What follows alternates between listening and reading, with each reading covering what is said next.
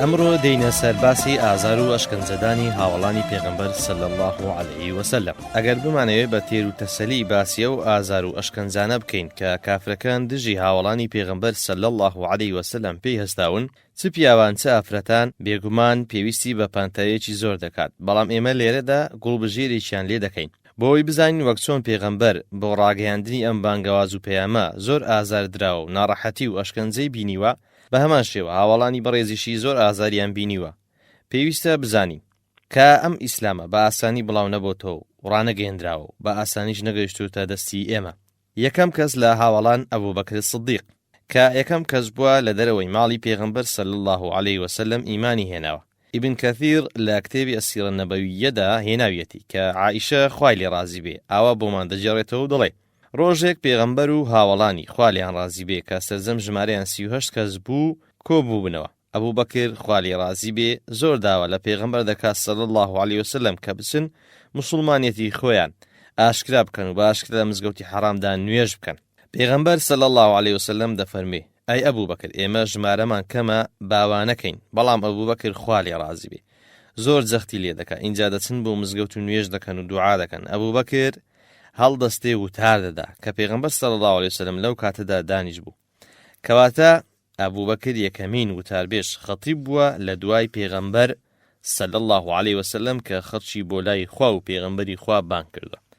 کە بێبڕواکانی مەکە ئەوە دەبینن لیان ڕادەپەڕن، زۆریان لێ دەدەن و ئازاریان دەدەن، بە تایبەتی ئەبوبەکر خوا لێی ڕازی بێ زۆر ئازار دەدرێت بە شێوەیە کە عوتبە دەچێتە سەر سینجی و بە هەردوو نەعلەکانی لە دەموساوی دەدات، تاوای لێدەی چاو برۆ و لوتی بریندار دەبن. مشتریکەکان بەپەلە دێن و ئەبوبەکر لە ژێردەستی عوتبە و کافرەکانی دی دەردێنن، بەڵام ئەبوبەکر توانای ڕۆیشتنی نەبوو، بۆیە لە پێخەفێکدا بردیانەوە بۆ ماڵی خۆی و بە شێوەیەک لێی درابوو گومانیان وابوو کە دەمرێ. بابی ئەبوبەکر کە ناوی ئەبوو قەحافەیە و دایکی کە ناوی خەیرەیە زۆر لەگەڵی خەریک دەبن تا بەهۆش خۆی بێتەوە و قسە بکە، بەڵام بەهۆش خۆی نایەتەوە تا نزیک ئێوارێ. دواتر کە بەهۆش خۆی دێتەوە لێی دەپرسن وەزعت چۆنە، ئەویش یەکەمین قسە کە دەیکا ئەوەیە کە دەڵێ دەنگ و باسی پێغەمبەری خوا چییە. خزمەکانیشی کە هەمویان مشتیک دەبن کاتێک ئەوەی لێ دەبستن لێی تووڕە دەبن و زۆر قسەی پێ دەڵێن و بە تووڕەیی بەجێی دێڵن و بە دایکی دەڵێن خواردن و خواردنەوەی مەدێت با بمرێ. دایکی زۆری لەگەڵ خەریک دەبێ، بەڵام ئەبوبەکر دەڵێ وەڵڵاهی دایە نە خواردنێ دەخۆم نە ئاوێ دەخۆمەوە تا هەواڵێکی پێغەمبەر نەزانم. دایکی دەڵێ ڕۆڵە من نازانم محەممەد دەنگ و باسی چییە. دیارە دایکیشی تا ئەو کاتە هەر کافر بووە. ئەبوبەکر دەڵێ دەی باشە بچۆ بۆ لای جەمیلی خوشی عومەری کوڕی خەتاب کە موسڵمان بووە، ئەو دەزانێت ئەویش دەچێت بۆ لای جەمیل و دەڵێ دەنگ و باسی محەممەد چییە. جەمیل لە وەڵامدا دەڵێ بۆچی؟ خەیر دەڵێ من ئەبوبەکر ناردوومی. جەمیل دەڵێ نە ئەبوبەکر دەناسم نە محەممەدیش دەناسم. خەیر دەڵێ ئەبوبەکر منی ناردۆتە لای تۆ تا هەواڵی محەممەد لە تۆ وەرگرم. جەمیل دەڵێ ئەگەر ڕاز دەکەی بابچین کوڕەکەت ببینم بزانم چێ و چۆنە. دیارە هەر لە بەلایانی ئەمنی جەمیل وای گوتووە ئەگەر نا زۆر چاک ئەبوبەکری ناسیوە. کە دەسێەوە لای ئەبوبەکر لە جەمیل دەپرسێ پێغەمبەر صلی الله علیه وسلم چۆنە، ئەویش دەڵێ سوپاس بۆ خوا پێغەمبەری خوا سەلامەتە. ئەبوبەکر دەپرسێ ئێستا لەکوێیە، ئەویش دەڵێ لە ماڵی ئەرقەمە. ئەبوبەکر دەڵێ من سوێندم خواردووە کە نان و ئاو نەخۆم تا نەیبینمون بزانم سەلامەتە یاننا. بۆیە کە شەو دادێ هەریەک لە جەمیل و خەیر دەچنە بن قۆڵەکانی ئەبوبەکر و دەچن بۆ خزمەت پێغەمبەر لە ماڵی ئەرقەم کە پێغەمبەری خوا صلی الله علیه وسلم ئەبوبەکر بەو شێوەیە دەبینێ زۆر پەرۆشی دەبێ و ماسی دەکات. ئەو موسڵمانانەشی کە لەوێ دەبن زۆر بەزەیان بە ئەبوبەکر دادێ خوا لێی ڕازی بێ. ئەبوبەکر دەڵێ ئەی پێغەمبەری خوا ئەوە دایکمە کە لەگەڵم هاتووە و زۆریش لەگەڵم چاکە، تۆش پێغەمبەری خوای و مبارەکی داوای بۆ لە خوای پەروەردیگار بکە کە هیدایەتی بدا و لە ئاگری ڕزگار بکات. پێغەمبەریش بانجی دایکی ئەبوبەکر دەکا و دوعای بۆ دەکا و هەر لەوێ موسڵمان دەبێ. دوام بیلالی حەبەشی عەبدوڵڵای کوڕی مەسعود خوا لێی ڕازی بێ وەک ئیمام ئەحمەد لێی دەجێڕێتەوە بە سەنەدێکی ڕاست لە موسنەدی خۆیدا دەڵێ یەکەمین کەس کە موسڵمانەتی خۆیان ئاشکرا کرد 7 کەس بوون. یەکەم پێغەمبەر، دووەم ئەبوبەکر، سێم عەممار، چوارەم سومەیە، پێنجەم سوهەیب، شەشەم بیلال، هەفتەم میقدادی کوڕی ئەسوەد. خوا ئەبوو تالیبی بۆ پێغەمبەر صلی الله علیه وسلم کردبوو بە بەڵاجێڕەوە ئەبوو بەکریش عەشیرەتەکەی بووبوونە بەڵاجێرەوە بۆی، بەڵام ئەوانی دی هاوبەش بۆ خوادانەرەکان گرتنیان و زرەی ئاسنیان لەبەرکردن و لەبەر خۆر ڕایان دەگرتن. عەبدوڵڵا دەڵێ هیچ کامیان نەبوو کە شتێک نەڵێ بۆ ئەوەی موشریکەکان ئەشکەنجەی لەسەر سووک بکەن و لە کۆڵی ببنەوە، جگە لە بیلال کە لە پێناو خوادا خۆی لە لاکەم بوو. بۆیە ئەوانیش ئەویان لە لاکەم بوو دابیانە دەست منداڵ و هەرزەکارەکانی مەککە کە بەنێو شی و دۆڵەکانی مەککەدا دەیانجێڕا و ئەزیەتیان دەدا. ئەویش دەیگوت خوا تاکە، خوا تاکە. بیلال کۆیلەی ئومەیەی کوڕی خەلەف بوو و ڕۆژێکیان کە ئومەیە خەریکی ئەشکەنجەدانی بیلال بوو لەسەرەوە ئیمانی هێنابوو. ئەبوو بەکر خوا لێ ڕازی وێ بەلایدا تێدەپەڕێ و ئەم و توێژە لە نێوانیاندا ڕوو دەدات. ئەبوو بەکر دەڵێ باشە لە خوا ناترسی و تاکەی وا لەو کابرا فەقیرە دەکەی. ئەویش دەڵێ تۆ تێکت داوە دەربازی بکە لەو حاڵەی کە تێیدایە. ئەبوو بەکریش دەڵێ باشە من غولامێکی ڕەشم هەیە کە لە بیلالیش بەهێزترە و لەسەر دینی خۆشتە، ئەو دەدەمێ تۆش بیلالم بدەیە. ئومەیە دەڵێ باشە قبوڵم کرد. بەو شێوەیە ئەبوو بەکر بیلال دەهێنێتە لای خۆی و پاشان ئازادی دەکات. هەربێش عومەر خوا لێ ڕازی بێ دەیگوت ئەبوو بەکر سەیدونا وەعتەق سەیدونا، واتە ئەبوو بەکر گەورەی ئێمەیە و گەورەی ئێمەی ئازاد کردووە. ئەبوو بەکر خوا لێ ڕازی بێ جگە لە بیلال چەند کۆیلێکی دیکەشی ئازاد کردوون. ئیبن هیشام لەو بارەیەوە گوتوویەتی ئەبوو بەکر خوا لێ ڕازی بێ 6 کۆیلەی دیکەی ئازاد کردوون کە بیلال حەوتەمیان بوو.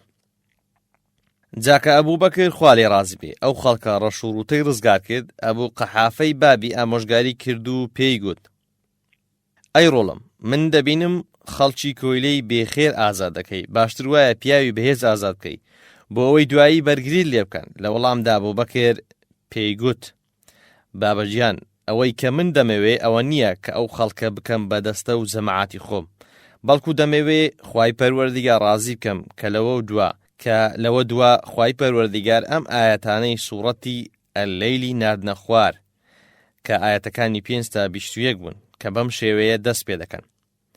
فأما من أعطى واتقى وصدق بالحسنى فسنيسره لليسرى، واتە کەسێک کە ماڵی خۆی ببەخشێت و پارێزگار بێت بڕواشی بە وشەی هەرە چاک بێ کە وشەی خوا بەیەگرتن کەلیمەتە تەوحیدە، ئەوە ئاسانی دەکەین بۆ گرتنی ڕێی ئاسان کە ڕێی خواپەرستیە. لە کۆتاییدا دەفەرمێ وما لأحد عنده من نعمة تجزى إلا ابتغاء وجه ربه الأعلى ولسوف يرضى.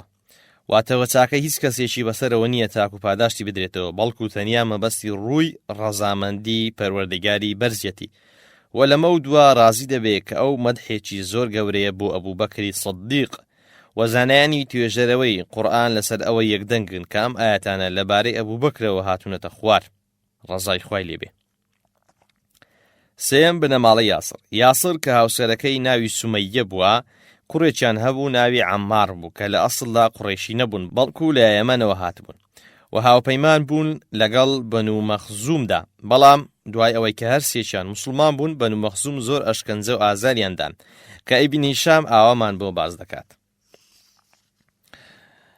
بەنو مەخزوم عەمار و باب و دایکیان دەبرد بۆ بیابانی مەکە، لەسەر لوم و چەوی گەرم ڕایان دەخستن و بەردیشیان دەخستە سەر سینجیان. جا پێغەمبەری خوا کە بەلایاندا تێپەڕدا بوو دەیفەرموو ئەی بنەماڵەی یاسر خۆڕاگەر بن لە بەهەشت پێک دەگەینەوە. جا هەرچی سومەیە بوو لە ژێر ئەشکەنجەدا کوشتیان، دوای ئەوەی جگە لە ئیسلام هیچ شتێکی قبوڵ نەکرد. دیارە دوایی یاسریش هەر لە ژێر ئازار و ئەشکەنجەدا گیانی سپارد و شەهید بوو. عەماریش زۆر ئازار و ئەشکەنجە دەدرێت هەتا دێتە حاڵی سەرمەرگ. ڕۆژێکیان دوای ئەوەی کە زۆر ئازار و ئەشکەنجە دەدرێت دەسێت بۆ خزمەت پێغەمبەر، ئەویش لێی دەپرسێت دەنگ و باسیە. عەمار لە وەڵامدا دەڵێ بەخوا دەنگ و باسم زۆر خراپە، موشریکەکان وازیان لێ نەهێنام، هەر ئازار و ئەشکەنجیان دەم هەتا ناچاریان کردم کە قسە بە تۆ بڵێم، هەتاکو پەرسراوەکانی ئەوانیشم بە چاکە باسکردن. پێغەمبەر فەرمووی دڵت چۆنە؟ ئەویش گوتی دڵم بە ئیمان ئارام گرتوویە. اینجا پێغەمبەر فەرمووی ئەگەر ئەوان دووبارە ئەشکەنجەیان دایەوە تۆش دووبارە ئەو قسانە بکەوە بۆ ئەوەی لە کۆڵ خۆتیان بکەیەوە. دوایی خوای کاربەجێ ئەم ئاەتانەی ناردنە خوار کە دەفەرمێ من كفر بالله من بعد إيمانه إلا من أكره وقلبه مطمئن بالإيمان واتە هەر کەسێک کوفر بکە بەخوا دوای ئەوە ئیمانی هێناوە مەگەر زۆری لێ بکرێ و دڵیشی بە ئیمان ئارام گورتوو بێ، ولكن من شرح بالكفر صدرا، واتە بەڵام کەسێک کە دڵی گوشاد بێ بە کوفر و بە دڵخۆشیەوە کوفر بکە، فعليهم غضب من الله ولهم عذاب عظيم، واتە ئەوانە تووڕەبوونی خۆیان لەسەرە وعذاب و ئەشکەنجەیەکی مەزنیشان بۆ هەیە. ذلك بأنه مستحب الحياة الدنيا على الآخرة، واتە ئەوە چونکە ژیانی دنیایان هەڵبژاردووە بەسەر دوا ڕۆژدا بەدڵ، وأن الله لا يهدي القوم الكافرين، واتە چونکە خوا ڕێنمایی کافران ناکات. کەواتە پێویستە بزانین کە لە ئیسلامدا وەک چۆن ئیشکردن بە عەزیمەت هەیە کە ئامادەبی هەر حەق بڵێ و دان بە ناحەقیدا نەهێنی هەتا لە ژێر ئازار و ئەشکەنجەدا ژیان دەسپێری، واتە ئەوەی کە یاسر و سومەیە کردیان ئیشکردن بە مۆڵەت ڕوخسەتیش هەیە وەک عەمار کردی، و پێغەمبەریش نەک لۆمەی نەکرد بەڵکو فەرمانیشی پێکردووە لە کاتی پێویستدا، کەواتە ڕوخسەت هەیە بەڵام لە شوێنی خۆیدا و بە مەرجی خۆی، نەک هەر خۆت لێ تووڕە بکەن یەکسەر شتێک بڵێ کە ئەهلی کوفر پێیان خۆش بێت، بەڵکو دەبێ وەکو عەمار بی خوا لێ ڕازی بێت و بەرپرس و برا گەورەش پێویستە زیاتر بە عەزیمەت ئیش بکات.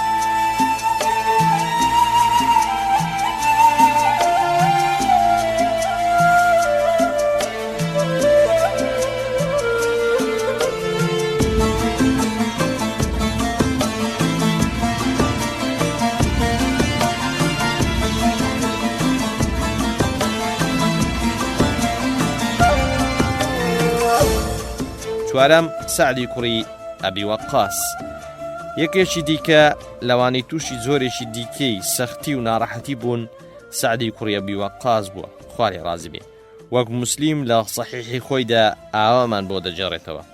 دایکی سەعید کە زۆر سعدی خۆشویستووە و بە هەمان شێوە ئەویش دایکی زۆر خۆشویستووە، سوێندی خوارد گوتی قسە لەگەڵ ناکەم و ناخۆمەوە تاوەکو دەمرم، یان دەبێ کوفر بەخوا بکەی، و دایکی پێی گوت ئەتۆ دەڵێی خوا تۆی ئامۆژگاری کردووە کە لەگەڵ باو و دایکت چاک بێ، و منیش دایکتم و فەرمانت پێ دەکەم بەوایە.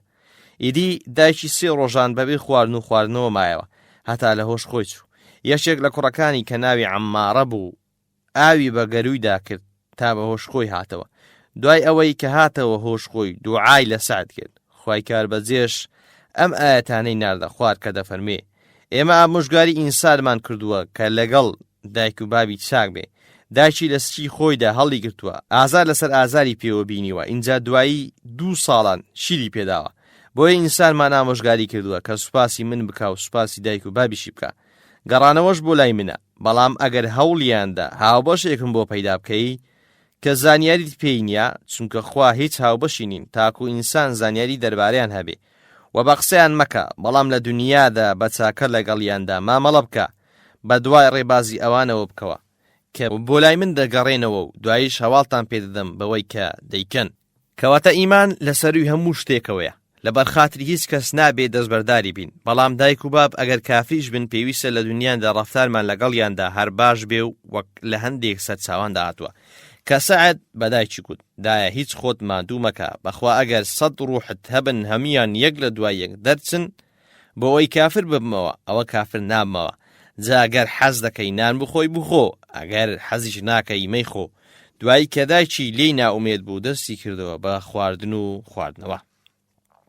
پێنجەم مصعبی کوڕی عومەیر، یەکێکی دیکە لەوانەی کە ئەشکەنجە دراون مصعبی کوڕی عومەیر بووە، خوا لێ ڕازی بێ، کە ناسپەروەردەترین گەنجی مەککە بوو، وەک پێغەمبەر لەو بارەیەوە فەرموویەتی لە مەککە هیچ کەسم لە مصعبی کوڕی عومەیر قشت جوانتر و پۆشاک ناسکتر و ناسپەروەرتر نەبینوە، بەڵام دوایی لەسەر ئیسلام دایک و باوکی لە ماڵ دەریان کرد. جا سعدی کوڕی ئەبی وەقاس دەڵێ دوایی ئەو گەنجە قۆز و ناز پەروەردەم دیت لە ئیسلامدا، لەبەر ئەوەی کە بێناز کەوتو بوو و ئەوەندە تووشی ناڕەحەتی دەبوو پێستی لێ هەڵدەبوو، وەک چۆن مارکیف لە بەدەنی فڕێ دەدا. شەشەم خەبابی کوڕی ئەڕەت، یەشی دی لەوانەی کە لە پێناو خوادا ئەشکەنجە و ئازاریان سێشتووە خەبابی کوڕی ئەڕەتە، کە دەڵێ ڕۆژێک چوون بۆ خزمەت پێغەمبەر کە لە سێبەری کەعبە پاڵی دابەوە و پێم گوت ئەی پێغەمبەری خوا بۆچی بۆمان لە خوا ناپاڕێەوە و داوای یارمەتیمان بوو لە خوا ناکەی؟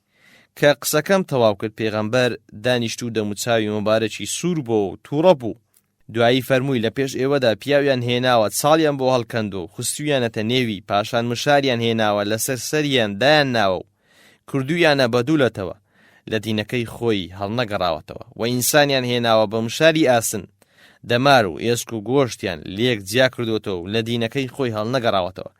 دوایی فەرمووی خوا ئەم دینە دەچەسپێنێ هەتا وای لێدێ لە سەنعاوە خەڵک دەسێ بۆ حەزڕەموت جگە لەخوا لە کەس ناترسێ مەگەر مەترسی گورجی هەبێ لە مەڕەکەی، بەڵام ئێوە پەلە دەکەن ئەگەر ناخوا ئەم دینە تەواو دەکا و دەیچەسپێنێ. ئێستاش بابزانین ئەشکەنجەدرانی خەباب چۆن بووە. عومەر خوا لێ ڕازی بێ لە سەردەمی حکومڕانی خۆیدا لە خەباب دەپرسێ کە چۆن ئەشکەنجیان داوە، ئەویش دەڵێ کافرەکان لەسەر ئاگریان دادەنام و بە گەرمی ئاگرەکە دەیان برژاندم. جاری واش هەبوو دەیان خستمە سەر ئاگر و پێیان دەخستمە سەر سینگم تا ئاگرەکە بە بەزی پشتم دەکوژایەوە. هەفتەم عەبدوڵڵاهی کوڕی مەسعود یەکەمین کەس کە لە مەککەدا دوای پێغەمبەر صلی الله علیه وسلم قورئانی خوێندووە عەبدوڵڵاهی کوڕی مەسعود بووە کە ڕۆژێکیان هاوڵانی پێغەمبەر کۆ دەبنەوە و دەڵێن تا ئێستا قوڕەیش قورئانیان بەندەنجی بەرز بەگوێدا نەدراوە، خۆزگە کەسێک هەبوایە سوورەتێکی قورئانیان بەدەنگێکی بەرز بۆ بخوێنێت. عەبدوڵڵاهی کوڕی مەسعود کە لێ نێویاندا بوو گوتی من دەچم. ئەوانیش پێی دەڵێن تۆ کەست نییە، ئێمە بە کەسێک دەڵێن کە خزم و عەشیرەتی هەبێت، ئەگەر تۆ بچی شەرمت لێ ناکەن و ئەوەی پێیان بکرێت لە دژت دەیکەن و زۆرت لێ دەدەن. ئەویش دەڵێ من دەچم و خوای باڵا دەستیش دەمپارێزێ. ئیدی لە کاتی چێشتەنگاودا دەچێتە لای مەقامی ئیبراهیم، ئەو کاتانەی کە قوڕیشیەکان تێیدا لە مەجلیسی خۆیان داڕنەدووەدا دادەنیشن، لەوێ دەوەستێ و دەست دەکات بە قورئان خوێندن بە دەنگێکی بەرز و سوورەتی ئەڕەحمان بە دەنجێکی بەرز دەخوێنێ. بسم الله الرحمن الرحیم الرحمن علم القرآن. مشریکەکانی مەکە دەڵێن ئەوە ئیبن عەبدە کە کونیەی عەبدوڵڵا بووە، دەڵێ چی؟ کە لەی وردەبنەوە سەرنج دەدەن دەڵێن ئەوە هەندێک لەو قسانە دەکات کە موحەممەد دەیان کات و دەڵێ لەلایەن خواوە بۆ ماتووە. ئیدی بۆی دەچن و زۆری لێدەن، بەڵام ئەو قورئانەکەی نابڕێت و هەر بەردەوام دەبێت لە خوێندنی هەتا ئەو شوێنەی کە خوا ویستوێتی. بەڵام کافرەکان زۆریان لە دەموچاویدا بوو، پاشان گەڕایەوە نێو هاوڵانی و هاوڵان گوتیان ئەوە بوو کە ئێمە لێی دەترساین. ئەویش گوتی بەخوا ئێستا دوژمنانی خوام زۆرە لە سوکترە لە کاتی پێش لێدانەکەم. ئەگەر دەڵێن سبەی نێژ دەچم بۆیان دەخوێنم. گوتیان نابەسە تۆ بە ئاشکرا بانجی خوات بە گوێ دادان. تاقیکردنەوەی خوا بۆ بەندەکانی و چەند ڕاستیەک.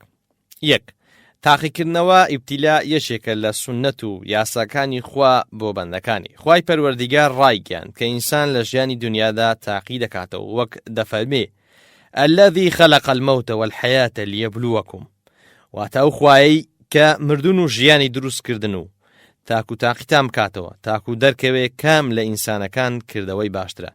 دیارە خودی ژیانی ئینسانیش دەرفەتە بۆ تاقیکرانەوە، وخواي بيوينة دفرمي إنا جعلنا ما على الأرض زينة لها لنبلوهم أيهم أحسن عملا.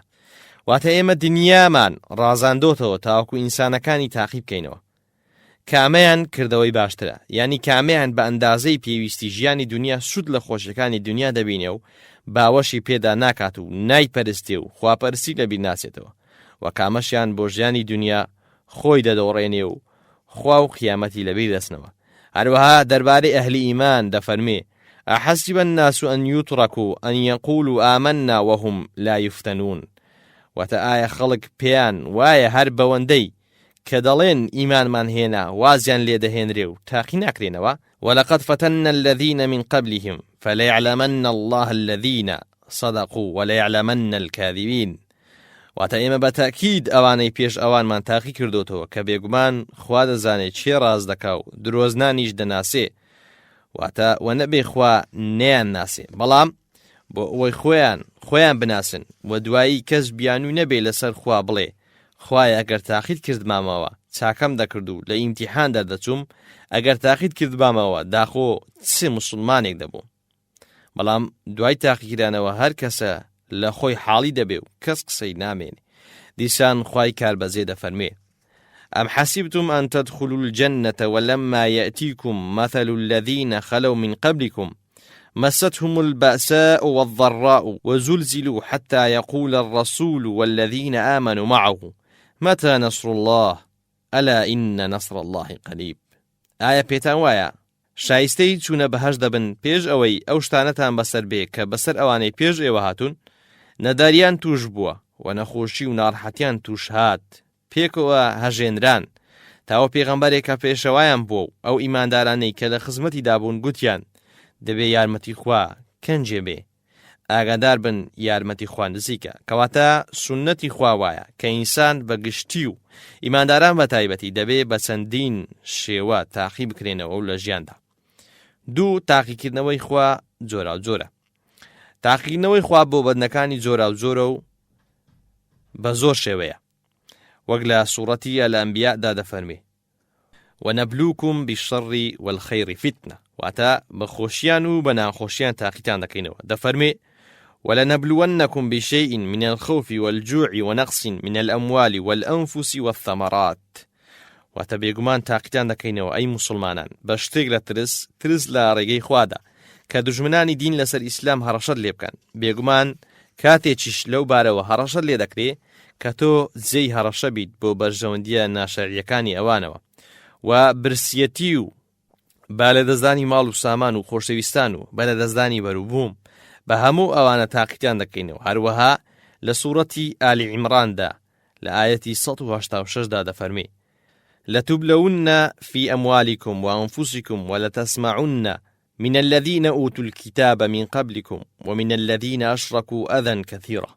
وتتاقی دەکرێنەوە لە ماڵ و سامان و نەفسی خۆتاندا و لەوانەی کە کتێبیان پێدراوە لە پێش ئێوەدا و لە کافرەکانیش ئازاری زۆر دەبیستن، پروپاگەندەتان بۆ دەکەن، قسەتان پێ دەڵێن، ناو ناتەورەتان بەدووادا دەخەن. کەواتە تاقیکردنەوەی خوا جۆرە و جۆرە، بۆیە لە هەموو حاڵەتەکاندا دەبێ ئیماندار سەبر و ئارامی هەبێ و بە پێی فەرمانی خوا بەرەو ڕووی بێتەوە و هەر حاڵەتە بە شێوەی پێویست و گونجاوی خۆی مامەڵەی لەگەڵ بکات. سێ، بەبێ تاقیکرانەوە و دەرچوون لێی دەسەڵات پەیدا نابێ. خوای کارزان و شارەزا بەبێ تاقیکردنەوە و لێدەرچوونی جڵەوی حکومڕانی و پیادەکردنی شەریعەت و بەرنامەی خۆی نادەدە دەست خەڵک. بەڵگەشمان ئەوەیە کە خوای زانا و توانە لە سوورەتی ئەلبەقەرەدا دەفەرمێ وەکاتێک پەروەردیگاری ئیبراهیمی تاقی کردەوە بە چەند فەرمانێک کە هەمووی جێبەجێکردن لە هەموو تاقیکردنەوەکانی خوا دەرچوو و لە کڵ هاتە دەر. ئەو کاتە پێی فەرموو دەرجێڕم بە پێشەوا بۆ خەڵکی، واتە ئێستا شایستەی ئەوەی کە پێشەوا و چاوساغی خەڵک بی بۆ دینداری، چونکە لە تاقیکردنەوەکانی خوا دەرچووی سەرماندووتە کە تۆ ئیماندار و خواناسی تەواوی و خوات لە هەموو شتێک لەلا گەورەتر و بەڕێزتر و خۆشەویسترە و گەردنکەسی بۆ خوا. بۆیە ئێستا شایستەی ئەوەی کە دینداری و خواناسی فێری خەڵک بکەی. گوتی ئەدی لە وەچەکەم پێشەوایان پەیدا دەکەی فەرمووی ستەمکاران پەیمانی من نەیان کرێتەوە. چوار، تاقیکردنەوەی خوا عەزە وەجەل بۆ ئەهلی ئیمان بە ئەندازەی ئیمان و دینیانە. پێغەمبەری خوا صلی الله علیه وسلم لە فەرمودەیەکی ڕاست صحیحدا دەفەرموێ ئینسان بە ئەندازەی دینەکەی تاقی دەکرێتەوە تا ئیمان و دینی بەهێزتر بێت، تاقیکردنەوەکەشی قورسترە. ئەم فەرمودەیە ئەوەی لێوەردەگیرێ کاتێک کە ئێمە تووشی ناڕەحەتی زۆر دەبین لەسەرخوا، دەبێت دڵمان پێی خۆش بێ و بڵێین ئینشاءڵڵا ئیمانێکی بەهێز و باشمان هەیە. هەر بۆیە دەبینین هاوڵانی پێغەمبەر ڕازای خۆیان لێوێ بە چەندین شێوەی ناخۆش و سەخت لەلایەن کافرەکانەوە ئازار دراون و لەسەر ئیسلام بە ناخۆشیەکان تاقی کراونەوە. جا ئەگەر ئیمانێکی بەهێز و پتەویان نەبوایە، خۆیان لە بەرامبەر ئەو هەموو ئازاردانەدا ڕانەدەگرت، بەڵام دیارە ئیمانەکەیان زۆر بەهێز بووە، بۆیە تاقیکردنەوەکانیش زۆر و سەخت بوون و سەرنجام لێشی دەرچوون. وصلى الله على سيدنا محمد وعلى آله وصحبه وسلم. لا ئەڵلقەی ئەمڕۆمان دێنە سەرباسی حیکمەت و سوودەکانی تاقیکردنەوە. ئەم باسە بابەتێکی زۆر گرنگە، چونکە ئینسان ئەگەر لە حیکمەت و نهێنیەکانی تاقیکردنەوەی خوا بۆ بەندەکانی تێنەگات، دەوانەیە زۆرجار لە ژێرفشاری سەختی ناڕەحەتی تاقیکردنەوەدا زۆرێک لە گومان و دوودڵی بۆ پەیدا بێت، بە تایبەت کاتێک کە تووشی زیندان و ئیهانە و شکایەتی پێکران دەبێت. بۆیە پێویستە زۆر باش سەرنجی ئەم بابەتە بدەین کە ئایا حکمت و سوودی تاقیکرانەوەی خوا بۆ بەندەکانی چییە و بۆچی خوای بەوەزەی بەندەکانی خۆی تووشی سەختی و ناڕەحەتی و دژواری دەکات. جا بۆ چاکتر ڕوونکردنەوەی ئەم بابەتە لە چەند خاڵێکدا باسی دەکەین. یەکەم، لەخۆ حاڵی بوون لەسەر ئاستی تاک و کۆمەڵ. لەخۆ حاڵی بوون و خۆناسین زۆر گرینگە. ئەو کەسەی کە لە خۆی حاڵی نەبووە وەک کەسێک وایە کە دەچێتە بازاڕ و نازانێ پارەی چەند لە گیرفانێدایە. شتی زۆر گەورە سەودا دەکات، دوایی کە تەمەشا دەکا پارەکەی دەری ناهێنێ و تێیدا تووشی عیبداری دەبێ. بۆیە ئینسان دەبێ لەخۆ حاڵی بێ، اینجا لە قەدەر خۆی هەنگاو هەڵێنێ و قسە بکات. بۆ وێنە خوای پەروەردگار دەفەرمێ وَلَنَبْلُوَنَّكُمْ حَتَّى نَعْلَمَ الْمُجَاهِدِينَ مِنْكُمْ وَالصَّابِرِينَ وَنَبْلُوَ أَخْبَارَكُمْ. وتاقیتان دەکەینەوە هەتا ئەوانەتان دەناسین کە مجاهید و تێکۆشەرن و خۆڕاگرن لە پێناوی خوادا و هەواڵ و دەنگ و باسەکانتان تاقی دەکەینەوە. ئینسان کە دەڵێ ئیمانم هێناوە یان مسلمانم، ئەوە هەواڵێکە لەبارەی خۆیەوە داوێتی، یان کە دەڵێ خوام لە هەموو کەس خۆشتە دەوێ، ئەوە خەبەرێکە داوێتی، دەبێ ئەو خەبەرە لە مەحەک بدرێ و بزانرێ ئایا ڕاستە یان نا و لە مەیدانی کردەوەدا دەرکەوێت. 2. لە بێژینگدرانی ئیمانداران. یەکێکی دی لە حکمەتەکانی تاقیکرانەوە ئەوەیە کە ئینسان بەهۆی تاقیکرانەوە و لە بێژینگ دەدرێ و پوختە دەبێ و ژەنجی پێوە نامێنێ ئەگەر خۆی تێدا ڕابگرێ. لەو بارەوە خوای پاک و تاک دەفەرمێ وَلِيُمَحِّصَ اللَّهُ الَّذِينَ آمَنُوا، واتە و بۆ ئەوەی خوا ئیمانداران بپاڵێوێ. تەمحیس واتە پاڵاوتن لە بێژینگدان و پاک و پیس لێک جیاکردنەوە.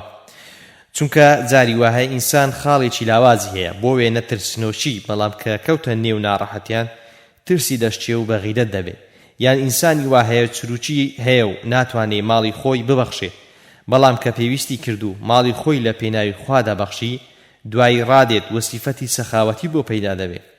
هەروەک پێغەمبەر صلی الله عليه وسلم لە فرمودێکی صحیحدا دەفەرمێ زانیاری بە فێربوونە و ئارامیش بە خۆڕاهێنانە لەسەر ئارامی.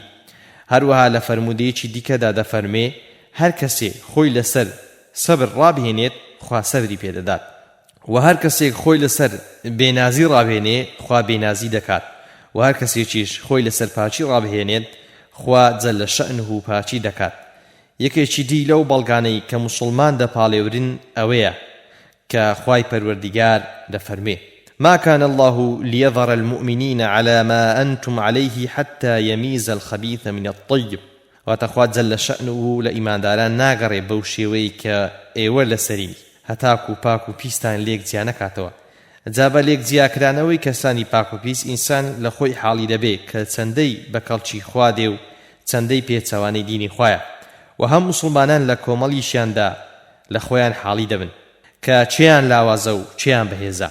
وەک ڕووداوەکەی جەنجی ئوحود لە کاتێکدا کە پێغەمبەر صلی الله عليه وسلم بەرەو مەیدانی شەڕ چوو، سێکی جەیشەکەیان بەسەرکردایەتی عەبدوڵڵای بن ئوبەی سەرۆکی منافقەکان گەڕایەوە کە مەرج نییە هەمویان هەر منافق بوو بن، بەڵکو لەوانەیە هەندێکیان ئیمانیان لاواز بوو بێت. دیسان لە گەرمەی جەنگەکەشدا هەندێکیان کە دەستکەوتەکانیان خۆش دەویست فەرمانی پێغەمبەریان شکاند.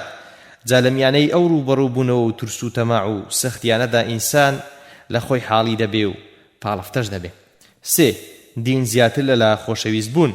یەکێکی دی لە حکمەتەکانی تاقیکرانەوە ئەوەیە کە هەر کاتێ ئینسان بە ناخۆشیان تاقیکرایەوە و لەبەرخوا گرفت و کێشەی هاتنەڕێ دینی لە خۆشەویستتر و شیرینتر دەبێ.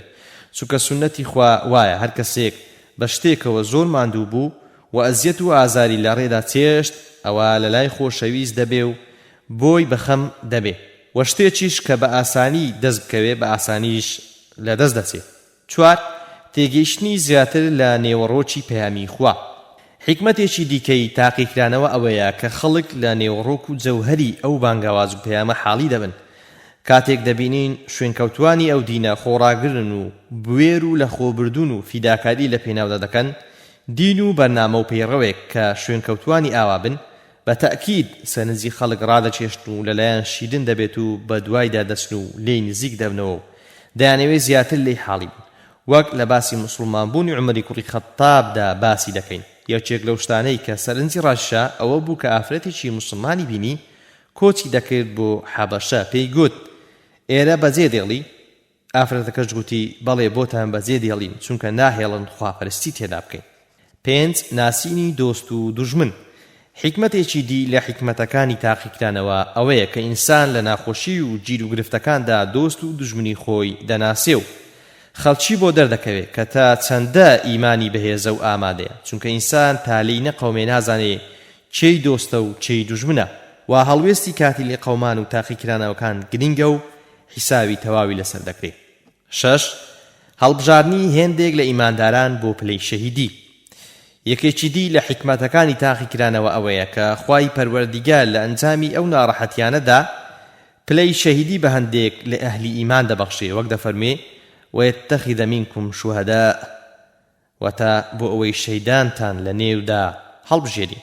وەزگە لە شەهیدیش بەهۆی تاقیکرانەوە و ئینسانی ئیماندار پلەی بەرز دەکرێتەوە، گوناهی لێ دەسڕێنەوە و لە خوای بەبەزەی نزیک دەکەوێتەوە و پاداشتی خۆی بە تەواوی دەدرێتەوە، وەک خوای زانە و شارەزا دەفەرمێ وبشر الصابرين الذين إذا أصابتهم مصيبة قالوا إنا لله وإنا إليه راجعون أولئك عليهم صلوات من ربهم ورحمة وأولئك هم المهتدون. واتا ومجدبدا بخوراگران اوانەی کە لە کاتێکدا بەڵاو ناڕەحەتیشیان توش دێ دەڵێن ئێمە هی خوین و ئێمە بولای ویش دەگەڕینەوە. ئەوانەی کە هەڵویستیان ئاوایە بەرامبەر تاقیکردنەوەی خوا لەلایەن پەروەردیگاریانەوە سەڵاواتیان لێ دەدرێ. سەڵات لێرەدا واتە پلەبەرزکردنەوە و بەزەیەشی تایبەتی پەروەردیگاریشیان بۆ هەیە و ئەوانن ڕێپیشاندراوانی ڕاستەقینە. بەڕاستی خۆراگرتن لە تاقیکردنەوەکانی خوای پەروەردیگار و لە سەختی و ناڕەحەتیەکاندا لەسەر خوا و ئیسلام شتێکی زۆر گەورەیە و خوای بەرز و مەزن بەو هۆیەوە مرۆڤ دەباتە ڕیزی ئەوانەوە کە بۆ خۆی سەڵاواتیان لێ دەدات.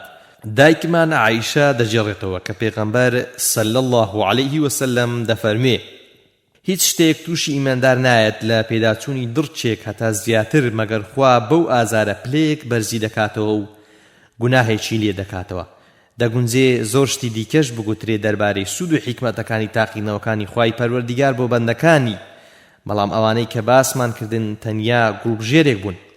لە کۆتاییدا دەڵێم زێڕنگر کە بیەوێ لەو زێڕەی کە لە بەردەستیدایە خشتێک دروست بکات دەیقاڵێنێتەوە، یاخود ئاسنگەر کە بیەوێ شتێک لە ئاسنەکەی دروست بکات لە کوورەدا گەرمی دەکات، پاشان بەسەکوش لێی دەدا تا ئەو شتەی کە دەیەوێ لێی دروست دەکات. بە هەمان شێوە هەر کەسێک کە خوای کاربەجێ بیەوەی خزمەتی دینی خۆی پێ بکات چوەکو تاک چوەکو کۆمەڵ تووشی گرفت و ناڕەحەتیانی دەکات و تاقی دەکاتەوە و ئیماندار تا لە کوورەی تاقیکردنەوەکاندا قاڵ نەبێتەوە بە کەڵکی ئەوە نایەت کە خوای بەبەزەی ئیماندارێکی باشی لێ دروست بکە و خزمەتی دینی خۆی پێ بکات، بە تایبەتی ئەوانەی کە دەیانەوێ خزمەتی دینی خوا بکەن و خەڵک بەرەو ئیسلام و ئیمان بێن و واقعی خوار و خێچ و دوور لە ئیسلام بگۆڕن بە کۆمەڵگایەکی ئیسلامی ملکەت بۆ بەرنامەی خوا. کەواتە کاتێک کە لەسەر خوا و لەسەر ئیسلام تووشی ناڕەحەتیان دێین با دڵمان بە خۆمان خۆش بێت کە ئێمەش ڕێی پێغەمبەر و هاوڵانیمان گرتووە و دەمانەوێ بەرنامەی خوا بە خەڵکی ئاشنا و خەڵکی بە بەرنامەی خوا شارەزا بکەین و لەو ڕێدا تووشی ناڕەحەتی و ئازار دەبین.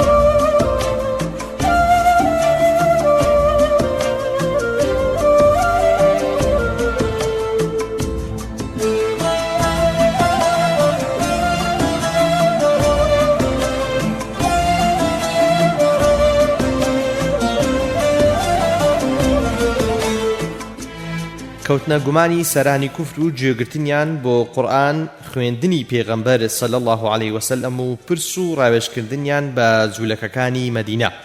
دوای ئەوەی کە پێغەمبەری خوا صلی الله علیه وسلم هاوڵانی بەڕێزی خوا لیان ڕازی بێ لە پێناوی خوادا تووشی ئازار و ئەشکەنجەی دەرونی و جەستەیی زۆر بوون بەدەست ئەهلی کوفرەوە، بە تایبەت بەدەستی سەرانی کوفر لە شاری مەککە و دەوروبەری و ئەوانیش خۆراگر و ڕاوەستاو بوون. ئەوە وای لە دوژمن و نەحەزانیان کرد کە بکەونە گومانەوە بەرامبەر بە بیری بتپەرستی خۆیان و بکەونە جۆرێک لە چاو بەخۆدا جێڕانەوە. لێرەدا سێ نمونە دێنینەوە کە سەرانی کوفر لە مەککە و شوێنی دیکەش کەوتنە گومانەوە لە بیری بتپەرستیانەی خۆیان و لە ڕاستی بیری یەکتاپەرستی پێغەمبەر ئەو نمونانەی کە باسییان دەکەین دەکەونە ساڵانی 5 و 6 پێغەمبەرەتیەوە. یەک بە پەنهانی گوێڕاگرتنی سەرانی کوفر بۆ قورئان خوێندنی پێغەمبەر صلی الله عليه وسلم. ئیبن هیشام لە ئیبن ئیسحاقەوە دەجێڕێتەوە و دەڵێ ئەبوو سوفیان و ئەبوو جەهل و ئەخنەسی کوڕی شەریق سێ کەس بوون لە قسە بەدەستانی مەکە.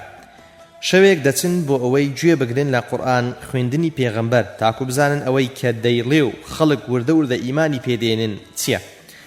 لە کاتێکدا کە پێغەمبەر صلی الله عليه وسلم لە ماڵی خۆیدا سەرگەرمی شەو نوێژدا، جا هەر کامێکیان لە شوێنێک دانیشتن و گوێیان هەڵخستووە کە بزانن دەڵێ چی، هیچیان بە شوێنی ئەوی دیکەی نەزانیوە تا سپێدەی بەیانی گوێیان هەڵخستووە و دوایی بۆ ئەوەی ئاشکرا نەبن ڕۆیشتونەوە.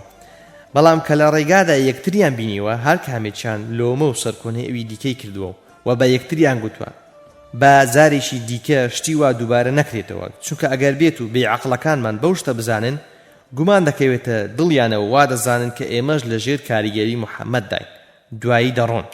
دیسان بۆ شەوی دووەم و سێمیش ئەوە دووبارە دەکەنەوە و لە کۆتاییدا لە بەرەبەیانی شەوی سێمدا پەیمان لە یەکتر وەردەگرن کە زارێکی دی ئەوە دووبارە نەکەنەوە.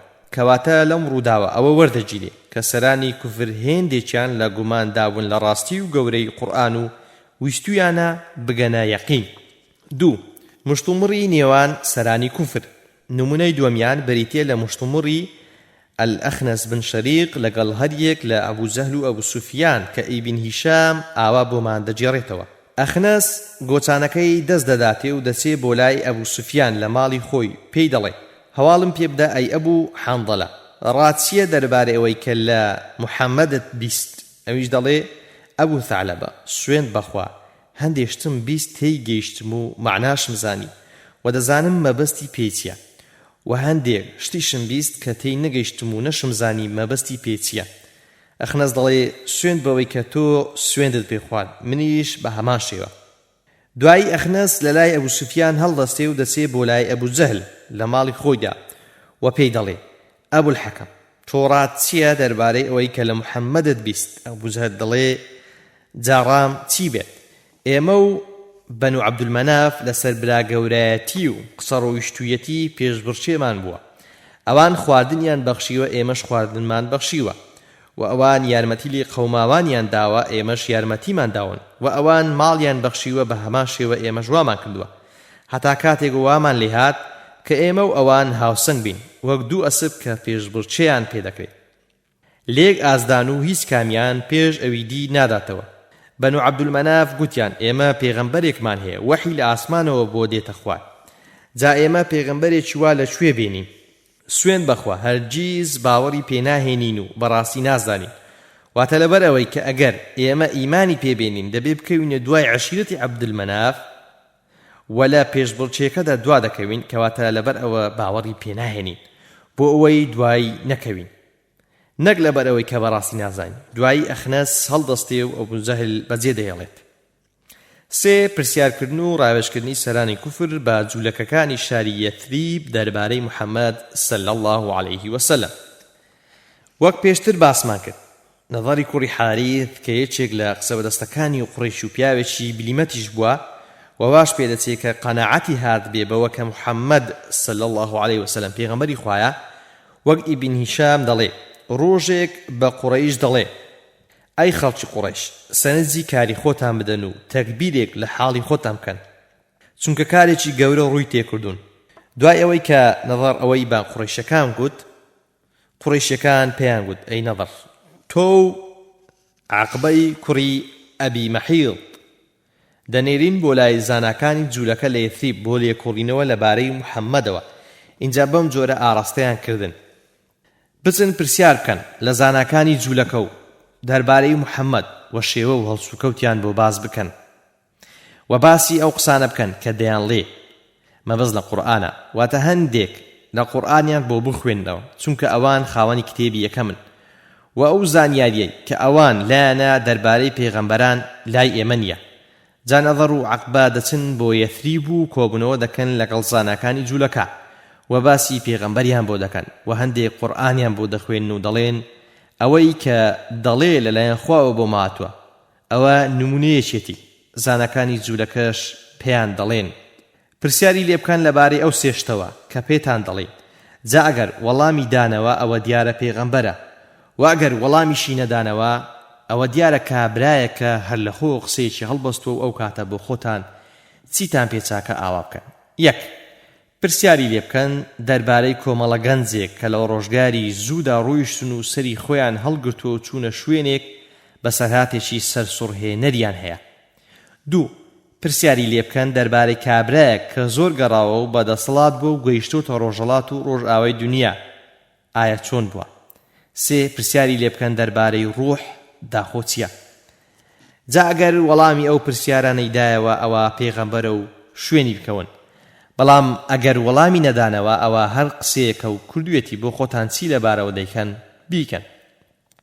نەضەر و عەقبە دەچنەوە بۆ مەککە و بە قوڕەیشیەکان دەڵێن ئەی کۆمەڵی قوڕەیش، بەڕاستی هەواڵێکمان دەربارەی محەممەد بۆ هێناون صلی الله عليه وسلم کە بە تەواوی بەرچاومان ڕوو نەبێتەوە. زانایانی جوولەکە پێیان گوتوین سێشتی لێ بپرسن، ئەگەر وەڵامی ئەو سێ پرسیارەی داینەوە ئەوە دیارە پێغەمبەری خوایە، ئەگەر وەڵامیشی نەداینەوە ئەوە پێغەمبەر نییە. اینجا دەچن بۆ لای پێغەمبەر صلی الله عليه وسلم و پرسیاری لێ دەکەن، دەڵێن کۆمەڵە گەنجێک بوون لە زەمانی زوودا ڕۆیشتون، سەری خۆیان هەڵگرتووە، بەسەر هاتێکی سەیریان هەیە بۆمان باس بکە. هەروە کابرایەک زۆر گەڕاوە و چۆتە ڕۆژهەڵات و ڕۆژاوای دنیا، ئەویش هەواڵی چۆنە و چێ بووە؟ سێم، پرسیاریشمان ئەوەیە پێمان بڵێ ڕوح چییە؟ ئیبن هیشام ئاوا باسی هەڵوێستی پێغەمبەر صلی الله عليه وسلم دەکات. پێغەمبەری خوا صلی الله عليه وسلم پێی فەرموون سبەی وەڵامی ئەو پرسیارانەتان دەدەمەوە بەبێ ئەوەی ئینشاءالله بکات، بەڵام پێغەمبەر 15 شەوان مایەوە خوا وەحی بۆ نەنارد و جبریلیشی بۆ لا نەنات، هەتا کافرەکانی مەکە لە نێو خۆیاندا کردیان بە پروپاگەندە و بڵاویان کردەوە و گوتیان محەممەد هەواڵی پێداین بۆ بەیانی، بەڵام ئەمڕۆ 15 شەوە هیچ وەڵامی نەداینەوە، واتە دەرکەوت کە محەممەد پێغەمبەری خوا نییە. دوای ئەوە پێغەمبەر صلی الله عليه وسلم زۆر دڵتەنگ بوو و زۆر لەسەر دڵی قورس بوو، چونکە ئەوەی کە ئەهلی مەکە دەیانگوت هۆکارێکی پروپاگەندەیی گەورە بوو. جا جبریل سەلامی خوای لێبێ لە لای خوای بەرز و مەزنەوە هات بۆ لای پێغەمبەر صلی الله عليه وسلم و سوورەتی ئەلکەهفی بۆ هێنا کە لەو سوورەتەدا خوا سەرکۆنەی پێغەمبەر صلی الله عليه وسلم دەکا کە ئەوەندە بەخەم کافرەکانەوەیە بۆچی ئیمان ناهێن و وەڵامی هەرسێ پرسیارەکانیشی دایەوە.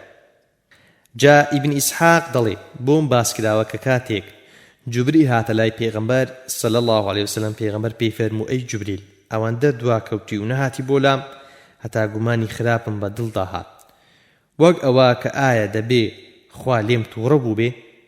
جبریلیش ئاوا وەڵامی پێغەمبەر صلی الله عليه وسلم دەداتەوە کە خوا پێی دەفەرمێ وما نتنزل إلا بأمر ربك له ما بين أيدينا وما خلفنا وما بين ذلك وما كان ربك نسيا.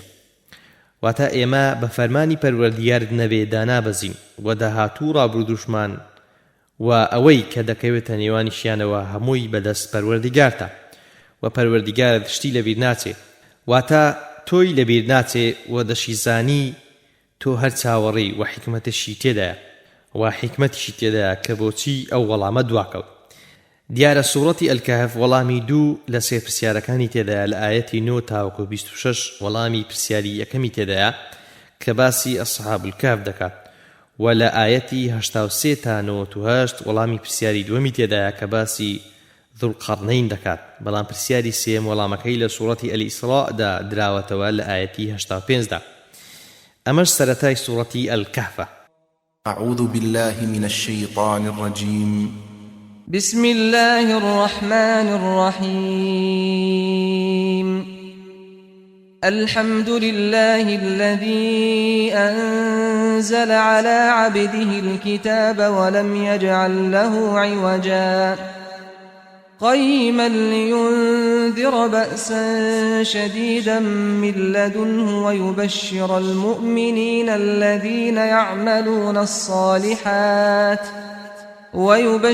المؤمنين الذين يعملون الصالحات أن لهم أجرا حسنا ماكثين فيه أبدا وينذر الذين قالوا اتخذ الله ولدا ما لهم به من علم ولا لآبائهم كبرت كلمة تخرج من أفواههم إن يقولون إلا كذبا فلعلك باخع نفسك على آثارهم إن لم يؤمنوا بهذا الحديث أسفا إنا جعلنا ما على الأرض زينة لها لنبلوهم أيهم أحسن عملا وإنا لجاعلون ما عليها صعيدا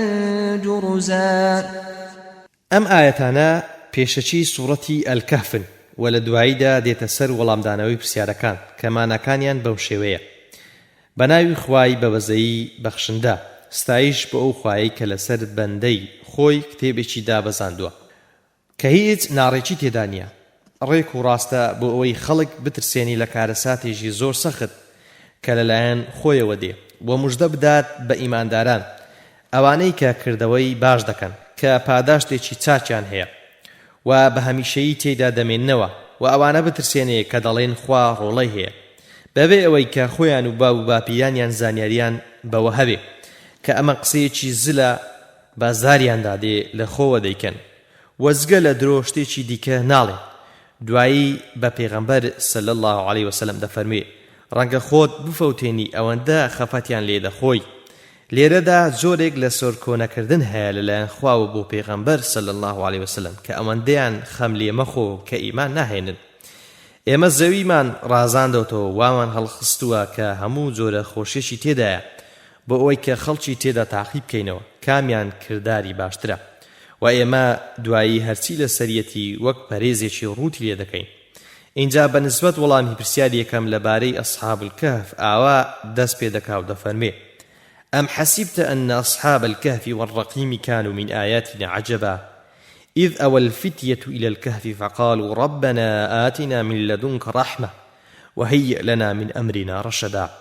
واتا آيوات زاني كهاولاني أشكوتو أو بردي ناوياني تدا نسرابو لنشانكاني أمدا سرسور هينر بون كاتي كومالا گەنجێک پەنایان بردە بەر ئەشکەوت وتیان ئەی پەروەردیگارمان لەلایەن خۆتەوە ڕەحمێتێکمان پێ ببەخشە و سەرڕاستیمان لە کارەکەماندا بۆ فەراهەم بێنە.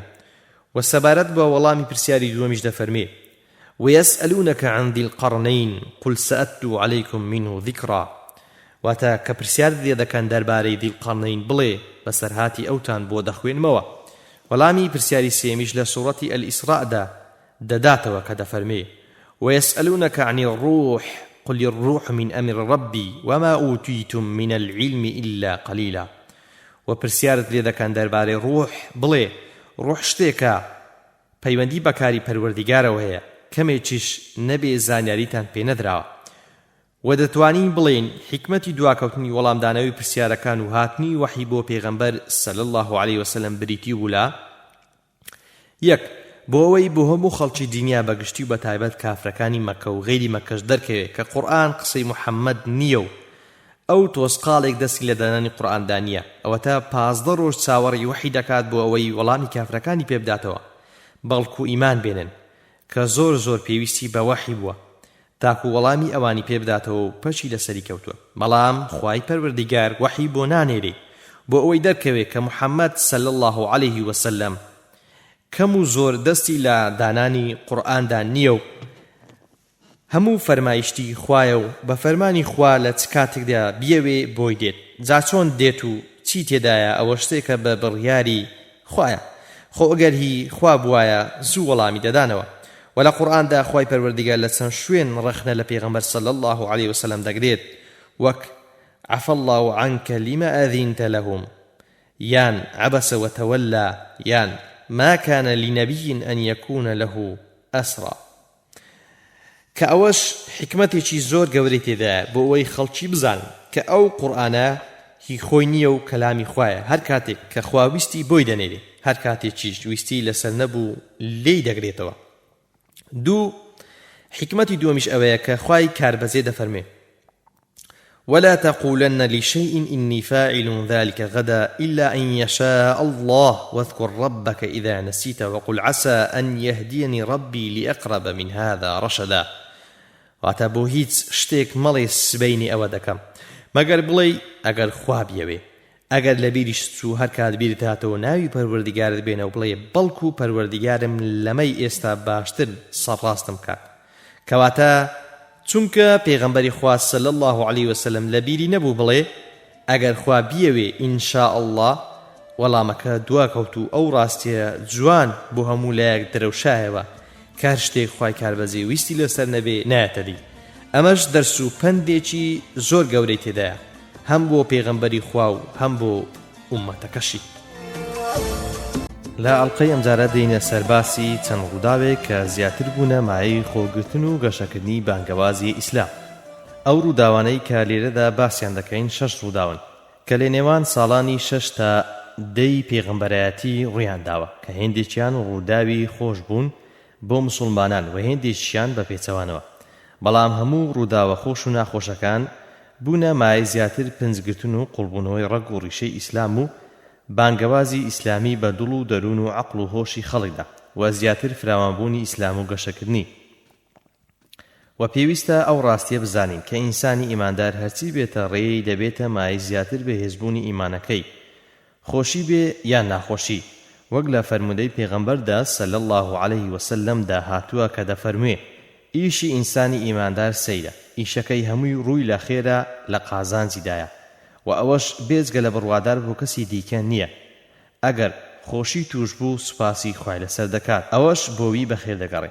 و ئەگەر ناڕەحەتی و ناخۆشیشی توش بوو سەبر و ئارامی لەسەر دەگرێ ئەوەش هەر بۆی بەخێر دەگەڕێ کەواتە ئیماندار لە هەردوو حاڵەتدا هەر بەهەرەمەند و براوەیە و بە بێچەوانەشەوە ئینسانی کافر لە خۆشیاندا هەر دۆڕاوە و لە ناخۆشیانیشدا هەر دۆڕاوە بە بەڵگەی ئەو ئاەتانەی کە خوای زانە تیاندا دەفەرمێ إن الإنسان خلق هلوعا إذا مسه الشر جذوعا وإذا مسه الخير منوعا واتە ئینسان خۆڕانەگر خوڵقێنراوە ئینسانی کافر کە بەهەرەمەند نەبووە لە ئیمان و هیدایەت ئەگەر ناڕەحەتی توش هات زۆر پێی ناڕەحەت دەبێ و ئەگەر چاکەشی توش بوو لە خۆیدا کورتی هەڵدێنێ و بەشی کەسی لێ نادات جاخوا پشتیوان بێ لێرەدا باسی 6 ڕووداو دەکەین کە جۆرا و زۆرن و بەخۆش و ناخۆشیانەوە بوونە هۆی زیاتر بەرەو پێشچوونی کاری ئیسلامی لەسەر دەستی مبارەکی پێغەمبەر عەلەیهی السەڵات وەسسەلام هاوڵانی بەڕێزی بە پیا و ئافرەتەوە کە ئەمانن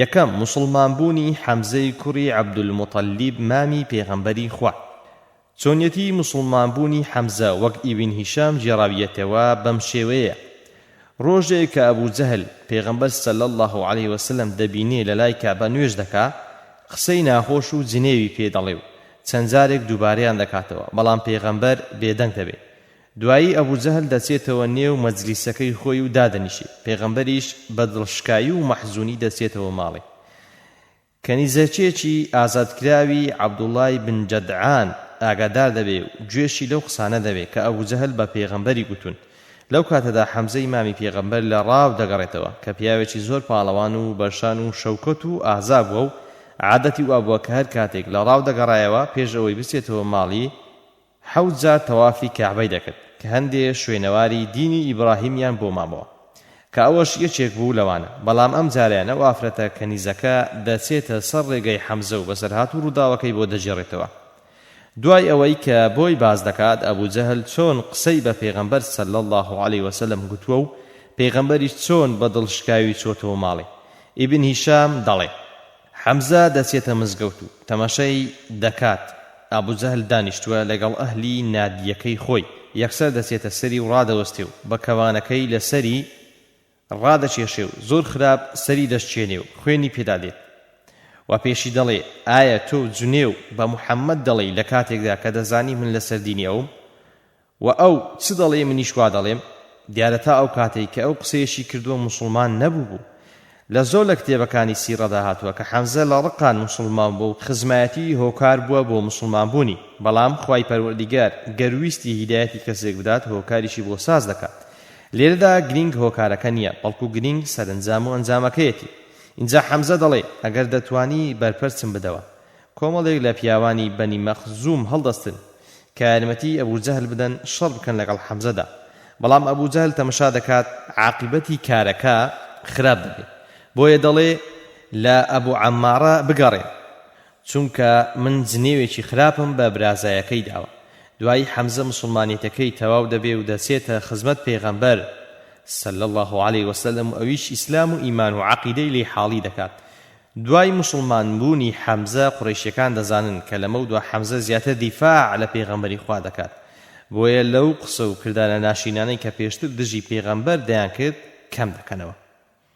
دووەم، کۆچکردنی یەکەم و دووەمی مسلمانان بۆ حەبەشە.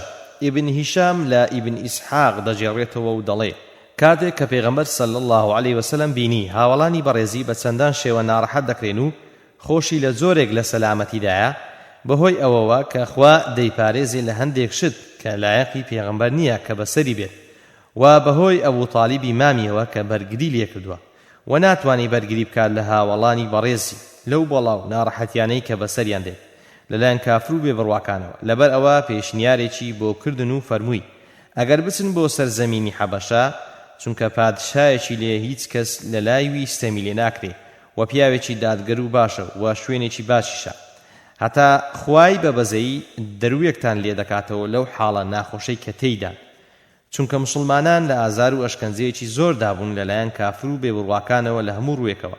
بۆ وێنە لە ڕووی داراییەوە یەکێک لەوانە خەبابی کوڕی عەرەب دەڵێ من ئاسنگەر بووم کەلوپەلم بۆ عاسی کوڕی وائیلی سەهمی دروست کردبوو، ئەویش مەبلغێک پارە قەرزدارم بوو. چەند جارێک چوم داوای قەرزەکەم لێ کرد، بەڵام ئەو دەیگوت دەبێ کوفر بکەی بە محەممەد، اینجا پارەکەت دەدەمەوە. منیش پێم دەگوت وەڵڵاهی هەتا دەژی و دەمری زیندوش دەکرێەوە کوفر بە محەممەد ناکەم صلی الله عليه وسلم. ئەویش گوتی باشە، لەبەر ئەوەی کە تۆ دەڵێی دوای مردن زیندوو دەکرێنەوە، هەر کات کە زیندوو کراینەوە وەرەوە بۆ لام، چونکە بێگومان ئەو کات من سەروەت و سامانم دەبێت کە هاتی پارەکەت دەدەمەوە. بەو شێوەیە قەرزەکەی نەدایەوە و خوای پەروەردیگار لە وەڵامی عاسی کوڕی وائیلدا ئەم ئاەتانەی ناردنە خوارد. أفرأيت الذي كفر بآياتنا وقال لأوتين مالا وولدا أطلع الغيب أم اتخذ عند الرحمن عهدا كلا سنكتب ما يقول ونمد له من العذاب مدا ونرثه ما يقول ويأتينا فردا. واتە ئایا سەرنجی ئەو کەسە داوە کە بڕوای بە ئاەتەکانمان نەکرد وەگوتی لە ڕۆژی دواییدا سامان و منداڵم دەدرێتێ؟ ئایا پەنهان دەزانێ یان لای خوای بە بەزەیی بەڵێنی هەیە؟ نەخێر، ئەوەی دەیڵێ تۆماری دەکەین و ئازاری بۆ درێژ دەکەینەوە و ئەوەی دەیڵێ بە میراتی دەگرین و بە تەنیاش دێتە لامان. بۆیە لە ئەنجامی ئەو زوڵم و زۆروستەمەدا پێغەمبەر فەرمان بە هاوڵانی دەکات کە کۆچ بکەن بۆ حەبەشە. وەک ئیبن ئیسحاق دەڵێ هەموو ئەوانەی کە کۆچیان کرد بۆ سەرزەمینی حەبەشە 83 پیاو بوون، ئەگەر عەماری کوڕی یاسر یان تێدا بێ کە گومانی تێدایە ئەو بوو بێ. دیارە ئەو ژمارەیە هی هەردوو کۆچەکەیە و لێرەدا تەنیا ژمارەی پیاوانیان حیساب کردووە، ئەگەرنا کۆچکەران بەگشتی بەلایکەمەوە نزیکەی چواریەکیان ئافرەت بوونە. بەڵام لێرەدا ئیبن ئیسحاق هەردوو کۆچەکەی تێکەڵ کردوون، ئەگەرنا 2000 کۆچیان کردووە، چونکە ئیبن ئیسحاق هەر بۆ خۆی لە شوێنێکی دیکەی کتێبەکەیدا گوتوویەتی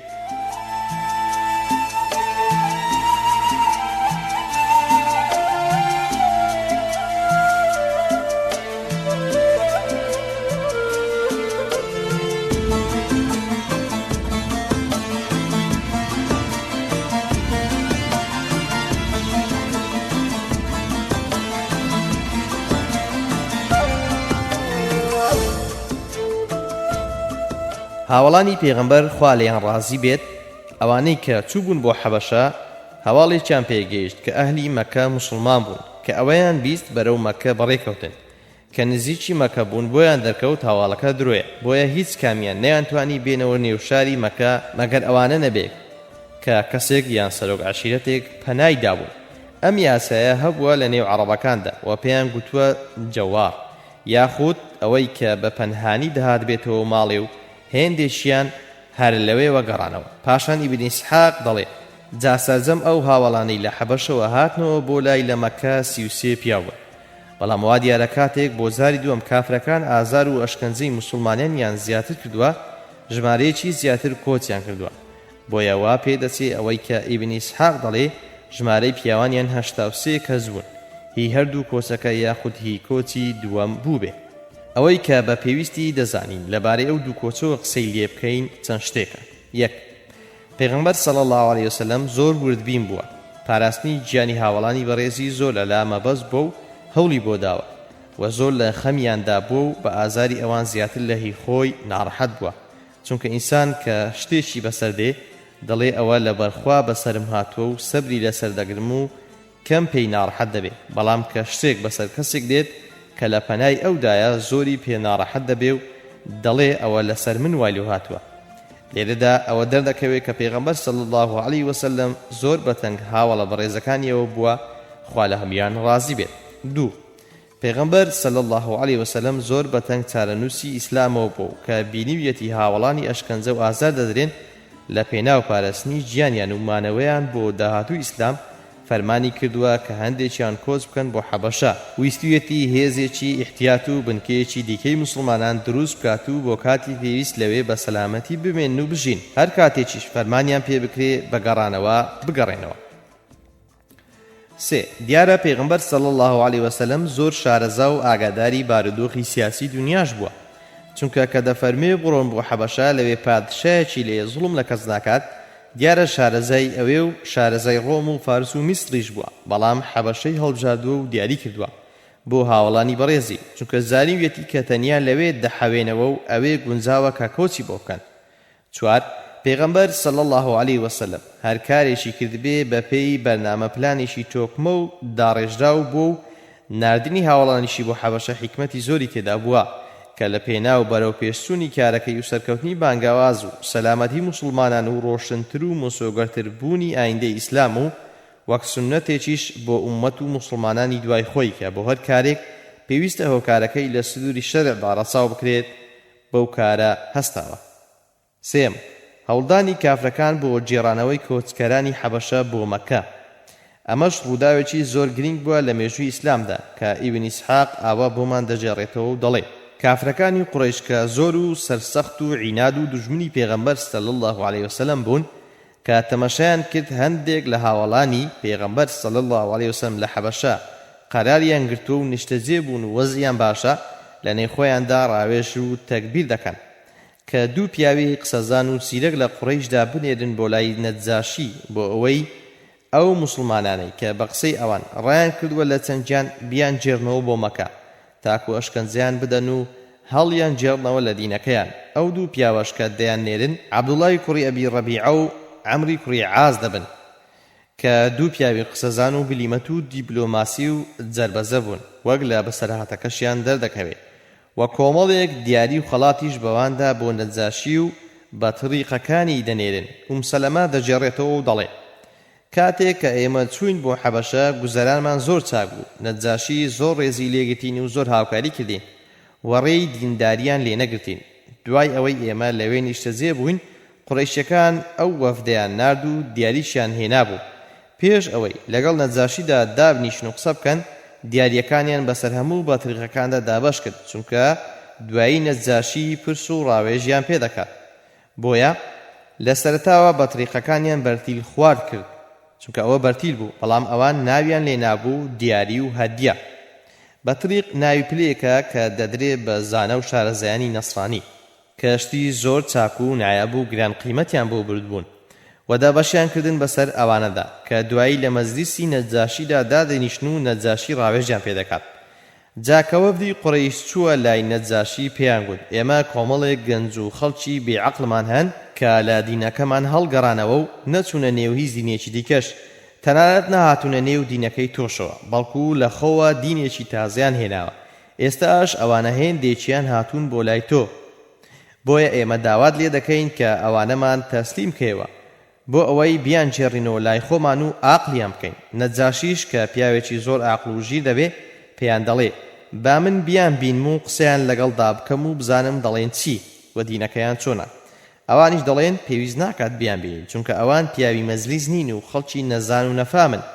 بەڵام نەجاشی داکۆچی لەسەر بینینیان دەکا و دەڵێ هەر دەبێ بیان بینم. بەطریقەکانی نەجاشی دەڵێن جەنابی پادشا پێویست ناکات بیان بینی و ئەو وەفدە ڕاست دەکەن، بەڵام ئەو بە پێویستی دەزانێت کە بیان بینێ و لە دوایان دەنێرێ. سەلەمە خوالی ڕازی بێت دەڵێ کە نەجاشی لە دوای ناردن موسڵمانەکان ڕاوێژیان کرد کە لە لای نەجاشی چی بڵێن. سەرنجام هاتنە سەر ئەوە کە خوا چی فەرموو پێغەمبەر صلی الله علیه وسلم چی فێرکردون و فەرمانی پێکردون ئەوە لەگەڵ نەجاشی بڵێن و بەڕاستی و ساغی وەڵامی بدەنەوە. کە دەچن نەجاشی پرسیاریان لێ دەکات و دەڵێ ئەو دینەی کە پەیداتان کردووە چییە؟ جەعفەری کوڕی ئەبی تالیب وەڵامێکی زۆر ئاقلانەی دەداتەوە و بە کورتی باسی ئیسلامی بۆ دەکات و لە چەند خاڵێکی کەمدا دەڵێ ئەی پادشا ئێمە کۆمەڵێک بووین کە لە نەفامیدا ڕۆچوو بووین، بتمان دەپەرست و مرداربووەمان دەخوارد و هەچی کاری خراپ و ناقۆڵایە دەمان کرد. پەیوەندی خزمەتیمان دەپسڕاند، لە دراوسێتیشدا خراپ بووین، چێمان بەهێز بووایە بێهێزی هەڵدەلووشی.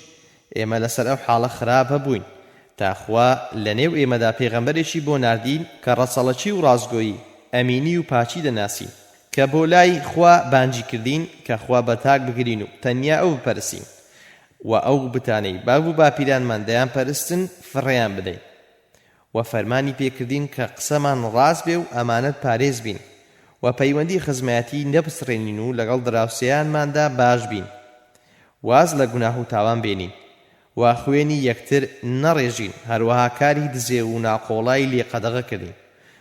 سەلەمە دەڵێ ئاوا هەرچی کە تا ئەو کاتە هاتبوونە خوارێ بۆی باس کرد. لە کۆتاییدا جەعفەر دەڵێ ئێمەش وەڵامی بانگەوازەکەی ئەومان دایەوە و بەڕاستمان زانی و ئیمانمان پێی هێنا.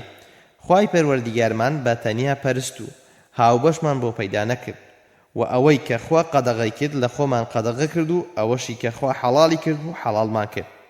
بەڵاو قەومەکەمان ئەشکەنجە و ئازاریان داین و زوڵمیان لێ کردین بۆ ئەوەی لە دینەکەمان هەڵمان جێڕنەوە و بمان جێڕنەوە بۆ بتپەرستی و سەر ئەو شتە پیسانەی کە ئەو پێغەمبەرە ئێمەی لێ دەرباز کرد بوو.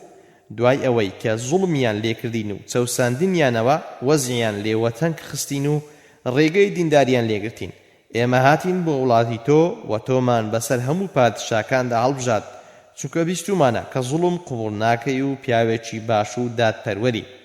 نەجاشی گوتی لەو قسانەی کە تۆ دەیڵێی ئەو پێغەمبەرەتان لە خواوە بۆی هاتۆتە خوار هیچت پێیە؟ جەعفەر دەڵێ بەڵێ. نەجاشیش گوتی بۆم بخوێنە. جەعفەر زۆر ژیر و لێزان بووە. چەند ئاەتێکی لە سەرەتای سوڕەتی مەریەمی بۆ خوێن کە باس و مەدحی عیسا و زەکەریا و مەریەمی تێدایە. سەلەمە دەڵێ کاتێک کە نەجاشی ئەو ئاەتانەی بیستن خۆیشی و ئەسقافەکانیشی هێندە گریان هەتا ڕیشیان تەڕ بوو، کتێبەکانی بەردەستیشیان تەڕ بوون. اینجا نەجاشی گوتی ئەوەی ئێوە دەیڵێن و ئەوەی عیسا پێی هاتووە لە یەک سەرچاوە هاتووە. سوێن بەخوا ئێوە تەسلیمی قوڕیشیەکان ناکەمەوە و من نامەوێت چیایەک لە زێڕم هەبێ و ئازاری ئێوە بدەم، بەڵکو ئێوە تا لێرە بمێننەوە ئازادن و لە خۆتان ئەمین بن. دوایی بە دەوروبەرەکەی گوت کە ئەو شتەی وەفدی قوڕیشی هێنابیان وەکو دیاری هەدیە بیاندەنەوە. سەرنجام بە ڕیسوایی و دۆڕاوی وەفدی قوڕیش گەڕایەوە بۆ مەککە و موسڵمانەکانیش بە سەربەرزی و براوەیی و ڕێزەوە لەوێمانەوە. ئەمەش هەوڵێکی دیکەی نەزۆکی کافرانی مەککە بوو دژی موسڵمانان و بانگەوازی ئیسلامی کە پەنایان برد بۆ ڕیشوەت و درۆ و قسەی هەڵبەستراو، بەڵام سەرنجام حەق و ڕاستی سەرکەوت و ئەوانیش شەرمەزار بوون.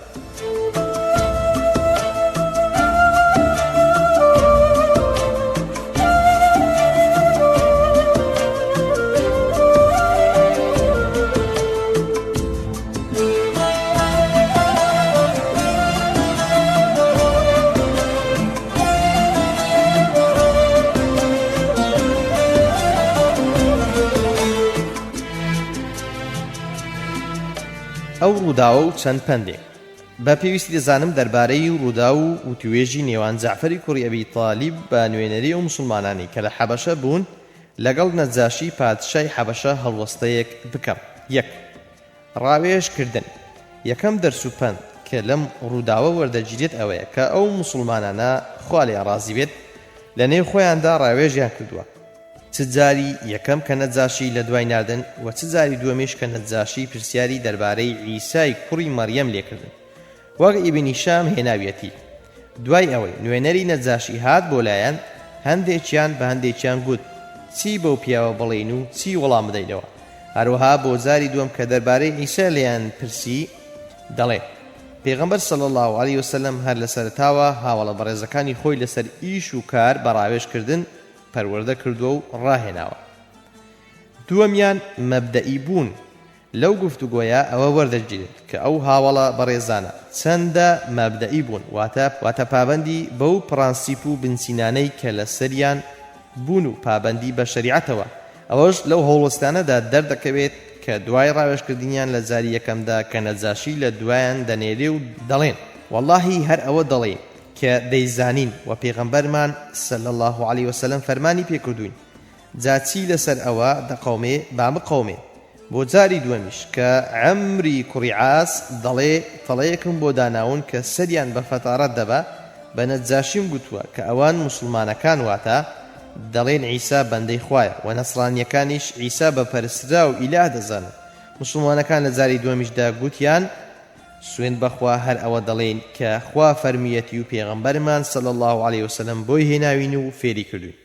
جا هەرچی دەقەومێ با بوو قەومێ کەواتە ئینسانی موسڵمان و کۆمەڵی موسڵمانان دەبێ پابەند بن بە شەریعەت و بەرنامەی خواوە و لێی لا نەدەن و حەق بڵێن. جا لەسەر ئەو حەق گوتنە هەرچی بەسەریان دێ بەسەریان بێ چونکە لەو کات و شوێنەدا کە پێویستە ئاین و مەبدەئی خۆت دەربخەی. ئەگەر شارتەوە و پەنهانت کرد خەڵک سەری لێ دەشێوێ و نازانێ تۆ چی و چیت پێیە و چیت دەوێ. 3. قسەی پوخت و ڕوون و گشتگیر. دەرسوپەندی سێیەم ئەوەیە کاتێک کە ئینسان قسە بۆ خەڵک دەکات بە تایبەتی لە شوێنی گرنگدا لای پادشا و خەڵکی دەسەڵاتدار کە کاریان زۆرە و کاتیان کەمە پێویستە بە کورتی و پوختی و بەڕوونی قسە بکات. با تەماشا بکەین جەعفەری کوڕی ئەبی تاڵیب خوا لێی ڕازی بێت چەند بە پوختی و بەڕوونی قسەی کردووە کە سەرجەم قسەکانی لە 3 تەوەراندا بوون بە شێوەیەک کە لە تەوەرەی یەکەمدا باسی وەزعی پێشویانی کردووە لە سایەی جاهیلیەتدا و لە تەوەرەی دووەمدا باسی پێغەمبەری کردووە صلی الله علیه وسلم کە محەممەد چێە و بۆچی ئیمانیان پێهێناوە و لە تەوەرەی سێم و کۆتاییدا پێناسی ئیسلامی کردو و هەر 3 تەوەرەکەی زۆر بە پوختی و بەڕوونی باس کردوون و نەچووە بەشتی لاوەچی و لوق و پۆپاندا بچێتە خوار و درێژەی پێبدات و واز لە ئەسڵ و بنچینە و شتە گرینگەکان بێنێ. تەوەرەی یەکەم دەربارەی وەزعی پێشویان ئاوای گوتووە ئێمە خەڵکی سەردەمی نەفامی بووین. 1. بوت و سەنەممان دەپەرست. 2. مرداربووەمان دەخوارد. 3. کاری ناقۆڵامان دەکرد. 4. پەیوەندی خزمایەتیمان دەپچڕان. 5. لە دراوسێتیدا خراپ بووین. 6. ئەوەمان کە بەهێز بوو ئەوەی دەخوارد کە بێهێز بوو. لێردا بە شێوەیەکی زۆر پوخت چەندیمەنێکی زیندوی سەردەمی نەفامی خستۆتە بەرچاوی نەجاشی. تەوەرەی دووەم لە باسی پێغەمبەردا صلی الله علیه وسلم زۆر بەڕوونی و بە کورتی و پوختی دەڵێ هەتا خوا جەلە شەئن و پێغەمبەرێکی بۆ ڕەوانەکردین لە خۆمان 1. ڕەسەنەکی دەناسین. 2. ڕاستگۆیی دەناسین. 3. داوێن پاچی و چاچی دەناسین. 4. دەستپاچی دەناسین. 5. و بانجی کردین بۆ لای خوا ئاوا زۆر بە پوختیش پێناسەی پێغەمبەر صلی الله علیه وسلم دەکات. تەوەرەی سێم اینجا دێتە سەر پێناسەی ئیسلام کە ئیسلام لە چەند خاڵێکی کورت و پوخت و جەوهەریدا پێناسە دەکات و دەڵێت لە سەرەتاوە لە 3 خاڵی سەرەکیدا باسی ئەسڵ و بناغی ئیسلامەتی دەکات و دەڵێت 1. ئێمەی بان کرد بۆ ئەوەی خوا بە یەک بزانین و هاوبەش و هاوڵی بۆ دانەنێ. 2. و بیپەرستین و تەنیا بەندایەتی بۆ ئەو بکەین. 3. و ئەوەی کە باب و باپیرانمان و خۆمان لە ڕابردوودا لە بوت و سەنەم پەرستومانن وازیان لێبینین و فەرمانی پێکردوین بە ڕاستگۆیی، ئامانەت پارێزی، گەیاندنی پەیوەندی خزمایەتی، جێبەجێکردنی حەقی دراوسێ، دەست هەڵگرتن لە گوناح و تاوان، دەست هەڵگرتن لە خوێن ڕێژی و زوڵم، شتی ناقۆڵای لێقەدەغە کردین، قسەی درۆی لێ قەدەغە کردین، خواردنی ماڵی هەتیوی لێ قەدەغە کردین، بوختانکردن بە ئافرەتانی پاچی لێ قەدەغە کردین. و دواتریش مەبەستی وەفدی قوڕیشی بۆ نەجاشی بە کورتی ڕوون کردوتەوە کە ئەوانە دەیانەوێ بمانجێڕنەوە سەردینی خۆیان و نایانەوێ کۆمەلگاکەیان ئازاد و خاوێن بێ. کەواتە ئێمەش دەبێ فێر بین و دەرس و پند وەربگرین کاتێک کە قسە دەکەین بۆ خەڵک پێویستە ئەو حاڵ و مەقامە ڕەچاو بکەین کە قسەی تێدا دەکەین کە چ قسەیەک دەخوازێ و بەڕوونی و کورتی و پوختی قسە بکەین.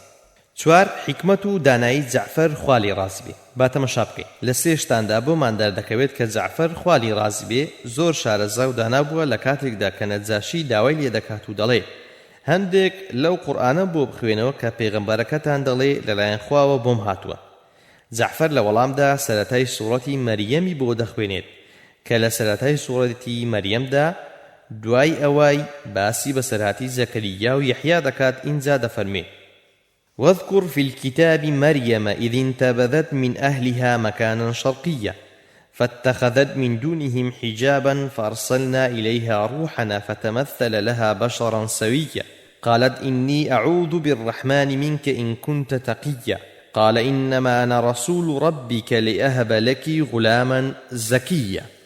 أو باسي مريم دكات کە پەردەیەکی گرتەوە لە ڕۆژهەڵاتی ئەو شوێنەی کە قەومەکەی لێی نیشتەجێ بوون بۆ ئەوەی کە خۆی بشوە. ئینجا دەفەرمێ ئێمە ڕۆحی خۆمان کە جبریلە ناردمان بۆ لای و بۆی چووە سەر شکلی پیاوێکی تەواو. مەریەمیش گوتی ئەگەر تۆ پارێزکاری من پەنات لێ بەخوای بەبەزەیی دەگرم.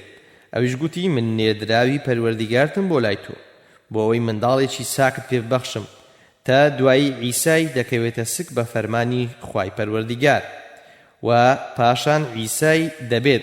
دیارە خوێندنی ئەم ئاەتانە زۆر سەرنجی نەجاشی و ئەو زانە ئاینیانەی کە لە دەوری نەجاشی بوون ڕاکێشاوە سەرنج بدەن.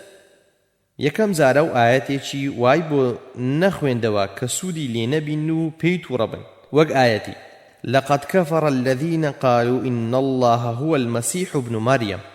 واتە بێگومان کافرن ئەوانەی کە دەڵێن خوا بریتیە لە مەسیحی کوڕی مەریەم.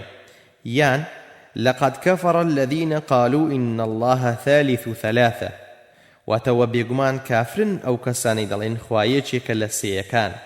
یاخود نەچوە ئەو ئاەتانەی بۆ بخوێنێ کە دەفەرمێ ومن الذين قالوا إنا نصارى أخذنا ميثاقهم فنسوا حظا مما ذكروا به فأغرينا بينهم العداوة والبغضاء إلى يوم القيامة وسوف ينبئهم الله بما كانوا يصنعون. واتأواني كغوتيان إما نصرانين پەیمانمان لێوەرگرتن بەڵام بەشێک لەوەی کە ئامۆژگاری پێکرابوون فەرامۆشیان کرد.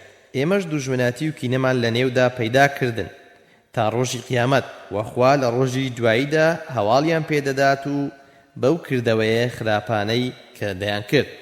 چونکە ئەگەر هەر کامێک لەو سێ ئاەتەی بۆ خوێندبانەوە بە تەئکید سەر و دڵی دەگرتن بەڵام شوێنێکی بۆ خوێندنەوە کە هەم حەقیش بوو و ئەوانیش پێیان خۆش بوو ئەگەرنا حەقی دیکەش هەیە بەڵام ئەوان پێیان ناخۆش دەبوو. هەروەها لە وەڵامدانەوەی ئەو پرسیارەشدا کە نەجاشی دەڵێ لەبارەی عیساوە چ دەڵێن دانایی و لێزانی جعفەرمان بۆ دەردەکەوێت کە دەڵێ ئێمە دەربارەی عیسا ئەوە دەڵێ کە پێغەمبەرمان صلی الله علیه وسلم بۆی هێناوی کە بەندەی خوایە و ڕەوانەکراوی خوایە و ڕوحی خوایە و وشەی خوای پەروەردیگارە خستوویەتە نێو منداڵدانی مەریەمەوە کە ئەویش کسێکی پاک داوێن بووە.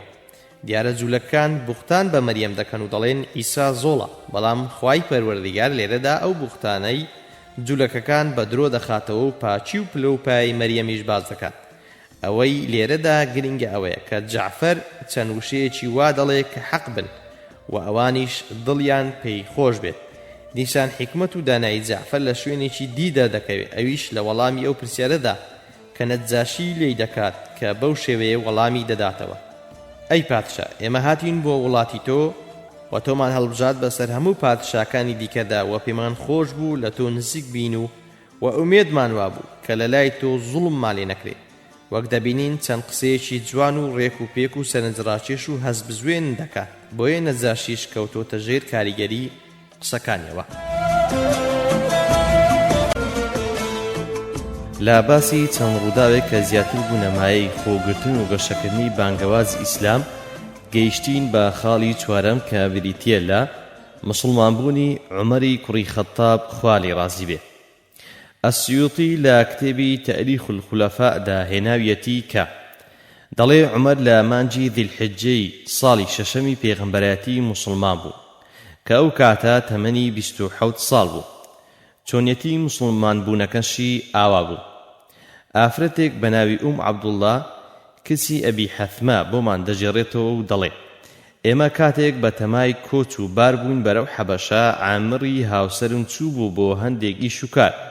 عومەر هات لەسەرمان ڕاوەستا کە ئەو کات هەر کافر بوو. گوتی ئەی عەبدوڵڵا ئەوە دیارە سەفەر دەکەن و دەڕۆن. منیش گوتم بەڵێ سەفەرە و دەڕۆین و ئەو وڵاتەتان بۆ بەجێ دێڵین. زۆرتان زوڵم لێکردین و زۆر ئەزیەتتان داین. بەسەر زەمینی خوادا دەڕۆین بەڵکو خوای پەروەردیگار دەرویەکمان لێ بکاتەوە. عەبدوڵڵا دەڵێ عومەر گوتی سەحیبەکم الله خوا لەگەڵتان بێ. عەبدوڵڵا دەڵێ نەرمیەکم بە عومەرەوە بینی کە قەت ئەو نەرمیەم پێوە نەبینی بوو و هەستم کرد زۆر خەفەتی خوارد و پێی ناڕەحەت بوو کە ئێمەی ئاوا بینی. عەبدوڵڵا دەڵێ دوایی کە هاوسەرەکەم ئەبوو عەبدوڵڵا هاتەوە پێم گوت ئەگەر عومەرت دەبینی کە چەند نەرم و بەڕەحم بوو چەندە بۆمان بەپەرۆش بوو. ئەویش گوتی بۆ بەتەمای موسڵمان بێ؟ منیش گوتم بەڵێ ئومێدم وایە موسڵمان بێ. ئەویش گوتی بەخوا موسڵمان نابێ تاکو گوێ درێژەکەی ماڵی خەتاب موسڵمان نەبێ. دیارە ئەبوو عەبدوڵڵا زۆر لێی نائومێد دەبێ چونکە عومەر خوا لێ ڕازی بێ لە سەردەمی جاهیلیدا زۆر توند بووە وەک چۆن لە سەردەمی ئیسلامیشدا زۆر بە جددی موسڵمانێتی گرتووە. چۆنێتی موسڵمان بوونەکەشی وەک ئیبن هیشام بۆمان دەجێڕێتەوە بەم شێوەیە بووە کە من لێرەدا بە کورتی تەنها پوختەیەکتان بۆ باز دەکەم. عومەر خوا لێی ڕازی بێ خوشکێکی هەبوو بە ناوی فاتیمە و هاوسەرەکەشی بە ناوی سەعیدی کوڕی زەید لە عەشیرەتی بەنی عەدەی. هەردووشیان موسڵمان بوون و فاتیمەی خوشکی عومەر کەسایەتیەکی زۆر بەهێزی هەبوو. دوای موسڵمان بوونی کاریگەری لەسەر هاوسەرەکەی دانابوو ئەویش دوایی موسڵمان بوو. بەڵام هەردووکیان فاتیمە و سەعید موسڵمانێتی خۆیان لە عومەر شاردۆتەوە چونکە لێی ترساون. خەبابی کوڕی ئارەت چۆتە ماڵیان و قورئانی بە فاتیمە و هاوسەرەکەی گوتووە. کابرایەکی دیکەش کە لە بەنی عەدەی بووە بە ناوی نوعەیمی کوڕی عەبدوڵڵا موسڵمان بوو بەڵام موسڵمانێتەکەی خۆی پەنهان کرد بوو. قەومەکەشی پێیان نەزانی بوو. ڕۆژێک کە دەبینێ عومەر شمشێرەکەی لە کالانێ دەرهێناوە بە پەلە دەڕوا نوعەیم کە خزمی عومەرە دەڵێ عومەر ئەوە بۆ کوێ؟ عومەریش دەڵێ دەچم ئەو کابرایە بکوژم کە لە دینی باب و باپیران هەڵگەڕاوەتەوە و جیاوازی خستۆتە نێو کاروباری قوڕەیشە و قسە بە پەرستراوەکانیان دەڵێ و بە نەفام لە قەڵەمیان دەدا و سوچی پاڵدەداتە لای دینەکەیان. نوعەیم دەڵێ تۆ ئەگەر ئەوە بکەی پێت وایە دوایی بەنی هاشم وازت لێبێنن ئاوا بە سەلامەتی بژی؟ دیارە وستویەتی لە سەرەتاوە عومەر لە کۆڵ پێغەمبەر صلی الله علیه وسلم بکاتەوە. ئەمەش نیشانەی ئەوەیە کە پیاوێکی ژیر و حەکیم بووە. ئیدی پێی دەڵێ تۆ بڕۆ چارەسەری ماڵی خۆت بکە. عومەر دەڵێ بۆچی؟ ماڵی خۆم چیەتی؟ ئەویش دەڵێ فاتیمەی خوشکت و سەعیدی زاواد موسڵمان بوون و هەر ئاگاشت لێ نییە. عومەر کە ئەوە دەویستێ یەکسەر دەچێتە ماڵیان و کە نزیک ماڵێ دەکەوێتەوە دەنجێک دێتە بەرگوێی دەزانێ شتێک دەخوێننەوە. ئەوانیش کە دەزانن عومەرە خەباب خۆی دەشارێتەوە. عومەر کە دەچێتە ژوورێ دەڵێ ئەوە چی بوو ئەو دەنگەتان دەهات؟ ئەوانیش دەڵێن هیچ نەبوو. دەڵێ ناپێم بڵێن چی بوو؟ دیارە فاتیمە ئەو پەڕەی قورئانەکەی تێدا نووسرا بوو دەیخاتە بنباڵی خۆی و دەیشارێتەوە. عومەر دەڵێ بیستومە ئێوەش موسڵمان بوون. ئیدی لە سەعیدی زاوای دەدا. فاتیمەش دەچێ لەسەر مێردەکەی بکاتەوە بەڵام عومەر لەویش دەدا. دوایی خوشکەکەی دەڵێت بەڵێ ئێمە موسڵمان بووین و چیشت لەدەست دێ بیکە کە عومەر تەمەشا دەکا خوشکەکەی خوێنی پێدا دێت و زاواکەشی بە هەمان شێوە سەری سوڕ دەمێنێ کە ئەو ئیسلامەی. فاتیمە باوەڕی پێهێناوە هێندە بەهێز بێ و وا لەگەڵ دەرونی تێکەڵ بۆ بێ خۆی بە قوربان بکات و عەقیدەیەکی ئەوەندە بەهێزی بۆ دروست بکات. دواتر دەڵێ باشە ئەو شتەی کە دەتان خوێن با تەماشای بکەم. فاتیمە دەڵێ ئاخر تۆ پیسی و قورئانیش نابێ ئینسانی پیس بیخوێنێتەوە. بچۆ خۆت بشۆ. عومەر دەچێ خۆی دەشوا و دێتەوە و دەڵێ دەوێم بدەن بابزانم محەممەد چی هێناوە. دیارە ئەو شوێنەی کە ئەو کاتە خەباب پێیان دەڵێ سەرەتای سوڕەتی تاها دەبێت کە دەفەرمێ طه ما أنزلنا عليك القرآن لتشقى إلا تذكرة لمن يخشى تنزيلا ممن خلق الأرض والسماوات العلى الرحمن على العرش استوى له ما في السماوات وما في الأرض وما بينهما وما تحت الثرى وإن تجهر بالقول فإنه يعلم السر وأخفى الله لا إله إلا هو له الأسماء الحسنى. عمر دڵێ إنه لقول مبارك ئەو قسەیەکی زۆر بەرز و پیرۆزە. پێم بڵێن محەممەد لەکوێیە؟ دەڵێن بۆچی؟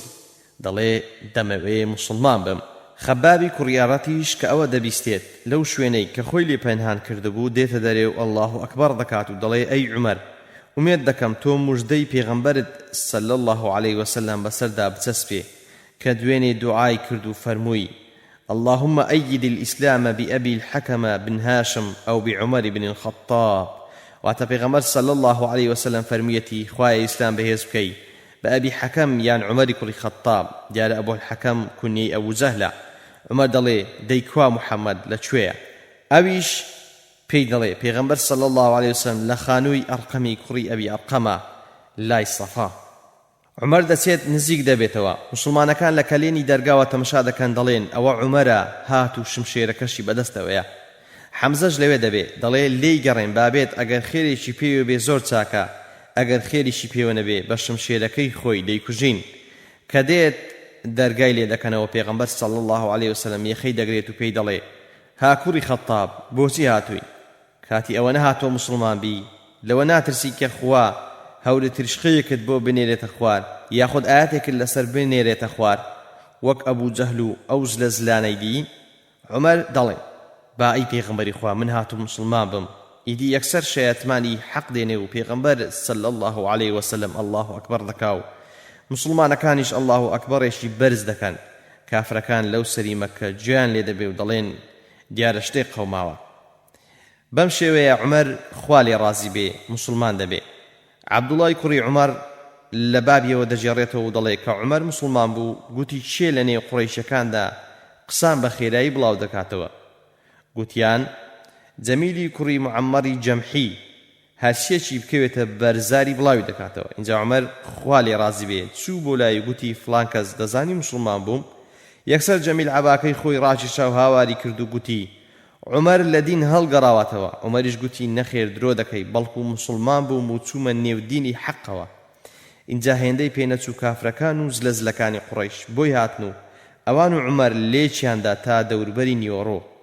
اینجا عومەر ماندوو بوو دانیشت و گوتی هەرچی دەکەن بیکەن بەڵام وەڵڵاهی ئەگەر 300 کەس دەبووین یان دەرمان دەکردن یان دەرتان دەکردین. اینجا یەکێک لە سەرۆک عەشیرەتەکان هات و گوتی ئەوە بەتەمان بیکوژن ئیشی وا نەکەن چونکە دوایی بەنی عەدەی لێتان خۆش نابن. گوتیان ئاخر هەڵگەڕاوەتەوە. گوتی دیارە بۆ خۆی دینێکی دیکەی بەدڵ لێی گەڕێن ئەوانی شوازیان لەهێنا. ئەو پیاوەش عاسی کوڕی وائیلی سەهمی بوو.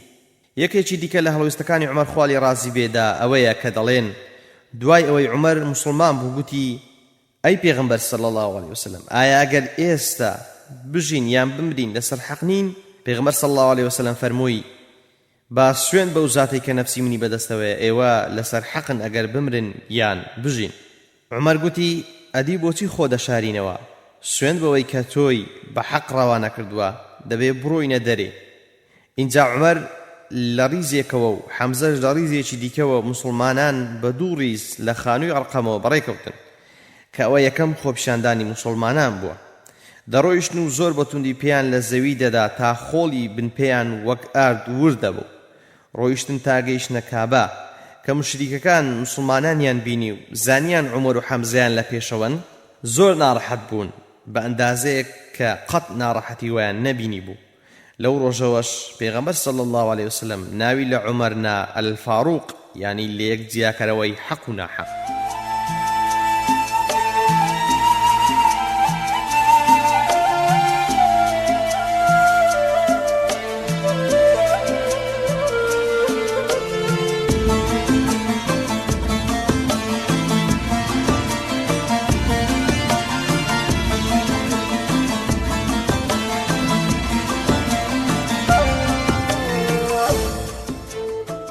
پێنجەم دەنگ لێوەرگرتن و دابڕینی سیاسی و کۆمەڵایەتی و ئابووری و نووسینی پەیماننامەیەکی زاڵمانە. یەکێکی دیکە لەو ڕووداوانەوەیە کە لە کتێبی سیرەدا بە ئەلمقاتعە هاتووە، واتە دەنگ لێوەرگرتن، جا لە هەندێک لە کتێبە هاوچەرخەکاندا بە ئەلمقاتعە الاقتصادیە هاتووە، بەڵام لە ڕاستیدا هەر ئابووری نەبووە، بەڵکو هەموو لایەنەکانی گرتوتەوە: سیاسی، ئابووری، کۆمەڵایەتی. و مشریکەکانی مەکە بە هەموو شێوەیەک پەیوەندیان لەگەڵ پەیغەمبەر صلی الله علیه وسلم و هاوڵە بەڕێزەکانی و هەر کەسێکی دیکەش کە لەگەڵیان بووە لە بەنی هاشم پسڕاندووە. دیارە ئەوەش ڕووداوێکی گرنگ بووە لە مێژووی مسلماناندا، هەرچەندە مسلمانان زۆر تێیدا ناڕەحەت بوون، بەڵام هۆکارێکی گەورەش بوو بۆ گەشەکردنی ئیسلام و دەرخستنی ڕاستیەتی ئیسلام بۆ خەڵکی دیکە.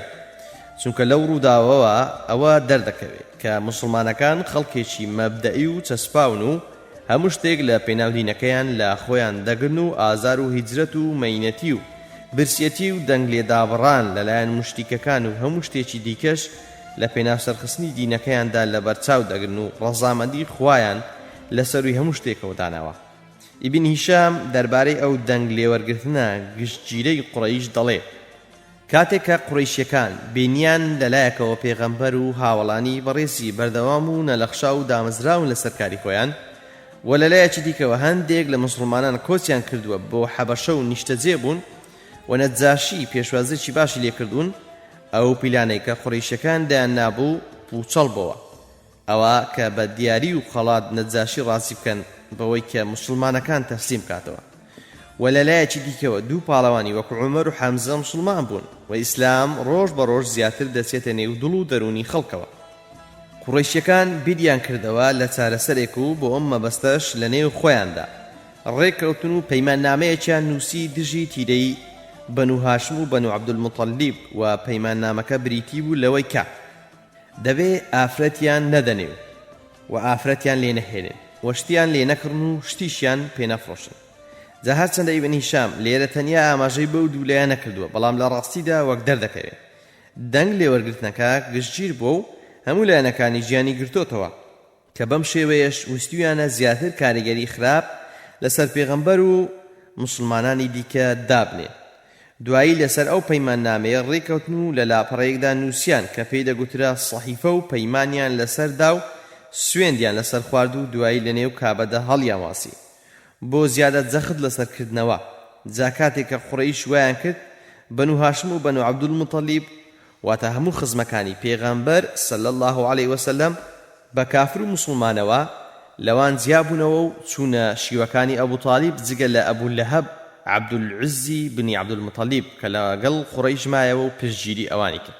شایانی باسیشە ئەو دەنگ لێوەرگرتن و دابڕانە کە 3 ساڵی خایاندووە، کارێکی بە زەحمەت و ڕووداوێکی قورس بووە بۆ پێغەمبەر صلی الله علیه وسلم مسلمانەکان و ئەوانەش کە بەهۆی خزمایەتی و عەشیرەتەوە لەگەڵیان بوون.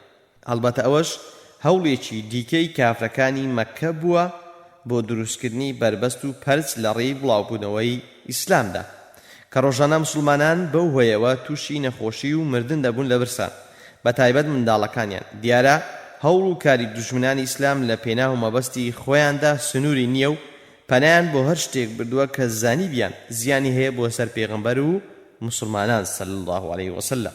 اینجا وەک دەردەکەوێ هەبوونی خزم و عەشیرەتی پێغەمبەر باقی مسلمانان دیکە کە مسلمانیش نەبوون لەو بەرەیەدا مای بەهێزی ئەو بەرەیە بۆ و پاڵنەری خزمایەتی زۆری دەوری بینیوە لەو مەسلەیەدا و سوودی بە مسلمانان گەیاندووە. و سەرەنجام کافرانی مەککە لەو هەوڵەشیاندا شکستیان هێنا و نەیانتوانی بە مەرامەکەیان بگەن و پێغەمبەر و مسلمانان لە بانگەواز و کاری خۆیان سارد بکەنەوە، بەڵکو ڕۆژ بۆ ڕۆژێ لەبەرەو پێشدا بوون. هەڵبەتە هەڵوێستی ناحەزانی دیکەی ئیسلامیش لە هەموو چاخ و سەردەمێکدا ئاوا بووە و هەموو شێوازێکیان دژی مسلمانان بەکارهێناوە، بەڵام پێویستە مسلمانانی شوێڕایی شتەکانی دیکە لەمەشدا شوێن پێی پێغەمبەر صلی الله علیه وسلم بگرن و هیچ ئەزیەت و ئازارێک کار لە مسلمانەتەکەیان نەکات و پاشەکشەیان پێ نەکات، سەبر و ئارام لەسەر ناخۆشیەکان بگرن. شەشەم، دڕاندنی پەیماننامە سەحیفە. ئەو پەیماننامەی کە تا کۆتایی ساڵی دەیەمی پێغەمبەرایەتی خایاند و هەندێک لە قوڕەیشیەکان پێی ڕازی و هێندێکیان پێی ناڕازی بوون، ئیبن هیشام باز دەکات کە چۆن ئەو پەیماننامە ستەمکارانەیە دڕێنراوە. دەڵێ 5 پیاوی خاوەن ویژدان لە سەرانی قوڕەیش کە هەمووشیان هاوبەش بۆ خوادانەر بوون، بەڵام دیارە زۆرێک لە شەهامەت و جوامێریان هەبووە، چونکە مەرز نییە هەر کەسێک کە کافر بوو لە هەموو سیفەتێکی باش دەڕنرابێ.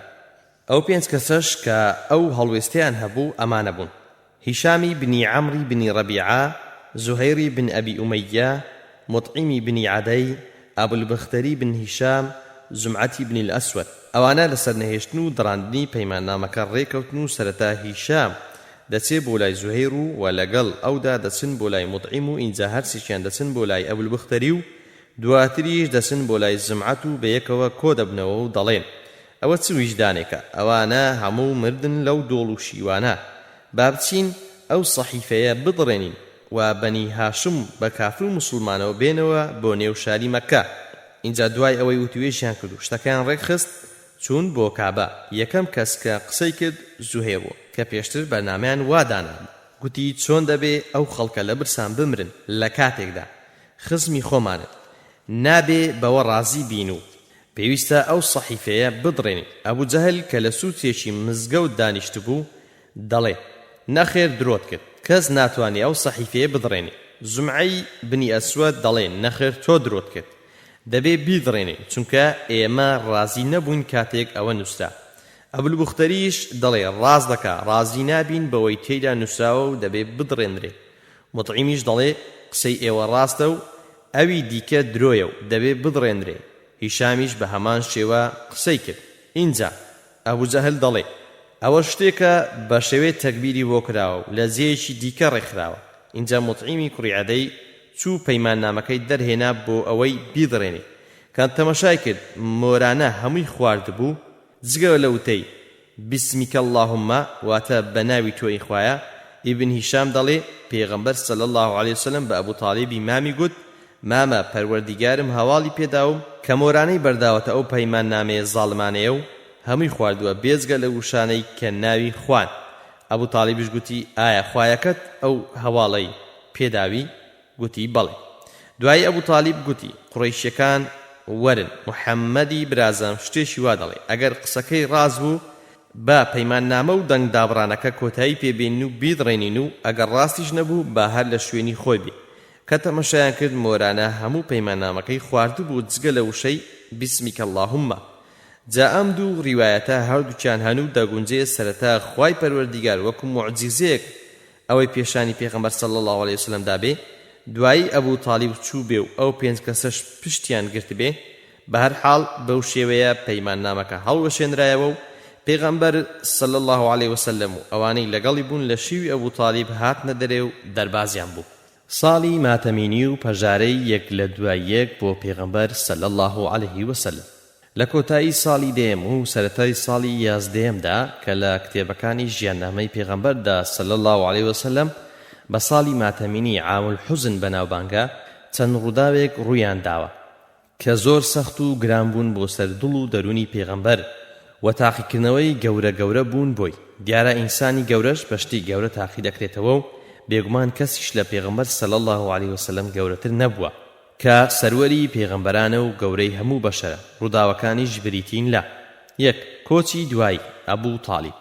وەک پێشتر باس کرا ئەبوو تاڵیب پشتیوان و پاڵپشتێکی زۆر باش و پتە بووە بۆ پێغەمبەر صلی الله علیه وسلم. وەک بوخاری لە عەباس ڕیوایەت دەکات کە بە پێغەمبەری صلی الله علیه وسلم گوتووە ئەبوو تاڵیب لەسەر تۆ تووڕە دەبوو و پارێزگاری لێ دەکردی. بەڵێ ئەبوو تاڵیب وەکو پەرژینێک واو بۆی بەرگری لێ دەکرد و سەری دەخست و خەڵک لەبەر ئەو نەیدەتوانی هەموو شتێک لەگەڵ پێغەمبەردا صلی الله علیه وسلم بکات. جا ئەبوو تاڵیب لە کۆتایی ساڵی دێم و پاش دەرچوون لە شیوەکانی ئەبوو تاڵیب کۆچی دوایی کردووە. وەکو مێژونوسان دەڵێن ئەبوو تاڵیب و خەدیجە هەردووچیان زیاتر لە ئەنجامی کارتێکرانیان بەو برسیەتی و ناڕەحەتیەی کە لە ماوەی ئەو 3 ساڵەدا کە لە شیوی ئەبوو تاڵیب بوون نەخۆش کەوتون و وەفاتیان کردووە. موسلیم لە ئەبوو هوڕەیرا دەجێڕێتەوە لە کاتی سەرەمەرجی ئەبوو تاڵیبدا پێغەمبەر صلی الله علیه وسلم پێی فەرموو بڵێ جگە لە خوا هیچ پەرستراو نین لا ئیلاهە ئیلا الله بۆ ئەوەی کە بەڵگەیەکم بەدەستەوە بێ و شاهیدیت بۆ بدەم و دیفاعت لێ بکەم لە ڕۆژی قیامەتدا دیارە پێغەمبەر صلی الله عليه وسلم پێی خۆش بووە ئەگەر لە کۆتایی ژیانیشی دابێ ئەبوو تاڵیب ئیمان بێنێ. ئەبوو تاڵیب گوتی ئەگەر لەبەر ئەوە نەبوایە کە قوڕەیش بڵێن ترسی مردن وای لێ کردووە کە ئەو وشەیە بڵێ دڵی تۆم بە وشەیە خۆش دەکرد، بەڵام با ڕخنەم لێ نەگن و بڵێن ئەوە لە مردنێ ترساوە. اینجا خوای پەروەردیگار ئەم ئاەتەی ناردە خوارەوە کە دەفەرمێ إنك لا تهدي من أحببت ولكن الله يهدي من يشاء وهو أعلم بالمهتدين. واتا بيغمان أي محمد صلى الله عليه وسلم تو كسي كحزدكي هدايات وربقديو إيمان بيني ناتواني هدايتي بلي بلام خوا هر كسيك بيوه هدايتي ددا وخواش بوانا كهدايات وردقرن شارزاترا وزاناترا واتا أو دزاني چه شايسته كهدايتي بدات. بخاري هێناویەتی کە عباس پرسیاری لە پێغەمبەر صلی الله عليه وسلم کردو و گوتوێتی ئەی پێغەمبەری خوا ئایا مامت کە هێندە بۆ تۆ باش بووە و سەنەد و پشتیوانت بوو هیچ سوودی پێدەگەیەنی بۆ قیامەت؟ پێغەمبەریش صلی الله عليه وسلم دەفەرمێ بەڵێ لە ئاگرێکی چەنکدایە لە جەهەنەمدا و ئەگەر شەفاعەتی من نەبوایە لە بنەوەی ئاگردا دەبوو. ئەبوو سەعیدی خودری دەڵێ گوێم لە پێغەمبەر صلی الله عليه وسلم بوو کاتێک کە باسی مامی دەکرد دەیفەرموو بەڵکو تکای من بۆ ئەو لە ڕۆژی دواییدا سوودی پێ بگەێنێ و بخرێتە نێو ئاگرێکی تەنکەوە کە هەتا گوێزینگانی بێ و مێشی لەگەڵ بکڵێ. دوو کۆچی دوایی خەدیجە. ئیبن ئیسحاق دەڵێ دوایی خەدیجە و ئەبوو تاڵیب لە ساڵێکدا کۆچی دواییان کرد. بەو شێوەیە بەڵا لەسەر بەڵا بۆ پێغەمبەری خوا صلی الله عليه وسلم بەردەوام بوو کە خەدیجە وەزیرێکی زۆر چاک بوو بۆی. زۆر جار پێغەمبەر دەردە دڵی خۆی لای خەدیجەی خێزانی دەکرد و پێغەمبەری خوا لەبارەی خەدیجەوە دەفەرموێ چاکترین ئافرەتانی ڕۆژگاری خۆی مەریەم بووە و خەدیجە چاکترینی ئافرەتانی ڕۆژگاری خۆیەتی. زانایانی دەروونناسیش دەڵێن ئینسان کاتێک دڵی زۆر تون دەبێ و تووشی خەفەت و ناڕەحەتی دەبێ ئەگەر دۆست و دڵسۆزێک یان کەسێکی زۆر نزیکی هەبێ دڵی خۆی بۆ بکاتەوە و ژان و ئازارەکەی خۆی بۆ باس بکە کەمێک ئۆخژنی بۆ دێ و ئەوە جۆرێکە لە هەناسەدانی دەرونی و خەم و پەژارەکانی لادەچن. پاشان ئیبن ئیسحاق دەڵێ وە کۆچی دوایی ئەبوو تاڵیب و وەفاتی خەدیجە بە 3 ساڵ پێش کۆچکردن بۆ مەدینە بوو. 3.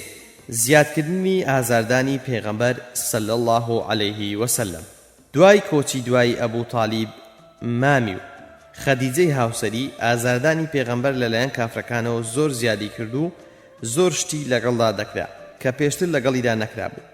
یەکێک لەوانە وەک ئیبن هیشام هێناویەتی دەڵێ ورگ و ڕیخۆڵە و پزدانی حەیوان و مەڕ و بزنیان فڕێدەدایە سەرشان و ملی مبارەکی پێغەمبەر صلی الله عليه وسلم لە کاتی سەزدە و ڕکوع بردندا. دوایی کە نوێژەکەی تەواو دەکرد بەدارێک لای دەبرد و دەیگوت ئەی بەنی عەبدولمەناف ئاوا دەبێ پەنادان و دیفاع لێکردن دیارە دڵی بە خۆی سوتا و ڕوحم بە قوربانی بێ. شتێکی دیکە کە دەیان کرد ئەوە بوو لە کاتێکدا کە خەدیجە یان کسەکانی خوا لێیان ڕازی بێت سێشت و خواردنیان بۆ پێغەمبەر صلی الله عليه وسلم لێدەنا کافرەکان دەچوون ورگ و ڕیخۆڵەی حەیوان و شتی پیسیان لە نێو مەنزەڵەکەی دەکرد و خواردنەکەیان لێ تێک دەدا.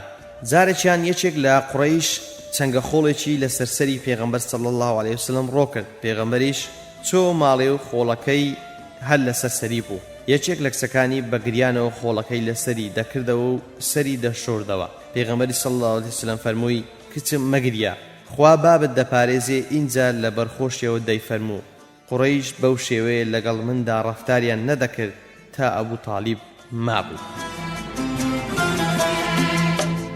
لە ئەڵقەی ڕابردوو لە بابەتی ساڵی ماتەمینی و پەژارەی یەک لە دوای یەک بۆ پێغەمبەر صلی الله عليه وسلم گەیشتین بە خاڵی چوارەم. ئەویش چوون بۆ شاری تائیف و گەڕانەوە بە دڵشکاوی.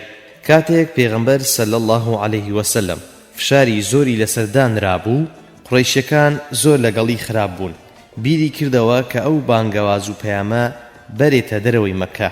بۆیە لەگەڵ زەیدی کوڕی حاریثە کە کردبووی بە کوڕی خۆی بەرەو تائیف بەڕێ دەکەوێ و بەپێ هەڵبەتە بە دڵشکایی و بە دڵێکی پڕخەمەوە بەڵام بە دڵێکی خەفەتبارترەوە دەگەڕێتەوە بەرەو مەکە دوای ئەوەی کە لە تائیف دەڕۆژی پێدەچێ وەک ئیبن هیشام ئاوا باز دەکات و دەڵێ دوای ئەوەی ئەبوو تالیب وەفاتی کرد قوڕیشەکان ئازار و ئەزیەتی پێغەمبەریان صلی الله علیه وسلم زیاد کرد لە ئەنجامدا پێغەمبەر صلی الله علیه وسلم لەگەڵ زەیدی کوڕی حارثەدا ڕۆیشت بۆ تائیف بۆ ئەوەی داوای یارمەتی لە هۆزی ثەقیف بکات کە سیری قوڕیش زوڵمی لێ نەکەن ئەوە بوو پێغەمبەر صلی الله علیه وسلم چوو بۆ لای سێ برایان کە ئەو کات ڕیسپیانی تائیف بوون پێغەمبەر صلی الله علیه وسلم لەلایەن دادەنیشێ وە قسەیان لەگەڵ دەکات و بانگیان دەکات بۆ ئیسلام و داوایان لێ دەکات کە یارمەتی بدەن و پشتی بگرن بەڵام وەڵامێکی زۆر نەفامانەی دەدەنەوە یەکەمیان عەبدیالەیل کە برا گەورەیانە دەڵێ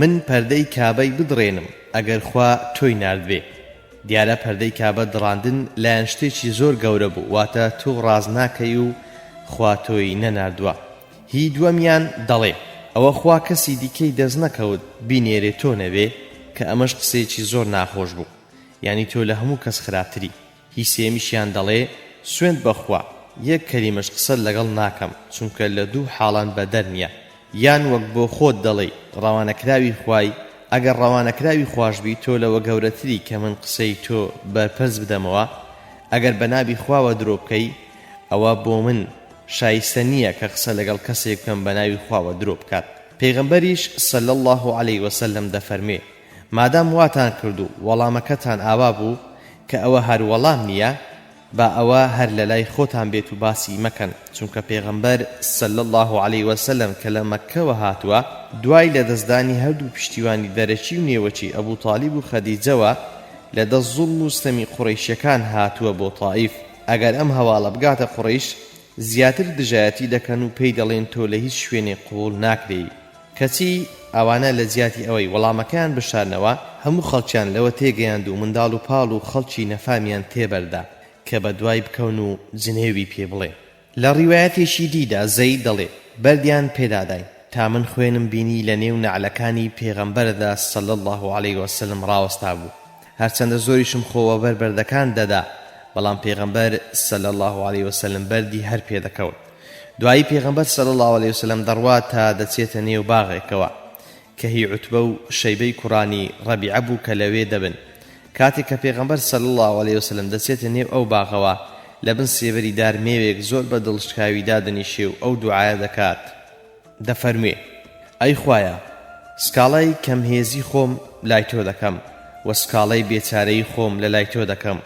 و سکاڵای بێڕێزیم لە لای خەڵکی کافر کە ڕێزم لێ ناگرن دێنمە لای تۆ ئەی ئەو کەسەی لە هەموو کەس بە بەزەیتری تۆ پەروەردیگاری چەوسێنراوانی و پەروەردیگاری منیشی بەشێم دەسپێری بە کەسێکی دوور خزم نییە و دوورە و بێگانەیە کە لە ڕوومدا ئاوا ترش و تاڵە و بە شێوەیەکی ناخۆش پێسوازیم لێ دەکات یاخود بە دژمنێکم دەسپێری کە ئیشی منت خستۆتە دەستیوی واتە دەسەڵاتی بەسەر مندا هەیە ئەگەر تۆ لێم تووڕە نەبی من گوێ نادەمێ بەڵام سەلامەتیتم فراوانترە پەنادەبەمە بەر ڕووناچی ڕووی تۆ کە تاریچیەکان ڕادەماڵێ و کاروباری دونیا و دواڕەوژی پێچاک دەبێ پەنادێنمە بەر تۆ کە لێم تووڕەبی یان لێم بڕەنجێی و داوای لێبوردن لە تۆ دەکەم هەتا تۆ ڕازی دەبی وەلادان نییە لە گوناح و هێزیش نییە بۆ تاعەت مەگەر بە تۆ نەبێ کاتێک کە عوتبە و شەیبە ئاوا دەیبینن بەزەیان بۆ دەجوڵێ بە غوڵامەکەیان دەڵێن کە ناوی عەداز دەبێ و خەڵکی نەینەوا بووە ئەو هێشوەترەیە بەرە بالەی بخوا عەداز دەچێ بۆ لای و دەڵێ بخۆ پێغەمبەری صلی الله علیه وسلم دەڵێ بسم الله ترێکە دەخوا عەداز دەڵێ تۆ قسەیەکت گوت کە خەڵکی ئەم وڵاتە نایڵێ پێغەمبەر صلی الله علیه وسلم فەرمووی بۆچی تۆ خەڵکی کوێی عەداز دەڵێ من نەسڕانیم و خەڵکی نەینەوە پێغەمبەر صلی الله علیه وسلم دەفەرمێ خەڵکی ئەو شارەی کە یونوسی کوڕی مەتای لێبوو عەداز دەڵێ بۆ تۆ یونوسی کوڕی مەتا دەناسی پێغەمبەر صلی الله علیه وسلم دەفەرمێ بەڵێ ئەو برامە و پێغەمبەری خوایە و منیش پێغەمبەری خوام عەداز بەسەر سوڕمانەوە دەپرسێ یانی تۆ پێغەمبەری خوای ئەویش دەفەرمێ بەڵێ یەکسەر عەداز سەری موبارەکی و هەردوو دەست و هەردوو پێی ماز دەکات لە دوورەوە کە عوتبە و شەیبە دەیبینن دەڵێن بەخوا ئەو غوڵامەش هیچ ئەویشی هەڵخەڵەتان کە عەداز دەسێتەوە لێی دەپرسن عەداز ئەوە بۆ وات کرد ئەویش دەڵێ ئەو ئینسانەتان نەناسیوە ئەوە پێغەمبەری خوایە صلی الله عليه وسلم. نهێنیەکی پێبوو کە پێم وابوو هیچ کەس نایزانێ یونوسی کوڕی مەتتا دەناسێ کە پێغەمبەری خوایە، چونکە تەنیا پێغەمبەران عەلەیهیم السەڵات وەسەلام ئەو ڕاستیانە دەزانن. ئەوانیش پێی دەڵێن بە قسەی ئەو کابرایە نەکەی و دینەکەی خۆت چاکترە، حاڵت نەخەڵەتێنێ و نەچیتە سەر دینی ئەو. اینجا پێغەمبەر صلی الله عليه وسلم لەگەڵ زەید بە دڵشکاوی دەگەڕێتەوە بۆ مەکە، بەڵام خەڵکی مەکە خەبەری بۆ دێنن کە نابێ بێتەوە بۆ مەکە و قبولی ناکەینەوە. بۆیە پێغەمبەر صلی الله عليه وسلم دەچێتە ئەشکەوتی حیرا. اینجا خەبەر دەنێرێ بۆ لای ئەخنەسی کوڕی شەریق دەفەرمێ پەنام بدە با بێمەوە. ئەویش دەڵێ من هاوپەیمانم لەگەڵ قوڕەیشیەکان بۆیە توانای ئەوەم نییە. خەبەر دەنێرێ بۆ سوهەیلی کوڕی عەمر، ئەویش دەڵێ من لە بەنی عامرم کە ناتوانن خەڵک پەنا بدەن لەسەر قوڕەیش و وەڵامەکەی ئەویش سەلبی دەبێت. اینجا دەنێرێ بۆ لای مطعیمی کوڕی عەدەی، ئەو دەڵێ باشە من پەنای دەدەم. اینجا مطعیم بە خزمەکانی خۆی دەڵێ خۆتان بپێسنەوە و چەک هەڵگەرن. و یەکێک دەنێرێ کە پێغەمبەر صلی الله عليه وسلم بێنێ و جار دەدات بەنێو قوڕەیشدا و دەڵێ من محەممەدم پەنا داوە، هیچ کەس ئازاری نەدات.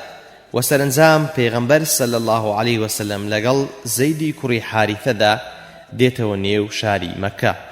لێرەدا کە پێغەمبەری خوا صلی الله عليه وسلم ناچار بووە بچێتە ژێرباڵی کابرایەکی کافر کە دەشزانێ لەسەر باتڵ و کوفریشە، ئەویش لەبەر خوا و لەبەر کاری ئیسلامی، ئەگەنا خزمەکانی پێغەمبەر صلی الله عليه وسلم ئامادە بوون هەموو شتێکی بۆ بکەن، بەڵام بە مەرجێک دەست لە دین و بانگەوازەکەی هەڵبگرێ. بەڵام ئەو ئامادە نەبووە بە ئەندازەی تاڵەموویەکیش نەرمی بنوێنێ لەو بارەوە.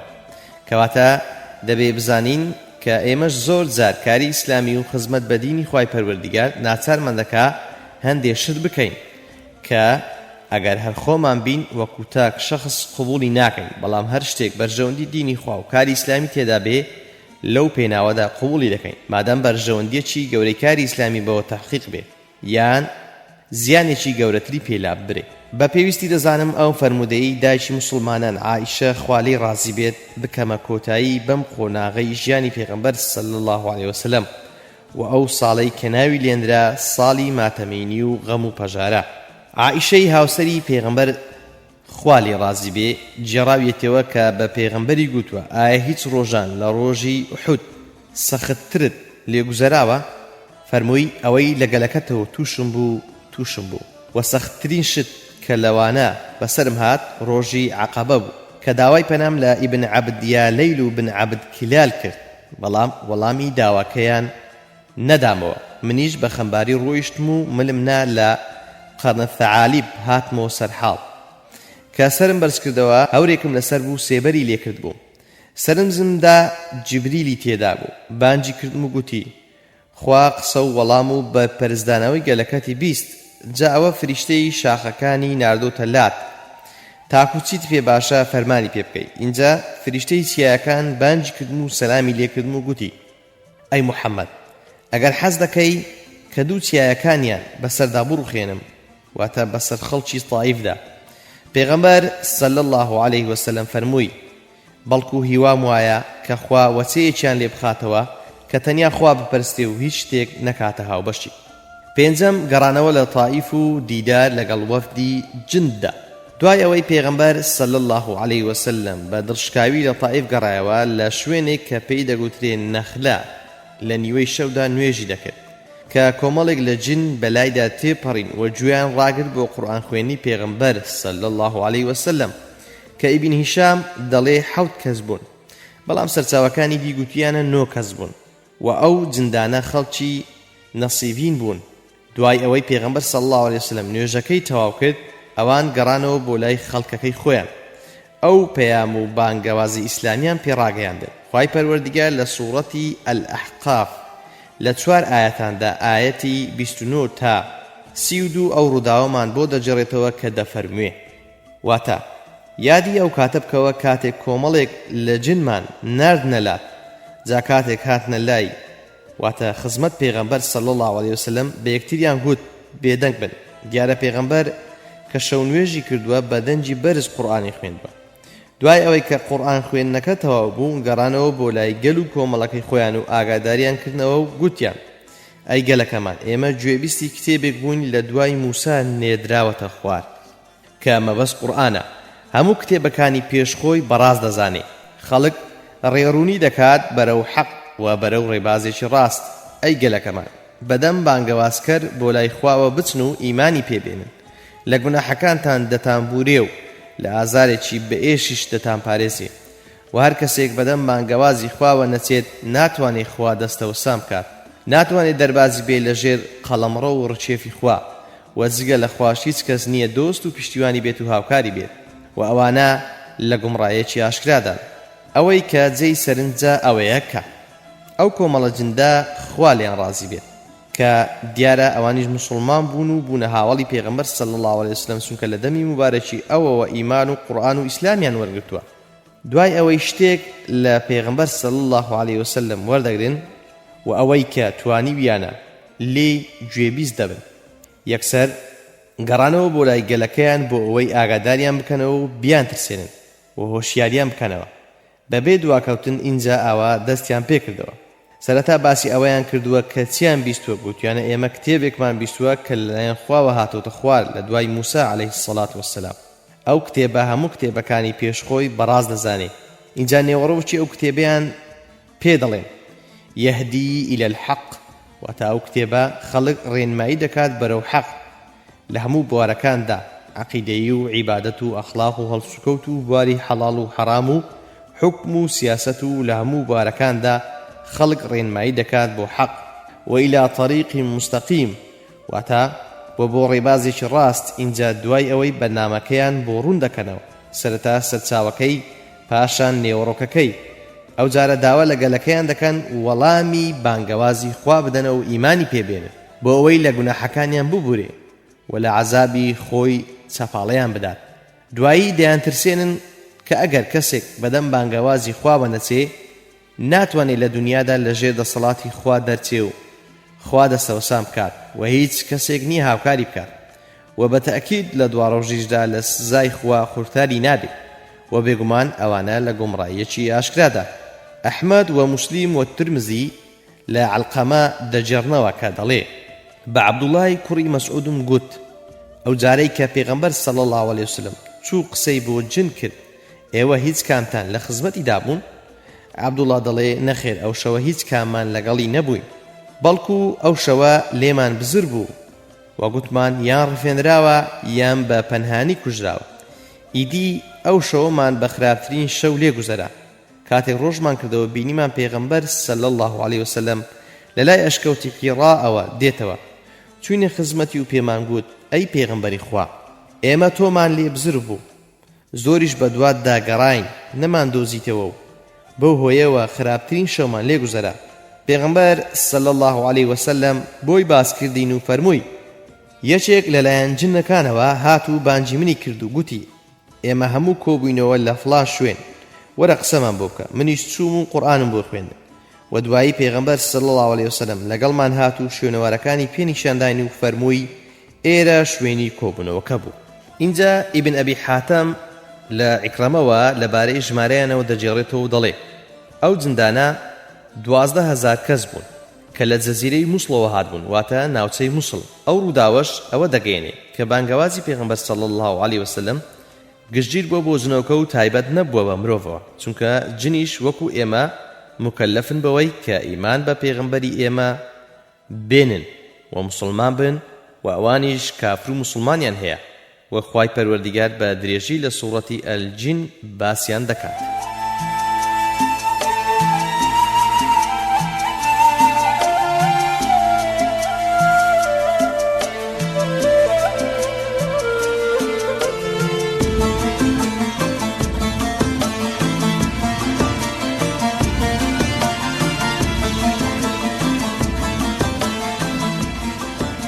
شورو برزبونوا الإسراء والمعراج الإسراء واتا شوروي المعراج يان العروج يعني برزبونوا ديارا شورويكا كلمكوا بو بيت المقدس بوا وبرزبونوكش لبيت المقدس وبو آسمان كانوا پشت آسمان كان بوا زاورو داوا گورو گرینگا زۆربەی لە کۆڵەڕەوان لەسەر ئەوە یەکدەنگن کە لە ساڵی 11 یاخود 12 پێغەمبەرەتیدا بووە واتە ساڵێک پێش ئەوەی پێغەمبەر صلی الله عليه وسلم کۆچ بکە بۆ مەدینە و ئەو ڕووداوە سەر سوڕهێنەر و گرینگە گەورەترین ڕێز لێگرتنی خوای پەروەردیگاری تێدایە بۆ پێغەمبەر لەگەڵ ئەو هەڵوو مەرجە سەخت و ئەو ئێش و ژانەی کە پێغەمبەر صلی الله عليه وسلم لەو ماوەی پێشوەدا چێشت بووی بۆ ئەوەی خوای بەبەزەی دڵی بداتەوە و دڵی خۆش بکات و خوای بەرزومەزنیش زۆر کاربەجێ و هەر کاتێک بینی یەکێک لە بەندەکانی خۆی تووشی ناڕەحەتی و ئێش و ژان دێ بە شتێک دڵی خۆش دەکات جا بێگومان ئەو سەفەرە گەورە و سەرسوڕهێنەرە لە لایەکەوە دڵخۆشکەرێکی گەورە بووە بۆ پێغەمبەر صلی الله عليه وسلم و لە لایەکی دیکەشەوە وزەوە بەرخستن و توانات تێدا پەیداکردنی زیاتر بووە بۆی تاکو بتوانێت لە قۆناغەکانی دواییدا دەوری زیاتر و کاریگەرتر ببینێ چونکە قۆناغەکانی کۆچکردن بۆ مەدینە و پاشان دامەزراندنی دەوڵەتی ئیسلامی و ئەو هەموو جەنگ و جیهادا کە دوایی کردوێتی قۆناغی زۆر سەخت بوون بۆیە خوای کاربەجێ کە ئەو سەفەرە گەورەیەی بە پێغەمبەر صلی الله عليه وسلم کردووە کە یەکێکە لە موعجیزە گەورەکان بۆ ئەوەی زیاتر دڵخۆش بێ بەوەی کە خوای پەروەردیگار ڕێزی لێ دەگرێ و بێڕێزی کافر و بێبڕوایەکان زۆر کار نەکاتە سەر دڵ و دەریونی مبارەکی. اینجا ئێمە سەرەتا بە کورتی لەبەر تیشی چەند ئایەتێکی قورئاندا باسی ئەو سەفەرە دەکەین بە هەردوو قۆناغەکەیەوە و دواتریش لەبەر تیشی چەند فەرمودەیەکدا زیاتر دەیتوێژینەوە. خوای عەزە وەجەل لەبارەی شەوڕۆی پێغەمبەرەوە صلی الله عليه وسلم فەرموویەتی: سبحان الذي أسرى بعبده ليلا من المسجد الحرام إلى المسجد الأقصى الذي باركنا حوله لنريه من آياتنا إنه هو السميع البصير. واتەپاچی بۆ ئەو کەسەی کە شەوڕۆیی کرد بە بەندەی خۆی بە شەوێ لە مزگەوتی حرامەوە بۆ مزگەوتی ئەقسای کە پیت و پێزمان خستۆتە دەوروبەرەکەی بۆ ئەوەی لە نیشانە گەورەکانی خۆمانی نیشان بدەین بێگومان خوا بیسەر و بینەریشە. ئەوە بەنسبەت قۆناغ و بەشی یەکەمی ئەو سەفەرە بە فەڕ و گرینگە. بەشی دووەمی سەفەرەکەشی بریتی بوو لە بەرزبوونەوە میعراجی پێغەمبەر صلی الله عليه وسلم لە بەیت المەقدیسەوە بەرەو ئاسمانەکان و پشت ئاسمانەکان. خوای بێوێنە لەو بارەیەوە دەفەرمێ: بسم الله الرحمن الرحيم والنجم إذا هوى ما ضل صاحبكم وما غوى وما ينطق عن الهوى إن هو إلا وحي يوحى علمه شديد القوى ذو مرة فاستوى وهو بالأفق الأعلى ثم دنا فتدلى فكان قاب قوسين أو أدنى فأوحى إلى عبده ما أوحى ما كذب الفؤاد ما رأى أفتمارونه على ما يرى ولقد رآه نزلة أخرى عند سدرة المنتهى عندها جنة المأوى إذ يغشى السدرة ما يغشى ما زاغ البصر وما طغى لقد رأى من آيات ربه الكبرى. وتا بناوي خواي ببزي وبخشندا سويند بأستير كاتك آوادا بيت یان کاتێک کە دەکەوێتە خوار لە ڕۆژی دواییدا یاخود کاتێک کە ئەستێرەکان هەندێکیان لە بین دەسن و هەندێکی دی دروست دەبن هاوڵەکەتان نەڕێی لێون بووە و نەسەرگەدانیش بووە. ئەوەیش کە دەیڵێ قورئان کە بۆتان دەخوێنێتەوە و ئەو فەرمایشتانەشی کە وەک ڕاگەیاندنی دین دەیان فەرمێ لە ئارەزووەوە نییە بەڵکو پەیامەکە بۆی ڕەوانە دەکرێت لەلایەن خوای پەروەردیگارەوە. کەسێک فریشتەیەک فێری دەکات کە زۆر بەهێزە شکل و دیمەنێکی زۆر جوان و پێکاتنێکی زۆر تێر و تەواوی هەیە یاخود فەستەوە یعنی خۆی پێشانی محەممەد صلی الله عليه وسلم دەدا لە کاتێکدا کە لە ئاسۆی هەرە بەرزی ئاسمان بوو دوایی شۆڕ بۆەوە و لێی نزیک کەوتەوە ئەوەندە لێی نزیک کەوتەوە وەکو دوو کەوانی بەرامبەر یەک بەڵکو کەمتریش. اینجا وحی کرد بۆ بەندەی خۆی ئەوەی کە خوا فەرمانی پێکرد بوو پێی ڕابگەێنێ. عقلی پێغەمبەر صلی الله عليه وسلم بە هەڵەدا نەچوو بوو لەوەدا کە بینی کە جوبریلی بینیوە لەسەر شێوەی خۆی. ئایا ئێوە لە گوماندان یان شەڕقسەی لەگەڵدا دەکەن لەبارەی ئەوەوە کە دەیبینێ و وەزارشتی جوبریلی بینی لەسەر شکل و شێوەی خۆی لە لای درەختی کۆتایی هەموو مەخلوقات لە لای ئەو درەختە بەهەشتی جێگەی تێدا حەوانەوەی ئەهلی ئیمانی لێیە کە ئەو درەختە دادەپۆشێ ئەوەی کە دایدەپۆشێ کە بەس خوا دەزانێ ئەو شتە چییە کە ئەو درەختە دایدەپۆشێ. چاوی پێغەمبەر صلی الله عليه وسلم لای نەدا و لە ڕێژ دەرنەچوو واتە ئەوەی کە بۆی دیاری کرابوو بینی هەر ئەوەی بینی و سەرکێشی نەکرد بێگومان ئەو محەممەد صلی الله عليه وسلم لە نیشانە گەورەکانی خوای پەروەردیگاری بینی. لێرەدا خوای پەروەردیگار باسی ئەوە دەکات کە پێغەمبەر صلی الله عليه وسلم دووجار جبریلی بینیوە لەسەر شێوەی خۆی ئەگەرنا دەیان زاری دیکە بینیویەتی. وەک عائیشە خوالی ڕازی بێت پرسیاری لێکرا دەربارەی ئەو دوو ئاەتەی کە دەفەرمێ ولقد رآه نزلة أخرى ولقد رآه بالأفق المبين. دەڵێ عائیشە خوالی ڕازی بێ گوتی من یەکەمینی کەسی ئەو ئومەتە بووم کە دەربارەی ئەو ئاەتانە پرسیارم لە پێغەمبەر صلی الله عليه وسلم کرد. ئەویش لە وەڵامدا فەرمووی ئەوە جوبریلە کە بەو شێوە حەقیقیەی خۆی خوڵقاندوویەتی لەسەری ئەو دووجارە نەبێ نەمبینیوە. بینیم لە ئاسمان هاتە خوار شێوە حەقیقیەکەی ئەوەندە گەورە بوو نێوانی ئاسمان و زەوی پڕ کردووە.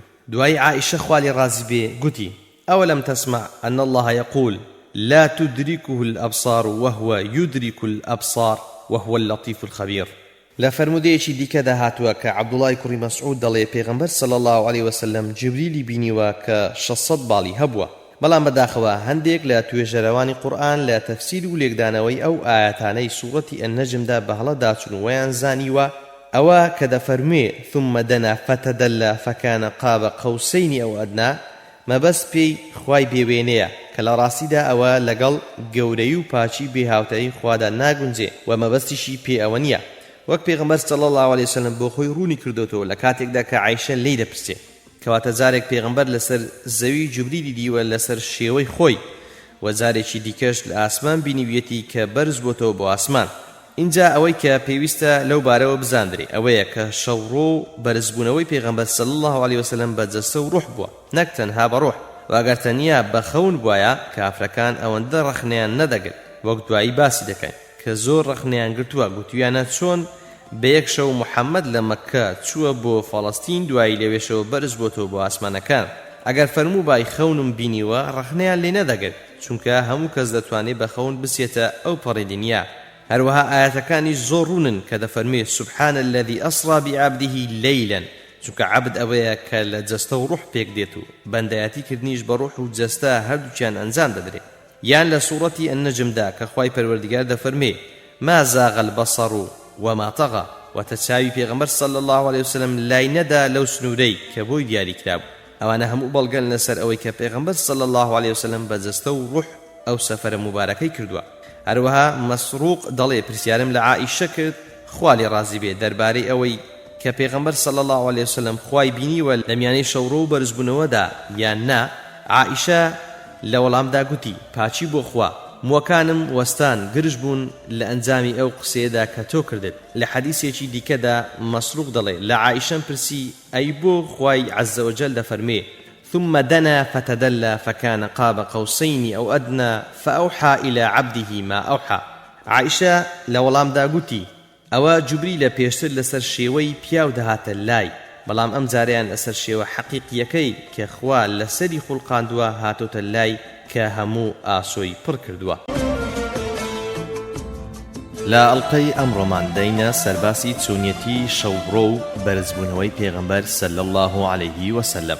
پێشتر شتێکمان باس کرد دەربارەی شەوڕۆ و بەرزبوونەوەی پێغەمبەر کە لە ئاەتی یەکەمی سوورەتی ئەلئیسراءدا باسی شەوڕۆی پێغەمبەر صلی الله عليه وسلم دەکات و 18 ئاەتی سوورەتی ئەننەجمیش باسی بەرزبوونەوەی پێغەمبەر صلی الله عليه وسلم دەکەن. لەم فەرمایشتانەشدا کە لە هەردوو صەحیحی بوخاری و موسلیمدا هاتوون باسی چۆنیەتی ئەو سەفەرە مبارەکەی پێغەمبەر کراوە بە شەو لە مەککەوە بۆ قودس و پاشان بەرزبوونەوە لەوێوە بەرەو ئاسمانەکان. ئەنەسی کوڕی مالیک دەڵێ ئەبوو ذەڕ باسی دەکرد کە پێغەمبەری خوا صلی الله عليه وسلم فەرموویەتی لە مەککە بووم سەقفی خانووەکەمان لێک بۆ جوبریلی لێ هاتە خوار سینەی لەت کردم و دڵ و هەنا و سینەمی بە ئاوی زەمزەم شۆردەوە. دوایی تەشتێکی زێڕی هێنا کە پڕ بوو لە حیکمەت و ئیمان هەمووی لە نێو سینەی من کرد. دوایی سینەمی بەیەکەوە نووساندەوە پاشان دەستی گرتم بەرەو ئاسمانەکان بەرزی کردمەوە و سەری خستم. و لە فەرمودەیەکی دیکەدا ئەنەس چۆنیەتی ئەو بەرزبوونەوەیە دەژێڕێتەوە. لەم فەرمودەیەدا پێغەمبەر صلی الله عليه وسلم چۆنیەتی سەفەرەکەیمان بۆ باز دەکات و دەفەرمێ بوڕاقیان بۆ هێنا کە ئاژەڵێکی سپی درێژە لە گوێ درێژ گەورەترە و لە ئێستر بچووکترە سمی لە کۆتایی شوێنێک دادەنێ کە حکمی چاو دەگاتێ واتە هەر بازێکی بە ئەندازەی بینینی چاوە کە تەنها خوا دەزانێت چاوی چەندە حکم دەکا. سواری بووم هەتا هاتمە بەیتولمەقدیس، دوایی بوڕاقەکەم بەستەوە بە ئەڵقەیەک کە هەموو پێغەمبەران عەلەیهیم السەلام پێیان بەستۆتەوە. دیارە هەموو پێغەمبەرانی دیکەش عەلەیهیم السەلام ئەو سەفەرە ئاسمانیان هەبووە، بەڵام مەرج نییە هەمویان گەیشت بنە ئەو شوێنەی کە پێغەمبەر صلی الله علیه وسلم پێی گەیشتووە. اینجا چوومە مزگەوتی ئەلئەقسا، دوو ڕکات نوێژم تێدا کرد و دوایی چوومە دەر. دوایی جیبریل هات، قاپێک شەراب و قاپێک شیری بۆ هێنام. قاپە شیرەکەم هەڵبژار. جیبریل گوتی ئەوەی کە لەگەڵ سروشتی ساغدا دەگونجێ ئەوەت هەڵبژار.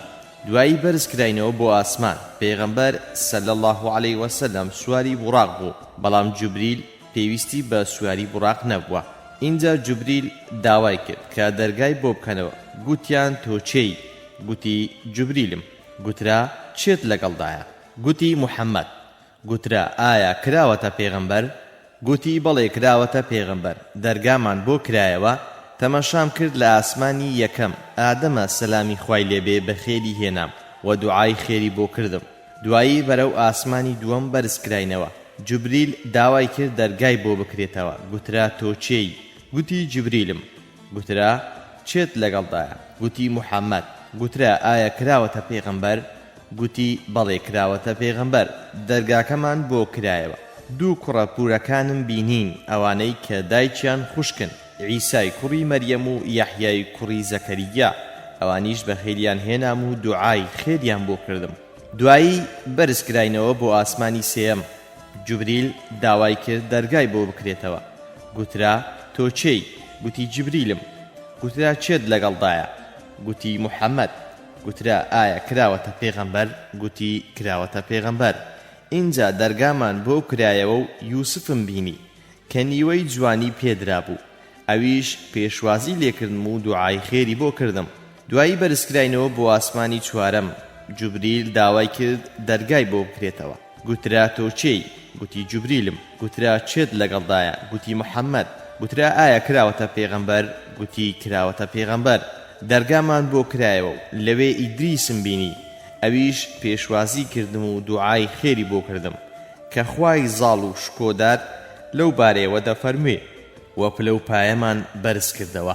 دوایی بەرزکراینەوە بۆ ئاسمانی پێنجەم. جیبریل داوای کرد دەرگای بۆ بکرێتەوە. گوترا تۆ چێی؟ گوتی جیبریلم. گوترا چێت لەگەڵدایە؟ گوتی محەممەد. گوترا ئایا کراوەتە پێغەمبەر؟ گوتی کراوەتە پێغەمبەر. اینجا دەرگامان بۆ کرایەوە. هاڕونم لەوێ بینی، پێشوازی لێکردم و دوعای خێری بۆ کردم. دوایی بەرزکراینەوە بۆ ئاسمانی شەشەم. جیبریل داوای کرد دەرگای بۆ بکرێتەوە. گوترا تۆ چێی؟ گوتی جیبریلم. گوترا چێت لەگەڵدایە؟ گوتی محەممەد. گوترا ئایا کراوەتە پێغەمبەر؟ گوتی کراوەتە پێغەمبەر. اینجا دەرگامان بۆ کرایەوە. موسام بینی و پێشوازی کردم و دوعای خێری بۆ کردم. دوایی بەرزکراینەوە بۆ ئاسمانی حەوتەم. جیبریل داوای کرد دەرگای بۆ بکرێتەوە. گوترا تۆ چێی؟ گوتی جیبریلم. گوترا چێت لەگەڵدایە؟ گوتی محەممەد. گوتی ئایا کراوەتە پێغەمبەر؟ گوتی کراوەتە پێغەمبەر. دەرگامان بۆ کرایەوە و ئیبراهیمم بینی پشتی بە بەیتولمەعموورەوە دابوو کە هەموو ڕۆژێ 7,000 فریشتە دەچوونە نێوی و نەدەگەڕانەوە بۆی. دوایی بەرەو درەختی کۆتایی بردرا. گەڵاکانی وەکو گوێی فیلان بوون، بەرەکەشی وەکو گۆزە و کوپەوا بوون. کاتێک کە دایپۆشی ئەوەی کە دایپۆشی بە فەرمانی خوا، ئەو درەختە بە شێوەیەک جوان بوو کە هیچ کەس لە دروست کراوەکانی خوا ناتوانێ وەسفی جوانیەکەی بکات. دوایی خوا ئەوەی بە پێویستی زانی قسەی لەگەڵ کردم و وەحی بۆ ناردم و 50 نوێژی لە شەو ڕۆژێکدا لەسەر فەرز کردم. اینجا دابەزیمە ئاسمانی شەشەم. گەیشتمە موسا عەلەیهی السەلام. گوتی پەروەردیگارت چی لەسەر ئومەتەکەت فەرز کرد؟ گوتم شەو ڕۆژی 50 نوێژ. گوتی بگەڕێەوە بۆ لای پەروەردیگارت و داوای لێ بکە بۆت سووک بکات. ئومەتەکەت ئەوەندەیان بۆ جێبەجێ ناکرێ، چونکە من لەگەڵ بەنی ئیسرائیلدا ئێش و ژانی زۆرم بینیوە و شارەزەیان بووم. دوایی گەڕامەوە لای پەروەردیگارم، ئەو شوێنەی کە زاری یەکەم قسەی لەگەڵ کردم و گوتم ئەی پەروەردیگارم لەسەر ئومەتەکەم سووک بکە. 5 نوێژی لابردن. دوایی گەڕامەوە بۆ لای موسا، گوتم 5 نوێژی لابردن. ئەویش گوتی ئومەتەکەت ئەوەندە ناتوانن داوا لە پەروەردیگارت بکە لەسەر سووک بکە.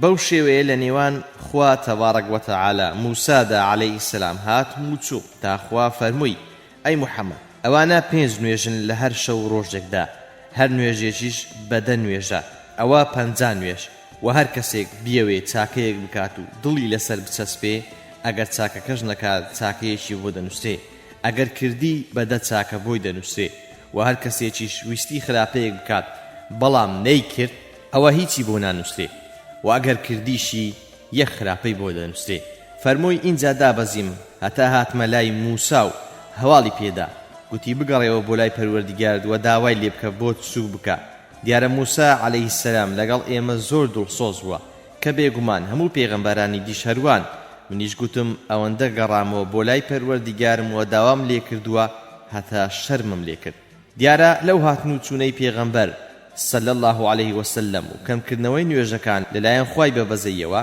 ڕێزلێنانی خوا بۆ پێغەمبەر و بەزەیی خوای پەروەردیگار دەردەکەوێ و دڵسۆزی موساش بۆ پێغەمبەر و صلی الله عليه وسلم ئومەتەکەی دەردەکەوێ چونکە پێغەمبەران برای یەکتر بوون و وەک چۆن بۆ یەکتر دڵسۆز بوون ئاواش بۆ ئومەتەکانی یەکتریش دڵسۆزن لێرەدا دەمەوێ ئاماژە بەوە بکەم کە بۆچی موسا سەلامی خوای لێبێ لەو مەسەلەیەدا دەبێتە مامۆستا و چاوساغی محەممەد لەگەڵ ئەوەشدا کە ئەو گەورەی پێغەمبەران و هەموو بەشەریەتە حیکمەتەکەی ئەوەیە کە موسا وەک بۆ خۆی گوتوویەتی موسا قۆناغی دروستکردنی کۆمەڵگا و کیانی ئیسلامی بینیوە بەڵام محەممەد صلی الله عليه وسلم جارەی لە سەرەتای ئەم قۆناغەدا بووە واتە موسا شارەزایی و ئەزمونێکی هەبووە کە محەممەد نەیبوو اینجا جێی سەر سوڕمانیش نییە پیاوێک گەورەتر بێ لە یەکێکی دیکە بەڵام ئەو زانیاریەی لە لای ئەوەی دیکە دەست دەکەوێ لە لای گەورەکە نەبێت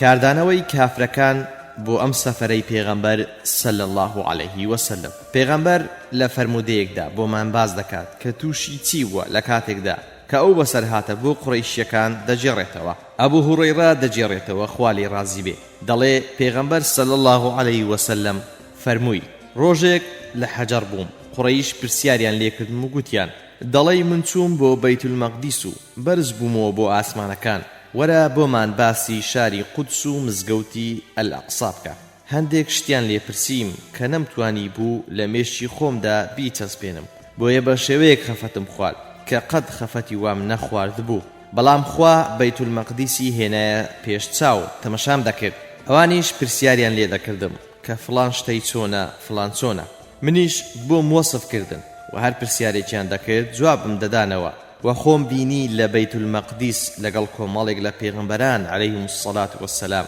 کاتێک وەختی نوێژ هات پێشنوێژیم بۆ کردن تاکو دەرکەوێت کە محەممەد سەروەری هەموو پێغەمبەرانە و ئەو پەیامەش کە بەودا نێردراوە بەڕاستدانەر و تەواوکەری پەیام و بەرنامەی هەموو پێغەمبەرانی پێشخۆیەتی و کاتێک نوێژەکە تەواو بوو یەکێک بانگی کردم وتی ئەی محەممەد ئەوە مالیک سەرپەرشتیاری دۆزەخە سەلامی لێ بکە منیش ئاوڕم لێدایەوە پێش ئەوەی من سەلامی لێ بکەم ئەو سەلامی لە من کرد اینجا دوای ئەوەی پێغەمبەر صلی الله عليه وسلم باسی سەفەری شەوڕۆ و بەرزبوونەوە ئیسڕا و میعراجی جێڕایەوە و مشریکەکان بیستیان باوەڕیان پێ نەکرد و بە درۆیان زانی و ئەو بەسەر هاتە مای تاقیکردنەوە بوو بۆ خەڵکی و هەندێک لەوانەی موسڵمانیش بوون کەوتنە گومانەوە بۆیە مشریکەکان هاتنە لای ئەبوو بەکر خوالی ڕازی بێ پێیان گوت دەڵێی چی سەبارەت بەو قسەی برادەرەکەت کە دەڵێ ئەم شەو شەوڕەویم پێکراوە بۆ بەیت المەقدیس ئەویش گوتی ئاوا دەڵێ گوتیان بەڵێ گوتی ئەگەر وا بڵێ ڕاز دەکات گوتیان باشە تۆ باوەڕی پێدەکەی کە ئەم شەو براوەتە بەیت المەقدیس و پێش ئەوەی ڕۆژ ببێتەوە گەڕاوەتەوە وتی بڵێ من باوەڕی پێدەکەم کە لەوەش زیاتر بڵێ دیارە لەبەر ئەوەش ناوی لێندرا الصدیق اینجا ئایا پێغەمبەر صلی الله عليه وسلم لە شەوی ئەلئیسڕا والمیعراجدا خوای پەروەردیگاری بینیوە یان نا زانایان لەو بارەیەوە مشتوموری زۆریان کردو بۆ وێنە یەکێک لەوانەی کە دەڵێ بینیویەتی عەبدوڵڵای کوڕی عەباسە بەڵگەکەشی ئەوەیە دەڵێ وەک چۆن ئیبراهیم خەلیل اللهە و موسا کەلیم اللهە پێغەمبەریش صلی الله عليه وسلم خوای بەرز و بێوێنەی بینیوە بەڵام عائیشە وە زۆربەی زانایە بڕوایان وایە کە نەخێر محەممەد صلی الله عليه وسلم خوای پەروەردیگاری نەبینیوە مەسروق کە یەکێکە لە زانایانی تابعین دەڵێ لای عائیشە بووم پێی گوتم فڵان کەس سێشت هەن هەر کەس یەکیان بڵێ ئەوە بوختانی بە ناوی خواوە کردووە گوتم ئەی دایکی ئیمانداران ئەو سێشتانە چین گوتی هەر کەسێک پێی وابێ محەممەد صلی الله عليه وسلم پەروەردیگاری خۆی بینیوە ئەوە بوختانی کردووە منیش کە لەو کاتەدا پاڵم دابەوە هەڵسامەوە و دانیشتم و گوتم ئەی دایکی بڕواداران پەلەمەکە چاوەڕێم بکە پرسیارم هەیە مەگەر خوای زاڵ و شکۆدار نەیفەرمووە ولقد رآه بالأفق المبين سورة التكوير ولقد رآه نزلة أخرى سورة النجم لەوڵام داگوتی من یەکەمینی ئومەت بووم کە لەو بارەیەوە پرسیارم لە پێغەمبەر صلی الله عليه وسلم کردووە پێغەمبەر فەرمووی ئەوە جوبریلە وەکو پێشتریش باسمان کرد دوایی عائیشە خوا لێی ڕازی بێ بەڵگەی بۆ هێنامەوە گوتی مەگەر خوا نافەرمی چاوەکان نایبین بەڵام خوا چاوەکان دەبینێ وەخوا زۆر پەنهانکارە و زۆر شارزایە یاخود ئەوە کە دەفەرمێ هیچ بەشەرێک بۆی نییە کە خوا بدوێنێ و قسەی لەگەڵدا بکات مەگەر لە ڕێی وحیەوە یاخود لە پشتی پەردەوە یاخود ڕەوانەکراوێک بنێرێت بە فەرمانی خوا ئەوەی کە خوا دەیەوێ پێی ڕابگەێنێ وەکو پەیامێک بێگومان خوا بەرزە و کاربەجەیە واتە مادام خوای پەروەردیگار وا دەفەرمێ کەواتە هیچ کەسێک بۆی نییە خوای بێهاوتە ببینێ لە دنیادا شتی دووەم لەوانەی کە عائیشە خوا لێی ڕاستی بێ دەڵێ هەر کەسێک بیان لێت بوختانی کردووە ئەوەیە کە هەر کەسێک بڵێت پێغەمبەر صلی الله عليه وسلم شتێکی شاردۆتەوە ئەوە درۆی کردووە چونکە خوای بەرز و مەزن دەفەرمێ يا أيها الرسول بلغ ما أنزل إليك من ربك وإن لم تفعل فما بلغت رسالته والله يعصمك من الناس إن الله لا يهدي القوم الكافرين واتا أي پیغمبر ئەوەی بۆت نێردراوەتە خوار لەلایەن پەروەردگارتەوە ڕای بگێنە ئەگەر وانەکەی پەیامی خواد نەگەیاندووە شتی سێمیش ئەوەیە کە هەر کەسێک بڵێ پێغەمبەر صلی الله عليه وسلم دەزانێ سبەینێ چ دەقەومێ ئەوە ئەو کەسە درۆی کردووە بە ناوی خواوە و بوختانی کردووە چونکە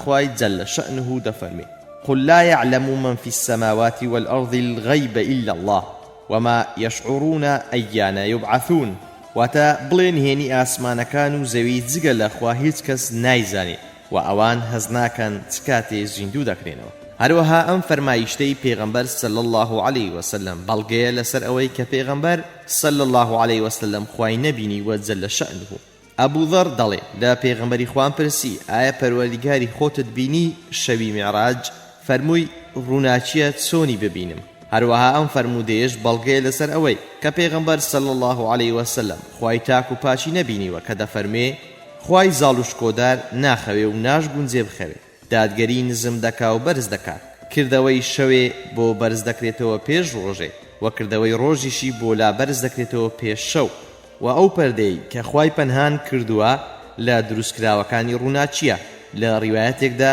کە ڕاویەکەی ناوی ئەبوو بەکرە دەڵێ ئەو پەردەیە ئاگرە ئەگەر ئەو پەردەیە لابدات پڕشنجی ڕووی هەرچی دەکەوێتە بەرمەودای دیتنی خوا لە دروستکراوەکانی دەسووتێ و لە بین دەچێت کەواتە ڕای بەهێزتر ڕاجح ئەوەیە کە نەیبینیوە بەڵام لە باشدا ئیمانداران خوا جەل شأنه دەبینن و پێکهاتەی جەستەی و ڕوحی ئەهلی بەهەشت جیایە لەوەی دنیایان بە هەمان شێوە پێکهاتەی ئەهلی جەهەنەمیش جیایە لە هی دنیایە و پەروەردیگار لەوێ بە زۆرێکی دی ئێمە دروست دەکاتەوە بە شێوەیە کە بتوانین خوای بێهاوتا ببینین بێ ئەوەی کە بفەوتین و لەبین بچین هەر بۆیەش کاتێک کە موسا سەلامی خوای لێبێ داوا لە خوای کاربەجێ دەکات کە بیبینێ دەفەرمێ قال لن تراني ولكن انظر إلى الجبل فإن استقر مكانه فسوف تراني فلما تجلى ربه للجبل جعله دكا وخر موسى صعقا فلما أفاق قال سبحانك تبت إليك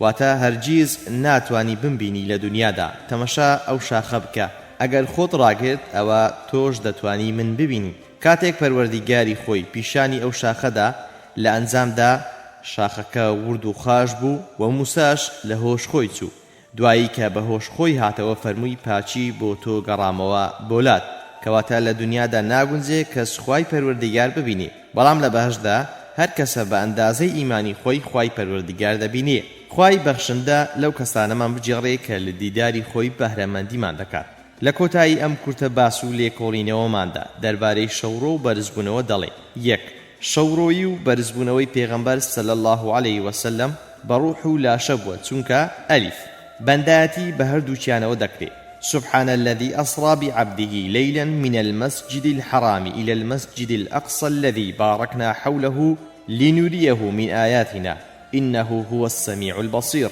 كواتا شورو كرني خوا با عبدكي ناغنزي مبز بي خونو روح به با اگر بروحو لاشە نەبوایە کافرەکانی قوڕەیش ئینکاریان نەدەکرد چونکە هەموو کەس دەتوانێ بەڕوح و خەون بۆ زۆر شوێنی دوور بڕوات لە ماوەیەکی کەمدا دوای ئەو هەموو ئێش و ئازارەی پێغەمبەر لەسەر ئیسلام چێشتی خوای بە بەزەیی وشتوویەتی ڕێزێکی تایبەتی لێ بنێ و شەوڕۆی پێ بکا و بەرزی بکاتەوە بۆ ئاسمانەکان سێ گرنگی و گەورەی مزگەوتی ئەقسا دەردەکەوێت کە پێغەمبەری خوا صلی الله عليه وسلم شەوڕۆی بۆ کردووە و لەوێوە بەرز بۆتەوە چوار بینینی پێغەمبەران عەلەیهم السلام یەکبوون لە عەقیدە و ڕێڕەوی گشتی ئیسلامەتیدا دەگەێنێ لە نێوان هەمویاندا پێنج پێشنوێژیکردنی پێغەمبەر بۆیان گەورەی و سەروەری پێغەمبەرمان دەگەێنێ شەش پێویستبوونی نوێژ لە ئاسمانەکان لەسەر پێغەمبەر و صلی الله عليه وسلم ئومەتەکەی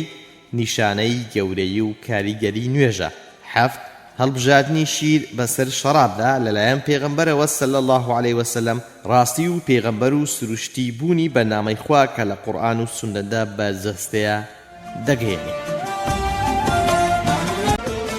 لە بەرنامەی ئەم جارەمان دەینە سەرباسی گەڕان و هەوڵدانی پێغەمبەر صلی الله عليه وسلم بۆ دۆزینەوەی پێگەیەک دوای ئەوەی کە پێغەمبەر صلی الله عليه وسلم لە شیوەکانی ئەبی تالیب هاتە دەرو ئەو دەنگ و دابڕینەی کە قوڕەیش لەگەڵ بەنی هاشمدا کردوویان کۆتایی پێهات پاش ماوەیەکی کەم هەر کام لە پشتیوانە دەرەکی و ناوەچیەکەی پێغەمبەر واتە ئەبوو تالیبی مامی و خەدیجەی خێزانی خوالی ڕازی بێ وەفاتیان کرد دوای نەمانی ئەبوو تالیب کە ڕیسپی و کەسایەتێکی گەورەی بەنی هاشم بوو ئازار و ئەشکەنجەی پێغەمبەر و هاوڵەکانی بەگشتی لەلایەن قوڕەیشیەکانەوە زیادی کرد بۆیە پێغەمبەر لەو کاتەوە کەوتە خولیا و بیری ئەوەی کە پێگەیەکی دیکە بۆ بانگەوازەکەی بدۆزێتەوە و ئەو بارودۆخ و کەشوهەوایی مەکە کە زۆر خنچێنەر بوو بگۆڕێ و پێغەمبەر صلی الله عليه وسلم ویستی ئەو بانگەواز و پەیامەی کە لە مەکە تەنجی پێهەڵسنراوە و ئێرچی لێوێک هێنراوەتەوە بگوازێتەوە بۆ شوێنێکی ئازاد بۆ ئەمە بەستەش دەستی کرد بەگەڕان کە ئەمەش لە ساڵی 11یەمی پێغەمبەرایەتیدا بوو وەک ئیبن ئیسحاق دەڵێ پێغەمبەر دەستی کرد بە خۆڕانواندن لەسەر تیرەکانی عەرەب و خۆی پێدەناساندن و مەبەست و بانگەوازەکەی خۆی تێدەگەیاندن بە تایبەتی لەو کاتانەدا کە خەڵکەکە دەهات و ئەو عیبادەت و خواپەرستیانەی خۆیان لە مەکە و دەوروبەری مەکە ئەنجام دەدا پێغەمبەر صلی الله عليه وسلم بانجی دەکردن بۆ لای خوا و تێی دەگەیاندن کە پێغەمبەرێکی ڕەوانەکراوە لەلایەن خواوە و داوای لێ دەکردن کە بەڕاستی بزانن و بەرگری لێ بکەن و ئیبن ئیسحاق دەڵێ حسێنی بن عەبدوڵڵای بن عەبیدوڵڵای بن عەباس پێی گوتم گوێم لە ڕەبیعەی بن عەباد بوو کە بابی بۆی جێڕابەوە و گوتوویەتی بابی ڕەبیعە دەڵێ من گەنجێک بووم کە تازە دەگەیشتمێ لەگەڵ بابم بووم لە مینا پێغەمبەر صلی الله عليه وسلم لەسەر مەنزڵگای کیرەکانی عەرەب دەوەستا و دەیگوت ئەی بەنی فلان واتە ئەی فلان عەشیرەت من پێغەمبەری خوام بۆ ئێوە خوا جەل شەئنه و فەرمانتان پێ دەکات بیپەرستن و هیچ شتێک نەکەن بە هاوبەشی و ئەوانەی کە دەیانکەن بە هاوبەش بۆ خوا فڕیان بدەن و ئیمانم پێبێن و بەڕاستم بزانن و پشگیریم بکەن و بەرگریم لێ بکەم تاکو ئەوەی کە خوا منی پێڕەوانە کردووە ڕای بگێنم دەڵێ و هەمیشە پیاوێک لە دوایەوە دەڕۆیشت کە ئینسانێکی دەموچاو و درەوشاوە جوان بوو دوو کەزی هەبوون بەرگێکی عەدەنی لەبەردا بوو دوای ئەوەی کە پێغەمبەر لە قسەکانی خۆی دەبەوە ئەو کابرایە دەیگوت ئەی هۆزی فڵان ئەم کابرایە موحەممەد بانگتان دەکا کە لات و عوزا لە گەردەنی خۆتان دابڕنن هەروەها پەیوەندی بپچڕێنن لەگەڵ هاوپەیمانەکانتان لە جن لە بەنی مالیک و بن ئەقیش ئەوە تیرێکی ناساوی جن بووە و بانگتان دەکا بۆ ئەوەی کە خۆی هێناویەتی لە شتی داهێنرا و گومڕایی بە قسەی مەکەن و گوێی بۆ مەگرن دەڵێ منیش بە بابم گوت ئەو کابرایە چێیە کە بە دوای پێغەمبەر صلی الله عليه وسلم دەکەوێت و بەرپرسی دەداتەوە گوتی ئەوە مامیەتی عەبدولعزی بن عەبدولموطەلیب کە ئەبوو لەهەبە. هەروەها ئیبن هیشام دەڵێ پێغەمبەر صلی الله عليه وسلم قسەی لەگەڵ چەند تیرەیە کردووە کە باسی چوار لەو تیرانەمان بۆ دەجێڕێتەوە و دەڵێ سەرەتا پێغەمبەر صلی الله عليه وسلم چۆتە لای عەشیرەتی کەندە لە منزڵگا و هەوارگەی خۆیان کە گەورە و سەرۆک هۆزەکەیان ناوی مەلیح بووە. پێغەمبەر صلی الله عليه وسلم بانجی کردوون بۆ لای خوای زاڵ و شکۆدار و خۆی پێناساندن و ئیسلامی بۆ باسکردوون بەڵام لێیان وەرنەگرتووە. دوایی پێغەمبەر صلی الله عليه وسلم چۆتە لای تیرەی بەنی عەبدوڵڵاه لە هۆزی کلب لە منزڵگای خۆیان و خۆی پێناساندن و باسی ئیسلامی بۆ کردوون و پێی گوتون ئەی وەسەی عەبدوڵڵاه خوای بەرزومەزن ناوی بابتانی کردووە بە ناوێکی چاک. دوایی بانجی کردوون بۆ خواپەرستی و بەڕازدانانی پێغەمبەرەتی خۆی و ئیسلامی بۆ باسکردوون بەڵام ئەوانیش ئەو بانگەوازیان لێوەرنەگرت و بەرپەرسیان داوەتەوە. هەروەها چووە بۆ لای بەنی حەنیفە ئەوانیش هەر لە منزڵگای خۆیان بانجی کردوون بۆ تەنیا پەرستنی خوا و خۆی پێناساندون بەڵام لە عارەباندا هیچ کەس وەکو ئەوان وەڵامی توند و خراپ و ناقۆڵای نەبوو و زۆر بە شێوێکی ناشرین وەڵامی پێغەمبەریان داوەتەوە. اینجا چووە بۆ لای بەنو عامر بن سەعسەعە ئەوانیشی بان کردووە بۆ لای خوا و خۆی پێناساندون و پیاوێک لەو هۆزە بە ناوی بیحرەی بن فیراز گوتی بەخوا ئەگەر ئەو گەنجەی قوڕەیش بگرم عەرەبی پێدەگرم. هەڵبەتە ئەو کابرایە بۆیە وای گوتو چونکە پێغەمبەر صلی الله عليه وسلم پیاوێکی بە شان و شەوکەت بووە لە ڕووی قەد و قیافەوە و لە ڕووی عەقڵ و تێگەیشتن و قسەزانی و زمان پاراوی و ڕەوشبەرزی و هەتا دوایی کامڵ بووە. دوایی بیحرا بە پێغەمبەری گوت ئایا ئەگەر ئێمە پەیمانمان بە تۆدا پاشان خوا تۆی سەرخست بەسەر ئەوانەدا کە نەیاتن ئایا لە دوای ئەوەی کە تۆ دەمری سەرۆکایەتی ئەو دینە بۆ ئێمە دەبێ؟ پێغەمبەر صلی الله عليه وسلم فەرمووی ئەوە پەیوەندی بەخوا هەیە بە قسمەت شەی کرد بۆی دەبێ. ئەویش گوتی ئێمە سینجی خۆمان بکەینە قەڵغان لە بەرامبەر عەرەبدا و دوای ئەوەی کە خوا تۆی سەرخست ئەو جەماعەت و گەورەیە بۆ غەیری ئێمە بێت بڕۆ ئیشمان بەکاری تۆ نییە. واتە ئەوانیش وەڵامیان نەدایەوە. بڵێ پێغەمبەر صلی الله عليه وسلم کە هەر کەس و تیرە و هۆزێکی بان کرد بێ بۆ خواپەرستی و ئیمانهێنان بە پێغەمبەر و ئیسلام بە مەرجی پێدانی بەرپرسیارەتی و پارە و پوڵ و تەماع بانجی نەکردون و ویستوێتی خەڵک بە قەناعەت و لەبەرخوا دوای ئیسلام بکەون و فەرموویەتی بەندایەتی بەس بۆ خوا بکەن و ئەگەر بەندەی چاک بن خوا جەل شەئنه دەتان خاتە بەهەشت و لە دۆزەق دەتان پارێزێ. بێگومان کاری ئیسلامی تەنیا بە کەسانێک دێتە بەرهەم و بەرگری و پشتگیری و پشتیوانی لێ دەکرێت کە قەناعەتیان پێی بێ نەک بەهۆی تەماعی دنیاوە دوای کەوتبن چونکە هەر کاتێک ئەو تەماعە نەما پشتی دین بەردەدەن. اینجا ئیبن ئیسحاق ئاوا کۆتایی بە باسەکەی خۆی دێنێ.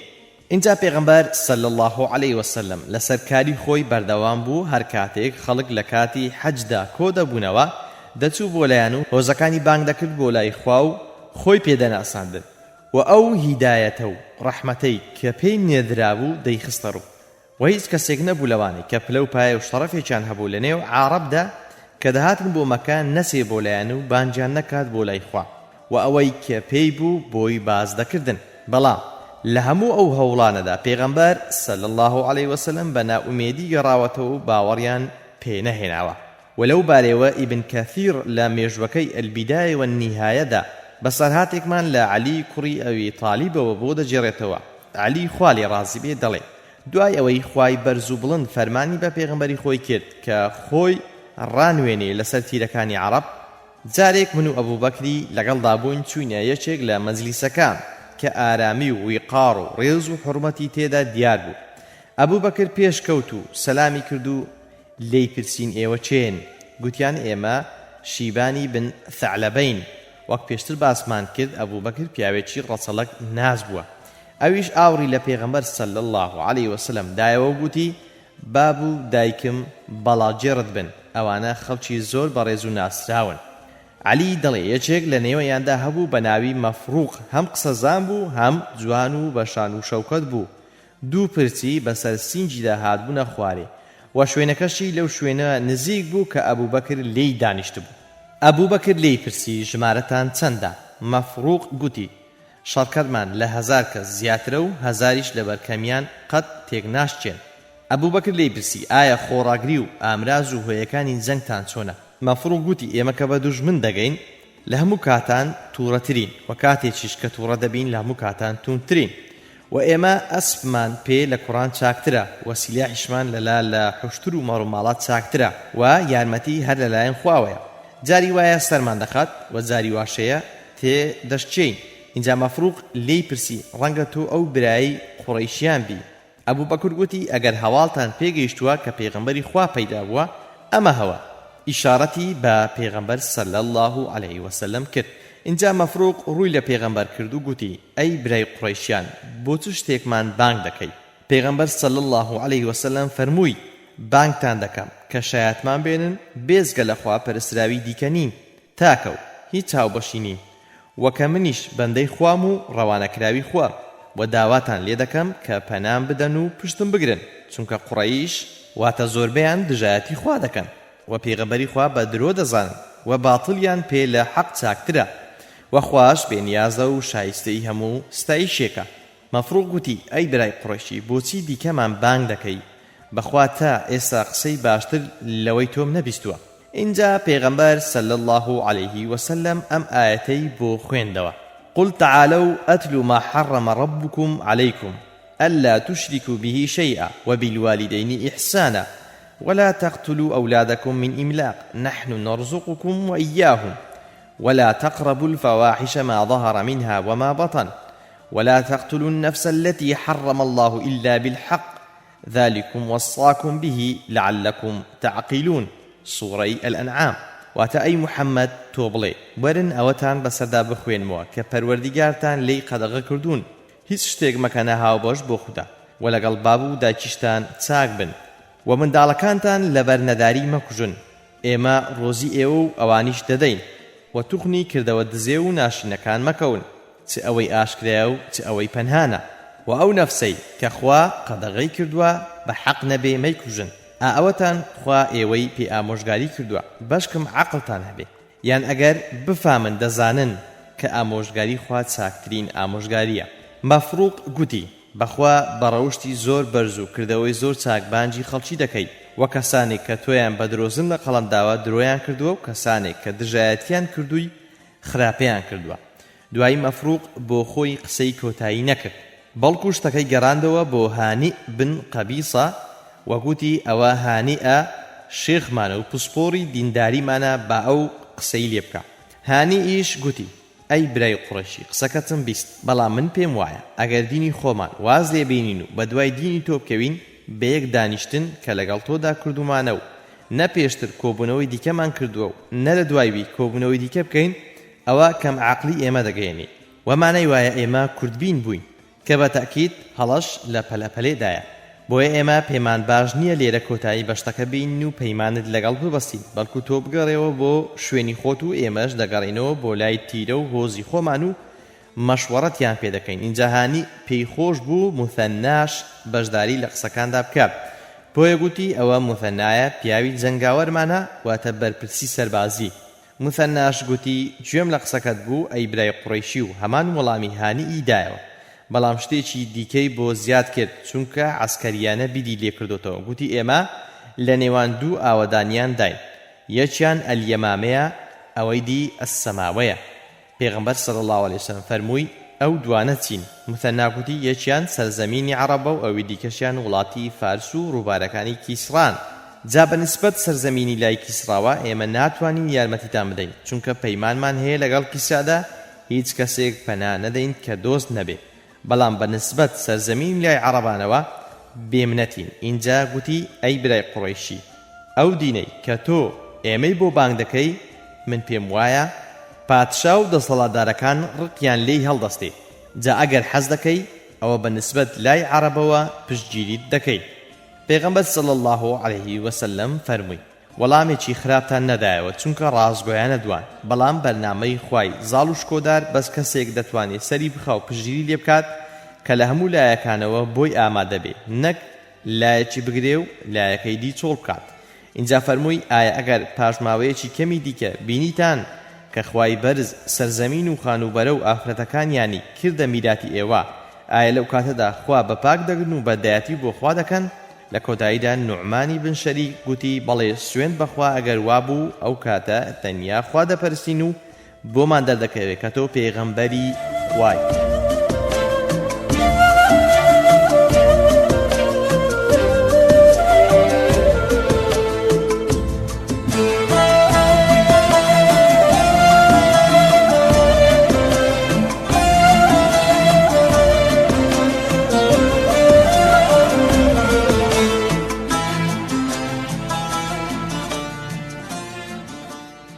المقريزي دلي ثم عرض صلى الله عليه وسلم نفسه على القبائل أيام الموسم ودعاهم إلى الإسلام وهم يكم بنو عامر، دوم غسان، سيم بنو خرارة، شوارم بنو حرة، بينزم بنو سليم، ششم بنو نظر، حفتم بنو عبس، هشتم ثعلبة بن عكابة، نويم كندا، ديم كلب، يازدا بنو الحارث بن كعب، دوازدا بنو حنيفة، سيزدا بنو عذرا، چواردا قيس بن خطم، پازدا أبو أنس بن أبي. پیغمبر صلى الله عليه وسلم لقل هر كاميچيان كقصي دكر ديفرمو چ پیاوێک هەیە ڕێگەم پێ بداو لەگەڵ خۆیم بەرێ بۆ نێو تیرە و هۆزەکەی خۆی و پشتگیریم لێ بکات بۆ ئەوەی پەیامی پەروەردیگارم ڕابگەێنم، چونکە قوڕیشیەکان ڕێگەم لێ دەگرن کە پەیامی پەروەردیگارم ڕابگەێنم. ئەبوو لەهەبیش کە لە دوای دەڕۆیش دەیگوو لا تسمعوا منه فإنه كذاب، واتە گوێی لێ مەگرن ئەوە درۆزنە. اینجا ئەحمەد لە مسنەدەکەیدا و الطبراني لا المعجم الكبير خويدا البيهقي لا الدلائل لا مدرجي بني منيبوا دجرنوا كأويش لبابيوا أويش لبابيوا جرابيتوا كقتويتي. پیغمبری خوام صلى الله عليه وسلم بيني لسردمي نفامدا ديفرمو يا أيها الناس قولوا لا إله إلا الله تفلحوا. واتای خلچینا بڵێن جگە لە خوا هیچ پەرستراونین سەرفراز دەبن. جا کە پێغەمبەر صلی الله عليه وسلم ئاوا بانگی دەکردن، خەڵکێک تفی لە دەموچاوی مبارەکی پێغەمبەر صلی الله عليه وسلم دەکرد، هێندێکیش قسەی ناشیرنیان پێدەگوت تا نیوەڕۆ پێغەمبەر صلی الله عليه وسلم بەردەوام دەبوو. بەڵام ئەوان هەر بەرپەرچیان دەدایەوە تا کچێک هات قاپە ئاوێکی پێبوو. پێغەمبەر صلی الله عليه وسلم بە کچەکەی فەرموو ئەی کچم لە بابت مەترسێ کە ژێر بکەوێ یاخود زەبون بێ. منیش گوتم ئەوە چێیە؟ گوتیان ئەوە زەینەبی کچی پێغەمبەرە صلی الله عليه وسلم. لە کۆتایی ئەم باسەشدا ئاماژەیەکی خێرا بە چەند مەسەلەیەک و گەورەترین دەرس و پەندی گەڕانی پێغەمبەر صلی الله عليه وسلم بە دوای پێگەی جەماوەریدا دەکەین. یەک، پێغەمبەر صلی الله عليه وسلم بە زۆری بە شەو لەگەڵ ئەو تیرانەدا دادەنیشت بۆ ئەوەی قوڕەیشیەکان پێی نەزان و لێی تێک نەدان. دوو، خۆی دەچوو بۆ هەوارگە و مەنزڵگایان و قسەی بۆ دەکردن نەک چاوەڕێ بێ ئەوان بێن بۆ لای، چونکە ئەوە وەک فریادڕەسێک خەڵکی ڕزگار دەکرد لە شەوەزەنجی گومڕاهی. سێ، بەتەنها نەدەچوو بەڵکو کەسێک یان دوو لە هاوڵانی لەگەڵ خۆیدا دەبرد، بە تایبەتی ئەبوو بەکر کە زۆر ڕەسەڵک ناز بوو. چوار، هەمیشە داکۆچی لەسەر توانە و هێزی تیرەکان دەکرد کە لە سەرەتاوە پێویستی بە هێزی زیاتر بوو تاکو بتوانن بەرگری لێ بکەن. ئەم دەرس و پەندە گەورەیەش کە لەم مەسەلێدا وەردەگیرێ ئەوەیە کە بەبێ دروستکردنی بنکەی جەماوەری و هێز و توانای پێویست قەوارە و کیانی ئیسلامی دروست نابێ و پێویستە دروستکردنی بنکەی جەماوەری گرنگی تەواوی پێ بدرێ و زۆر بە جددی کاری بۆ بکرێ. دیارە هەر واقع و هەلومەرجەش شێوازی خۆی دەوێ. قسەکردن لەگەڵ نوێنەرانی شاری یەثریب و ئیمانهێنان و بەیعەتکردنیان. قسەکردنی پێغەمبەر صلی الله عليه وسلم لەگەڵ نوێنەرانی شاری یەثریب ئەوس و خەزرەجدا بە سێ قۆناغدا تێپەڕیوە. قۆناغی یەکەم سەرەتایی دیدار.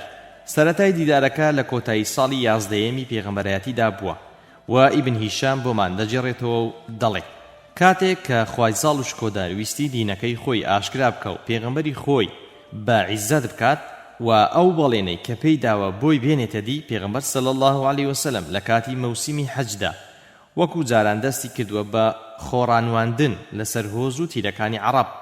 لە لای عەقەبە گەیشتوتە کۆمەڵێک لە تیرەی خەزرەج کە خوا ویستی خێریان بێنێتە ڕێ. هەر کەسێک لە خزمەتی دینی خوادا بێ بێگومان خوا خێری هێناوەتە ڕێ و دەبێ مەمنونی خوا بێ. کاتێک کە پێغەمبەر صلی الله عليه وسلم پێیان گەیشت فەرمووی ئێوە چێن؟ گوتیان ئێمە کۆمەڵێکین لە خەزرەج. فەرمووی لە هاوپەیمانەکانی جوولەکان؟ گوتیان بەڵێ. فەرمووی دانیشن هەندێک قسەتان بۆ بکەم. گوتیان اینجا لەگەڵی دانیشتن و بانجی کردن بۆ لای خوا و ئیسلامی لەسەر ڕانواندن و قورئانی بۆ خوێندنەوە. ئیبن هیشام دەڵێ شتێک کە خوا بۆ پێغەمبەری صلی الله عليه وسلم کرد بۆ ئەوە بوو کە جوولەکەکان لەگەڵ ئەوس و خەزرەج بوون لە وڵاتی خۆیان یەثریب. جوولەکەکان خاوەنی کتێب و زانیاری وەحی بوون، بەڵام ئەوس و خەزرەج هاوبەش بۆ خوادانەر و بتپەرست بوون. ئەوس و خەزرەج بەسەر جوولەکەکاندا زاڵ بوون و دەسەڵاتیان بەسەریاندا هەبوو. جا کاتێک کە دەمەقاڵێ و ناکۆچێکیان دەبوو لەبەر ئەوەی جوولەکەکان بە ئەوس و خەزرەج نەدەوێران، هەڕەشەیان دەکرد بە پێغەمبەری کۆتایی و صلی الله عليه وسلم دەیانگوت پێغەمبەرێک دێ کە ڕۆژگاری هاتنی نزیک بۆتەوە، شوێنی دەکەوین و لەگەڵ ئەودا لە دژی ئێوە دەجەنجین وەک چۆن عاد و ئیڕەم لەبەین چوون، ئاوا لەبەینتان دەبین. اینجا کاتێک کە پێغەمبەر صلی الله عليه وسلم قسەی لەگەڵ ئەو کۆمەڵە پیاوەدا کرد کە 6 کەس بوون لە خەزرەجیەکان لە نێوخۆیاندا هەندێکیان گوتیان ئەی خەڵچینە بزانن سوێند بەخوا ئەوە ئەو پێغەمبەرەیە کە جوولەکەکان هەڕەشەی پێدەکەن لە ئێوە، کەواتە ئازابن با ئەوان پێشتان نەکەون. اینجا دوای ئەوەی کە پێغەمبەر صلی الله عليه وسلم بە درێژی باسی ئیسلامی بۆ کردن، ئەو 6 کەسە ئیمانیان پێهێنا و بەڕاستیان زانی ئەو پەیام و بانگەوازەی کە بۆی خستبوونە ڕوو لیان وەرگرت و مسلمان بوون و پێیان گوت ئێمە کە هاتووین بۆ حەج ئەو خزم و تیرانەی خۆمانمان بەجێهێشتون، شەڕ و دوژمنایەتیەکیان لە نێواندا هەیە، هەرخوا دەزانێت چۆنە. جا بەڵکو خوای بەرز و مەزن بەهۆی تۆ کۆیان بکاتەوە، ئێمە دەچینەوە بانجیان دەکەین بۆ ئەو دینەی تۆ و باسی ئیسلامیان بۆ دەکەین. ئەگەر خوا ئەوان لەسەر دەستی تۆ کۆ بکاتەوە هیچ کەس لە تۆ بەعیزەتتر نابێ. اینجا دوای ئەو 6 کەسە گەڕانەوە بۆ وڵاتی خۆیان دوای ئەوەی کە ئیمانیان هێنا و پێغەمبەری خۆیان بەڕاستدانا. ئەو 6 کەسەش بریتی بوون لە ئەسعەدی کوڕی زەرارە لە بەنی نەجار، عەوفی کوڕی حارث لە بەنی نەجار، رافعی کوڕی مالیکی کوڕی عەجلان لە بەنی زەریق، قوتبەی کوڕی عامری کوڕی حەدیدە لە بەنی سەلمە، عەقەبەی کوڕی عامری کوڕی نابی لە بەنی حەرامی بن کەعبە، جابری کوڕی عەبدوڵڵا لە بەنی عەبیدی بن غەنەم، خوا لە هەمیان ڕازی بێ. و دوای ئەوەی کە چوونەوە بۆ یەثریب باسی پێغەمبەری خۆیان صلی الله عليه وسلم بۆ خەڵکەکە کرد و خەڵکەکەی خۆیان بان کرد بۆ ئیسلام بە شێوەیەک ئیسلامیان لە نێودا بڵاو بووە کە هیچ ماڵەیەک لە ماڵەکانی یەثریب نەما کە باسی پێغەمبەری تێدا نەکرێ و باسی ئیسلامەتی نەچووبێتە نێو. شایانی باسیشە نوێنەرانی یەثریب لە قۆناغی یەکەمی دیداری پێغەمبەردا صلی الله عليه وسلم هەمیان گەنج بوون و تەنیا خەزرەجیەکان بوون.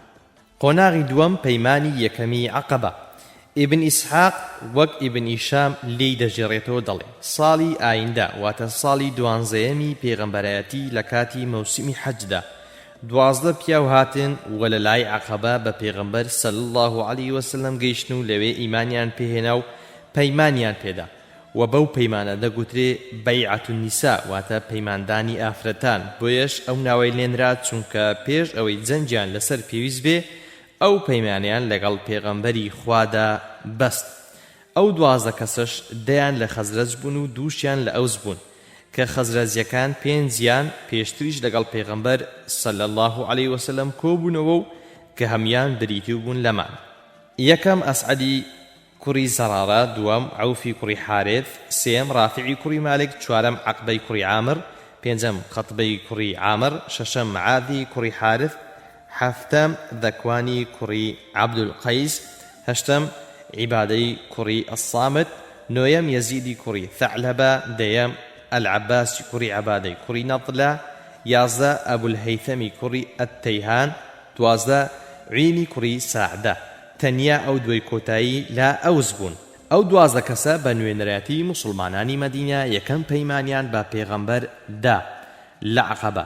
دەقی پەیمان نامەی یەکەمی عەقەبە کە عیبادەی کوڕی سامد یەکێک بووە لەوانەی ئەو پەیمانەی بە پێغەمبەر صلی الله عليه وسلم داوە بۆمان دەجێڕێتەوە کە پێغەمبەر فەرموویەتی وەرن پەیمانم پێ بدەن کە خوا بپەرستن و هیچ هاوبەشێکی بۆ بڕیان نەدەن و دزی نەکەن و زینا نەکەن و منداڵەکانی خۆتان نەکوژن و هیچ بوختانێک نەکەن لە نێوانی دەست و پێتاندا، واتە کوڕ یان کەسی خەڵکی دیکە نەکەن بەهی خۆیان، و لە هیچ شتێکی چاکدا سەرپێچی لە فەرمانی پێغەمبەر صلی الله علیه وسلم نەکەن.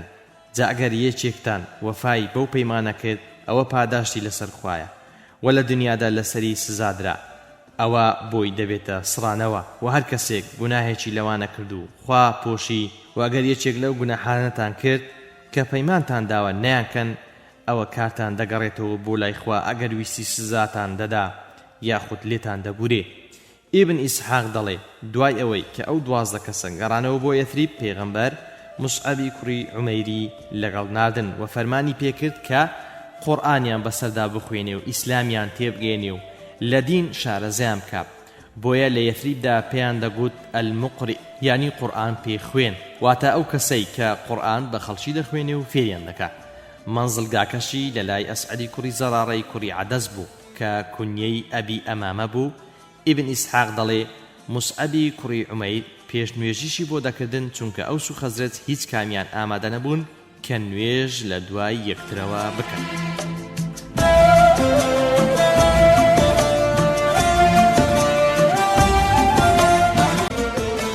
لا باسی قسەکردن لەگەڵ نوێنەرانی شاری یەثریب و ئیمانهێنان و بەیعەتکردنیان گەیشتینە قۆناغی سێم پەیمانی دووەمی عەقەبە. قۆناغی سێمی دیداری پێغەمبەر صلی الله علیه وسلم لەگەڵ نوێنەرانی شاری یەثریب لە ساڵی 13ەمی پێغەمبەرەتی دابوو. ئیبن هیشام لەو بارەوە دەڵێ دوای ئەوەی کە مصعبی کوڕی عومەیر بۆ ماوەی 1 ساڵ لە یەثریب دەمێنێتەوە، لە ساڵی داهاتوودا و لە کاتی مەوسیمی حەزدا دەگەڕێتەوە بۆ مەککە لەگەڵ ئەو مسلمانانەی کە لەسەر دەستی ئەو مسلمان بوون، بەڵام کە لە یەثریبەوە بەڕێ دەکەون خۆیان لە کافرەکانی ئەوێ زیاناکەنەوە بە یەکەوە دێن بۆ ئەوەی ئاشکرا نەبن و زیانیان پێ نەگەێنن، کە دەگەنە مەککە کات و شوێنێک لەگەڵ پێغەمبەر صلی الله علیه وسلم دادەنێن بۆ یەکتر بینین لە لای عەقبە لە نێوەڕاستی ڕۆژەکانی تەشریق ئەیام التەشریقدا، واتە 11 و 12 و 13 دیلحیجە. کەعبی کوڕی مالیک کە یەکێکە لەوانەی ئامادەی ئەو پەیمانە بووە دەڵێ دوای ئەوەی کە لە حەج بووینەوە ئەو شەوەی کە قەرار بوو پێغەمبەری خوا ببینین، سەرەتای شەوێ لەگەڵ مشریکەکان لە لای مەنزڵگا و بارەکانی خۆمان خەوتین هەتا سێیەکی شەو ڕۆیشت. دوایی ئێمە بە پەنهانی هەستاین و لە مەنزڵگاکەی خۆمان هاتینە دەرو بە پەنهانی ڕۆیشتین تا شیوەکانی عەقبە و لەوێ هەمومان کۆبووینەوە کە 73 پیا و 2 ئافرەت بووین. 2 ئافرەتەکەش یەکێکیان نوسەیبەی کچی کەعب کە کونیەکەی عەمارە بوو، ئەوی دیکەیان ئەسمائی کوڕی عەمر کە کونیەکەی مەنیع بوو. کەعبی کوڕی مالیک دەڵێ لەوێ پێغەمبەر صلی الله علیه وسلم قسەی بۆ کردین و قورئانی بۆ خوێندینەوە و بانجی کردین بۆ ئیسلام. پاشان فەرمووی پەیمانتان لەگەڵ دەبەستم کە بەرگریم لێ بکەن و پشتگیریم بن وەک چۆن پشتگیری و بەرگری دەکەن لە هاوسەر و منداڵەکانی خۆتان. کەعب دەڵێ بەڕائی کوڕی مالیک لە پێش هەموواندا دەستی پێغەمبەری گرت صلی الله علیه وسلم وەگوتی بەڵێ سوێن بەو زاتەی کە تۆی بەحەق ناردووە، تۆ دەپارێزین لە هەموو شتێک کە ناموس و ماڵ و منداڵی خۆمانی لێ دەپارێزین.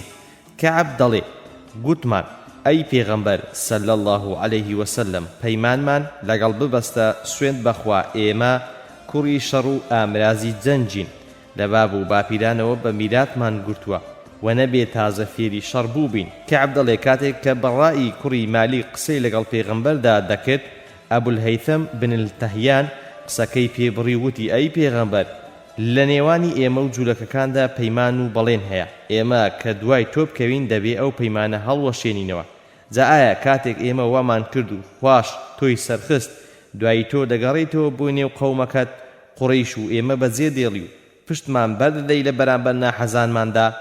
کەعب دەڵێ پێغەمبەری خوا صلی الله علیه وسلم زەردەخەنەیەکی هاتێ و فەرمووی بەڵکو خوێنم لەگەڵ خوێنتانە و ماڵ لێ تێکچوونیشم لەگەڵ ماڵ لێ تێکچوونتانە، من لە ئێوەم و ئێوەش لە منن، لەگەڵ چێ شەڕ بکەن شەڕی لەگەڵ دەکەم و ئاشتیش لەگەڵ چێ بکەن ئاشتی لەگەڵدا دەکەم.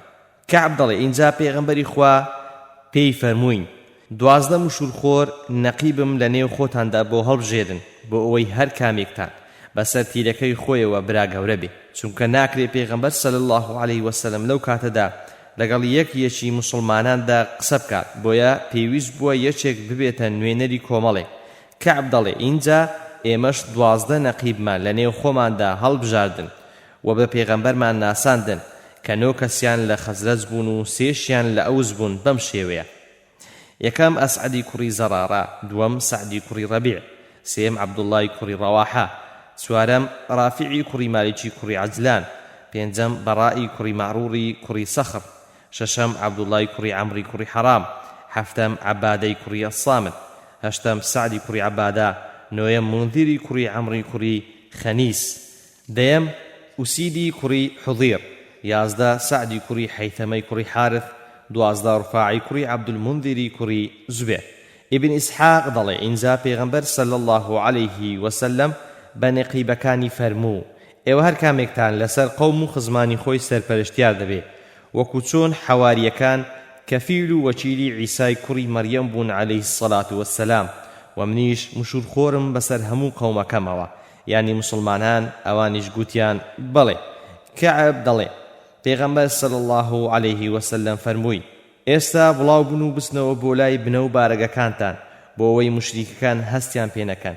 کەعب دەڵێ عەباسی کوڕی عەبادە بە پێغەمبەری صلی الله عليه وسلم گوت سوێن بەو خوای بە حەق ڕەوانەی کردووی، ئەگەر حەز دەکەی و پێت چاکە بەیانی بە شمشێرەکانمان لە مشریکەکان دەدەیت. پێغەمبەر صلی الله عليه وسلم لە وەڵامدا فەرمووی جارێ فەرمانمان بەوە پێ نەکراوە، بەڵکو بگەڕێنەوە بۆ نێو بارەگەکانی خۆتان، ئێمەش گەڕاینەوە بۆ لای بنکە و بارەگەکانی خۆمان و خەوتین هەتا بەیانی. بەندەکانی پەیمانی دووەمی عەقەبە. جابری کوڕی عەبدوڵڵا کە یەکێکە لەوانەی کە لەو پەیمانەدا بەشدار بووە دەڵێ گوتمان ئێمە هەتاکەی بهێڵین پێغەمبەری خوا صلی الله عليه وسلم لە شاخەکانی مەککە دەربکرێت و بترسێت، دەبێ بچین بیهێنین و لە شاری خۆمان لە خزمەتی دابین. جابر دەڵێ بۆیە لە مەوسیمی حەجدا 7 کەس ڕۆیشتین بۆ مەککە، بەڵێنمان پێدا و شوێنمان دیاری کرد لە شیوەکانی عەقەبە، یەک و دوو چوین بۆ ئەوێ هەتا هەمومان کۆبووینەوە و پێ پێغەمبەرمان گوت ئەی پێغەمبەری خوا صلی الله عليه وسلم لەسەر چی پەیمانت پێ بدەین؟ ئەویش فەرمووی بەندەکانی پەیماننامەی دووەمی عەقەبە بەم شێوەیە بوون. پێغەمبەر صلی الله عليه وسلم پێی فەرموون یەک گوێم بۆ بگرن و فەرمانبەریم بۆ بکەن لە کاتی پێخۆشبوون و پێناخۆشبووندا، یان لە کاتێکدا کە لە قەلبتان خۆشە و لە کاتێکدا کە لەسەر شانتان قورسە. 2 ماڵی خۆتان ببەخشن لە کاتی سەغڵەتی و ئاساییدا، لە کاتی گرانی و هەرزانیدا. 3 فەرمان بە چاکە بکەن و ڕێ لە خراپە بگرن. 4 قسەی حەق بکەن لە بەرخاتری خوا و لە حەق گوتن نەسڵەمێنەوە و گوێ نەدەنە لۆمەی لۆمەکاران. 5 پشتم بگرن و بەرگریم لێ بکەن و سرم بخەن. دوای ئەوەی کە دێمەلاتان بۆ شاری یەثریب و بمپارێزن لە شتێک کە خۆتان و ماڵ و خێزان و منداڵەکانتانی لێ دەپارێزن، لە بەرامبەریشدا بەهەشتان هەیە. جابر دەڵێ دوای تەواوبوونی فەرمایشتەکانی ئێمەش هەڵساین و پەیمانمان پێدا و پەیمانی لە ئافرەتەکانیش وەرگرت، بەڵام پێغەمبەر صلی الله عليه وسلم دەستی نەخستە نێو دەستی ئافرەتەکانەوە، بەڵکو پاش ئەوەی پەیمانمان پێدا فەرمووی ئیذهبنە فەقەد بایعتوکونە، واتە بڕۆن ئەوە پەیمانم لێتان وەرگرت. بەڵێ بەڕێزان و گوێگران، بەم شێوەیە پێغەمبەر صلی الله عليه وسلم بەوەی کە لە توانایدا هەبووە بە ئەرچی خۆی هەڵساوە و خوای پەروەردیگاریش بەڵێنی خۆی بۆ هێناوەتە دی کە دەفەرمێ والذین جاهدوا فینا لنهدینهم سبولنا وإن الله لمع المحسنین، واتە و ئەوانەی لە ڕێی ئێمەدا خۆیان ماندوو دەکەن و تێدەکۆشن، ئێمە ڕێیەکانی خۆمانیان پیشان دەدەین و بێگومان خوا لەگەڵ چاکەکاراندایە. لێرەدا ئەگەر سەرنج بدەین خوای بەوەزەیی نەیفەرمووە سەبیلەنا، بەڵکو بەکۆ هێناویەتی سبولەنا ڕێگەکانمان، چونکە ئینسان کاتێک کار بۆ ئیسلام دەکات بۆ هەر جۆرە ئیشێک پێویستی بە جۆرە ڕێیەکی ڕاست هەیە و دەبێت خوای کاربەزی هەموو ڕێیەکانی پیشان بدات، چونکە هەر قسە و ڕەفتار و هەڵوێستێک پێویستی بە ڕێگایەک هەیە بۆ ئەوەی نیشانی تێدا بپێچی و ئابانزی تێدا وەدەست بێنی. ئاشکراشە مەبەستی پێغەمبەر صلی الله عليه وسلم لە بینینی نوێنەرانی شاری یەثریب و قسە بۆکردنیان و ناردنەوەیان بۆ ئەوێ دوای موسڵمان بوونیان ئەوە بووە کە ویستویەتی پێگە و جێگەیەک فەراهەم بێنێ کە بگونجێت ببێتە بناغا بۆ دروستبوونی کیان و قەوارەی ئیسلامی و یەثریبی بە شوێنێکی گونجاو زانیوە. بەڵام دوای ئەوەی کە نوێنەرانی ئەوێ ئیمانیان پێهێناوە و پەیمانیان پێداوە، کەواتە لێرەوە بۆمان دەردەکەوێت کە بناغەی دروستبوونی دەوڵەت و کیان و قەوارەی ئیسلامی بریتە لە تێگەیاندنی خەڵک و پێگەیاندنیان و دروستبوونی ئیمانی ڕاستەقینە لە دڵ و دەرونی خەڵکدا و قەناعەت هێنانیان و پەیمان لێوەرگرتنیان، نەک بەهێز و زەبر و زۆر و توندوتیژی بویسترێ ئیسلام بسەپێنرێ بەسەر خەڵکیدا و ئەوانەی وابیر دەکەنەوە کە دەگونجێ دەوڵەتی ئیسلامی بە فەرزکردن و بە زەبر و زۆر بنیاد بنرێ، ئەوە لە ئیسلام حاڵی نەبوون و پێغەمبەر صلی الله علیه وسلم دەوڵەتی ئیسلامی دامەزراندووە بێ ئەوەی یەک دڵۆپە خوێن بڕژێنێ، بەڵکو خەڵکی تێگەیاندیە و پێی گەیاندووە و ئیسلامی بۆ ڕوون کردوتەوە و ئیمانیان پێهێناوە. دوایی لەسەر شانی ئەو خەڵک و بنکە زەماوەریە کیان و دەوڵەتی ئیسلامی بنیاتناوە. مۆڵەتدانی پێغەمبەر صلی الله علیه وسلم و فەرمانکردنی بە کۆچکردنی هاوڵان بەرەو یەثریب. فەرمانکردنی پێغەمبەر و مۆڵەتدانی بە هاوڵانی کە لە مەککەوە کۆچ بکەن بۆ یەثریب یان لە دوای ساڵی 13هەمی پێغەمبەرایەتیدا بووە یاخود لە سەرەتای ساڵی 14هەمی پێغەمبەرایەتیەوە بووە کە دوایی بە پێی فەرمانی عومەر خوا لێ ڕازی بێ لە سەردەمی خلافەتی خۆیدا دوای ڕاوێژکردنی بە مسلمانان ساڵی کۆچکردنی پێغەمبەر و هاوڵانی بەڕێزی بۆ یەثریب کراوە بە سەرەتای مێژووی ئیسلام و یەکی محەڕەمیش بە سەری ساڵی کۆچی دیاری کراوە. جا ئێمە لە سێ خاڵاندا باسی چۆنیەتی کۆچکردنی هاوڵان لە مەککەوە بۆ یەثریب دەکەین. یەکەم، زەمینە سازکردن بۆ کۆچکردن. دوو جۆرە زەمینە سازی کراون بۆ کۆچی مسلمانان و پاشان پێغەمبەری خوا لە شاری مەککەوە بۆ شاری یەثریب کە دوایی ناوی لێنراوە مەدینە. یەکەم، پەیماننامەی یەکەم و دووەمی عەقەبە.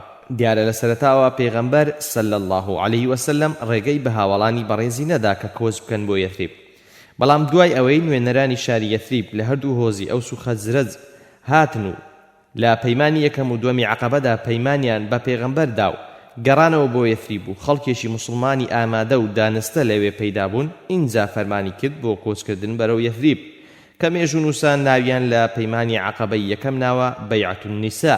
ئەمە شمانای ئەوە نییە بەکەم سیر کرابێ، بەڵکو زانایان وەکو زاراوەیەک بەکاریان هێناوە ئەوەشیان لە ئاەتی پێش کۆتایی سوڕەتی الممتەحینە وەرگرتووە کە دەفەرمێ: يا أيها النبي إذا جاءك المؤمنات يبايعنك على أن لا يشركن بالله شيئا ولا يسرقن ولا يزنين ولا يقتلن أولادهن ولا يأتين ببهتان يفترينه بين أيديهن وأرجلهن ولا يعصينك في معروف فبايعهن واستغفر لهن الله إن الله غفور رحيم. جا لەبەر ئەوەی بڕگەکانی پەیماننامەی یەکەمی عەقەبە هەمان ئەم فەرمانانن کە لەم ئاەتانە داهاتون، بۆیە زانایان ناویان لێناوە بەیعەت النیسا. خوای زاڵ و کاربەزێ لەم ئاەتەدا بۆ پێغەمبەر صلی الله علیه وسلمی دیاری کردووە کە کاتێک پەیمان لە ئافرەتان وەردەگرێ پێیان ڕابگەێنێ کە بەو شێوەیە ڕەفتار بکەن و خۆ لەو شتانە بپارێزن. کەواتە زانایان لەبەر ئەوەیە کە ناویان لە پەیماننامەی یەکەمی عەقەبە ناوە پەیمانی ئافرەتان بەیعەت النیسا. پەیمانی دووەمی عەقەبەشیان بۆیە ناوناوە پەیمانی جەنگ بەیعەت الحەرب، لەبەر ئەوەی کە لە یەکێک لە بەڕگەکانیدا پێغەمبەر صلی الله علیه وسلم دەفەرمێ کە هاتم بۆ نێوتان من بپارێزن وەکو چۆن نەفس و ناموس و ماڵ و خێزانی خۆتان دەپارێزن. بەڵێ وەرگرتنی ئەم دوو پەیمانە بریتی بوون لە زەمینە سازی یەکەم. پێشتریش باسمان کرد کە بناغەی پێکەینانی کۆمەڵگەی ئیسلامی و بنیادنانی کیان و دەوڵەتی ئیسلامیش بریتیە لە دروستکردنی بنکەی جەماوەری و پەیدابوونی خەڵکێکی مسلمان کە باوەش بۆ ئەو بانگەوازە بگرنەوە و پێشوازی لێ بکەن و ئامادە بن بە سەر و ماڵ بیپارێزن و پشتگیری لێ بکەن. جا دوای ئەوە کە پێغەمبەر صلی الله علیه وسلم ئەو بنکە جەماوەریەی لە یەثریب دروست کردووە و زانیوێتی بەو ئەندازەیە گەشەی کردووە کە بە کەڵکی ئەوە بێت بیکاتە بناغەی دەوڵەت و کیانی ئیسلامی، ئەو کاتە مۆڵەتی داوە بە هاوڵانی بەڕێزی کە کۆچ بکەن بۆ ئەوێ. دوو چەند ئاەتێکی قورئان لەبارەی کۆچکردنەوە. زەمینە سازی دووەم ئەوەیە کە خوای پەروەردیگار چەند ئاەتێکی ناردنە خوار کە باسی کۆچکردن و پاداشتی گەورەی ئەوانە دەکەن کە لە پێناوی خوادا ماڵ و حاڵ و نیشتیمانی خۆیان بەجێ دێڵن و دڵی خۆشکردون بەوەی کە خوای بەخشەر دەروی خێریان لێ دەکاتەوە و پاداشتێکی گەورەیان دەبێت کە بێگومان ئەوەش زەمینە سازیی قورئانی بوو بۆ کۆچکردن. دوای ئەوەی کە پێغەمبەر صلی الله علیه وسلم زەمینە سازیی سیاسی و کۆمەڵایەتی بۆ کردووە کە دیارە ئەویش هەر بە وەحی ئاراستەکردنی خوای زانە و شارەزا بووە. ئەمەش چەند ئاەتێک لەو بارەیەوە. ئەلیف، خوای بە بەزەیی دەفەرمێ: قل يا عبادي الذين آمنوا اتقوا ربكم للذين أحسنوا في هذه الدنيا حسنة وأرض الله واسعة إنما يوفى الصابرون أجرهم بغير حساب. واتا أي محمد تۆ بەناوی منەوە بانجی بەندەکانم بکە و بڵێ ئەی ئەو بەندانم کە ئیمانتان هێناوە پارێز لە پەروەردیگارتان بکەن بۆ کەسانێک لە ئێوە کە چاکە دەکەن لە دنیادا چاکە هەیە لە دوا ڕۆژدا وە سەرزەمینی خوش فراوانە. واتە ئەگەر لە شوێنێک دنیاتان لێوەتەنگ هات و ڕێگەی دینداری خواپەرستیان لێگرتن ئەو شوێنە بەجێ بێڵن و بچن بۆ شوێنێکی دی کە خوای پەروەردیگاری تێدا لە خۆتان ڕازی بکەن و شەریعەتی خوا لە ژیانی خۆتاندا جێبەجێ بکەن بێگومان خۆڕاگران بێحیساب پاداشتیان دەدرێتەوە. با وەخوای بێهاوتا دەفەرمێ والذين هاجروا في الله من بعد ما ظلموا لنبوئنهم في الدنيا حسنة ولأجر الآخرة أكبر لو كانوا يعلمون الذين صبروا على ربهم يتوكلون. واتا ئەوانەی کە لە پێناو خوادا کۆچیان کردووە دوای ئەوەی زوڵمیان لێکراوە و چەوسێنرانەوە ئێمە هەر لە دنیا لە جێگەیەکی باشدا نیشتە جێیان دەکەین و پاداشتی دواڕۆژیش گەورەترە لە درو لێکرانەوەی دنیا ئەگەر بزانن ئەوانەی کە خۆڕاگرن و پشت بە پەروەردیگاریان دەبەستن. ئەم ئاەتە ئەوەی لێ دەفامرێتەوە کە بێگومان ئینسان بەبێ سەبر و خۆڕاگری و بەبێ پشت بەستن بەخوا ناتوانێ ماڵ و حاڵ و نیشتیمانی خۆی بەجێ بێڵێ و ڕوو لە غەریبیان بکات و بەرگەی نەبوونی و نەداری و خەم و پەژارە و ئازار و ناڕەحەتی و دووری لە نیشتیمان و کەسوکاری بگرێ. جیم خوای تاک و پاک دەفەرمێ يا عبادي الذين آمنوا إن أرضي واسعة فإياي فاعبدون كل نفس ذائقة الموت ثم إلينا ترجعون والذين آمنوا وعملوا الصالحات لنبوئنهم من الجنة غرفا تجري من تحتها الأنهار خالدين فيها نعم أجر العاملين الذين صبروا على ربهم يتوكلون وكأي من دابة لا تحمل رزقها الله يرزقها وإياكم وهو السميع العليم. واتا أي أو بندانم كإيمانتان هناو بيقمان سرزميني من فراوانا هر من بپرسن واتا الهر شوينيك ريقاي بنداياتي كردنتان بو من ليجيرا أو شوينة بزي بيلن چونك إنسان دبي بندي خوابي نبندي خاكو نبندي خلقا همو نفسيك دبي مردن بسيجي جاو مردن لە ژیانی ژێرە دەستەییدا بیتێژێ یان لە ژیانی مەردایەتی و بەرەنگاربوونەوەی زۆرداران و ستەمکاراندا بۆیە لە مردنێش مەترسن. اینجا دەفەرمێ دوایی بۆ لای ئێمە دەگەڕێنرێنەوە کەواتە وریابن بزانن چۆن دەگەڕێنەوە بۆ لامە بەدەستی پڕی بەندایەتی یان بەدەستی خاڵی. بۆیە دەبێ ئینسان هەوڵ بدات بە توێشووی بەندایەتیەوە بگەڕێتەوە. اینجا دەفەرمێ و ئەوانەی ئیمانیان هێناوە و کردەوە باشەکان دەکەن لە بەهەشدا لە کۆشکە بەرزەکاندا نیشتەجێیان دەکەین کە ڕووباریان بەژێردا دەڕۆن و باشترین پاداشتی ئەوانەیە کە بۆ خوا کار دەکەن ئەوانەی کە خۆڕاگرن و پشت بە پەروەردیگاریان دەبەستن. اینجا باسی ڕۆزیان بۆ دەکا و دەفەرمێ زۆر زیندەوەر هەیە ڕۆزیەکەی خۆی هەڵناگرێ بەڵام خوا ڕۆزی هەمویان دەدا وەهی ئێوەش دەدا وەخوا بیسەر و زانایە. دووەم فەرماندان بە کۆچکردن. پێغەمبەر صلی الله علیه وسلم فەرمانی کرد بە هاوڵە بەڕێزەکانی خوا لێیان ڕازی بێ کە کۆچ بکەن بۆ یەثریب لەو بارەیەوە دایکمان عائیشە خوا لێ ڕازی بێ دەڵێ کاتێک ئەو حەفتا کەسەی کە پەیماننامەی دووەمی عەقەبەیان لەگەڵ پێغەمبەر بەست گەڕانەوە بۆ شاری یەثریب پێغەمبەر صلی الله علیه وسلم بەوە دڵی زۆر خۆش بوو چونکە خوای بەرز و شکۆدار قەڵایەکی بۆ دروست کرد و کەسانێک بوونە پشتیوان و پشتگیری کە جەنگاوەر و پیاوی جوامێر بوون. اینجا دوای ئەوەی مشتیکەکان زانیان کە مسلمانەکان دەیانەوێت کۆچ بکەن و بڕۆن واکەمێکیان بیستوبیان کە نوێنەرانی شاری یەثریب لە ئەوس و خەزرەج پەیمانیان بە پێغەمبەر داوە و مسلمان بوون ئازار و ئەشکەنجیان لەسەر بڕواداران زیاتر کرد و بە شێوەیە کەوتنە ئازاردانیان کە پێشتر ئازاری ویان نەدابوون.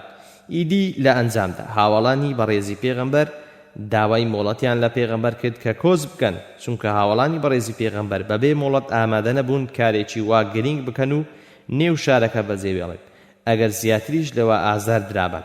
اینجا پێغەمبەر صلی الله علیه وسلم لە وەڵامی ئەوەدا فەرمووی واتە فەرمووی ئەو شوێنەی کە کۆچی بۆ دەکەن پێشانم دراوە شوێنەکە دارخورمای لێن و لە نێو دوو بەرزاییاندایە کە بەردەکانی ڕەشن. عائشە دەڵێ ڕۆژێکیان پێغەمبەر صلی الله علیه وسلم بەڕوویەکی گەشەوە بە هاوڵانی بەڕێزی فەرموو هەواڵم پێدرا دەربارەی ئەو شوێنەی کە کۆچی بۆ دەکەن ئەویش یەثریبە چێ دەیەوێ دەربچێ بۆی بچێ. اینجا مسلمانەکان دەستیان کرد بە کۆچکردن و هاوکاری یەکدیان دەکرد. دوو سێ ئەوانەی کە خزمی یەکدی بوون بە پەنهانی دەچوون بۆ یەثریب و لەوێ پشتیوانەکان ئەلئەنسار هاوکاریان بوون لە ماڵ و حاڵی خۆیاندا حەواندیانەوە.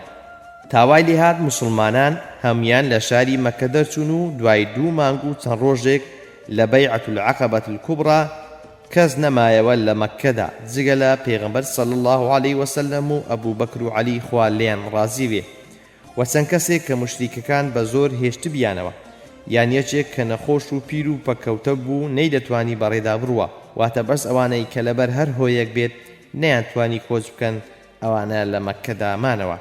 و یەکەم کەس لە هاوڵانی پێغەمبەر صلی الله علیه وسلم کە ساڵێک پێش پەیمانی عەقەبەی گەورە کۆچی کرد بوو بۆ مەدینە ئەبوو سەلمەی بن عەبدولئەسەد بوو و دوای ئەو عامری کوڕی ڕەبیعە و خێزانەکەی لەیلای کچی ئەبی حەثمە دووەم و سێم کەس بوون کۆچیان کرد.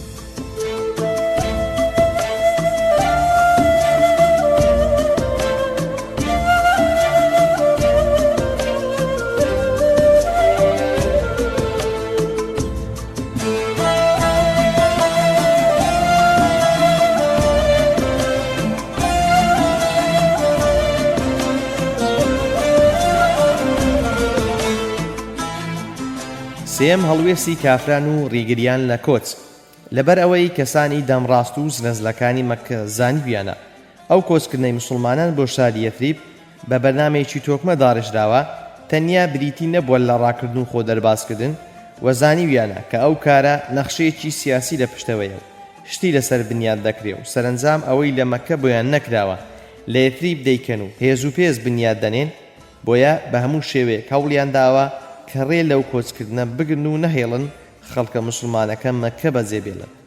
بۆ ئەو مەبەستەش چەند شێوازێکیان بەکارهێناوە لەوانە ئەلیف ڕێلێگرتن وەکو لە بەسەرهاتی سەلەمە و ئەبی سەلەمەدا دەبێنرێ کە ژن و مێردێک بوون خوا لێیان ڕازی بێ وەک سەلەمە بۆمان دەژێڕێتەوە دەڵێ کاتێک ئەو سەلەمە ویستی کۆچ بکە حوشترەکەی هێنا و منی خستە سەری و دوایی ڕێشمەی حوشترەکەی گرت و ویستی بکەوێتە ڕێ بەرەو یەثریب.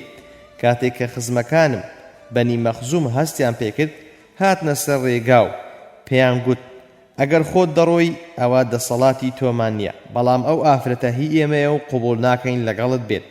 منیان بردەوە لای خۆیان. بەنو عەبدولئەسەدیش کە خزمانی ئەبوو سەلەمە بوون گوتیان مادام ئێوە ئافرەتەکەی لەگەڵ ئیزن نادەن و لێی دەستێننەوە ئێمەش ناهێڵین کوڕەکەمان لە لای ئەو ئافرەتە بێ و ئەوانیش کوڕەکەیان ڕاکێشە. بە جۆرێک خزمەکانی من و خزمەکانی ئەبوو سەلەمە هەر یەک لەلایەکەوە سەلەمەیان ڕادەکێشە تاکو خۆڵی سەلەمە لە جێچوو و لە کۆتاییدا من لە لای خزمەکانم حەبس کرا. سەلەمەی کوڕیشم لە لای خزمەکانی ئەبوو سەلەمە مایەوە و ئەبوو سەلەمەش کۆچی کرد بۆ یەثریب و نزیکەی ساڵێک من بەو شێوەیە مامە و زۆر دەگریا کە ئەوا بێکوڕ و مێرد ماوەتەوە و هەر یەکەیان لە شوێنێکە و ئاگای لێیان نییە و خۆشی وەکو دیل هێڵراوەتەوە و ناهێڵن کۆچ بکە تاکو خزمەکانی خۆم بە زەیان پێدا هاتمەوە و گوتیان باواز لەو ئافرەتە بینین کە لە کوڕ و مێردمان کردووە. اینجا وازیان لێهێنام و ڕێگەیاندا کە بڕۆم و لە ئەنجامی ئەوەدا خزمەکانی ئەبوو سەلەمەش کوڕەکەیان دامەوە. دوایی خزمەکانم وەڵاخێکیان دامێ و منیش لەگەڵ کوڕەکەم ملی ڕێم گرت و بەرەو یەثریب تاکو تەنعیم چووم. لەوێ عوثمانی کوڕی تەڵحەم بینی کە تا ئەو کاتەش مسلمان نەبوو بوو. گوتی ئەوە بۆ کوێ؟ گوتم دەچم بۆ یەثریب. گوتی کەست لەگەڵا؟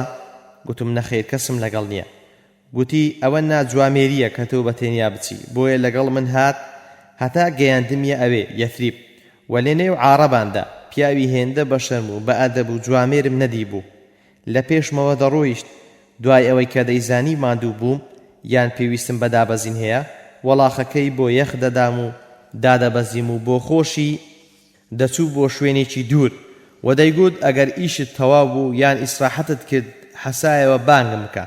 دوایی دەهاتەوە سواری وەڵاخەکەی دەبوومەوە و دەکەوتەوە پێشم. بەو شێوەیە تا گەیشتینە نزیک شاری یەثریب گوتی ئەوە یەثریبە و ئەو لەوێ گەڕایەوە بۆ مەکە و منیش چوومە نێو شار. بە ڕفاندن یەکێکی دیکە لە شێوازەکانی مشتیکەکان بۆ ڕێگرتن لە کۆچکردنی مسلمانەکان بریتی بوو لە ڕفاندن. واتە دوای ئەوەی کە کابرا کۆچی کردووە بۆ یەثریب و گەیشتۆتە ئەوێ لەوێ ڕابیهێننەوە بۆ وێنە بەسەرهاتی عەیاشی کوڕی ئەبی ڕەبیعە کە کوڕەمامی ئەبوو جەهل و حارثی کوڕی هیشام بووە و برای دایکیشیان بووە. ئیبن هیشام دەرجێڕێتەوە کە عومەری کوڕی خەتاب خوالی ڕازی بێ گوتوێتی من و عەیاشی کوڕی ئەبی ڕەبیعە لەگەڵ هیشامی کوڕی عاس هەرسێکمان بڕیارماندا کە بەیەکەوە کۆز بکەین. شوێنێکمان دیاری کرد کە لەوێ یەکدی ببینینەوە. من و عەیاش گەیشتینە ئەوێ زۆر چاوەڕێی هیشاممان کرد بەڵام نەهات. زانیمان کە گیراوە بۆیە ئێمە ڕۆیشتین. دوای ئەوەی چوونە یەثریب چەند ڕۆژێکی پێچوو ئەبوو جەهل و حارسی کوڕی هیشام هاتن و بە عەیاشیان گوت لەبەر ئەوەی کە تۆ دایکت بەزی هێشتووە سوێندی خواردووە کە نەسەری دابێنێ و نەخۆی بشوە و نەبچێتە بەر سێبەریش تا نەتبینێتەوە. عەیاشیش بەزەی پێدا هاتەوە.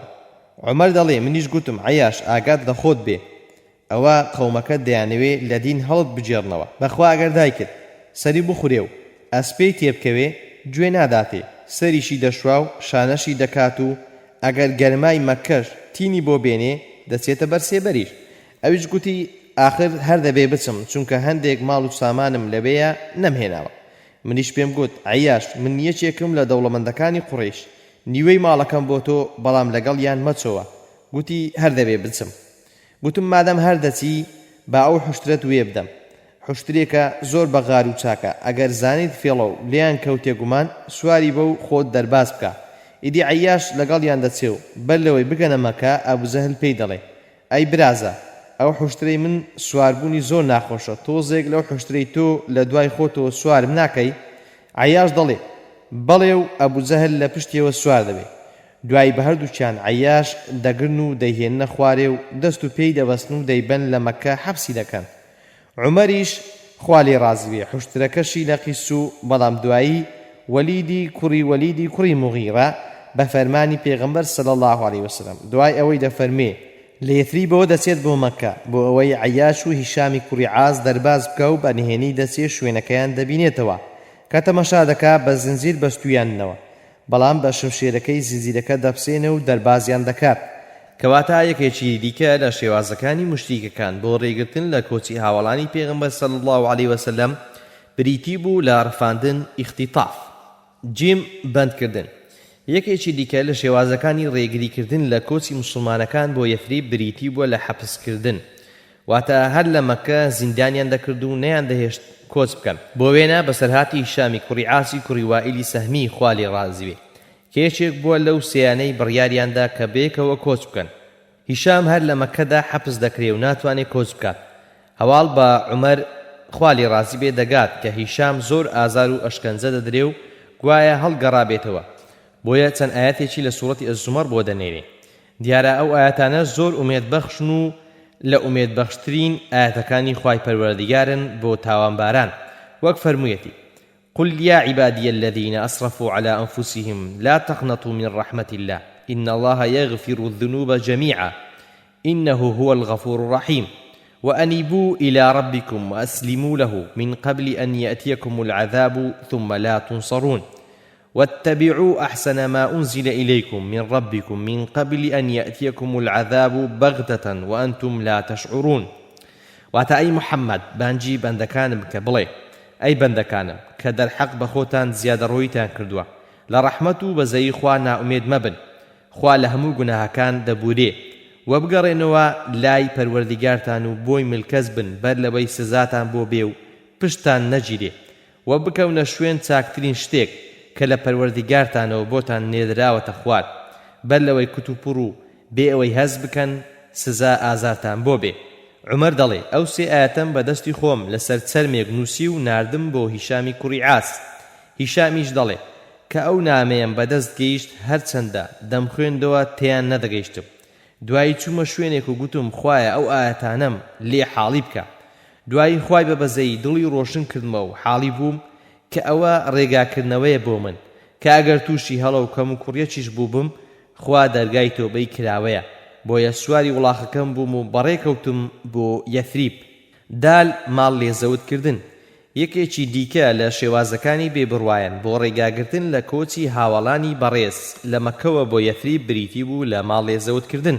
بۆ وێنە ئەبی هیشام دەڵێ لە ئەبی عوثمان نەهدیەوە بۆم جێڕدراوەتەوە کە گوتوویەتی لە سوهەیبی کوڕی سینانەوە پێم گەیشتووە کە کاتێک ویستوێتی هیجرەت بکات بۆ یەثریب کافرەکانی مەککە پێیان گوتووە تۆ کە هاتیە نێومان کابرایەکی نەدار و هەژار بووی و هیچ نەبوو ئێستاش دەتەوێت خۆت و ماڵ و سامانەکەت دەرباز بکەی سوێند بەخوا قبوڵ ناکەین بڕۆی سوهەیبیش پێی گوتون ئایا کە ماڵەکەمتان بدەمێ ڕێم پێ دەدەن بڕۆن گوتیان بەڵێ ئەویش ماڵەکەیان دەداتێ و کۆز دەکات بۆ یەثریب پێغەمبەر صلی الله علیه وسلم لە مەدینەوە دەفەرمێ سوهەیب قازانجی کرد و عیکرەمە دەجێڕێتەوە کە کاتێک سوهەیب ویستوێتی کۆز بکە خەڵکی مەکە دوای کەوتون و گرفتیان بۆ دروست کردووە ئەویش بۆیان دامەزرا و چل تیری لە تیردان دەرهێناوە پێی گوتن ئەگەر بتانەوێت زیانم پێ بگەێنن ناتوان و بە هەر تیرێ یەکێکتان دەکوژم دوایی هەتا دەستم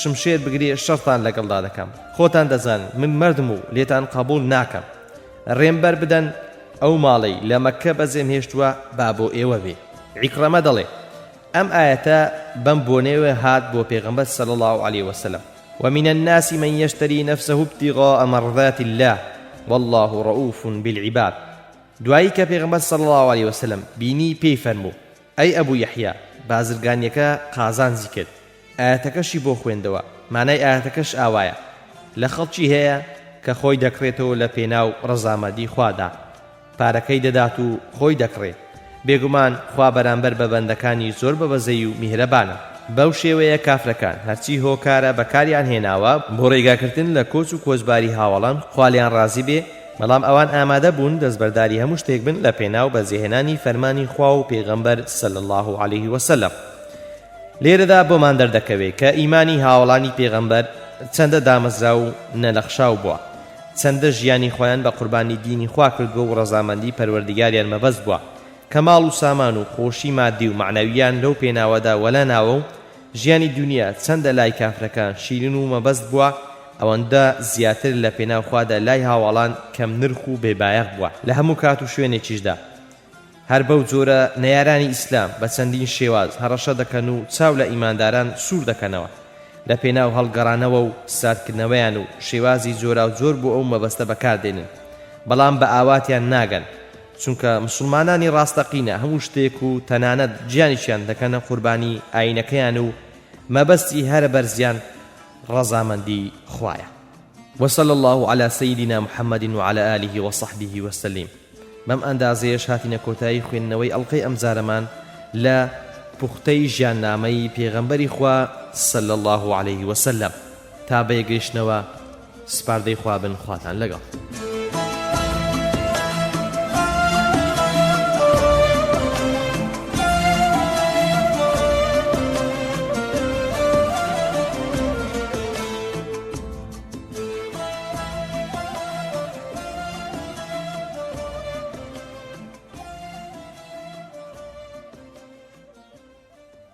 دينا سرباسي كوچکردنی پێغەمبەر صلی الله عليه وسلم لەگەڵ ئەبوو بەکردا رضی الله عنه بەرەو یەثریب چۆنیەتی کۆچکردنی پێغەمبەر صلی الله عليه وسلم لەگەڵ ئەبوو بەکر خوا لێ ڕازی بێ بەرەو یەثریب لە دە خاڵاندا دەخەینە ڕوو بەو شێوەیە یەکەم ئیبن ئیسحاق دەڵێ پێغەمبەری خوا دوای ئەوەی کە هاوڵانی بەڕێزی کۆچیان کرد لە مەککەوە بۆ یەثریب چاوەڕی دەکرد مۆڵەت بدرێ و ئەویش کۆچ بکە و هیچ کەس لە مسڵمانان لە مەککە نەمابەوە مەگەر ئەوەی کە حەبس کرابێ یان لەژێر ئازار و ئەشکەنجەدا مابێ یان نەخۆش و پەککەوتە بێ جگە لە پێغەمبەر و ئەبوو بەکر و عەلی خوالیان ڕازی بێ و ئەبوو بەکر چەند جارێک داوای مۆڵەتی لە پێغەمبەر صلی الله عليه وسلم دەکرد کە ڕێگای بدا کۆچ بکە پێغەمبەر ئاوا وەڵامی دەدایەوە پەلە مەکە بەڵکو خوا هاوڵێکت بۆ بڕەخسێنێ و دەیفەرموو ڕاوەستا ئومێدم وایە مۆڵەت بدرێم دیارە ئەبوو بەکریش ئومێدی وابوو ببێتە هاوڵی پێغەمبەری خوا صلی الله عليه وسلم لە هیجرەتدا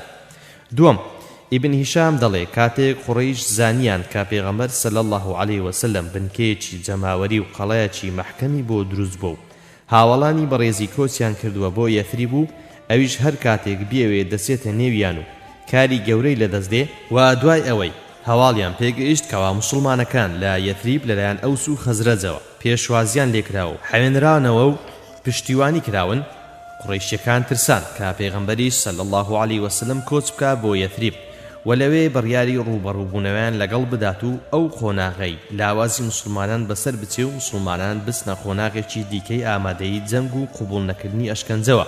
بۆ یەسەرانی قوڕیش لە داڕنەدووە کە خانووی قوسەی بن کیلاب بوو کۆبوونەوە و ڕاوێژیان کرد کە دەربارەی پێغەمبەر صلی الله علیه وسلم چ بڕیارێک بدات. لەو کاتەدا ئیبلیس لە شێوەی پیاوێکی ڕیسپی بەتەمەندا دێتە بەردەرگای داڕنەدووە و پرسیاری لێ دەکەن تۆ چێی؟ دەڵێ من پیاوێکی بەتەمەن و خەڵکی نەزدم، بیستمە بۆ مەسەلەیەک کۆ دەبنەوە، منیش ڕاوپێشنیارم هەیە لەو بارەوە بەڵکو سوودی لێ ببینن. شایانی باسیشە ئەوانەی لەو کۆبنەوەیدا بەشدار بوون لە زلەزلەکانی قوڕیش بریتی بوون لا عوتبەی کوڕی ڕەبیعە و شەیبەی کوڕی ڕەبیعە و ئەبوو سفیان و طعیمەی کوڕی عەدەی و جوبەیری کوڕی مطعیم و حارسی کوڕی عامر و نەزری بنی حارس و ئەبوو البەختەری کوڕی هشام و زەمعەی کوڕی ئەسوەد و حەکیمی کوڕی حیزام و ئەبوو جەهل و نەبیه و منبیهی کوڕانی حەجاج و ئومەی کوڕی خەلەف. اینجا ئەبوو البەختەری کوڕی هیشام ڕای خۆی دەردەبرێ و دەڵێ من ڕەئیم وایە کە محەممەد زیندانی بکەین و بە کەلەپچەی ئاسن دەست و پێی ببەستین و چاوەڕێ بکەین تا لە ژوورێکدا دەمرێ، وەک چۆن شاعیرانی پێشوو وەک زوهەیری کوڕی ئەبی سەلمە و نابیغەی ذەبیانی کە تووشی لادان بوون بەو شێوەیە زیندانی کراون تا مردوون. پیرەمێردە نەزدیەکە دەڵێ ئەو پێشنیارە باش نییە، چونکە ئەوانەی کە شوێنی کەوتون دێن و هێشتان دەکەنە سەرێ و لە زیندان دەری دێنن. اینجا یەکی دیکەیان دەڵێ با دووری بخەینەوە و لە نێوانماندا نەمێنێ و بۆ خۆی دەسێتە کوێ بابچێ. دووبارە کابرای نەزدی دەڵێ ئەو پێشنیارش بە کەڵک نایەت، چونکە بۆ خۆتان دەزانن کە ئەو پیاوە ئینسانێکی چەندە قسەزان و سەرنجڕاکێشە و کاریگەری هەیە بۆ سەر ئەوانەی کە قسەیان لەگەڵدا دەکات، بۆیە بچێتە هەر شوێنێک شوێنکەوتوانی زۆر بۆ خۆی پەیدا دەکا و دوای دێت و ئیشتان لە دەست دەردێنێ و هەرچی بێوێ پێتان دەکات. ئەبوجەل دەڵێ من ڕایەکم هەیە لەوانەیە تا ئێستا کەستان فکرتان پێ نەشکابێ. گوتیان ئەو ڕایەتیە. گوتی لە هەر تیرە و هۆزێک گەنجێشی بەهێز و خاوان نەسەب و ماقوڵ و دیار بێنین و یەکی شمشێرێکی بڕندە و تیژیان بدەینە دەست و شەو بچنە سەر محەممەد و هەمویان پێکەوە بە یەکجار شەوەی خون بکەنە سەری و بە شمشێر لێی بدەن و بیکوژن و ڕزگارمان دەوێت. ئەگەر وایان کرد خوێنەکەی بەنێو هەموو تیرەکانی عەرەبدا بڵاو دەبێ و ئەو کاتیش بەنی هاشم بە تەنیا هیچیان پێ ناکرێت. پیرەمێردی نەجدی دەڵێ قسەی چاک ئەوەیە کە ئەو پیاوە کردی و من جگە لەو پێشنیارە هیچ بۆ چوونێکی دیکە پەسند ناکەم. ئیدی سەرنجام هەمویان لەسەر ئەوە ڕێککەوتن و بڵاویان کرد. خوای باڵادەست باسی ئەو سێ پێشنیارەی کافرەکان دەکات و دەفەرمێت وَإِذْ يَمْكُرُ بِكَ الَّذِينَ كَفَرُوا لِيُثْبِتُوكَ أَوْ يَقْتُلُوكَ أَوْ يُخْرِجُوكَ وَيَمْكُرُونَ وَيَمْكُرُ اللَّهُ وَاللَّهُ خَيْرُ الْمَاكِرِينَ. واتە وەئەی محەممەد یادی ئەو کاتە بکەوە کە ئەوانەی بێبڕوان پلانیان دەرجێڕا کە زیندانی بکەن یان بتکوژن یاخود دەرد بکەن، ئەوان پیلانیان دەجێڕا و خوش وەڵامی پیلانەکەی دانەوە و نەخشەی بۆ دەچێشای، خوا باشترین نەخشەدانەرە.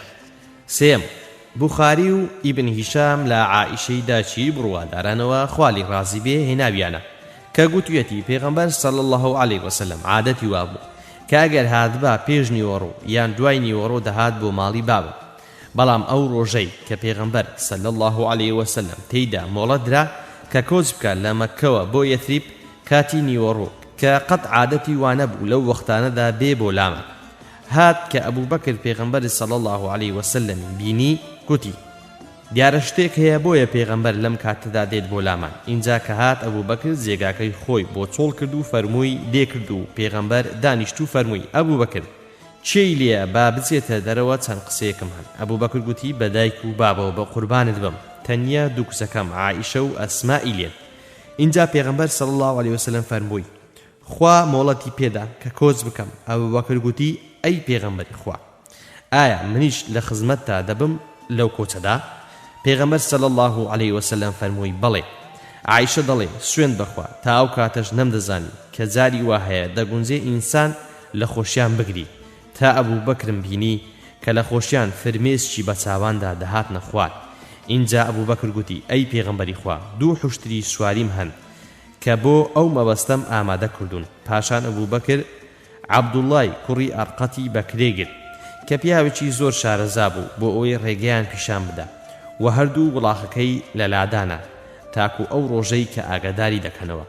چوارەم ئیبن ئیسحاق دەڵێ نەمزانیوە کە هیچ کەس بەو کۆچکردنەی پێغەمبەری زانی بێت جگە لە ئەبوو بەکر و عەلی و دوو کچەکەی ئەبوو بەکر خوا لە هەمویان ڕازی بێ و پێغەمبەر عەلی بەجێهێشت لە شوێنی خۆی بۆ ئەوەی ئەو ئەمانەت و ڕاستپاردانەی خەڵک کە لەلایەندا نابوو دوای ئەوەی کە بەرەو یەثریب کۆز دەکات ئەو ڕاستپاردانە بداتەوە دەست خاوەنەکانیان چونکە هەر کەسێک لە مەکە شتێکی گرانبەهای هەبوایە و لە فەوتانی ترسابایە لە لای پێغەمبەری دادەنا دیارە پێغەمبەر ئەوەندە ئەمیندار و جێی متمانەی خەڵک بووە کە هەندێک لەوانەی باوەڕشیان پێی نەبووە شتی خۆیان لە لاداناوە و بە ئینسانێکی ڕاست و ساغ و ئەمینداریان زانیوە بۆیە پێویستە موسڵمان لەگەڵ کافرانیشدا لەو ئاستە بەرزەی کە ڕەوشتی ئیسلامی دەیخوازێ نێتە خوارد و لەگەڵ هەموو کەسدا بە باشە و بەو شێوەی کە شەرع دەڵێ مامەڵە بکات پێنجەم ئیبن هیشام دەڵێ ئەو شەوەی کە بڕیار بوو پێغەمبەر مەکە بەجەبێڵێ جوبریل هاتە لای و پێی گوت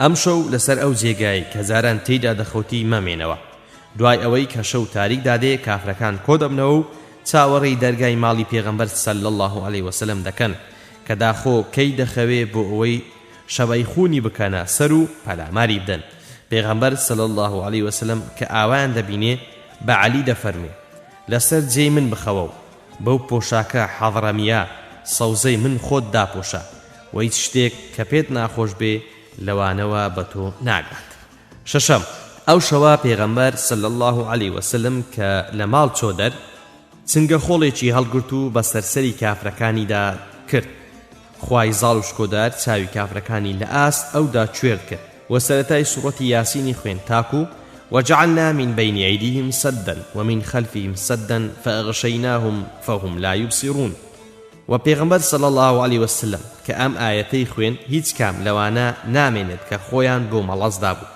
کاندێ خۆڵی نەکەوێتە سەرێ دوای ئەوەی کە پێغەمبەر دەرباز دەبێ یەکێک لە کافرەکان پێیان دەڵێ ها ئەوە چاوەڕێی چی دەکەن ئەوانیش دەڵێن چاوەڕێی محەممەد دەکەین کابرا دەڵێ بەدبەختینە محەممەد ڕۆیی و دەربازی بوو یەکێک لە کۆمەڵەکە دەچێت لە دەرزی دەرگاکەی ماڵی پێغەمبەر و تەماشا دەکات دەڵێ نەخێر وانە ئەو هەر لەسەر جێگەی خۆیەتی و نهاتۆتە دەر و ئەوان تا بەیانی چاوەڕێی دەکەن دوایی بۆیان دەردەکەوێت کە ئەوەی لە جێگاکەی دێتە دەرێ عەلیە خوا لێ ڕازی بێ حوتەم ئیبن هیشام دەڵێ دوای ئەوەی کە پێغەمبەر صلی الله علیه وسلم ئەو شەوە دەچێت بۆ ماڵی ئەبوو بەکر لە دەرگای دواوەی ماڵی ئەبوو بەکرەوە دەستنە دەر نەک لە دەرگای ئاساییەوە و لەوەیەوە پێکەوە لەگەڵ پێغەمبەر دەچن بۆ ئۆشکەوتێک لە شاخی ثەور کە تیایەکە لە خوار مەککە و پێچەوانەی ئاڕاستەی شاری یەثریبە بۆ سەر لێ شێواندنی کافرەکان و لە کاتی دەرچوونیدا پێغەمبەر صلی الله علیه وسلم لە شوێنێک بە ناوی حزوڕەوە وەستا و فەرمووی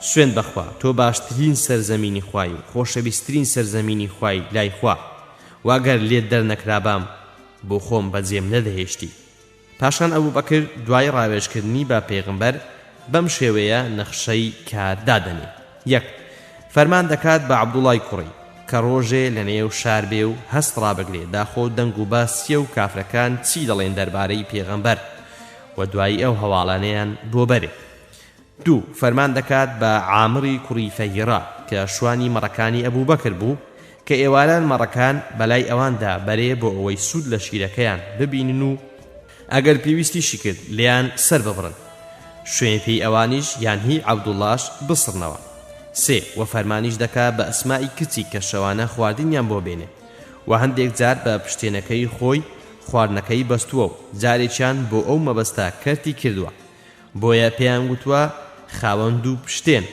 ذات النطاقین و لە صحیحی بوخاریدا هاتووە هەشتم ئیبن هیشام دەڵێ شەوەیە کە دەستنە نێو ئەشکەوتەکەوە لە پێشدا ئەبوو بەکر دەسێتە نێوی دەگەڕێ و دەست بە نێو هەموو کونەکاندا دەجێڕێ نەوەک دڕندەیەک مارێک شتێکی زیان بەخشی لێبێت ئازار بە پێغەمبەر صلی الله علیه وسلم بگێنێ و ئەبوو بەکر خۆی کردوتە بەڵاجێڕەوە بۆ پێغەمبەر چونکە هەموو جارێک کە گوتوێتی دایک و بابم فیدات بن فیداکە ئەبی و ئومی ئەوە هەر بە قسە نەبووە بەڵکو بەکردەوە ئامادە بووە خۆی بە فیدای پێغەمبەر بکات اینجا دوای ئەوەی کە دڵنیا دەبێ ئەشکەوتەکە هیچی لێ نییە داوا لە پێغەمبەر دەکات کە بچێتە ژوورێ بەو جۆرە پێغەمبەر و ئەبوو بەکر سێ ڕۆژان لەو ئەشکەوتەدا دەمێننەوە قوڕیشەکانیش کە دەزانن هەردووکیان لە مەکە دەرچوون سەد حوشتر دەکەنە خەڵات بۆ هەر کەسێک کە پێغەمبەر و ئەبوو بەکر بە زیندوی یان مردووی بێنێتەوە بەردەستیان دیارە مشریکەکانی مەکە زۆر بە بایەخ پێدانەوە بە دوایاندا دەگەڕێن و دەکەونە پشکنین و گەڕان و پرسیار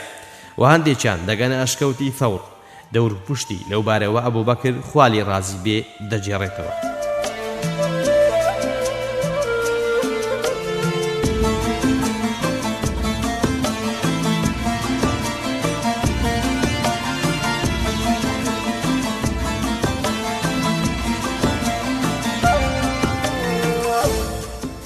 تەمەشام کرد پێیەکانیانم بینی لە کاتێکدا ئێمە لە نێو ئەشکەوتەکەدا بووین و ئەوانیش بەسەر سەرمانەوە بوون.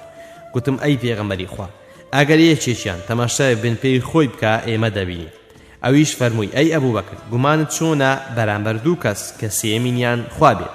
خوای پەروەردیگاریش لەو بارەوە ئەو ئاەتەی ناردە خوار کە دەفەرموێ إلا تنصروه فقد نصره الله إذ أخرجه الذين كفروا ثاني اثنين إذ هما في الغار إذ يقول لصاحبه لا تحزن إن الله معنا فأنزل الله سكينته عليه وأيده بجنود لم تروها وجعل كلمة الذين كفروا السفلى وكلمة الله هي العليا والله عزيز حكيم.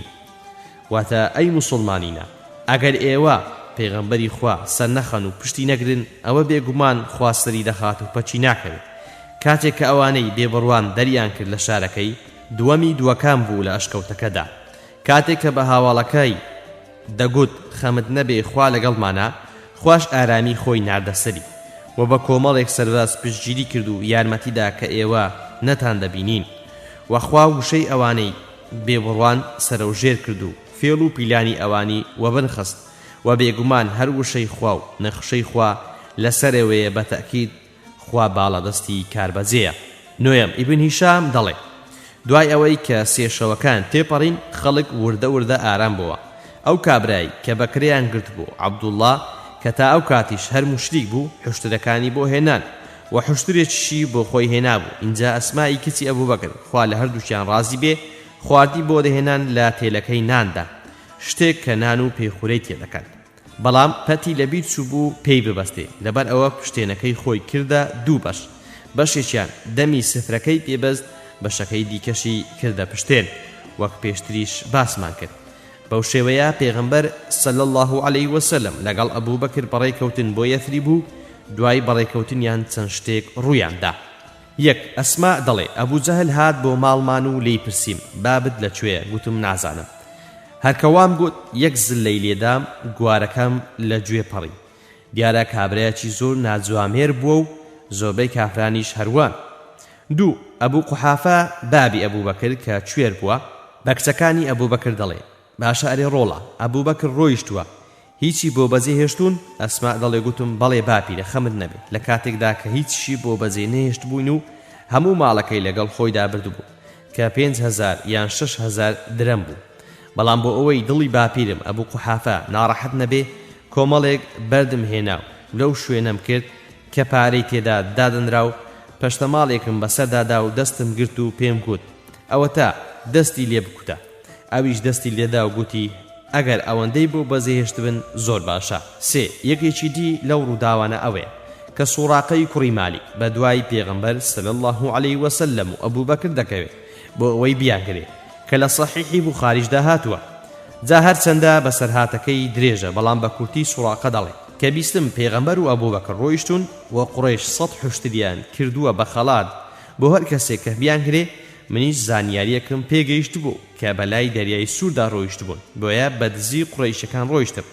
کاتێک لیان نزیک بوومەوە بینیم ئەبوبەکر خوالی ڕازی بێ عامری کوڕی فەهیرەشی لە پشت خۆی سوار کردووە بۆ ئەوەی خزمەتیان بکە. سوڕاقە دەڵێ تەمەشام کرد دوو وڵاغ دیار بوون کە 3 نەفەریان بەسەرەوە بوون. نزیکیان بووم وڵاغەکەم سەرچنگێکی برد و کەوت. دوایی هەڵسایەوە و دیسان کە نزیکتر کەوتمەوە بۆ جاری دووەم وڵاغەکەم کەوت سرم سوڕما. دوایی هەستایەوە و کە نزیکتر کەوتمەوە بۆ جاری سێم وڵاغەکەم کەوت و پێیەکانی ڕۆچوون و دووکەڵێکیش کەوتە نێوان من و ئەوانەوە. زانیم ئەوە شتێکی خوایە بۆیە ئەمانم خواست و گوتم من سوڕاقەم ئەگەر بگەمە لاتان هیچ زیانێکم بۆتان نابێ. پێغەمبەر صلی الله علیه وسلم بە ئەبوبەکری فەرموو پێی بڵێ چیت لێمان دەوێ؟ ئەبوبەکریش وای گوت. منیش گوتم دەمەوێ نامەیەکم بۆ بنووسن کە نیشان بێ لە نێوانماندا ئیدی نامەکەیان لە ئێسخانێک یان لە چەرمێک یان لە قوماشێک بۆ نووسیم و بۆی هەڵدام. پاشان سوراقە باز دەکات کە چۆن پاش ئازادکردنی مەکە چۆتە خزمەت پێغەمبەر صلی الله عليه وسلم لە ئەلجەعرانەوە و نامەکەی پیشانداوە و مسلمان بووە.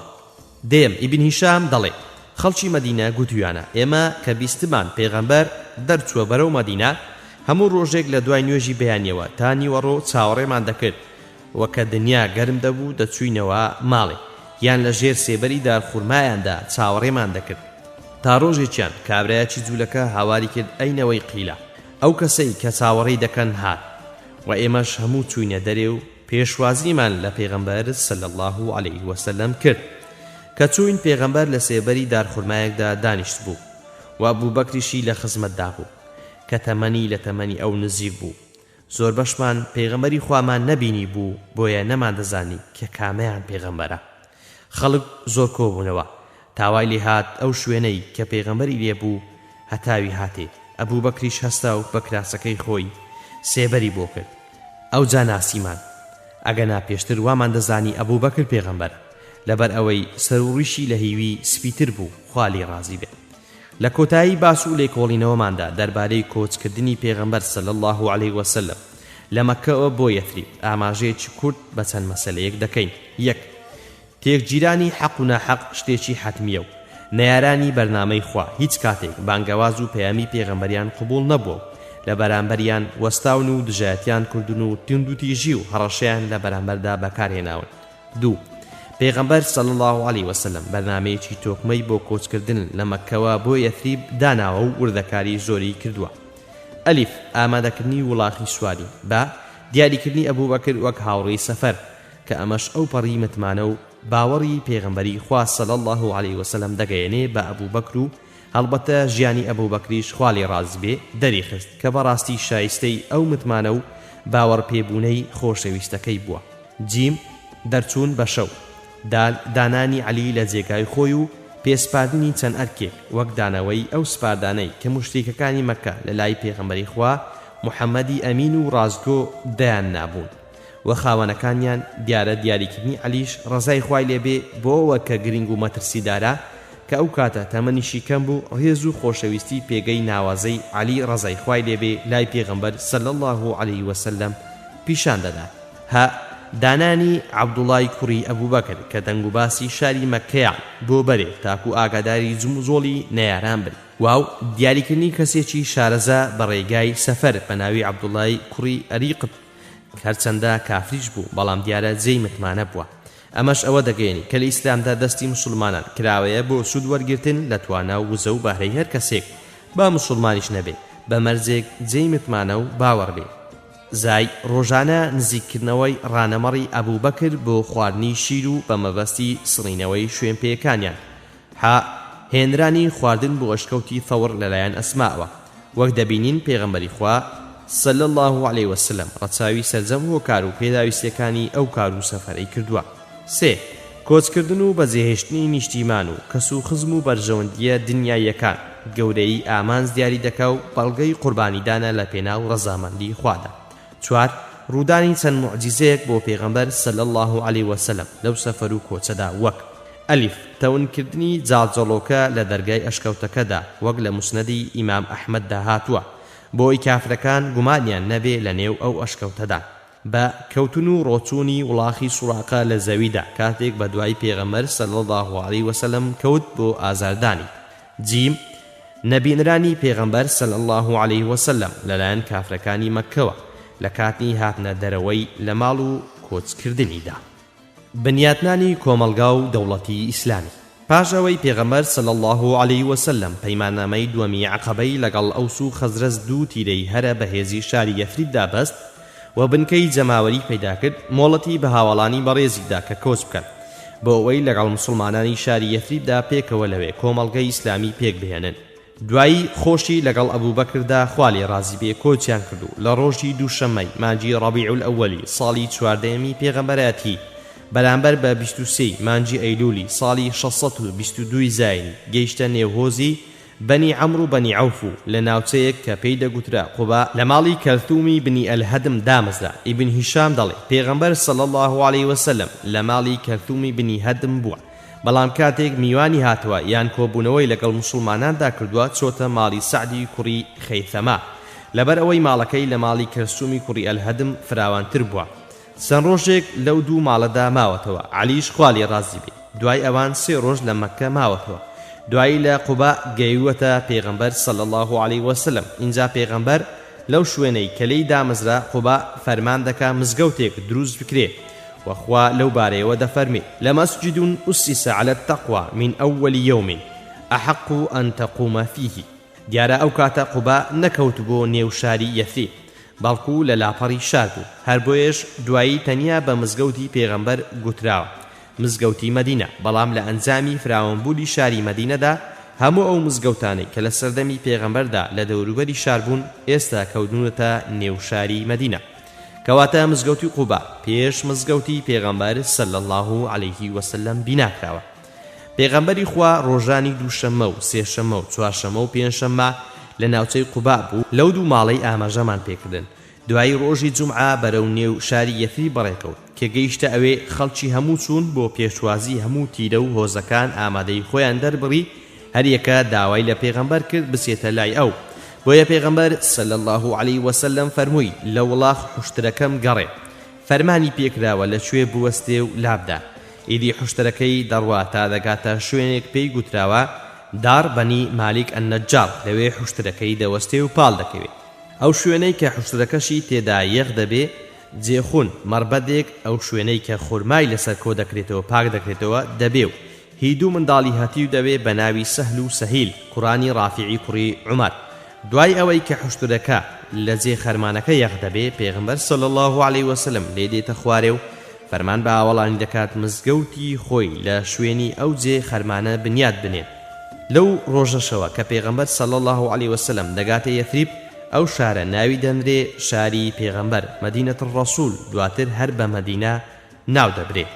ئەو ماوەیەش تا مزگەوت دروست کرا پێغەمبەر صلی الله عليه وسلم لە ماڵی ئەبوو ئەیوب الئەنساری نیشتەجێ بوو کە خانووەکی دووقاتی هەبوو. پێغەمبەر صلی الله عليه وسلم بۆ ماوەی چەند ڕۆژێک لەوێ دەمێنێتەوە.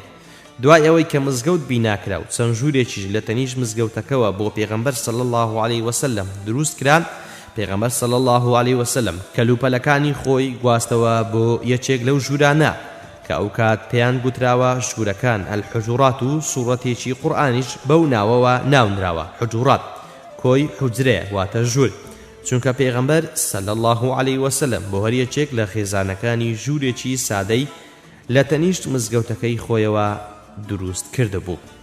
وصلى الله على سيدنا محمد وعلى آله وصحبه وسلم. بەم ئەندازەیە هاتینە کۆتایی ئەڵقەی ئەم جارەش لە خوێندنەوەی پوختەی ژیاننامەی پێغەمبەری خوا صلی الله عليه وسلم. تا دیدار بەخوای باڵا دەستان دەسپێرین. خواتان لەگەڵ.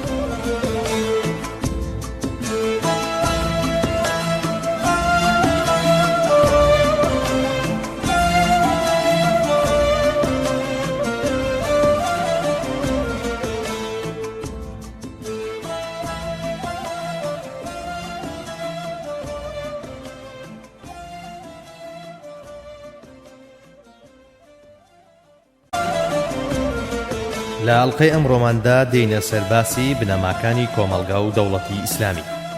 یەکەم، کۆچکەران و پشتیوانانی تێگەێنرا و پێگەێنراو.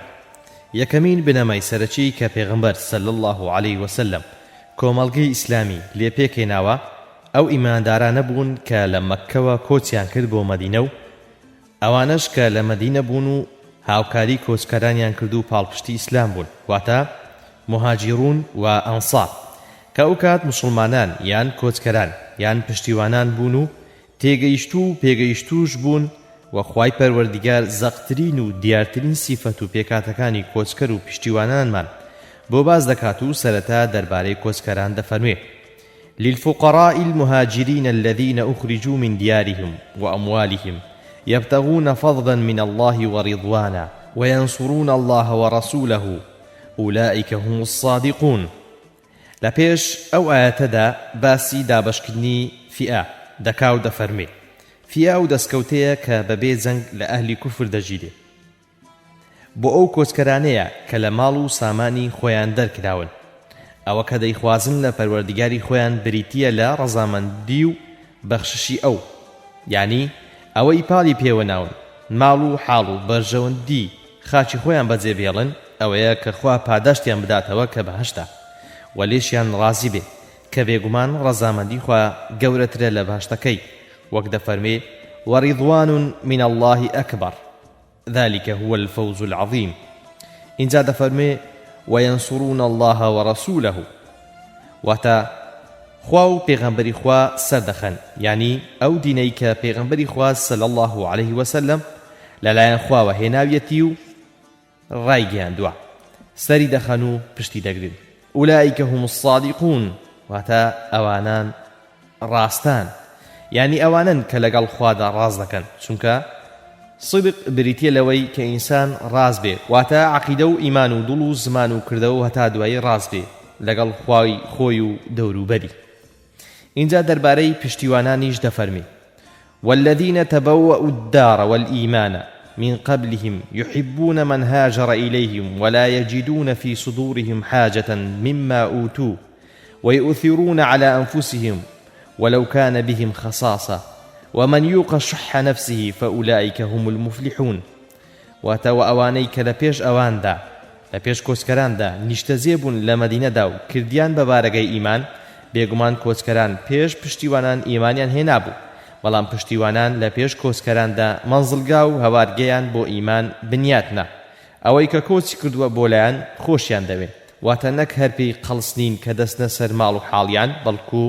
زۆریشان پێ خۆشە و لە دەرونی خۆیاندا هەست بە هیچ پێویستیەک ناکەن لەوەی کە بە کۆچکەران دەدرێت و بەسەر خۆیاندا هەڵیان دەبژێرن ئەگەر بۆ خۆشیان پێویستیان پێبێ ئیثار ئەوەیە کە خەڵک بەسەر خۆتدا هەڵبژێری لە چاکە و بەخشیندا پێچەوانەکەشی ئەثەرە یانی خۆت بەسەر خەڵکیدا هەڵبژێری و هەر کەسێک خۆ لە ڕژدی نەفسی بپارێزێ ئەوانە سەرفرازن یعنی ئەوانە هیچ جۆرە ڕژدی و چروچێکیان لە دەرووندا نییە بەڵکو سەخاوەت و بەخشندەیی و دڵفراوانێکی زۆریان هەیە و پێیان خۆشە هەموو خێر و خۆشیەک بۆ ئەو خوشک و برا محتاج و کۆسکەرانەیان بێ ئاوا خوای پەروەردیگار بە زەقترین و بە دیارترین وەسفەکانیان باسی ئەو دوو کۆمەڵە موسڵمانە دەکات کە ئەو کات کۆمەڵگەی ئیسلامیان پێکێنابوو اینجا ئەوەی کە لێرەدا پێویستە هەڵوەستەی لە بەردەمدا بکەین ئەوەیە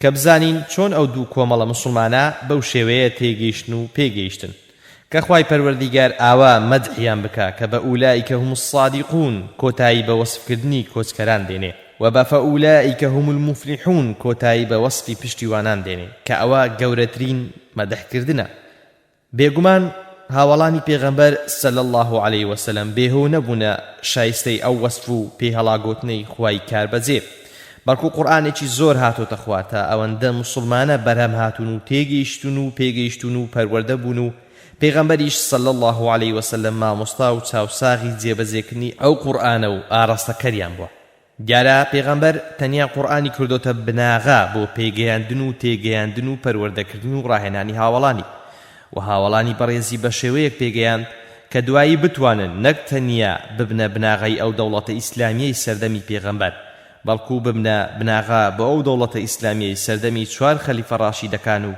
دوای ئەوانیش تاکو ئێستا و هەرچی بیناکراوە لەسەر شانی ئەوان هەڵچنراوە و لە ڕاستیدا ئەوان ڕێیان شکاندووە بۆیە دوایی خەڵک توانیویەتی پێیدا بڕوە لەو بارەوە پێغەمبەر صلی الله عليه وسلم لە فەرمایشتێکدا دەفەرمێ من دل على خير فله مثل أجر فاعله واتا کەسێک ببێتە هۆ بۆ چاکەیەک ئەوە هەر کەسێک لە دوای ئەو چاکەیە بکات لە پاداشتی هەموو ئەو چاکەکاراندا بەشدارە چونکە ئەو ڕێگاکەی شکاندووە و سەرەتا چاکەکەی کردووە بۆ وێنە پێغەمبەر صلی الله عليه وسلم لە هەموو چاکە و خێری ئومەتیدا بەشدارە چونکە هەمومان بەهۆی پێغەمبەرەوە هیدایەتمان وەرگرتووە و بە هەمان شێوەش هاوڵانی بەڕێزیشی لە چاکە و خێری ئومەتەکەیدا بەشدارن جا بۆ ئەوەی بزانین داخۆ پێغەمبەر چۆن هاوڵانی بەڕێزی پەروەردە کردووە دەبێت تەماشای قورئانی مەککی بکەین کە بە زۆری باسی ئەم سێ بنەڕەتە سەرەکیەی کردووە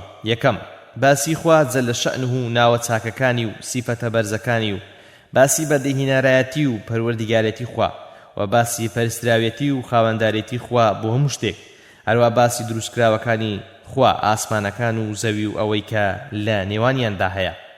دووەم باسی پێغەمبەراتی و وحی و کتێبەکانی خوا و پێغەمبەرانی خوا عەلەیهیمو السەڵات وەسسەلام و بەسەرهاتەکانیان لەگەڵ گەلەکانیاندا کە نزیکەی سەیەکی قورئانی لەخۆ گرتووە، چونکە هەرچی بەسەرهاتەکانی پێغەمبەرانە عەلەیهیمو السەڵات وەسسەلام تێکڕا لە مەککە هاتوونەتە خوار و هاوڵانی بەڕێزیش بەو بەسەرهات و سەرگوزەشتانە پەروەردەکراون و تێگەێنراون کە ئەو پەیامە خواییە یانی چی و لێیان حاڵی کراوە کە پەیام و بەرنامەی ئیسلام و پەیام و بەرنامەی تێکڕای پێغەمبەرانی خوایە و ڕەگ و ڕیشەکەی بە قوڵایی مێژوودا دەچێتە خوار هەر لە ئادەمەوە هەتا خاتەم. هەروە تێگەیشتون کە دوژمنانی ئیسلامیش هەموو ئەو خوانە ناس و ستەمکار و زلزلانن کە لە درێژایی مێژوو دژی پێغەمبەران عەلەیهیمو السەلام و پەیامی خوا بوون، هەر لە قابیلەوە کە هابیلی برای کوشتووە تا زلزلەکانی سەردەمی نوح و هود و صالح و شعیب و موسا عەلەیهیمو السەڵات وەسسەلام و دواتریش وەک ئەبوو جەهل و ئومەیە و ئەوانی دیکە. سێەم مەسەلەی دوا ڕۆژ و پاداشتی خوا و گەیشتن بە دیداری خوای پەروەردیگار و گەیشتن بەو ڕۆژەی لێپرسینەوەی خوای دادگەری تێدا ئەنجام دەدرێ. چاکان بۆ بەهەشت دەبردرێن و خراپەکانیش بۆ جەهەنەم ڕاپێچەک دەدرێن.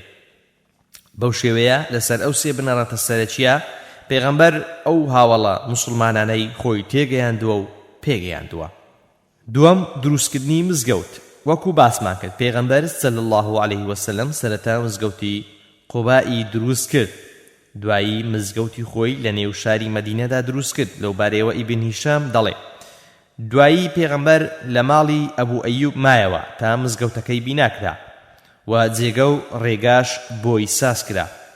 ئینجا پێغەمبەر کەلوپەلەکانی خۆی گواستەوە بۆ ئەوێ شایانی باسکردنە پێغەمبەر صلی الله علیه وسلم خۆی وەک موسڵمانانی دیکە ئیشی لە دروستکردنی مزگەوتدا دەکرد، نەک وەکو بەرپرس و دەسەڵاتدارانی ئێستا کە دەیان بینین تۆزێک چیمەنتۆیان بۆ لە کاسەیەک دەکەن و ئەوانیش کەمێکی لێڕۆ دەکەن، دوایش لە کاتی تەواوبوونیدا بۆ جاردانی تەواوبوونی کارەکە بە مەقەسێک شریتی کردنەوەکەی بینا و پرۆژەکە دەبڕن و بێماندوو بوون خۆیان دەکەن بە دروستکەری شتەکە. بەڵکو پێغەمبەر صلی الله علیه وسلم وەکو کرێکارێک ئیشی کردووە و بگرە زاری واش بووە لە هاوڵانی زیاتر خۆی ماندوو کردووە، چونکە ئەو وەکو عیبادەت ئەو کارێک کردووە، نەک وەکو سەرنجڕاکێشان و پێش خەڵک و دنیا خوا و قیامەتی بینیوە. ئیبن هیشام دەڵێ موسڵمانان لە کاتی ئیشکردنیاندا لە بیناکردنی مزگەوت زارجار هەندێک شعریان پێکەوە دەگوتەوە. بۆ وێنە یەکێک لەو شعرانە ئەوە بووە کە دەیانگوت لا عيش إلا عيش الآخرة اللهم يرحم الأنصار والمهاجر. واتە ژیانیە جگە لە ژیانی دواڕۆژ، یعنی ژیانی دواڕۆژ ڕاستەقینەیە، ئەگەر نا ژیانی دنیا کەمێکە دێو دەڕوا. خوایە بەزەید بێتەوە بە پشتیوانان و کۆچکەراندا. هەروەها عەلی کوڕی ئەبی تاڵیبیش خوا لێ ڕازی بێ دەیگوت وەکو یەکنین ئەوانەی کە ئیش لە دروستکردنی ماڵی خوادا دەکەن بە پێوە و بەدانیشتنەوە لەگەڵ کەسانێک کە ئیشی تێدا ناکەن و خۆیان لە تۆز و خۆڵ دەپارێزن. جاوەی کە دەمەوێ لێرەدا هەڵوەستەیەکی کورتی لە بەردەمدا بکەم ئەوەیە کە ئەو مزگەوتە زۆر بە سادەیی بیناکراوە، بەڵام با بزانین ئەو کاتە مزگەوت چ دەورێکی بینیوە. مزگەوتی پێغەمبەر پێش هەموو شتێک شوێنی نوێژ و قورئان خوێندن بووە.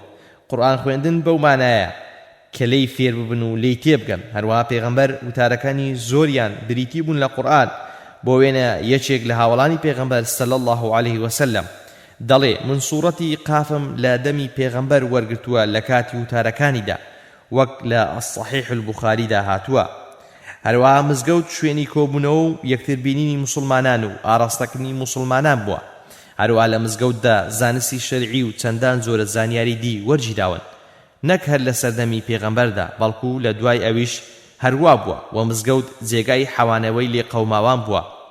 شوێنێک هەبوو لە نێو مزگەوتی پێغەمبەر صلی الله علیه وسلم سوفەیان پێگوتووە کە سەقفی هەبووە و ئەو هاوڵە بەڕێزانەی پێغەمبەر کە باڵوغ و زگورتی بوون بە تایبەت لە کۆچکەران هەمیان لەوێ بوون. ئەوانە بۆ کاتی جەنگ و جیهاد ئامادە بوون، بەڵام دوایی بۆ حەوانەوە و ئیسراحەت چوونە ئەوێ چونکە ماڵ و حاڵیان نەبووە و لە مزگەوتدا کاروباری جەنگی و ئامادەکردنی سوپا ئەنجام درراوە. هەروەها مزگەوت مەڵبەندێکی ڕوحی و فکری و علمی و عیبادەتی و سیاسی و کۆمەڵایەتی و هەمەلایەنە بووە و مزگەوت شوێنی قەزاوەت و دادگایی بووە. مزگەوتی پێغەمبەر بەو شێوەیە بووە و بێگومان ئەوە مزگەوتی ڕاستەقینەیە، بۆ ئێستا کە دەگوترێ مزگەوت تەنیا جێی عیبادەتە و نابێ سیاسەتی تێدا ئەنجام بدرێ، ئەوانە لەمانەی عیبادەت و سیاست حاڵی نەبوون. ئەگەرنا سیاسەتی ئیسلامیش و ئەو شتانەی دیکەش کە باسم کردن هەمویان عیبادەتن و ئیسلام دینێکی گشتگیرە و هەموو لایەنەکانی ژیان دەگرێتەوە. کەواتە لێرەدا گرنگی مزگەوت لە دەوڵەتی ئیسلامی و کۆمەڵگەی ئیسلامیدا دەردەکەوێ کە پێغەمبەر صلی الله علیه وسلم ئاوا بایەخی پێداوە. سێم، برایەتی بەرپاکردن لە نێوان کۆچکەران و پشتیواناندا. ئیبن هیشام بۆمان باسی ئەو برایەتیە دەکات و دەڵێ پێغەمبەر صلی الله علیه وسلم برایەتی بڕیاردا لە نێو هاوڵانیدا لە کۆچکەران و پشتیوانان بەو پێیەی کە پێمان گەیشتووە و پەنا دەگرین بەخوا شتێک بڵێین پێغەمبەر صلی الله علیه وسلم نەیفەرموو بێ فەرمووی برایەتی بکەن لە پێناو خوادا دوو ببنە برای یەکدی. لێرەدا لەوانەیە پرسیار بکرێ مەگەر خوای زانە نافەرمێ ئینەمە المؤمنون ئیخوە، بێگومان تەنیا بڕوادەران برای یەکدین، پیاوانیان برای یەکدین و پیاوان و ئافرەتان خوشک و برای یەکدین و ئافرەتانیان خوشکی یەکدین، چونکە وشەی ئیخوا هەر سێ چەمکومانەکەی لەخۆ دەگرێت بە بەڵگەی ئەو ئاەتەی سوورەتی ئەنیسا کە دەفەرمێ وإن كانوا إخوة رجالا ونساء فللذكر مثل حظ الأنثيين. واتا ئەگەر ئیخوا بوون پیاوان و ئافرەتان ئەوە بۆ پیاوان هەیە دوو ئەوەندەی کە بۆ ئافرەتان هەیە لە میرا. بەڵێ هەرچەندە مسلمانان بەهۆی ئیمانەوە هەمیان برای یەکترن، بەڵام ئەو برایەتی پێغەمبەر لە نێوان کۆچکەران و پشتیواناندا دروستی کرد برایەتێکی تایبەتی بوو کە میراتیان لە یەکدی گرتووە و لەبەر ئەوەش ئەو کاتە پێغەمبەر صلی الله علیه وسلم ئەو برایەتی بڕیاردا، چونکە کۆچکەران هیچیان نەبووە. هەندێک لە کۆچکەران تەنیا خێزان و منداڵەکانیان لەگەڵ خۆیاندا بردو بوو، بەڵکو هیوا هەبوو تەنانەت خێزانەکەشی لەگەڵیدا نەچوو بوو. بۆ وێنە عومەر خوالی ڕازی بێت دوو خێزانی هەبوون، هەردووچیان کافر بوون، هیچیان لەگەڵی نەهاتوون بۆ مەدینە. هەروە عەبدوڕەحمانی کوڕی عەوف کە خێزانەکەی لەگەڵی نەهاتووە، بۆیە پێویستیان زۆر بە هاوکاری و چاکە لەگەڵ داکردندا هەبووە و بۆ ماوەیەکی دیاریکرا و کورت ئەو تایبەتمەندیە لەو برایەتیدا هەبووە. دوایی خوای کاربەزێ و برایەتی کە بۆ ئەو ماوە دیاریکراوە بڕیاردرا بوو هەڵدەوەشێنێتەوە، وەک دەفەرمێ النبي أولى بالمؤمنين من أنفسهم وأزواجه أمهاتهم وأولو الأرحام بعضهم أولى ببعض في كتاب الله من المؤمنين والمهاجرين إلا أن تفعلوا إلى أوليائكم معروفا كان ذلك في الكتاب مسطورا. واتا پیغمبر صلى الله عليه وسلم لنفسيان لپیشتر بو ایمان داران یعنی با لا خویانیان خوشتر بوی و هاوسرانی پیغمبریش دایچی ایمان داران و خزمان هەندێکیان بە هەندێکیان خاوەن حەقترن لە ئیمانداران و لە کۆچکەران لە کتێبی خوادا، مەگەر کەسێک بیەوێ لەگەڵ دۆستەکانی خۆیدا چاکە بکە ئەو حکم و بڕیارە پێشتر لە کتێبدا تۆمارکرا بوو، کەواتە ئەو جۆرە برایەتی پێشێ بۆ قۆناغێکی کتوپڕ بووە کە هاتۆتە پێش مسلمانان، بۆیە پێویستی بە چارەسەرێکی کت و پڕیش کردووە.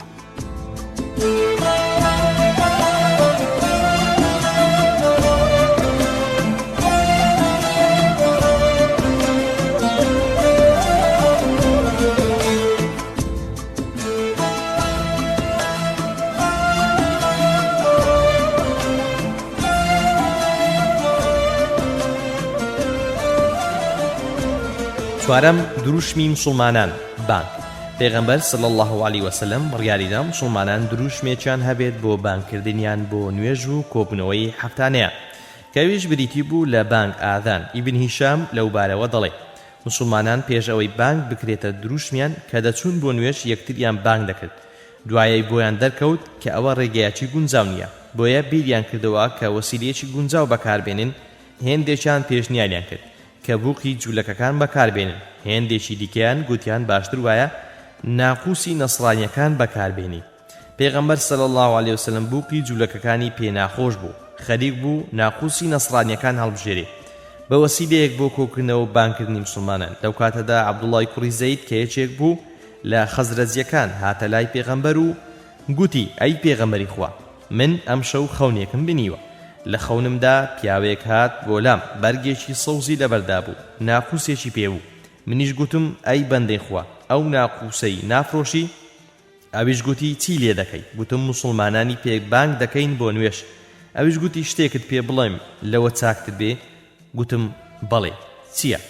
گوتی ئاوا بڵێ الله ئەکبەر الله ئەکبەر الله أكبر الله أكبر أشهد أن لا إله إلا الله أشهد أن لا إله إلا الله أشهد أن محمدا رسول الله أشهد أن محمدا رسول الله حي على الصلاة حي على الصلاة حي على الفلاح حي على الفلاح الله أكبر الله أكبر لا إله إلا الله.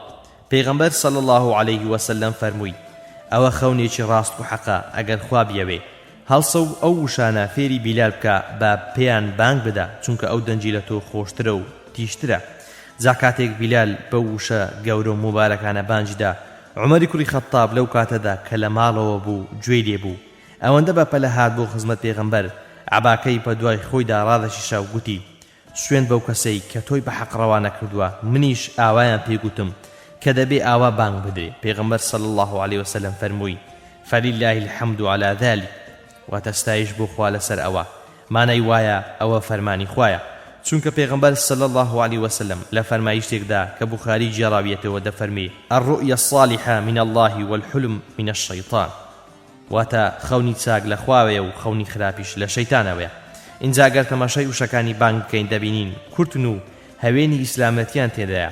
سەرەتا 4000 لەسەر یەک الله ئەکبەر دەگوترێ واتە خوا گەورەترە لە هەموو شتێک گەورەترە بەو واتایی کە بۆ خۆی شایستەیە کەواتە دەبێ گەورەی خوای پەروەردیگار جەل لە شەئن و لە مێشک و دڵی مسلماناندا لە سەروی هەموو شتێکەوە بێ.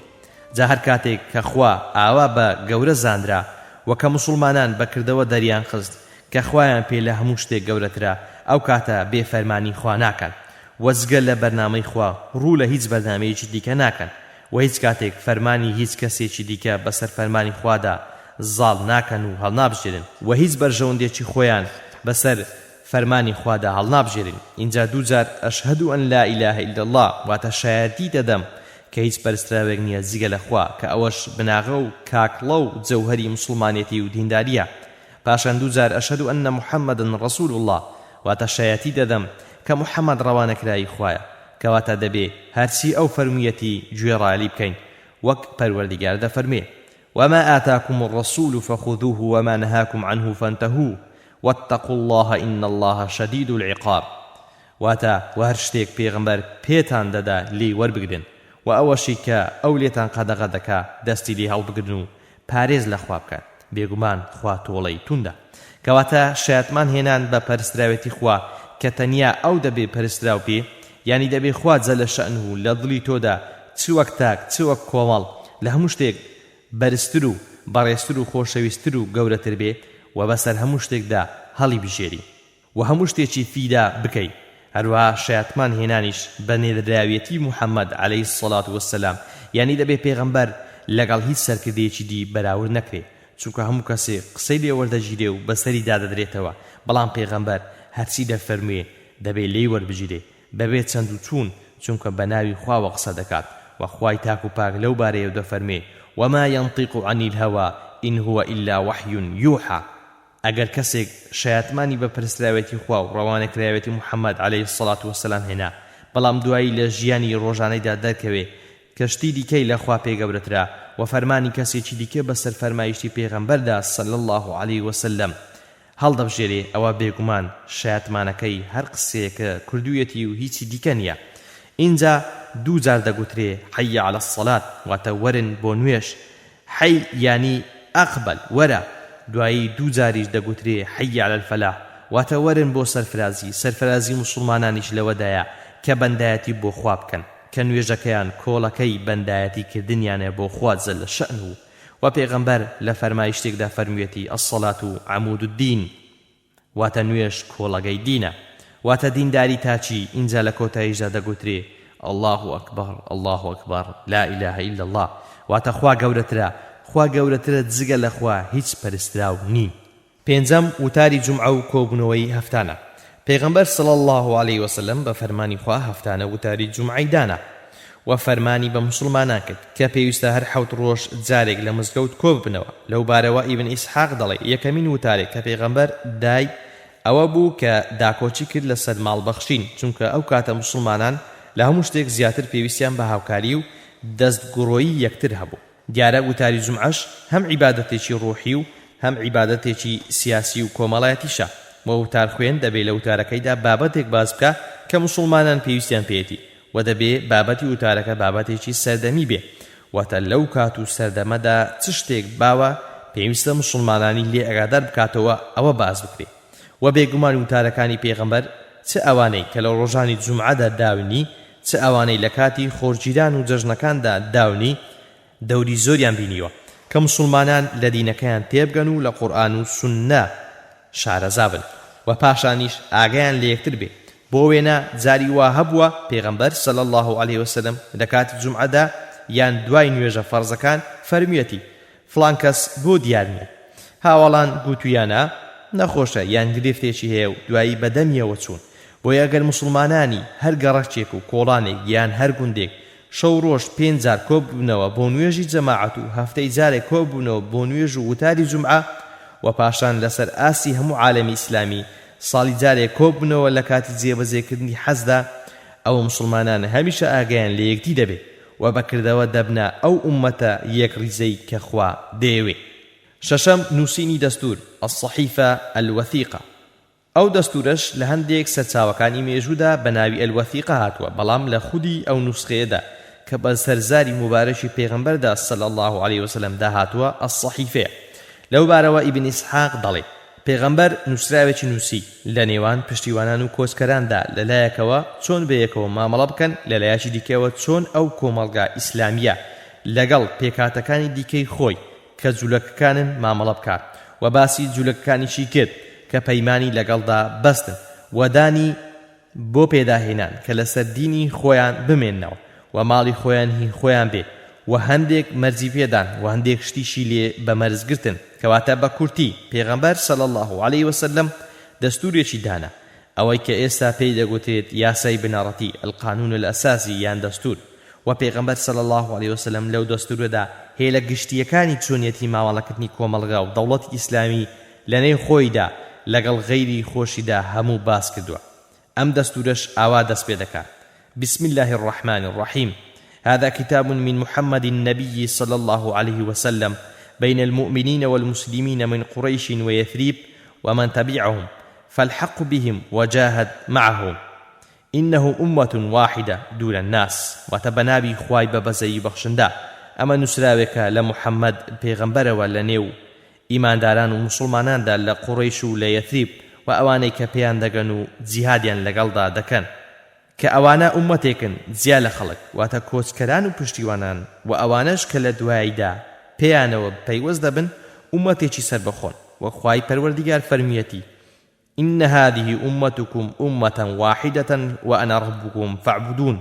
سنسرنزيك درباري الصحيفة يك لروي سندوا دكتور أكرم ضياء العمري لكتابي السيرة النبوية الصحيحة دا كتيتي أو سندي كأو صحيفي بي جيردراوتوا لريزي سندي فرمايش راستكاني بيغمبر دايا صلى الله عليه وسلم. دو لروي پانتاي ودابشكني مادكانيوا 36 مادية. سي لروي نێوەڕۆکیەوە دەگونجێ زۆر شت باز بکرێ بەڵام من پێم وایە لە 5 تەوەرەدا بەرجەستە دەبێ. یەک پێناسەی موسڵمانان پێغەمبەر صلی الله عليه وسلم دیاری کردووە کە موسڵمانان ئومەتێکن وەک لە مادەی 2 هاتووە کە دەفەرمێ إنهم أمة واحدة من دون الناس واتە موسڵمانان کۆچکەران و پشتیوانان و ئەوانەی کە پێیانەوە پەیوەست دەبن ئومەتێکن جیا لە خەڵک. دوو دیاریکردنی سەرچاوی بڕیار مەرجەعیە بۆ موسڵمانان واتە لایەنێک کە لە کاتی گرفت و کێشەکانیاندا بۆ لای بگەڕێنەوە بۆیان چارەسەر بکات وەک لە مادەی 23 هاتووە کە دەفەرموێ ئێوە لە هەر شتێکدا کە کێشە و مشت و مڕێکتان بۆ پەیدا بووە دەبێ بژێردرێتەوە بۆ لای خوا و بۆ لای محەممەد عليه الصلاة والسلام کەواتە سەرچاوی بڕیار مەرجەعیەی باڵا بۆ موسڵمانان قورئان و سونەتە. سێ پاراستنی ئاسایش و هێمنی دەوڵەت وەک لە مادەی 39 هاتووە کە دەفەرموێ و خەڵکی ئەم نووسراوە کە ئیمزای دەکەن نابێ هیچ شتێک بکەن کە پێچەوانەی بەرژەوەندی ئاسایشی شاری یەثریب بێ.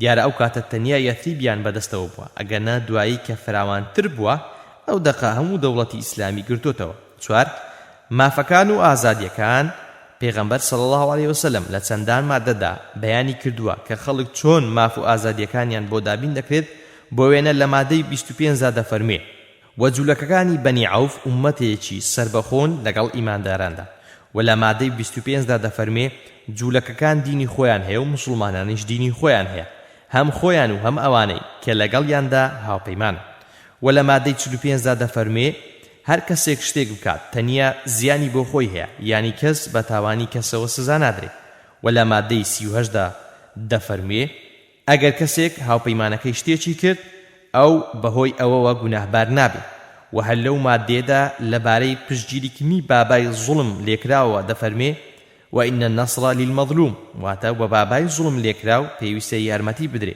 دیارە هەر جۆرە زوڵمێک بێ ئابووری سیاسی کۆمەڵایەتی و لە مادەی 12 دا دەفەرمێ مسلمانان نابێ لێبگەڕێن کەسێک لە نێو ئەواندا پەچی بکەوێ لە ڕووی ئابووریەوە بەڵکو دەبێ هاوکاری و دەستگڕۆیی بکەن هەروەها لە مادەی 13 دا دەفەرمێ ئیماندارانی پارێزکار یەکدەستن لە بەرامبەر کەسێکدا ستەمی کرد بێ یان بیەوێ ستەم بکات هەروەها چەندان بڕگەی دی لەو شێوەیە تێدا 5 بەرگریکردنی هاوبەش و لە سەحیفەدا هاتووە کە دەبێ بە هەموو لایەک بەرگری بکەن لە مەدینە و لە مادەی 37 دا دەفەرمێ جوولەکە نەفەقەی خۆیان دەچێشن و مسلمانانیش نەفەقەی خۆیان دەچێشن و دەبێ هاوکاری یەکتر بکەن لە دژی هەر کەسێک کە دژایەتی ئەهلی ئەم سەحیفەیە دەکات و پێویستە پێکەوە دڵسۆز و ساغ بن و چاکەکار بن نەک خراپەکار هەروەها لە مادەی 43 دا دەفەرمێ و دەبێ هەمویان پشتگیری یەکتر بکەن لە بەرامبەر هەر کەسێکدا کە هێرش دەکاتە سەر یەثریب دیارە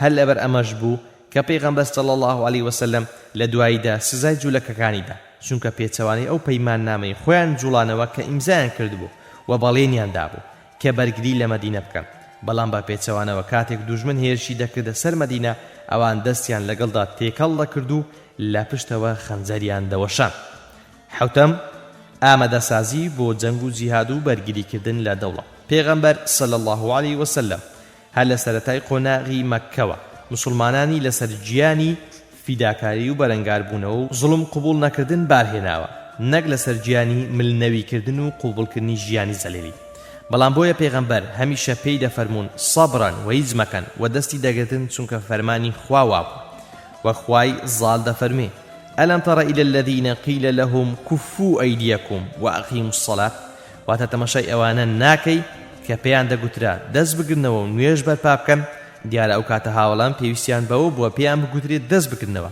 هەر بۆیەش کاتێک کە خوای دادگەر مۆڵەتی دان کە جەنگ بکەن هەر یەکەیان شیرێک بوون لە بیشەیەک هاتبوونە دەر ئەحمەد و حاکم و ترمذی لە ئیبن عەباس دەجێڕنەوە کە گوتیەتی پێغەمبەر لە مەکە چووە دەر ئەبوو بەکریش گوتی کافرەکانی قوڕەیش پێغەمبەریان لە مەکە دەرکرد لە بین دەچن یەکسەر خوا ئەم ئاەتەی ناردە خوار لەگەڵ کۆچکردنی پێغەمبەردا صلی الله عليه وسلم أذن للذين يقاتلون بأنهم ظلموا وإن الله على نصرهم لقدير واتا مۆڵە درا بەوانەی کە جەنجیان لەگەڵدا دەکرێ و زوڵمشیان لێ دەکرێ و بێگومان خوا لەسەر سەرخستنی ئەوان بەتوانایە هەروەها ئیبن هیشامیش ئەوەی هێناوە کام ئاەتە وەسێ ئاەتەکەی دواشی هەمویان بەو بۆنەیەوە هاتنە خوار کە پێغەمبەر صلی الله عليه وسلم لە مەکە دەرکرا کەواتە لە سەرەتاوە تەنیا مۆڵەتیان پێدا کە جەنگ بکەن بەڵام دوایی لەسەریان فەرز کرا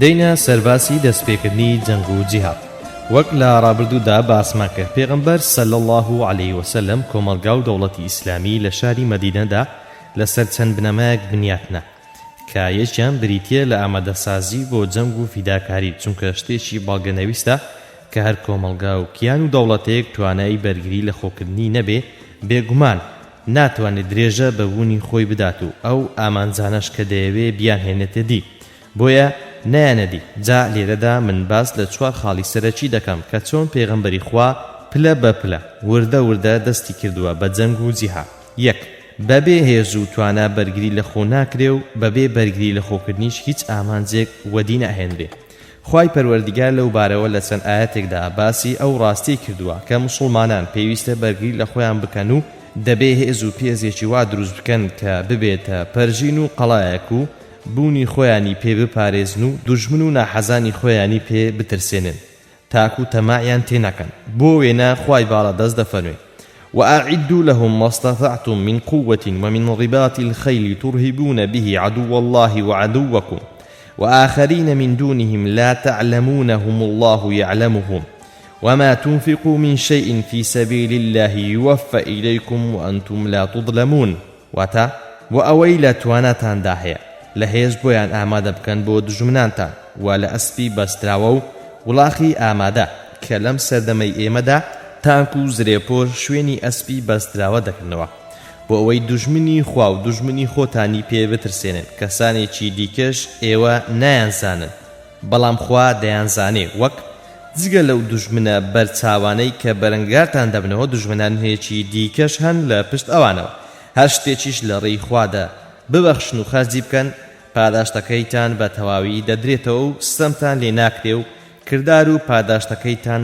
بەزایە ناچێت کەواتە لە ئیسلامدا هێز ئامادەکردن لەلایەن ئیماندارانەوە بۆ ترساندنی دوژمنانی خوا و دوژمنانی خۆیان پێویستە چونکە ئاعیدو فعلی ئەمرە فەرمان ئەمریش بۆ پێویستبوون و وجوبە مەگەر بەڵگەیەک هەبێ کە ئەو ئەمرە لە مانای پێویستبوون وجوب لابدا بۆ پەسەندی و ڕەواوی نەدب و ئیباحە لێرەشدا هیچ نیشانە قەرینەیەکی بەو شێوەیە نییە هەروە لە کۆتایی بەسەرهاتی تاڵوت و جالوتدا خوای زانا و توانا دەفەرمێ ولولا دفع الله الناس بعضهم ببعض لفسدت الأرض ولكن الله ذو فضل على العالمين واتا ئەگەر خوا هەندێک لە خەڵکی بە هەندێکی دیکە ئیمانداران پاڵ پێوە نەنابا و زەوی لێ پاک نەکردبانەوە وای نەکردبا کە ئەهلی کوفر بەرپەس بدرێنەوە سەرزەوی تێک دەچوو دیارە سەرزەویش هەمیشە بەوە تێک دەچێت کە کەسانی بێبڕوای ستەمکار دەسەڵات بگنە دەست کە هەرچی نیعمەتەکانی خوای پەروەردیگار هەن بۆ تێکردنی ئارەزوەکانی خۆیان بەکاری دێن و خەڵکی لێ بێبەش دەکەن و خراپەکاری لە زەویدا بڵاو دەکەنەوە ولكن الله ذو فضل على العالمين واتا بەڵام خوا خاوەن چاکەیە بەسەر جیهانیانەوە کە ئەهلی ئیمان دەڕەخسێنێ بۆ ئەوەی خەڵکی ستەمکاری کافیان پێوە پاڵ پێوەنێ و نەهێڵێ بەهۆی دەسەڵاتی ئەوانەوە جیهان پڕ بێ لە فەساد و خراپە کەواتە لێرەشدا خوای بەرز و مەزن هێز و دەسەڵات و توانایە کە بەدەستی ئەهلی ئیمانەوەیە ئەهلی ستەم و کوفری پێ پاڵ پێوە دەنێن بە نیعمەتێکی داناوە بۆ سەر هەموو مرۆڤایەتی هەروە خوای کاربەزێ فەرموویەتی أذن للذين يقاتلون بأنهم ظلموا وإن الله على نصرهم لقدير الذين أخرجوا من ديارهم بغير حق إلا أن يقولوا ربنا الله واتمولدرا بۆ کەسانی کە جەنجیان لەگەڵ دەکرێ و ستەمیان لێکراوە و بێگومان خوا لەسەر یارمەتی دانیان بەتوانایە کەسانێک کە لە ماڵ و حاڵی خۆیان وەدەرنراون بەناحەق مەگەر ئەوە کە گوتویانە پەروەردیگارمان خوایە لەم چەند ئاەتەدا بۆمان دەردەکەوێت کە بەبێ هێز بەرگری لە خۆ ناکرێت بەبێ بەرگری لە خۆکردنیش بوون ناپارێزرێ و هیچ ئامانجێکیش نایەتە دی دوو لە فەرزکرانی جەنگ و جیهاددا وەکو ئەرکە شەرعیەکانی دیکە پلەپلەیی ڕەچاو کراوە ئەمەش ڕاستێکی دیکەیە کە لە ژیانی پێغەمبەرمان محەممەد صلی الله عليه وسلمدا ڕەنجی داوەتەوە ئەگەر تەمەشای قۆناغەکانی بەرەنگاری و جەنگ و جیهاد بکەین کە لەلایەن پێغەمبەرەوە ئەنجام دراوە پلەپلەیی تەداڕوج دەبینین و دەتوانین بڵین جەنگ و جیهاد و بەرەنگاری لەلایەن پێغەمبەرەوە بە چوار قۆناغی گشتیدا تێپەڕیوە یەک فەرمانکردن بەدەستگرتنەوە و خۆڕاگری خوای باڵا دەست دەفەرمێ ئەلەم تەڕە إلى الذين قيل لهم كفوا أيديكم وأقيموا الصلاة وآتوا الزكاة واتە ئایا سەرنجی ئەوانە نادەی کە پێیان گوترە دەستی خۆتان بگرنەوە و نوێژ بەرپا بکەن و زەکات بدەن دوای خوای پەروەردیگار باسی ئەوە دەکات کە دوای ئەوەی جەنجیان لەسەر پێویست کراوە هەندێکیان پاشەکشەیان کردووە یاخود داوایان کردووە کە دەبوایە جەنگ و جیهاد دوا خراپەیە کەواتە لە قۆناغێکدا پێغەمبەر صلی الله عليه وسلم بە فەرمانی خوا هاوڵانی بەڕێزی ئاگادار کردوتەوە کە دەست بگرنەوە لە جەنگ و لە بەرامبەر ئەهلی کوفردا هێز و چەک بەکار نهێنن بەڵکو ئارام بگرن و خۆڕاگر بن وەک لە تەبەرانی و حاکم و بەیهەقی هێناویانە کە پێغەمبەر صلی الله عليه وسلم بەلای خانەوادەی یاسردا تێپەڕی کە ئازار و ئەشکەنجە دەدران فەرمووی سەبرن یا ئالە یاسر مەوعیدکم الجەنە واتە ئەی بنە ماڵی یاسر خۆڕاگرن لە بەهەشت پێک دەگەینەوە واتە خۆڕاگر بن لەسەر ئەو ئەشکەنجە دران و ناڕەحەتکرانە و شتێکی دیکە مەکەن و لە سیرەی ئیبن هیشامدا هاتووە کە دوای ئەوەی پێغەمبەر صلی الله عليه وسلم پەیمانی دووەمی عەقەبەی لەگەڵ نوێنەرانی ئەوس و خەزرەجدا بەست عەباسی کوڕی عەبادەی کوڕی نەضلە گوتی سوێن بەو خوایی کە تۆی بە حەق ناردووە ئەگەر بتەوێ بەیانی بە شمشێرەکانمان پەلاماری ئەو کافرانە دەدەین کە لە مینا کۆبوونەتەوە. پێغەمبەر صلی الله عليه وسلم فەرمووی ئێمە فەرمانمان بەوە پێ نەکراوە بەڵکو بگەڕێنەوە بۆ بارگە و هەوارگەکانی خۆتان، واتە جارێ فەرمانمان پێ نەکراوە بەجەنگ. دیارە پێغەمبەر صلی الله عليه وسلمیش هیچ کارێکی بەبێ فەرمانی خوای کاربەجێ نەکردووە. دوو مۆڵەتدرانی جەنگ لەبەر ئەوەی زوڵم لێکراون. قۆناغی دووەم لە فەرزکردنی جەنگ و جیاد بریتی بوو لە مۆڵەتدران بە جەنگکردن بێ ئەوەی کە لە سەریان فەرز بکرێ، وەکو خوای زانە و شارەزادە فەرمێ أذن للذين يقاتلون بأنهم ظلموا. واتە مۆڵەتدرا بە کەسانی کە جەنگیان لەگەڵ دەکرێ و ستەمیان لێکراوە، واتە بۆیان هەیە جەنگ بکەن بەهۆی ئەو هەموو زوڵمەوە کە لێیان دەکرێت کە جەنگیان لەگەڵ دەکرێ و دەردەکرێن. واتە لەم قۆناغەدا واجب نەکراوە بەڵکو بەیان هەبووە جەنگ بکەن لەگەڵ ئەوانەی کە ستەمیان لێ دەکەن. سێ فەرزکرانی جەنگ لە کاتی هێرشکردنە سەر و شەڕ پێفرۆشتندا. خوای تۆڵەستێن دەفەرمێ وقاتلوا في سبيل الله الذين يقاتلونكم ولا تعتدوا إن الله لا يحب المعتدين. واتا ولري خدادا بزنگن لەگەڵ ئەوانەدا کە لە دژتان دەجەنگن، بەڵام دەست درێژی مەکەن، بێگومان خوا دەست درێژی کارانی خۆش ناوێ. هەروەها دەفەرمێ فمن اعتدى عليكم فاعتدوا عليه بمثل ما اعتدى عليكم واتقوا الله واعلموا أن الله مع المتقين. واتا و هەر کەسێک دەست درێژی کردنە سەر ئێوەش دەست درێژی بکەنەوە سەر وەکو خۆی و بەرپەرچی بدەنەوە و پارێز لە خوا بکەن و بزانن بێگومان خوا لەگەڵ پارێزکاراندایە. واتە سنوور مەبەزێن و بە ئەندازەی دەست درێژی ئەوان وەڵامیان بدەنەوە و دەست پێشخەری مەکەن و تا ئەوان شەڕتان لەگەڵدا نەکەن ئێوە مەیکەن. چوار فەرزکرانی جەنگ بۆ نەهێشتنی چەوسێنرانەوەی موسڵمانان و ڕێی دینداری لێگرتنیان. خوای توانا دەفەرمێ وقاتلوهم حتى لا تكون فتنة ويكون الدين لله فإن انتهوا فلا عدوان إلا على الظالمين. واتا لەگەڵیاندا بجەنگن تاکو فتنە نامێنێ، جاگەر دەستیان هەڵگرت نابێ دەست درێژی بکەیتە سەر هیچ کەس جگە لە ستەمکاران. لێرەدا خوای تاک و پاک نەیفەرمووە إلا على الكافرين، بەڵکو فەرموویەتی إلا على الظالمين. واتە کافرێک کە زوڵم نەکا و بێزیان دادەنیشێ شەڕی لەگەڵدا ناکرێت لەسەر کافرەتیەکەی، بەڵام کافرێک کە دەیەوێ کوفری خۆی بەسەر خەڵکدا بسەپێنێ و ئەهلی ئیمان دەبێت دەستی بگرن و ئەو زوڵمەی لێ قبول نەکەن.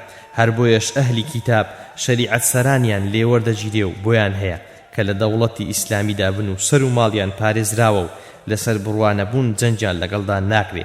وەڕای بەهێز ئەوەیە کە لە غەیری ئەهلی کتابیش سەرانە وەردەگیرێ و لیان قبول دەکرێ کە لەسەر دینەکەی خۆیان بمێننەوە کە بەلای ئیسلامەوە دینێکی بەتاڵە، بەمەرجێک هەوڵ نەدەن کە کوفری خۆیان بەسەر موسڵماناندا بسەپێن، وەک چۆن خوای پەروەردیگار ڕێگای بە ئەهلی ئیسلامیش نەداوە کە ئیسلامی خۆیان بەسەر کەسدا بسەپێنن، وەک دەفەرمێ لا ئیکڕاهە فی الدین، کەواتە خەڵکی دەبێت لە دنیادا ئازاد بن لەوەدا کە موسڵمان دەبن یان کافر، و دوایی لە دوا ڕۆژ هەر کەسە و پاداشت یا سزای خۆی وەردەگری لەسەر موسڵمان بوون یان کافر بوونەکەی.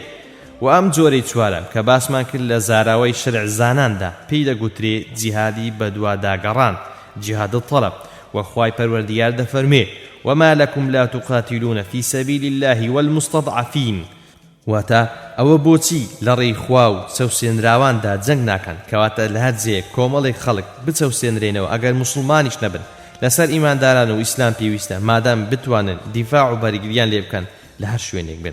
سيم كاتي دست بكران و سرطاي جيهاد او ميجوز نوساني كلمه جوي جياني پیغمبريان تومار کردوا دو رایان هيا. هەندێکیان دەڵێن سەرەتای ساڵی دووەمی کۆچی پێغەمبەر صلی الله علیه وسلم بەکردەوە دەستی بە جەنگ و جیهاد کردووە. هەندێکیش دەڵێن کۆتایی ساڵی یەکەمی کۆچی واتە کۆتایی ئەو ساڵی کە پێغەمبەر صلی الله علیه وسلم تێیدا کۆچی کردووە لە مەکەوە بۆ مەدینە. اینجا وەک ئیبن هیشام دەڵێ بۆمان دەردەکەوێت کە هەردوو بۆچوونەکان ڕاستن. ئەو دەڵێ پێغەمبەر صلی الله علیه وسلم ڕۆژی دووشەممە کاتێک کە ڕۆژ گەرم بوو هەتاو گەیشتوتە نێوەڕاستی ئاسمان 12 شەو ڕەت بوون لمانج ربيع الأول چوە بۆ مدينة كأو كات پیغمبر صلى الله عليه وسلم 53 ساڵ بۆ و 13 ساڵ دوای ئەوە بووە کە خوا ڕەوانەی کردووە و لە مدينة ماوەتەوە. ماوەی ئەو ئەندازەیە کە ماوەتەوە لمانج ربيع الأول و ربيع الثاني و جماد الأول و جماد الثاني و رجب و شعبان و رمضان و شوال و ذو القعدة و ذو الحجة و محرمي صالي دووەمیش لمانجی سەفەری صاڵی دووەم پێغەمبەر صلی الله عليه وسلم بۆ یەکەمین جار بۆ غەزاکردن لە شار دەرچووە. پاشان 12 مانگ دوای ئەوەی کە چۆتە مەدینە. کەواتە پێغەمبەر صلی الله عليه وسلم مانجی کۆتایی ساڵی یەکەمی چوونی بۆ مەدینە دەستی بە یەکەمین جەنگ و غەزا کردووە کە دەکەوێتە مانجی دووەمی ساڵی دووەمی کۆچی. ئەگەر وەکو ژماری مانگەکان لێک بدەینەوە و لەوەدا هەردوو ڕایەکە ڕاست دەدەچن. محەممەد حەمیدوڵڵا لە ئەلوەثائق السیاسە داهێناویەتی کە پێغەمبەر صلی الله عليه وسلم پێش ئەوەی دەست بە یەکەمین چاڵاکی سەربازی خۆی بکات فەرمووی هەموو ئەوانم بۆ بنووسن کە دانیان بە ئیسلام داهێناوە لە خەڵکی دواتر سەرژێمێریان بکەن بە پشتیوان و کۆچکەرانەوە. 1500 جەنگاوەر بوون. بێگومان پێغەمبەر صلی الله عليه وسلم هیچ شتێکی بێحیساب و کتاب نەکردووە. ئەوە تا دوای سەرژمێریکردن فەرمانیکردنی یەکەمین غەزای داوە، بەڵام جەنگ و کوشتاری تێدا ڕوو نەداوە.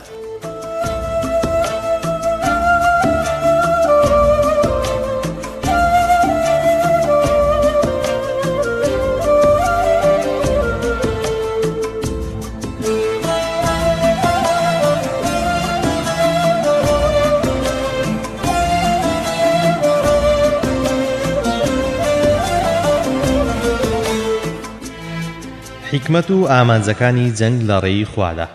1. پاراستنی ئازادی بیرروڕە وە خوای بێهاوڵ دەفەرمێ وقاتلوهم حتى لا تكون فتنة ويكون الدين كله لله.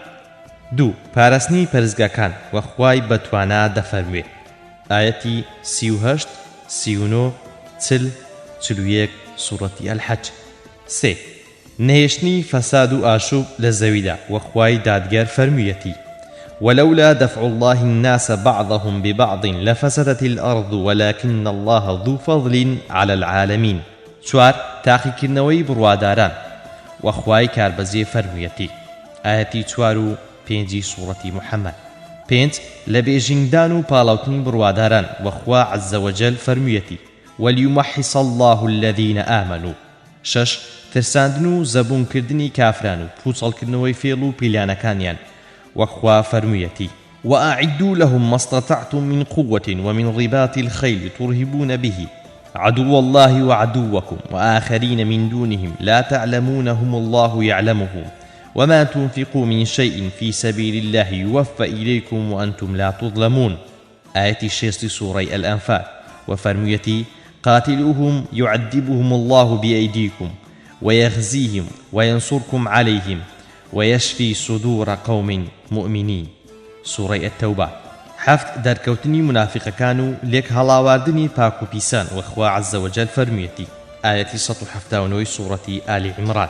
8. پیادەکردنی بەرنامە و حکمی خوا لە زەویدا وەخوای کاربەزێ دەفەرمێ ولينصرن الله من ينصره إن الله لقوي عزيز الذين إن مكناهم في الأرض أقاموا الصلاة وآتوا الزكاة وأمروا بالمعروف ونهوا عن المنكر ولله عاقبة الأمور. 9. بەرگریکردن لە دینی خوا و مافی چەوساوان و نەهێشتنی دەستدرێژی کافران وەخوای باڕەدەست فەرمیەتی وما لكم لا تقاتلون في سبيل الله والمستضعفين من الرجال والنساء والولدان الذين يقولون ربنا أخرجنا من هذه القرية الظالم أهلها واجعل لنا من لدنك وليا واجعل لنا من لدنك نصيرا.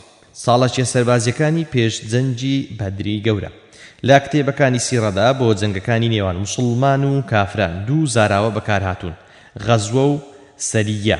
غەزوە بەو جەنگانە دەگوترێت کە پێغەمبەر صلی الله عليه وسلم بەشدەری تێدا کردوون و سەرپەرشتی کردوون وەک بەدر و ئوحود و حونەین و تەبوک. سەریە بەو چاڵەچیە سەربازیانە دەگوترێت کە پێغەمبەر صلی الله عليه وسلم بەشداری تێدا نەکردوون ئەگەرچی گەورەش بووبن و جەنجیان تێدا ڕوودابێت جگە لە جەنجی مؤتە کە مێژونوسان ناویان لێناوە غەزوەت مؤتە چونکە هێزێکی زۆر لە موسڵمانان بەشداری تێدا کردووە کە ژمارەی 3000 جەنگاوەر بوو و 3 لە سەرکردەکانی جەنجی موسڵمانانیشی تێدا شەهید کراوە زەیدی کوڕی حاریسە و جەعفەری کوڕی ئەبی تالیب و عەبدوڵای کوڕی ڕەواحە خوا لە هەمویان ڕازی بێت.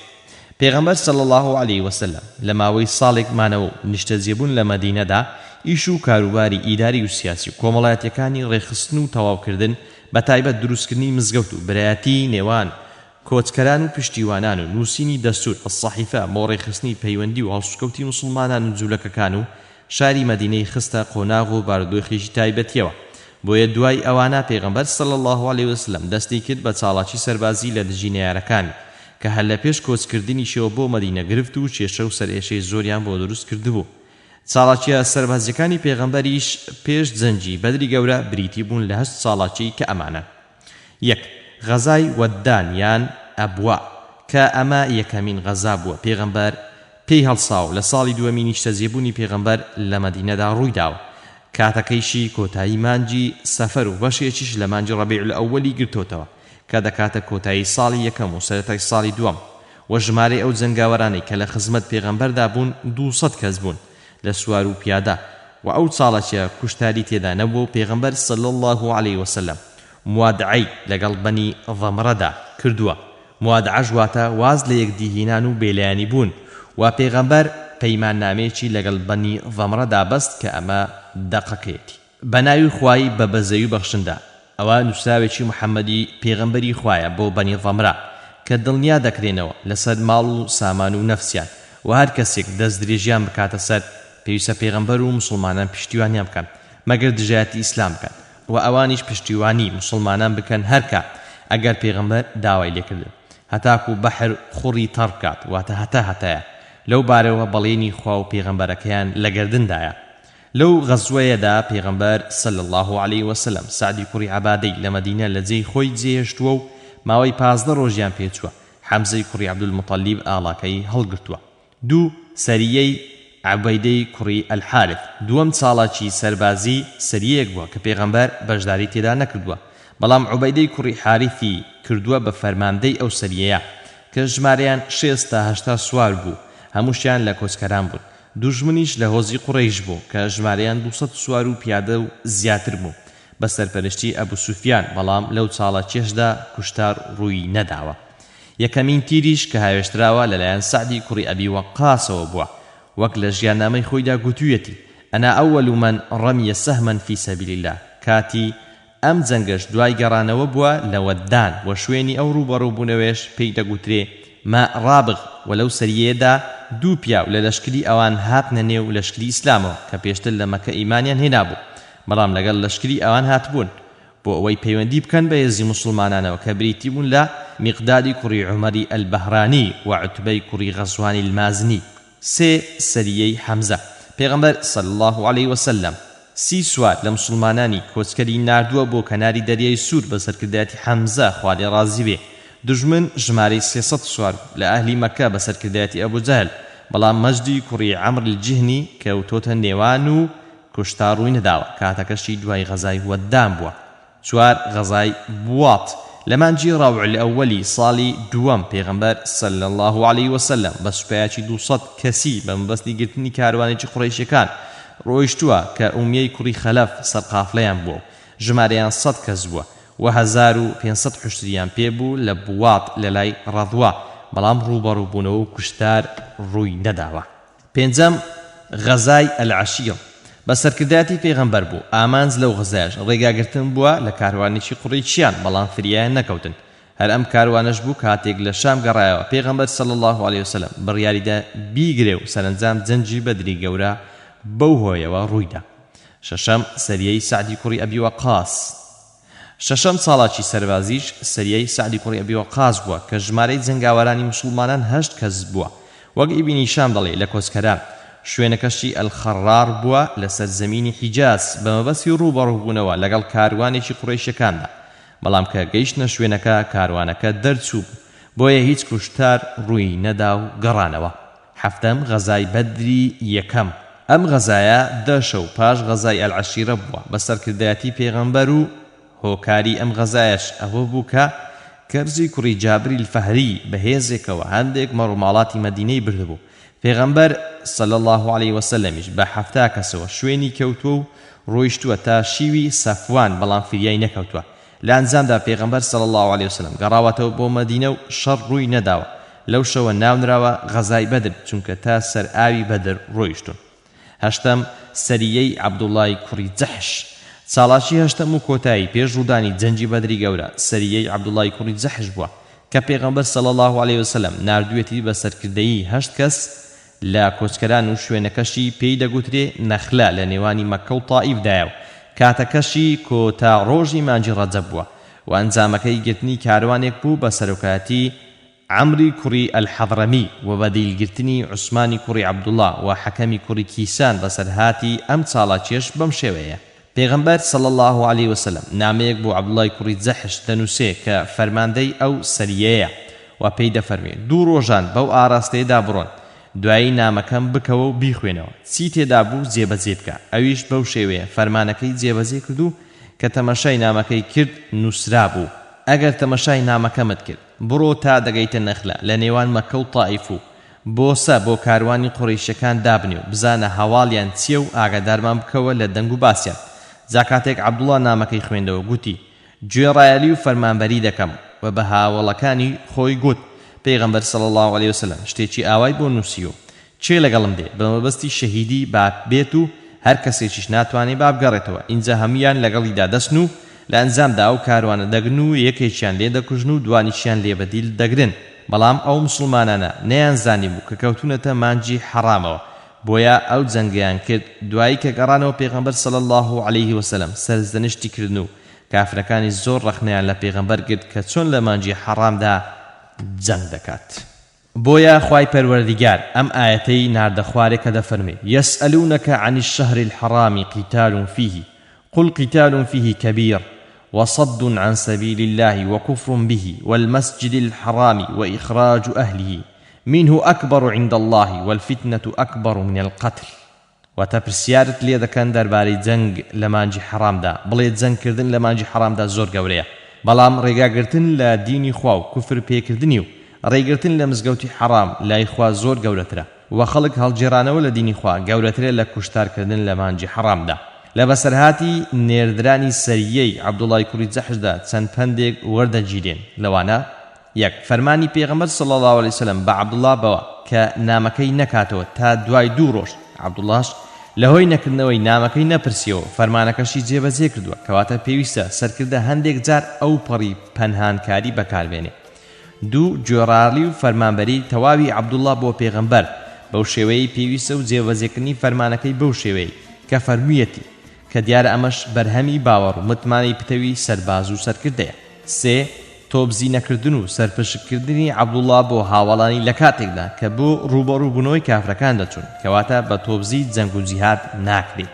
4 لەو ڕوبەڕووبوونەوەیدا سەرکردەی بەرەی کافرەکان بە ناوی عەمری کوڕی ئەلحەضرەمی کوژراوە، ئەوە یەکەم کەسی کافرەکان بووە کە لە سەردەمی پێغەمبەردا بەدەستی موسڵمانان کوژراوە. 2 کەسیشیان بەدی گیراوە بە ناوی عوسمانی کوڕی عەبدوڵڵا و حەکەمی کوڕی کیسان کە ئەمانە یەکەمین دیل بوون کەوتونەتە دەستی موسڵمانان، کەواتە لە یەکەمین بەرەنگار بوونەوەدا کافرانی ستەمکار زەبری موسڵمانانیان پێکەوتووە.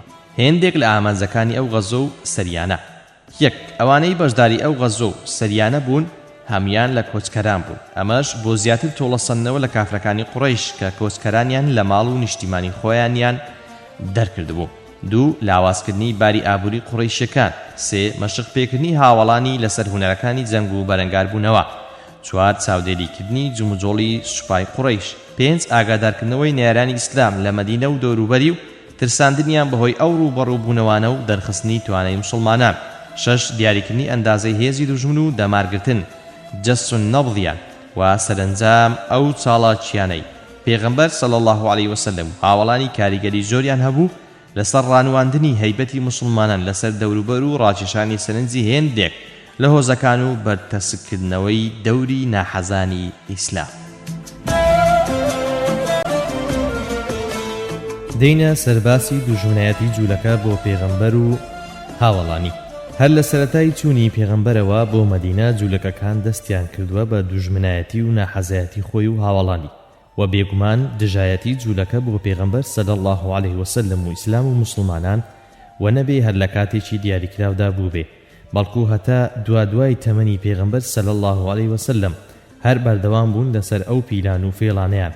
ئیبن ئیسحاق لەو بارەوە دەڵێت دوای ئەوەی کە پێغەمبەر صلی الله علیه وسلم چوو بۆ مەدینە و لەوێ نیشتەجێ بوو و دەوڵەت و کۆمەڵگەی ئیسلامی بنیاتنا، زانایانی جوولەکە دەستیان کرد بە دژایەتیکردنی پێغەمبەر، ئەویش بە پاڵنەر و هاندەری ڕق و قین و حەسەدەوە، بە تایبەتی بەهۆی ئەوەوە کە پێغەمبەر صلی الله علیه وسلم لە نێو عارەبدا هاتووە و لە نێو جوولەکەکاندا نەهاتووە، چونکە ئەوان چاوەڕێ بوون پێغەمبەر لە نێو ئەواندا بێ و هەندێک لە خەڵکی ئەوس و خەزرەج کە لە کوفر و شرکدا بە ساڵدا چوو بوون پاڵیاندایە لای جوولەکەکان کە هەرچەندە بەڕواڵەت خۆیان بە موسڵمان نیشان دەدا بەڵام لە ڕاستیدا بێبڕوا بوون و لە دواییدا پێڕی دووڕوەکانیان پێکهێنا بەو پێیەی منافقەکان لەگەڵ جوولەکەکاندا دەستیان کرد بە دژایەتیکردنی پێغەمبەر و موسڵمانان هەر لە سەرەتای نیشتە جێبوونیانەوە لە مەدینەدا.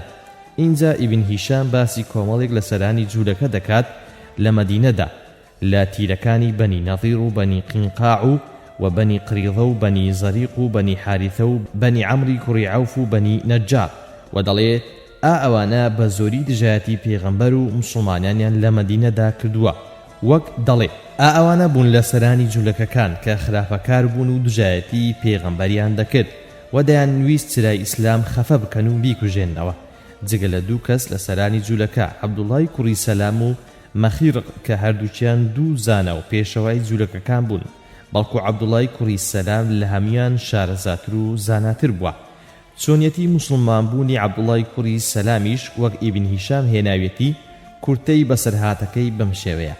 عەبدوڵای کوڕی سەلام دەڵێ دوای ئەوەی من لە کتێبەکانی خۆماندا خوێندبوومەوە دەمزانی کە پێغەمبەری کۆتایی دێت و دوای ئەوەی کە محەممەد صلی الله عليه وسلم هات بۆ مەدینە و نیشتەجێ بوو تەمەشای هەڵوێست و نیشانەکانی کرد هەمووی دەقاودەق وەکو ئەوە بوو کە لە کتێبەکانی ئێمەدا باس کرابوون.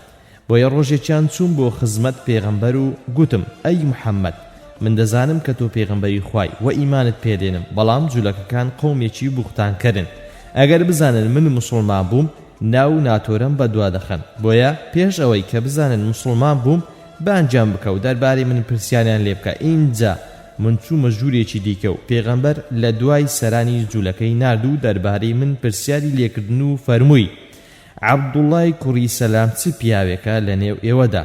ئەوانیش گوتیان ئەو عەبدوڵا زانای هەرە گەورەمانە و کوڕی زانای هەرە گەورەمانە و باشترین پیاوە لە نێوماندا و کوڕی باشترین پیاویشمانە. پێغەمبەر صلی الله عليه وسلم فەرمووی ئەگەر ئەو مسڵمان بوو چی دەکەن؟ گوتیان خوا پەنای بدات لەوە کە مسڵمان بێ هەرگیز شتیوان ناکات. منیش لە ژوورەکە هاتمە دەرێ و گوتم ئەی کۆمەڵی جوولەکە پارێز لە خوا بکەن و ئەوەی کە لە خواوە بۆتان هاتووە قوبوڵی بکەن. بەخوا ئێوە دەزانن کە محەممەد پێغەمبەری خوایە و لە تەوڕاتی بەردەستاندا ناو سیفەتەکانی نووسراون بۆیە من شایەدی دەدەم کە پێغەمبەری خوایە و بڕوای پێدێن و بەڕاستی دەزانم و دەیناسم. گوتیان درۆ دەکەی و دەستیان کرد بە قسە پێگوتنم. هەروەها بەسەرهاتی مخەیڕقیش وەک ئیبن هیشام هێناوێتی بەم جۆرەیە دەڵێ لە کاتی جەنجی ئوحوددا مخەیریق دەچێتە لای زانەکانی جوولەکە و پێیان دەڵێ کوڕینە ئەو محەممەدە پێغەمبەری خوایە و نیشانەکانی هەمووی دیارن با پشتگیری بکەین کە ئێستا لەگەڵ مشتریکەکاندا ڕوبەڕوو بۆتەوە. جوولەکەکانیش زۆر قسەی پێ دەڵێن ئەویش پێیان دەڵێ ئێوە درۆزنن و تەنانەت لەگەڵ کتێبەکانی خۆشتاندا ڕاز ناکەن و وەسیەت دەکات ئەگەر لەو جەنگەدا کوژرا ماڵ و سامانەکەی هەموو بۆ مسلمانان بێ. هەروە بەسەرهاتی سەفیەی کچی حەی کوڕی ئەخطەب وەکو ئیبن هیشام هێناوێتی ئەمە کورتەکەیەتی. سەفیە دەڵێ بابم زۆری خۆش دەویستم هەروەها مامیشم ئەبوو یاسری کوڕی ئەخطەب زۆری خۆش دەویستم. ڕۆژێک بەرەبەیانێکی زوو بابم و مام گوتیان با بڕۆین بزانین داخۆ ئەو کابرایە محەممەد ئەو پێغەمبەرەیە کە ئێمە لە کتێبەکانی خۆماندا نیشانەکانیمان خوێندوتەوە. ڕۆیشتن و ئێوارە گەڕانەوە کە هاتنەوە ماڵێ مامم بە بامی گوت ئایا ئەو کابرایە ئەو پێغەمبەرەیە؟ بابیشم گوتی سوێند بەخوا ئەو پێغەمبەرەیە کە پێغەمبەری کۆتاییە. مامم گوتی ئایا هەڵوێستت چییە؟ بابم گوتی بەخوا هەتا ماوم دژمنایەتی دەکەم منیش چوومە لای و وامزانی وەکو جاران باوەشم بۆ دەگرنەوە بەڵام هیچ گوێیان پێ نەدام و زۆر ناڕەحەت بوون بەوەی کە پێغەمبەری کۆتایی لە نێو ئەواندا نەهاتووە. لێرەدا مەبەستم ئەوە بوو کە جوولەکەکان چاک زانیویانە کە محەممەد عەلەیهی السەڵات وەسسەلام پێغەمبەری خوایە چونکە ئێستاش نیشانەکانی پێغەمبەر لە پەیمانی کۆندا هەرماون لەگەڵ دەستکاری و شیوێنرانیشیان. بەڵام وەکو ئاماژەم پێکرد زانایانی جوولەکەش هەمیان بەرامبەر بە ئیسلام یەک هەڵوێستیان نەبووە. خوای پەروەردیگاریش باسی هەڵوێستی ئەوانەمان بۆ دەکات لە خاوەن کتێبەکان کە ئەهلی ئیمان و خاوەن وجدانن دەفەرمێ ليسوا سواء من أهل الكتاب أمة قائمة يتلون آيات الله آناء الليل وهم يسجدون يؤمنون بالله واليوم الآخر ويأمرون بالمعروف وينهون عن المنكر ويسارعون في الخيرات وأولئك من الصالحين وما يفعل من خير فلن يكفره والله عليم بالمتقين. واتوكو يكنين لأهل كتاب كومالك هن شوان شون ويجدكنو آياتكاني خوا دخوينو سزدي بو دبنو إيمان بخوا وروجي دوائي دينو فرمان بساكا دكنو ريگري لخراپا دكن پێشبڕکێ دەکەن لە چاکەکاریدا و ئەوانە لە ساڵحان و هەر چاکەیەک بکەن بەزایە نادرێ بێگومان خوا بە پارێزکاران زانایە.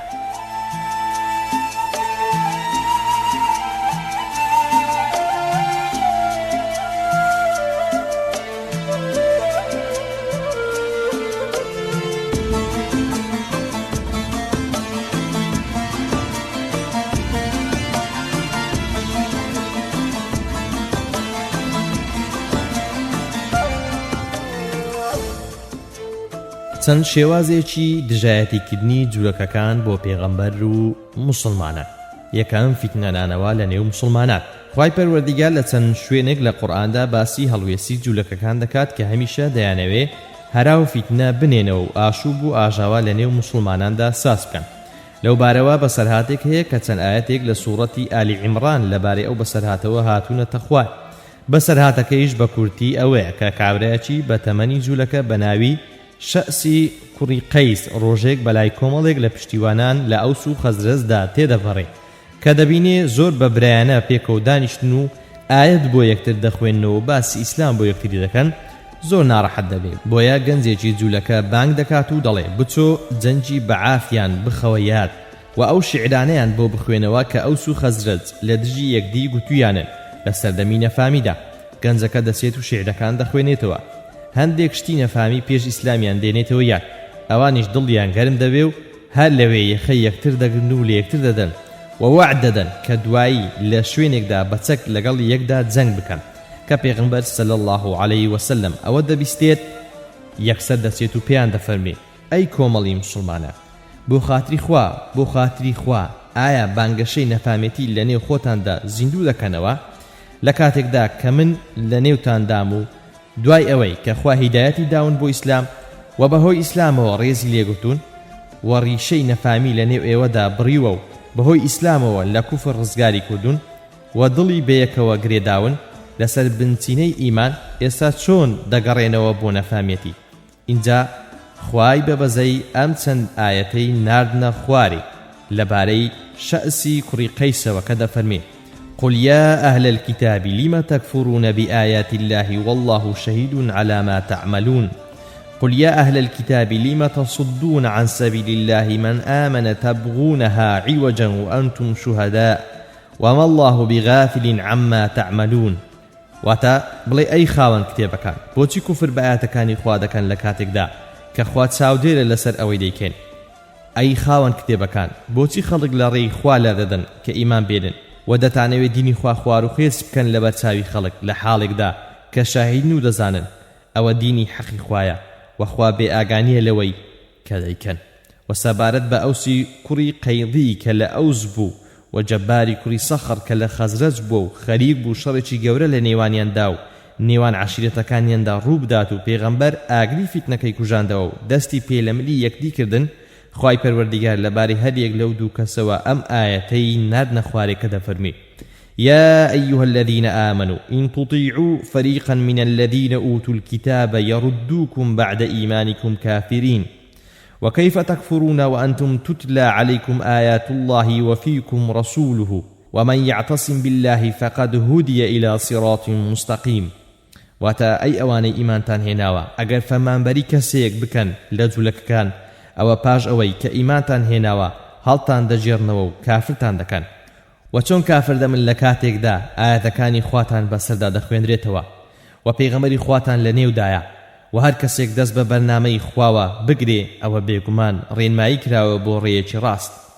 لێرەدا ئەوەمان بۆ دەردەکەوێت کە ئاەتەکانی قورئان بە پێی ڕوودا و هەلوو مەرجەکان بۆ چارەسەرکردنی کێشەکان هاتوونەتە خوار و زانایانش دەڵێن تایبەتبوونی هۆی هاتنە خوارەوە ئاەتەکان ڕێگا ناگرێت لە گشتگیری مانای حکمی ئاەتەکان واتە کاتی خۆی کە دوو کەس بۆتە ناخۆشی و شەڕیان بەهۆی کابرایەکی جوولەکەوە مەرز نییە ئێستاش هەمان شت ڕوو بداتەوە کابرایەکی جوولەکە بێت و ئاژاوەمان بۆ ساز بکات بەڵام هەر شتێک سەر بچێشێ بۆ ناکۆچی بینی مسلمانان ئەوە ئەو ئاەتانە دەیگرنەوە و بە تەئکید هەر کەسێک بێوێ ئاشوب لە نێو مسلماناندا پەیدا بکە ئەوە ڕەفتاری جوولەکەکانی ئەنجام داوە لە تەفسیرەکاندا هاتووە لە کاتێکدا کە پێغەمبەر ئەو ئاەتانە بۆ هاوڵەکانی دەخوێنێتەوە هەمیان دەست دەکەن بە گریان و پەشێمان دەبنەوە و پندێکی گەورەی لێوەردەگرن کە زارێکی دیکە گوێ بە قسەی هیچ جوولەکە و کافر و دەغەڵێک نەکەن چونکە هاوڵانی پێغەمبەر صلی الله علیه وسلم بە ڕۆژێک و دوو ڕۆژان نەبوونە ئەو کەڵە پیاوە بەڵکو تووشی هەڵە و کەم و کوڕیش بوون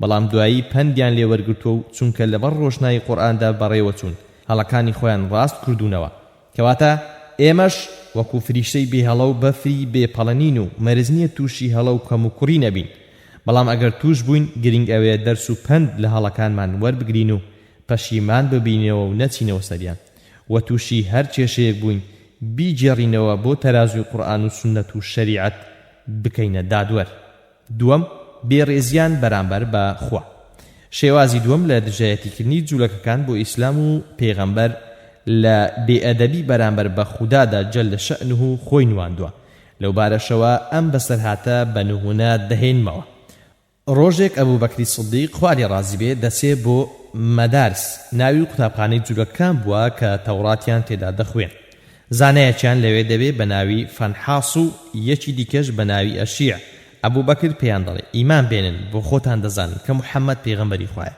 بۆچی ئیمانی پێناهێنن لە کاتێکدا کە لە کتێبەکانتاندا ناو نیشانەکانی هەن ئەوانیش دەڵێن نەخێوانیە جگە لەوەی کە ئینکاری پێغەمبەرەتی محەممەد دەکەن فەنحاس بێئەدەبیش دەکا بەرامبەر بە خوا و دەڵێ ئەو خوایەی کە محەممەد باسی دەکا فەقیدە ئێمە بە دەوڵەمەند دەزانێ و داوای قەرزمان لێ دەکا بۆ خۆی نەهی لە سوو ڕیبا دەکات و کەچی سوو ڕیبا دەدات بە ئێمە کە فەنحاس ئەوە دەڵێ ئەبوبەکر زۆر تووڕە دەبێ و مستێکی لە لوتی دەدا و دەڵێ چۆن بێئەدەبی بەرامبەر خوا دەکەی فەنحاسیش بە دەم و لوتی خوێناویەوە دەچێتە لای پێغەمبەر و دەڵێ ئەوە هاوڵەکەت ئەبوبەکر ئاوای لێ کردو پێغەمبەر صلی الله علیه وسلم بانجی ئەبوبەکر دەکا و لێی دەپرسێ بۆ وات کرد ئەبوبەکر دەڵێ ئەی پێغەمبەری خوا قسەی بەخوا گوتووە دەڵێ خوا فەقیرە منیش لەسەر خوا تووڕە بووم فەنحاسیش نوکوڵی دەکا و دەڵێ وام نەگوتووە دوایی خوای بەرز و بێوێنە ئەم ئاەتانەی ناردنە خوارد کە فەنحاس بە درۆ دەخاتەوە و قسەی ئەبوبەکر بەڕاز دادەنێ لقد سمع الله قول الذين قالوا إن الله فقير ونحن أغنياء سنكتب ما قالوا وقتلهم الأنبياء بغير حق ونقول ذوقوا عذاب الحريق واتا خوا قسەی ئەوانەی بیست کە گوتیان خوا هەژارە و ئێمە دەوڵەمەندین ئەوەی کە گوتیان دەینووسین و ئەو پێغەمبەرانەی کە کاتی خۆی بە ناحەق کوشتویانن ئەوانیشمان نووسیوە و پێیان دەڵێن بیتێژن سزای سوتێنەر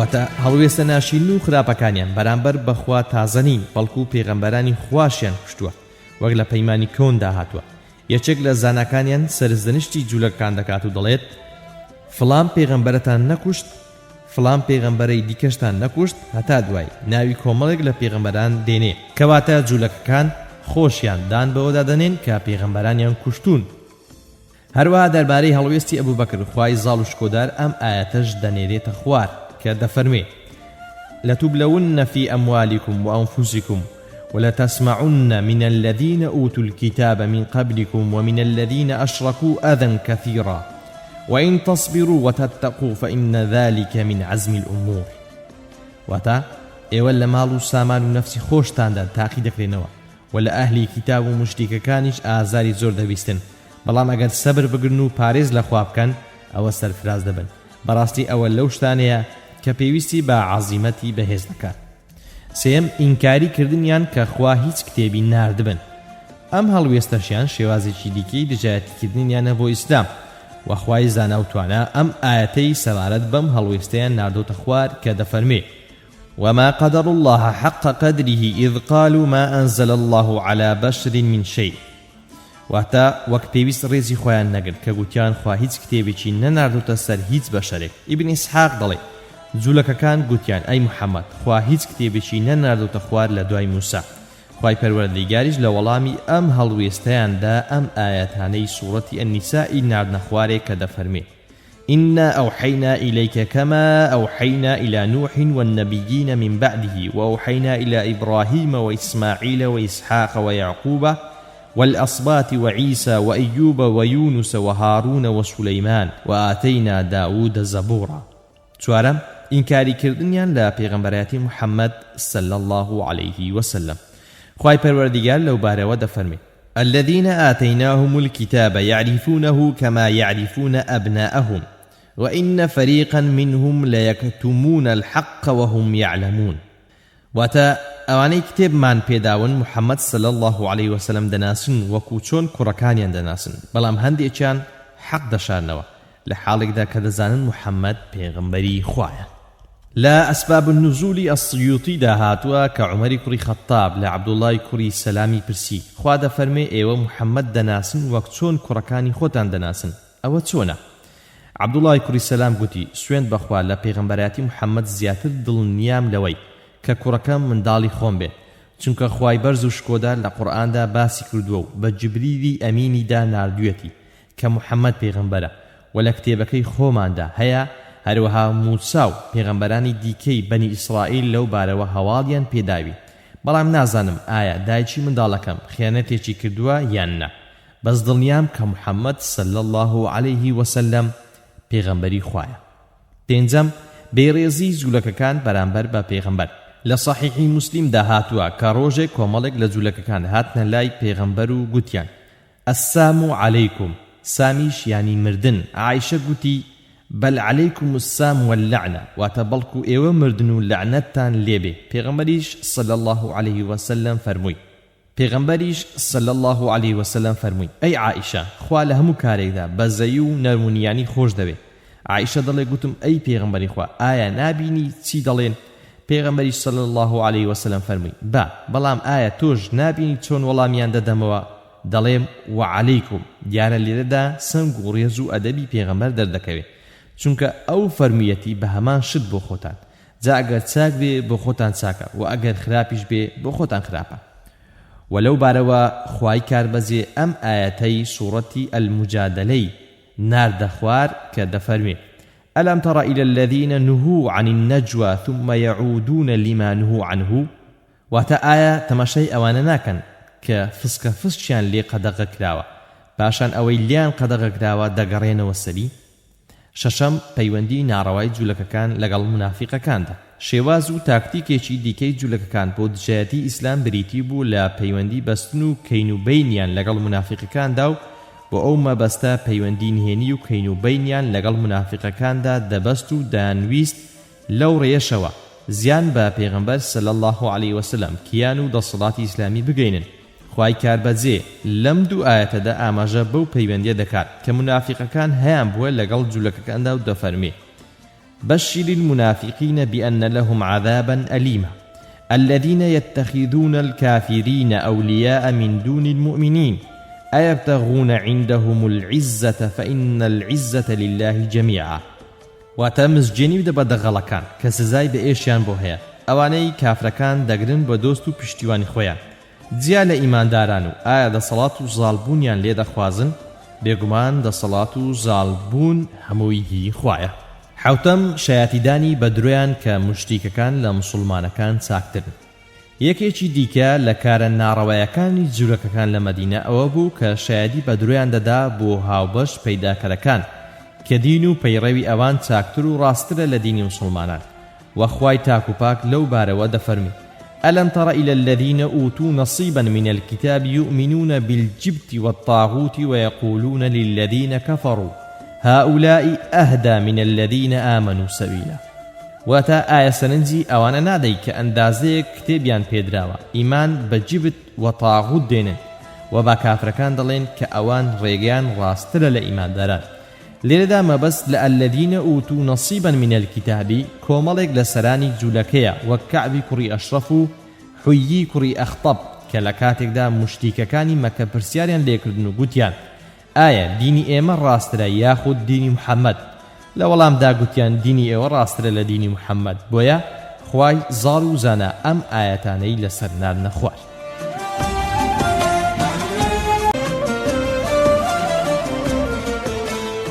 بەڵێ بەڕێزان، دەینە سەرباسی بەردەوام بوون لەسەر بنیاتنانی کۆمەڵگە و دەوڵەتی ئیسلامی و گەشەپێدانی لە ڕووی فکری و ڕۆحی و ئابووری و کۆمەڵایەتیەوە لە ساڵی دووەمی کۆچیدا، واتە دووەمین ساڵی نیشتە جێبوونی پێغەمبەر سەلی الله عەلەیه وسەلەم لە مەدینەدا چەند شتێک ڕوویان داوە کە بە ڕووداوی گەورە دادەنرێن لە مێژووی ئیسلامدا کە بریتین لە: یەکەم، گۆڕدرانی قیبلە لە بەیت المەقدیسەوە بۆ کەعبە. دەربارەی ڕوو پێوە سوورانی پێغەمبەر سەلی الله عەلەیه وسەلەم و موسڵمانان لە ڕووگەی بەیت المەقدیسەوە بۆ ڕووگەی کەعبە وێڕای چەند ئاەتێکی سوورەتی ئەلبەقەرە چەند فەرمودەیەکیش هەن لەوانە. مسلیم لە ئەلبەڕا بن عازب خوا لێ ڕازی بێ دەژێڕێتەوە و دەڵێ موسڵمانان لەگەڵ پێغەمبەر سەلی الله عەلەیه وسەلەم بۆ ماوەی 16 یان 17 مانگ ڕووە و بەیت المەقدیس نوێژیان دەکرد، دوایی ڕوویان پێوەسوڕێنرا بەرەو کەعبە. هەروەها ئیبن عومەر خوا لێ ڕازی بێ دەجێڕێتەوە و دەڵێ موسڵمانان لە مزگەوتی قوبا لە نوێژی بەیانی دابوون، یەکێک هاتوو گوتی ئەم شەو پێغەمبەری خوا سەلی الله عەلەیه وسەلەم قورئانی بۆ دابەزیوە و فەرمانی پێکراوە کە ڕوو بکاتە کەعبە، ئێوەش ڕوو لەوێ بکەن. ئەو کات ڕوویان لە شام بوو، ئەوانیش ڕوویان لە کەعبە کرد. دیارە جوولەکەکانی مەدینە تا ئەو کاتەش پێیان خۆش بوو کە موسڵمانان ڕوو بە بەیت المەقدیس نوێژیان دەکرد، بەڵام دوای ئەوەی ڕوویان پێوەسوڕێنرا بەرەو کەعبە پێیان ناخۆش بوو، بۆیە دەستیان کرد بە ڕەخنەگرتن و یەکێک لە قسەکانیان ئەوە بوو کە دەیانگوت محەممەد وردە وردە دەگەڕێتەوە سەردینی بابوو باپیرانی کە هاوبەش بۆ خوا پەیداکردنە، ئەمڕۆ قیبلە و سبەی شتێکی دیکە، وەک خوای پەروەردیگار لەو بارەوە دەفەرمێ سيقول السفهاء من الناس ما ولاهم عن قبلتهم التي كانوا عليها قل لله المشرق والمغرب يهدي من يشاء إلى صراط مستقيم. واتنفا مكان لخطشي ما بزجلك كان دلين تشتێک ڕووی پێوەسوڕاندن لەو قیبلەیەی کە لەسەری بوون، پێیان بڵێ ڕۆژهەڵات و ڕۆژئاوا هەرهی خوان، واتە خوا خاوەنی هەردوو قیبلانە و وەخوا هەر کەسێک کە بیەوێ بۆ ڕێگای ڕاست ڕێنمونی دەکات. لەم ڕووداوە چەند شتێکی گرنگ دەخوێندرێتەوە. یەک، موسڵمانان دەبێ ڕووگە قیبلەیەکیان هەبێ کە ڕووی تێبکەن، وەک خوای پاک و تاک دەفەرمێ وەلیکل وجهة هو موليها، واتە و هەر کەسە ڕوویەک ڕووگەیەکی هەیە کە ڕووی تێدەکات، کەواتە بۆ ئەهلی ئیمانیش دەبێ ڕووگە و جەمسەرێکیان هەبێ کە هەمویان ڕووی تێبکەن. دوو، پێغەمبەر سەلی الله عەلەیه وسەلەم ئەو 16 یان 17 مانگە کە ڕووی لە بەیت المەقدیس کردووە حکمەتێکی سەرنجڕاشیشانی خاوەن کتێبەکان بووە، دوای ئەوەی کە ئەوان هەر لەسەر کەللەڕەقی خۆیان بەردەوام بوون. بە فەرمانی خوا ئەو قیبلەیە گۆڕدرا و هیچی دیکە لە نوێژدا ڕووە و بەیت المەقدیس نوێژ نەکرا. سێ، ئەو ڕوووەسوڕێنرانە تاقیکردنەوەیەک بوو بۆ موسڵمانان، وەک خوای شارەزا دەفەرمێ وإن كانت لكبيرة إلا على الذين هدى الله، واتە ئەویش قرس بوو مەگەر لەسەر ئەوانەی کە خوا هیدایەتی دابوون، واتە ئەهلی ئیمان. اینجا لەو ڕووگە گۆڕانەشدا گومان بۆ هەندێک لە هاوڵانی پێغەمبەر سەلی الله عەلەیه وسەلەم دروست بوو، گوتیان ئەی پێغەمبەری خوا سەلی الله عەلەیه وسەلەم، ئەوانەمان کە نوێژ و تاعەتیان کردووە و مردوون لە کاتێکدا کە هەر ڕوویان لە بەیت المەقدیس کردووە، ئێستا حیسابیان چۆن دەبێ؟ خوای بەبەزەیی هەر لە هەمان ئاەتدا ئەو ئیشکالە حەل دەکات و دەفەرمێ وما كان الله ليضيع إيمانكم إن الله بالناس لرؤوف رحيم. کە زۆربەی زانایان و توێژەرەوانی قورئان دەڵێن لێرەدا مەبەست لە ئیمانەکوم سەڵاتەکومە، واتە وەناگونجێ خوا نوێژەکانتان بەزایە بدات، بێگومان خوا بەرامبەر خەڵکی بەبەزەی و میهرەبانە. چونکە پێشتر کە خوای پەروەردیگار فەرمیەتی ڕوو لە بەیت المەقدیس بکەن، دیارە ئەو نوێژانەی وەبەر ئەوێ کەوتون دروست بوون، بەڵام لەمەودا دروست نییە، چونکە ئەو فەرمانەی کە ئێستا هاتووە ئەوەی پێشەی هەڵوەشاندوتەوە. دووەم، فەرزکرانی ڕۆژووی مانجی ڕەمەزان. فەرزکرانی ڕۆژی مانجی ڕەمەزان لە ساڵی دووەمی کۆچیدا بووە بەر لە جەنگی بەدر، وخوای بەخشندە لەبارەی مانگی ڕەمەزان و ڕۆژی مانگی ڕەمەزان و چەند حکمێکی کە بەو مانگە پەیوەستن دەفەرمێت يا أيها الذين آمنوا كتب عليكم الصيام كما كتب على الذين من قبلكم لعلكم تتقون أياما معدودات واتا أي أواني إيمانتان هناوا روجو قرتنتان لسر بيويس كراوا وكو چون لسر أواني بيج إيوش بيويس كرابو بو أوي پارێزکار بن چەند ڕۆژێکن کەواتە لە ئەنجامی ڕۆژوو گرتنەوە ئینسان پارێزکردن تەقوای پەیدا دەبێت هەروە ڕۆژوویەکێکە لە پێنج پایەکانی مسلمانێتی تاچی چونکە ئێمە بەهۆی ئەو پێنج پایانەوە کە بریتین لە شایەتمان و نوێژ و ڕۆژ و زەکات و حەج دەتوانین بزانین کە ئەو ئینسانە مسلمانە یان نا چونکە ئیمان و عەقیدە لە شایەتماندا دەردەکەوێت و پەیوەندی خۆی و خوا لە نوێژکردندا دەردەکەوێت و پەیوەندی خۆی و خەڵک لە زەکاتداندا دەردەکەوێت و لایەنی ڕوحی لە ڕۆژوگرتن و حەجکردندا دەردەکەوێت بۆیە پێویستە بزانرێت کە زانایان دەڵێن ئیسلام پێنج پایە هەن شایەتمان و نوێژ و ڕۆژ و زەکات و حەج واتە ئەرکە تاچی شەخصیەکان لە ئیسلامدا ئەو پێنجەن ئەگەر نا ئەو پێنج ئەرکە ئیسلامیە پێنج پایە و بنەڕەتی هەموو ئیسلامەتی نین بەڵکو پێنج پایەی بنەڕەتی موسڵمانێتی تاچین سێم فەرزکرانی زەکاتی سەرفترە و زەکاتی ڕوکن لە ماوەی ئەم ساڵەدا ساڵی دووەمی کۆچی زەکاتی فطر و زەکاتی ڕوکن فەرزکران جا ئەگەر سەرنجی قورئان بدەین دەبینین لە زۆر شوێندا نوێژ و زەکات پێکەوە باس کراون هەروە لە چەند فەرمایشتێکی پێغەمبەردا صلی الله علیه وسلم هاتووە کە نوێژ و زەکات بە دوو پایەی بنەڕەتی موسڵمانەتی شەخصی دانراون چونکە ئینسان وەک چۆن لە ڕوح و جەستە پێک دێ بە هەمان شێوەش دینداریەکەی دوو ڕووی هەن ڕوویەکی ڕوحی و ڕوویەکی مادی هەروەها ئینسان پەیوەندی هەیە بەخوا و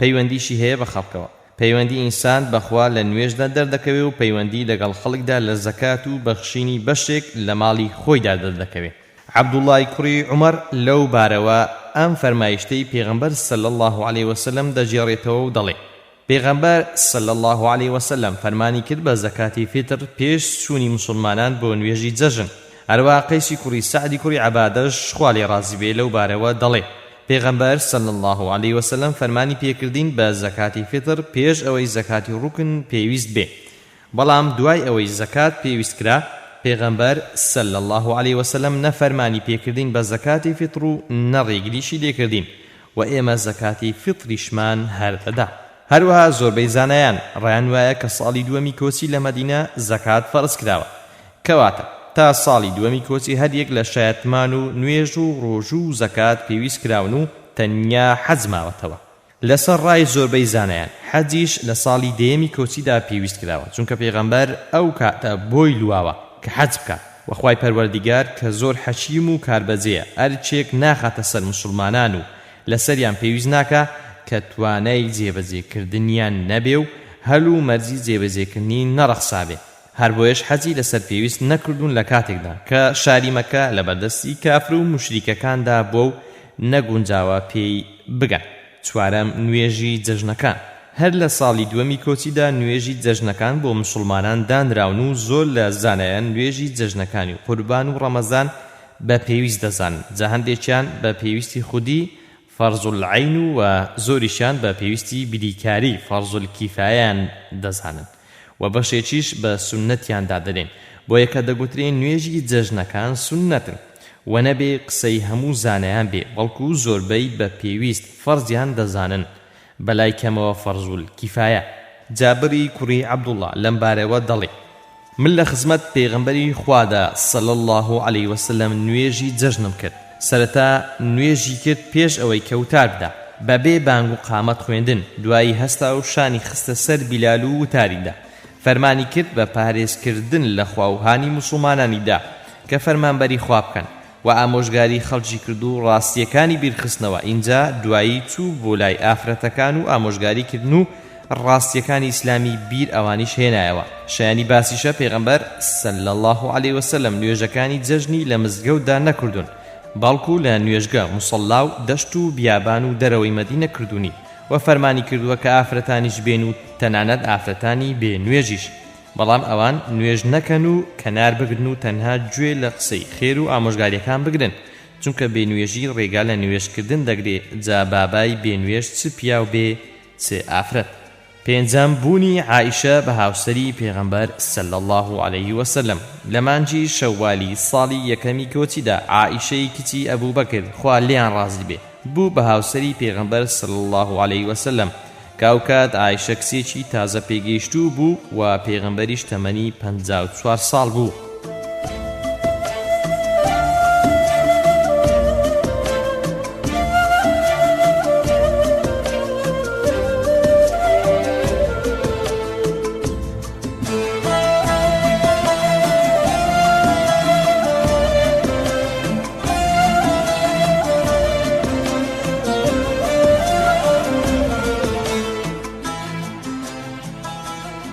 شێوازی پێغەمبەر صلی الله عليه وسلم لە فێرکردن و پەروەردەکردنی مسلماناندا وەک لە باسەکانی پێشووتریشدا ئاماژەمان پێکرد پێغەمبەر صلی الله عليه وسلم بەهۆی قورئانەوە مسلمانانی تێدەگەیاندن و پێی دەگەیاندن.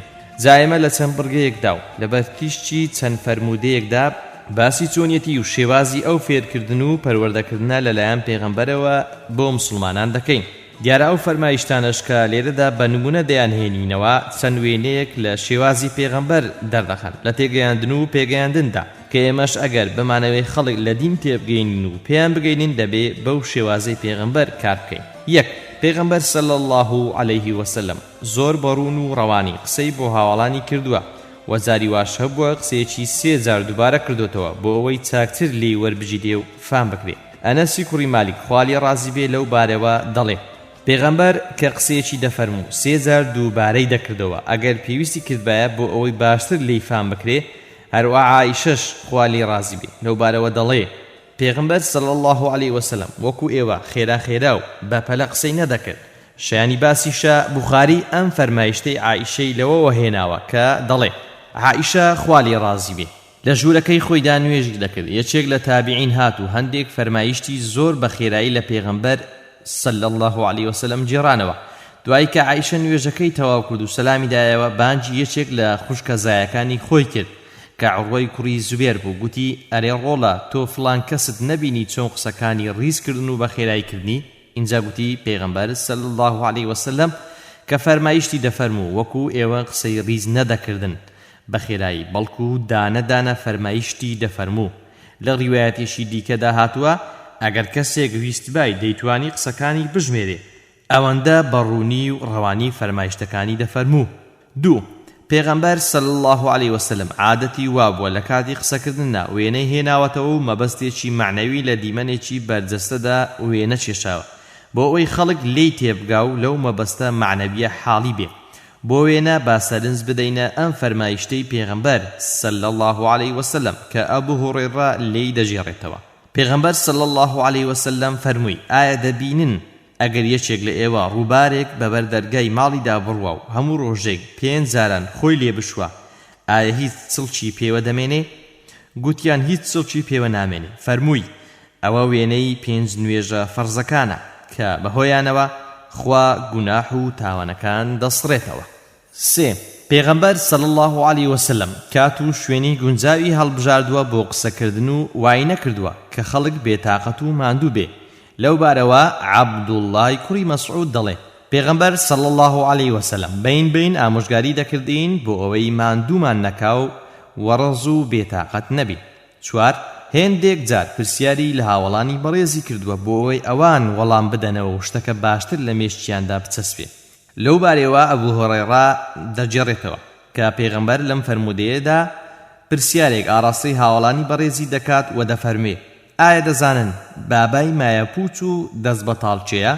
ئەوانیش دەڵێن بابای دەستبەتاڵ و مایەپوچ لای ئێمە کەسێکە کە پارە و کەلوپەلی نەبێ. ئەویش دەفەرمێ مایەپوچ لە ئومەتی من کەسێکە لە قیامەتێ بە نوێژ و ڕۆژ و زەکاتەوە دێن بەڵام جنێوی بەم داوە و بوختانی داوێن پیسی بەم کردووە و پارەی ئەوی خواردووە و خوێنی ئەوی ڕشتووە و لەوی داوە.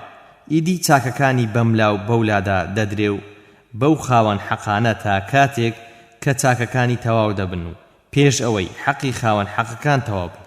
اینجا لە گوناحی خاوەن حەقەکان وەردەگیرێ و دەخرێتە سەری، دوایی بە گوناحی ئەوانەوە دەخرێتە نێو ئاگرەوە.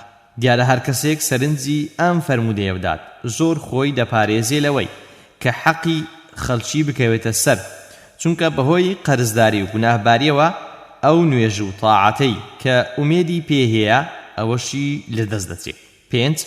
پێغەمبەر صلی الله علیه وسلم وەسیلەی ڕوونکەرەوەی بۆ مەبەستەکانی بەکاردهێنا.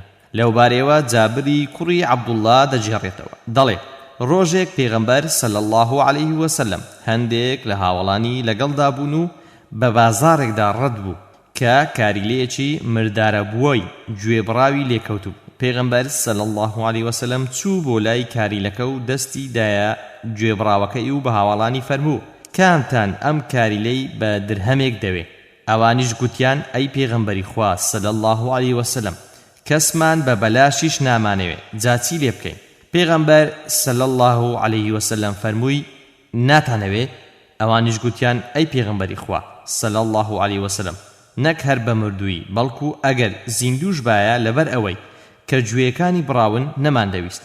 پێغەمبەر صلی الله علیه وسلم فەرمووی فوالله للدنيا أهون على الله عليكم، واتا سوێند بەخوا دنیا لای خوا لەم کاریلەیە مردار بۆوەش کەمترە.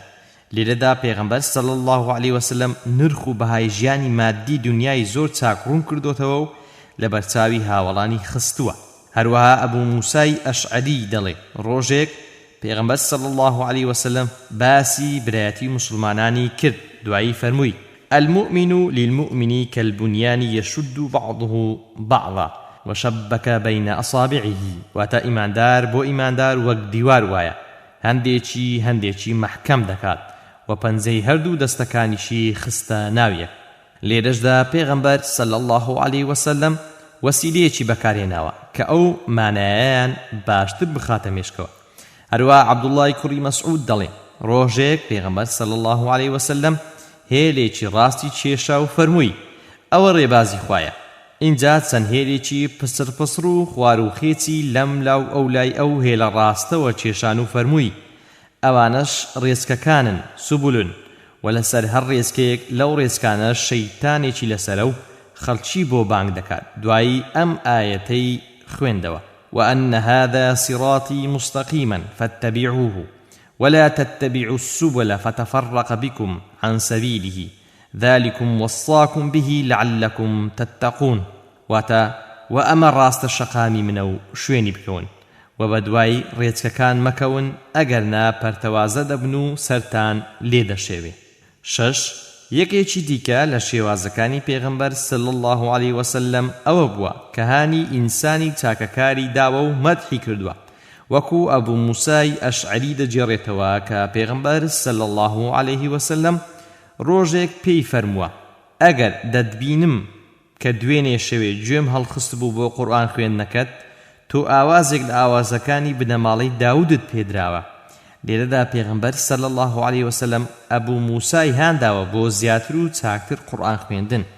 7. یەکێکی دیکە لە شێوازەکانی پەروەردە و فێرکردنی پێغەمبەر صلی الله علیه وسلم ئەوە بووە کە ئەگەر پێویست بوو بێ تووڕە بووە و سەرزەنشتی ئەو کەسەشی کردووە کە هەڵەکەی کردووە. بۆ وێنە جابری کوڕی عەبدوڵڵا دەجێڕێتەوە و دەڵێ ڕۆژێک عومەر خوا لێ ڕازی بێ هات بۆ خزمەت پێغەمبەر کە نوسخەیەک لە تەوڕاتی پێبوو، گوتی ئەی پێغەمبەری خوا ئەوە نوسخەیەکە لە تەورات. پێغەمبەریش صلی الله علیه وسلم بێدەنگ بوو. عومەریش وردە بۆی خوێندەوە. پێغەمبەریش ڕەنجی دەموچاوی گۆڕا و سوور بۆوە لە تووڕەیان. ئەبوو بەکریش کە لە خزمەت پێغەمبەردا بوو بە عومەری گوت سینگکوتەر سینگت بۆ بکتون، واتە بمری و بفەوتی مەگەر نابینی پێغەمبەر صلی الله علیه وسلم تووڕە بووە. عومەر تەماشای دەموچاوی مبارەکی پێغەمبەری کرد صلی الله علیه وسلم و گوتی أعوذ بالله من غضب الله وغضب رسوله، واتە پەنادەگرم بەخوا لە تووڕەی خوا و تووڕەی پێغەمبەرەکەی صلی الله علیه وسلم. اینجا گوتی رضينا بالله ربا وبالإسلام دينا وبمحمد صلى الله عليه وسلم رسولا. وترازين بپروردگاريتي خوا وببرناميتي إسلامه وبروانكراويتي محمد صلى الله عليه وسلم. دوایی پێغەمبەر صلى الله عليه وسلم فەرمووی سوێن بەوەی کە گیانی محەممەدی بەدەستە ئەگەر موساتان بۆ دەرکەوێ و شوێنی بکەون و واز لە من بێنن لە ڕاستە شەقام دەترازێن و گومڕا دەبن. ئەگەر موسا زیندوو بوایە و فریای من کەوتبایە بە دوای من دەکەوت و ئیمانی بە پێغەمبەرایەتی من دێنا. هەشت یەکێکی دیکە لە شێوازەکانی پێغەمبەر صلی الله عليه وسلم لە پەروەردە و فێرکردندا ئەوەیە کە زۆر هێدی و مەند و لەسەرخۆ بووە، وەک لە صەحیحی موسلیمدا هاتووە. ڕۆژێک کابرایەکی دەشتەچی دێتە مزگەوتی پێغەمبەر صلی الله عليه وسلم لە نێو مزگەوتدا میز دەکات. هاوڵان دەیانەوێت دەنجی بدەن، پێغەمبەری صلی الله عليه وسلم دەفەرموێ لێی گەڕێ. دوای ئەوەی کە کابرای دەشتەچی میزەکەی تەواو کرد، پێغەمبەر صلی الله عليه وسلم بانجی کرد و ئامۆژگاری کرد و پێی فەرموو ئێرە شوێنی میزلێکردنێ نییە. دوایی فەرمان بە هاوڵان دەکات کە دۆڵچەیەک ئاو بە شوێنی میزەکەیدا بکەن، چونکە ئەرزی مزگەوتەکە چەو لم بووە و ئاوەکە پێیدا چۆتە خوارێ و بەوە پاک بۆتەوە. نۆ پێغەمبەر صلی الله عليه وسلم هاوڵانی بەڕێزی فێر دەکرد کە دینداریەکی هاوسەنگ بکەن و بە هاوسەنگی بەندایەتی بۆ خوا بکەن. دینداریەکەیان بەملا و ئەولادا لاسەنگ نەکەن، وەک عەبدوڵای کوڕی عەمری کوڕی عاس دەڵێ پێغەمبەر صلی الله عليه وسلم لە دوای ناردم و فەرمووی من بیستومە کە تۆ ڕۆژانە بێپسانەوە بە ڕۆژوو دەبیت و شەوانیش هەموو شەوێ قورئان دەخوێنی و ناخەوی.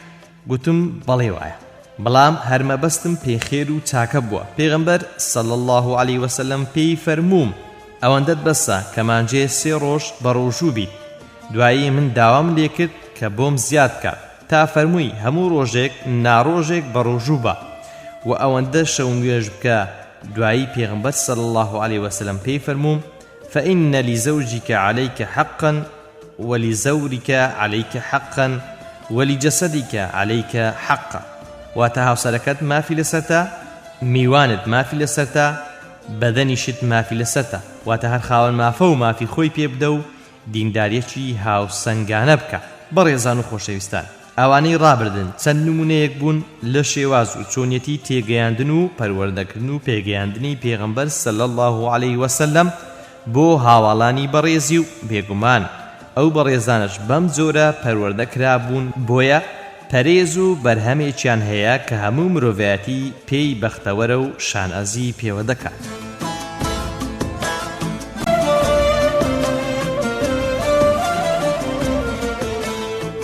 دووبارە سڵاوتان لەبێ خۆشەویستان، لە ئەڵقەی ئەمڕۆدا دێینە سەرباسی جەنگی بەدری گەورە.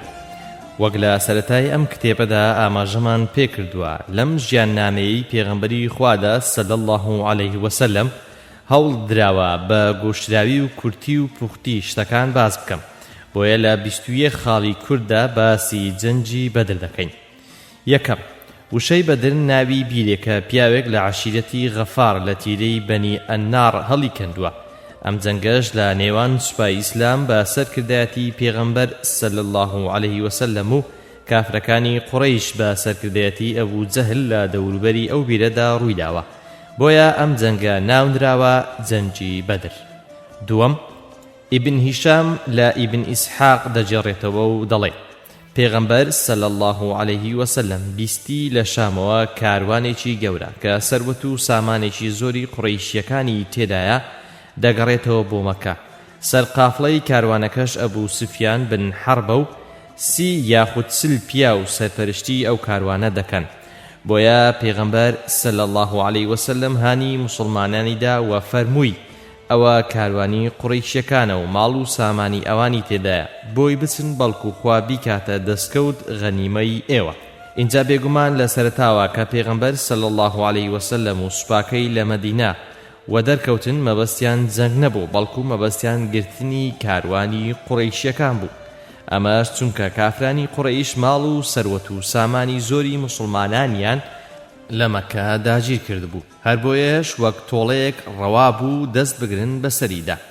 پێش دەرچوونی سوپای ئیسلام پێغەمبەر صلی الله عليه وسلم دوو کەسی لە هاوڵانی نارد بۆ بەدر تا هەواڵی دروستی کاروانەکە بزان و هەواڵەکەیان بۆ هێنایەوە.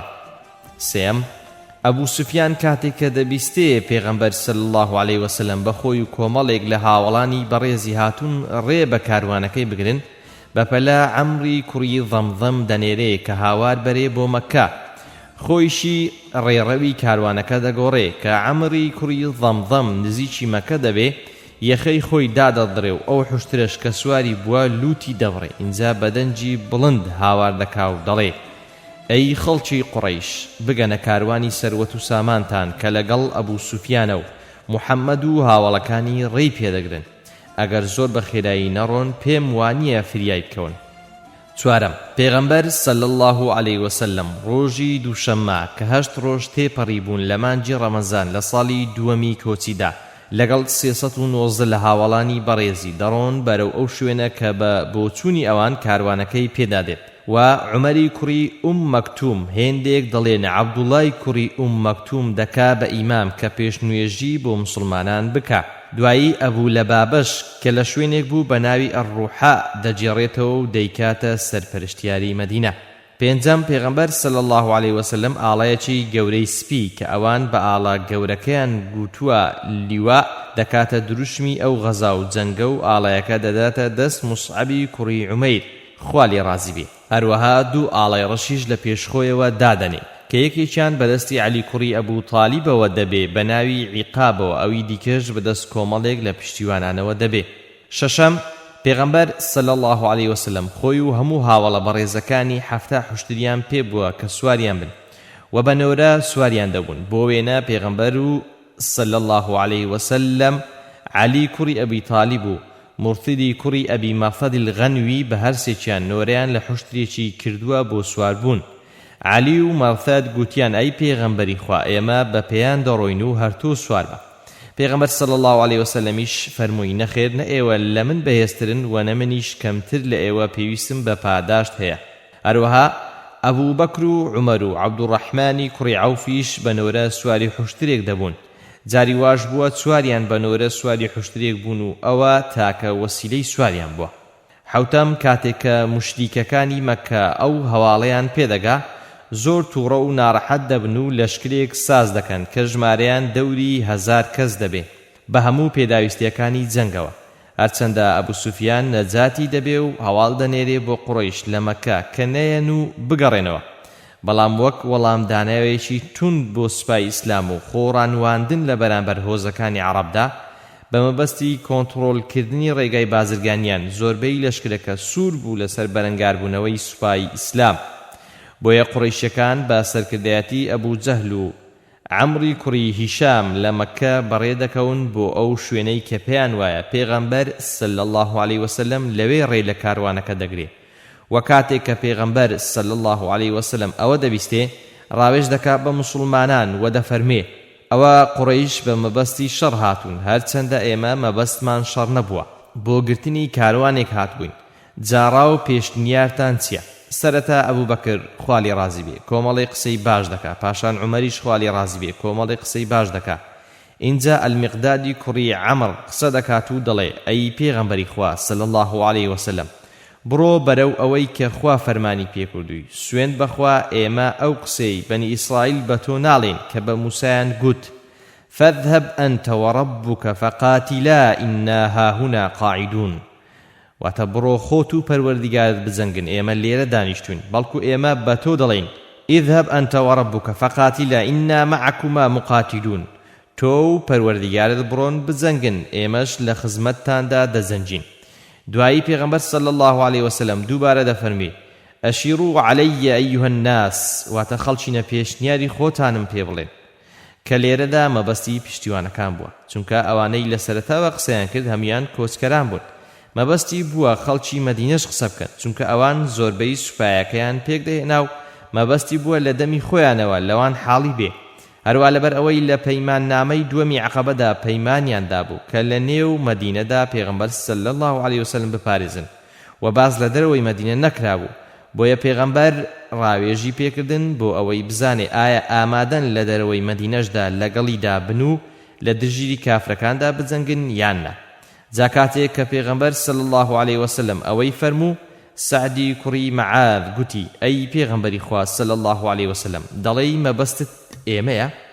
دیارە لە سەرەتاوە پشتیوانەکان ڕێز و ئەدەبیان نواندووە و گوتویانە تا ئەبوو بەکر و عومەر کە ڕیش سپی مسلمانان و لە پێش ئەواندا دەوریان بینیوە قسە نەکەن، ئێمە قسە ناکەین. بەڵام کە پێغەمبەر صلی الله علیه وسلم فەرمایشتەکەی دووبارە کردوتەوە ئینجا قسەیان کردووە. پێغەمبەر صلی الله عليه وسلم دەفەرمێ بەڵێ مەبەستم پێ ئێوەیە. اینجا سعدی کوڕی مەعاذ بە ناوی هەموو پشتیوانانەوە کۆمەڵی قسەی زۆر جوان و مەردانەی بەم شێوەیە کردووە. ئێمە ئیمانمان پێهێناوی بەڕاستمان زانیوی شایەدیمان داوە ئەو پەیامەی کە تۆ هێناوتە حەقا. هەروەها لەسەر ئەوەش پەیمانی پتەومان پێداوی کە گوێت بۆ بگرین و بە قسەت بکەین. ئەی پێغەمبەری خوا ئێستاش بڕۆ بۆ هەر شتێک کە دەتەوێ، ئێمەش لە خزمەتتدا دادەبین.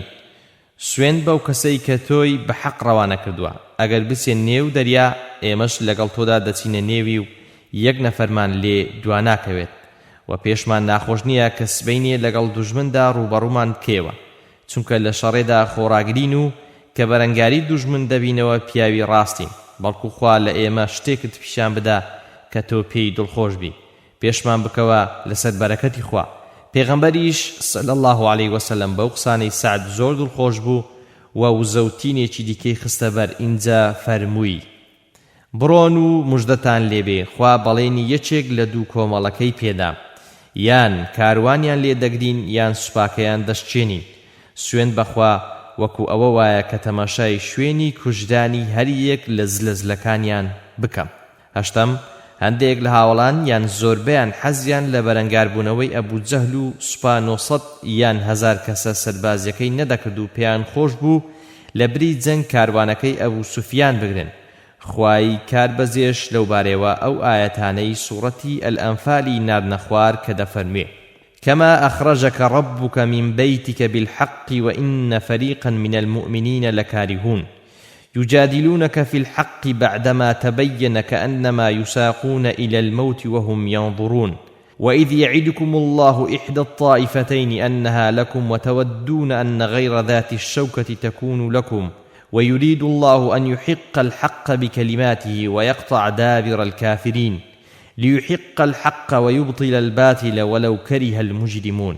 واتا وەکچۆن پەروەردیگار لە ماڵی خۆت بە حەق بردیە دەرێ لە حاڵێکدا کە دەستەیەک لە بڕواداران حەزیان نەدەکرد، لەو بارەوە مجادلەیان لەگەڵ دەکرد وەک ئەوەی لە کاتێک لە هۆکارەکانی مەرگ دەبینن بەرەو مەرگ ببرێن. کاتێک خوا بەڵێنی پێدان یەکێک لە دوو کۆمەڵەکان بۆ ئێوە بێت یان کاروانەکەیان دەگرن یان سوپاکەیان دەشتێنن و ئێوە حەستان دەکرد ئەوەی کە دڕچی پێوە نییە بۆ ئێوە بێت کاروانەکە، بەڵام خوا دەیەوێ بە وشەکانی حەق بچەسپێنێ و کافران دوا بڕاو بکات تاکو حەقی بچەسپێنێ و باتیل بووبووچێتەوە هەرچەندە تاوانباران پێیان ناخۆش بێت. نۆیەم ئەبوو سوفیان کە دەبیستێ پێغەمبەر صلی الله عليه وسلم بە سوپاکەیەوە هاتۆتە سەرڕێی کاروانەکەی بەرەو کەناری دەریای سوور تاو دەدات و لەوێوە دەربازی دەبێت و خەبەر بۆ ئەبوو جەهل دەنێرێ کە ئەوە کاروانەکە دەرباز بۆ و بگەڕێنەوە. ئەبوو جەهلیش دەڵێ وا دیارە ئەبوو سوفیان سیپەلاکی ئاوساوە لە ترسی محەممەد کە هەندێک خەڵکی ڕەش و ڕووتی کۆ کردوتەوە، چۆن دەبێ محەممەد هەڕەشە لە ئێمە بکە، دەبێ بچین بۆ سەر ئاوی بەدر 3 ڕۆژانی لێ بمێنینەوە و ئاهەنگ بجێڕین و حەیوان سەربڕین و ئافرەتان گۆرانیمان بۆ بڵێن و شەراب بخۆینەوە بۆ ئەوەی هەموو عارەب سوپا و هێزمان ببینێ و سام و شەرممان لێ بکەن. دەیەم پێغەمبەر صلی الله عليه وسلم علی و سعد و زوبێر و هەندێک لە هاوڵانی ناردن بۆ سەر ئاوی بەدر بۆ ئەوەی بزانن لەوێ چ باسە. لەوێ دوو غوڵامی مشریکەکانیان گرتن بە ناوی ئەسلەم و عەریدی ئەبوو یەسار و هێنایانن ئەو کاتە پێغەمبەر صلی الله عليه وسلم نوێشی دەکرد. لێیان پرسین ئێوە چێن؟ گوتیان ئێمە ئاوچێشی قوڕەیشیەکانین، ناردوویانین ئاویان بۆ بەرین، بەڵام هاوڵان بڕوایان پێ نەکردن و لێیاندان تا ئازاریان پێگەیشت. پاشان گوتیان ئێمە سەر بە ئەبوو سوفیانین. پاشان پێغەمبەر صلی الله عليه وسلم لە نوێژێ بۆ فەرمووی کە لەگەڵتان ڕاستیان کرد لێتاندان، کاتێک لەگەڵتان درۆیان کرد واستان لێهێنان و فەرمووی ئەوانە سەر بە قوڕەیش و سوپاکەیانن نەک سەر بە کاروانەکەی ئەبوو سوفیان. اینجا پێغەمبەر صلی الله عليه وسلم لە دوو غوڵامەکەی پرسی سوپای قوڕەیشیەکان چەندن؟ گوتیان زۆرن. فەرمووی ژمارەیان چەند دەبێ؟ گوتیان نازانین. فەرمووی ڕۆژێ چەند حوشتران سەردەبڕن؟ گوتیان ڕۆژێک 9 و ڕۆژێک 10. فەرمووی کەواتە ژمارەیان 900 یان 1000 کەسە. یازدەم اینجا پێغەمبەر صلی الله عليه وسلم لی پرسین لە نێو سوپای قوڕەیشدا چێ و چێ هەن لە زلزلەکان، ئەوانیش ناوی کۆمەڵێک لە زلزلەکانی قوڕەیشیان هێنا.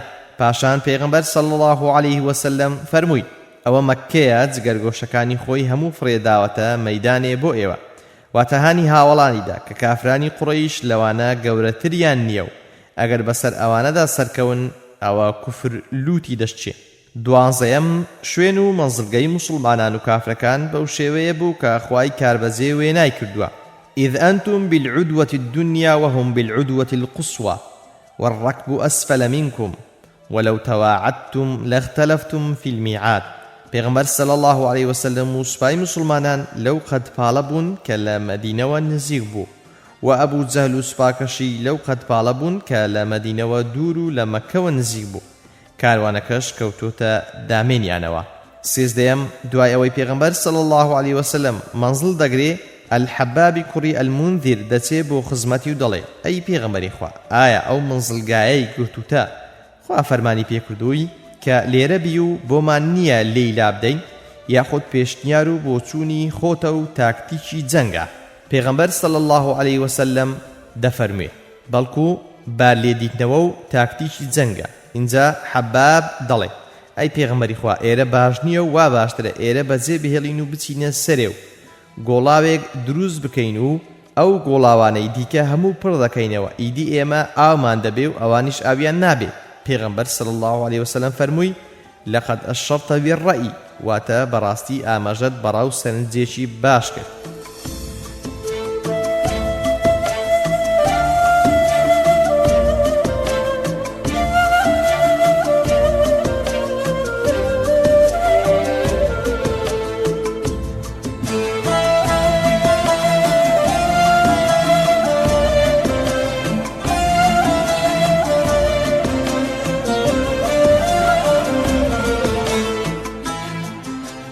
کەواتە پێغەمبەر صلی الله عليه وسلم لەگەڵ ئەو هەموو دانایی و زانایی و گەورەی خۆشیدا گوێی گرتووە بۆ پێشنیازی هاوڵانی و کە بۆی دەرکەوتووە ڕاو پێشنیازی چاک و باشیان هەیە لێی وەرگرتوون و سوودی لێبینیون و بە قسەی کردوون. چواردەیەم لەو کاتەدا سعدی کوڕی مەعاذ پێشنیارێک دەکا بۆ پێغەمبەر و دەڵێ ئەی پێغەمبەری خوا با کە پرێکت بۆ دروست بکەین و وڵاخێکی شت بە زینکراوی بۆ ببەستینەوە ئێمە جەنگ دەکەین ئەگەر سەرکەوتین. ئەوە شتێکە کە هەمومان پێمان خۆشە و ئەگەر شکستمان خوارد تۆ دەتوانی بگەڕێەوە بۆ مەدینە چونکە لەوێش خەڵکێکی زۆری لێیە. لەبەر ئەوەی بەپەلە هاتوین فریانەکەوتون بێن و وایان زانیوە کە هەر کاروانە و پێویست ناکات. پێغەمبەر صلی الله عليه وسلم پێشنیازەکەی پەسەند دەکات و دوعای خێری بۆ دەکات و لەو کەپرەدا تەنیا ئەبوبەکر لە خزمەتیدا دەبێ و فەرمان بە ئەوانی دیکە دەکات بڕۆن. پازدەیەم پێغەمبەر صلی الله عليه وسلم ڕیزەکانی سوپاکەی ڕێک دەخات و هەر کۆمەڵە و کاری خۆیان پێدەسپێنێ دوایی دەگەڕێتەوە نێو کەپرەکەی کە وەک گوتمان ئەبوبەکریشی لە خزمەتدا دەبێ. اینجا لەخوا دەپاڕێتەوە و دەفەرمێ ئەی خوایە ئەگەر ئەم کۆمەڵە بەدەستی ئەو کافرانە بفەوتێن تۆ جارێکی دیکە ناپەرسترەی. خوای پەروەردیگار بەو بۆنێەوە دەفەرمێ إذ تستغيثون ربكم فاستجاب لكم أني ممدكم ب1000 من الملائكة مردفين وما جعله الله إلا بشرى ولتطمئن به قلوبكم وما النصر إلا من عند الله إن الله عزيز حكيم. واتا ويادي أو كاتب كنوا كلا پروردگارتان دا پارانوا و هاوارتان تيدا بست. لرواياتك دهاتوا كپیغمبر صلى الله عليه وسلم اوانده دستی برش کردوتو لکاتی دعا کردنو پارانوا کدا ئەتا عەباکەی لەسەرشان کەوتۆتە خوار و ئەبوو بەکر عەباکەی بەسەرشانی داداوەتەوە و پێی وتووە ئەی پێغەمبەری خوا ئەوەندە خۆت ئەزیەت مەدا خوا بەڵێنێکی بە تۆی داوە جێبەجێ دەکات. پەروەردیگارتان وەڵامی دانەوە کە من بە 1000 فریشتەی یەک لە دوای یەک یارمەتیتان دەدەم. خوا هەر بۆ دڵخۆشی ئێوە ناردنی بۆ ئەوەی دڵتان ئارام بگرێ ئەگەنا سەرکەوتن هە لەلایەن خواوەیە بێگومان خوا باڵادەستی کاربەجێیە. شازدەیەم کاتێک کە بەرەنگاری یەک بوونەوە ئەبوو جەهل دوعای کرد دیارە ئەبوو جەهلی سەردەمی پێغەمبەر صلی الله عليه وسلم خوای ناسیوە بەڵام بە قسەی نەکردووە. بەڵام لەم سەردەمی خۆماندا ئەبوو جەهلی واهن خواش ناناسن. بەڵێ ئەبوو جەهل لە خوا پاڕێەوە و گوتی خوایە کامەمان زیاتر پەیوەندی خزمەتی پسڕاندووە و کامەمان زیاتر شتی خراپی پەیدا کردووە ئەمڕۆ لە بینی بەرە و بیفەوتێنە. و بەو مناسبەتەوە خوای کاربەجێ ئەم ئاەتەی ناردە خوار کە دەفەرمێ وإن تعودوا نعود ولا إن تستفتحوا فقد جاءكم الفتح وإن تنتهوا فهو خير لكم وإن تعودوا نعد ولن تغني عنكم فئتكم شيئا ولو كثرت وأن الله مع المؤمنين. واتا ئەگەر داوای دادوەری دەکەن کامتان خراپە خوا بیفەوتێنێ ئەوە دادوەریتان بۆ هات، ئەگەر دەستی شەڵ بگرن باشترە بۆ ئێوە، و ئەگەر جارێکی دیکەش بگەڕێنەوە بۆ دژایەتیکردنی ئیسلام ئێمەش دەگەڕێینەوە و کۆمەڵی زۆر و زەوەندی ئێوەش سوودتان پێ ناگەێنێ هەرچەندە زۆر بێ، و بێگومان خوا لەگەڵ ئیماندارندایە.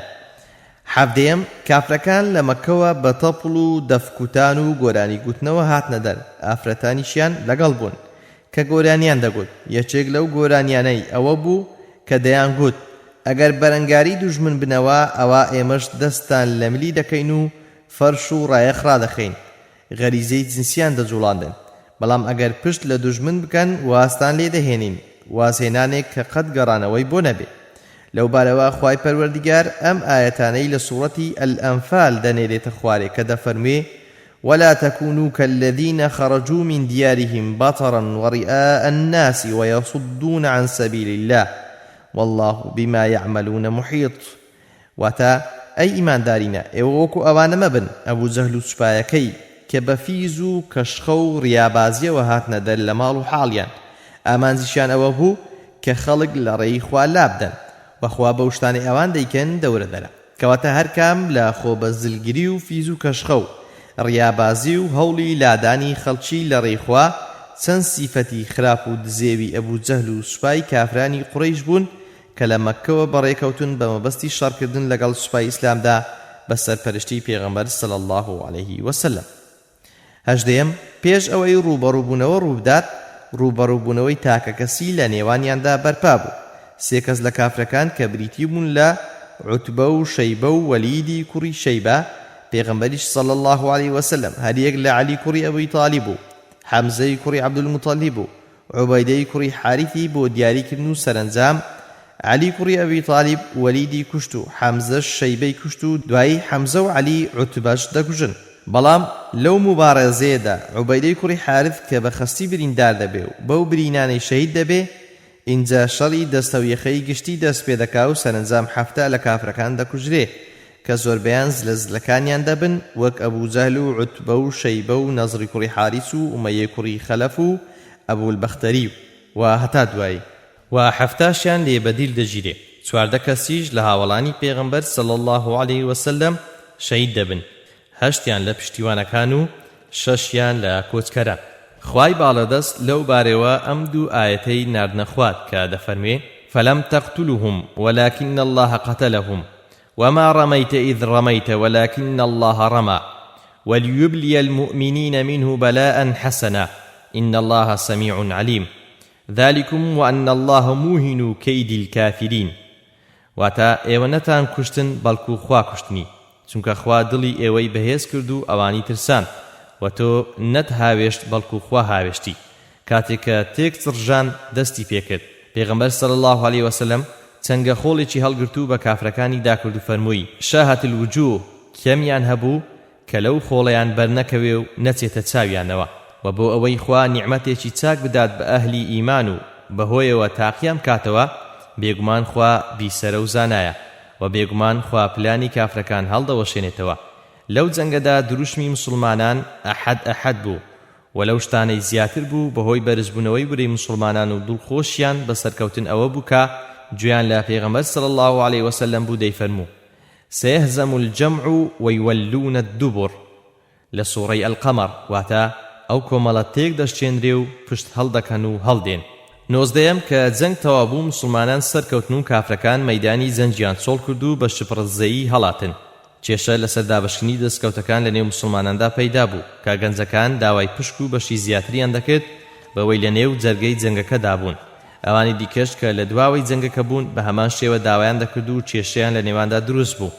ئیدی خوای بە بەزەیی بەو بوونەوە ئاەتی سەرەتای سوڕەی ئەلئەنفالی ناردە خوارەوە کە دەفەرمێ يسألونك عن الأنفال قل الأنفال لله والرسول فاتقوا الله وأصلحوا ذات بينكم وأطيعوا الله ورسوله إن كنتم مؤمنين. واتە دەربارەی دەستکەوتەکان پرسیار دەکەن بڵێ دەستکەوتەکان هی خوا و پێغەمبەرن واتە ئەوان دەبێ دابەشی بکەن پارێز لە خوا بکەن و پەیوەندی نێوانتان چاک بکەن و فەرمانبەری خوا و پێغەمبەری خوا بکەن ئەگەر ئیماندارن. لەم شێوەیە خوای پەروەردیگار حکمی دابەشکردنی دەستکەوتەکان دەنێرێتە خوار و فەرمانیان بە سێ شت پێدەکات: ئەلیف پارێزکردن لە بێفەرمانی خوا بە چاکردنی پەیوەندی نێوانیان، جیم فەرمانبەری خوا و پێغەمبەری خوا، چونکە جیهاد لە ڕێخوادا پێویستی بە پارێز لە خوا هەیە و پەیوەندی باش و چاکردنی نێوان مسلمانە نیشانەی تۆکمەی و هێزە و فەرمانبەری خوا و پێغەمبەری چارەسەر و یەکلاکەرەوەی کێشەکانە. دواتر خوای زانە و شارەزا باسی چۆنیەتی دابەشکردنی دەستکەوت دەکا و دەفەرمێ: واعلموا أنما غنمتم من شيء فأن لله خمسه وللرسول ولذي القربى واليتامى والمساكين وابن السبيل إن كنتم آمنتم بالله وما أنزلنا على عبدنا يوم الفرقان يوم التقى الجمعان والله على كل شيء قدير.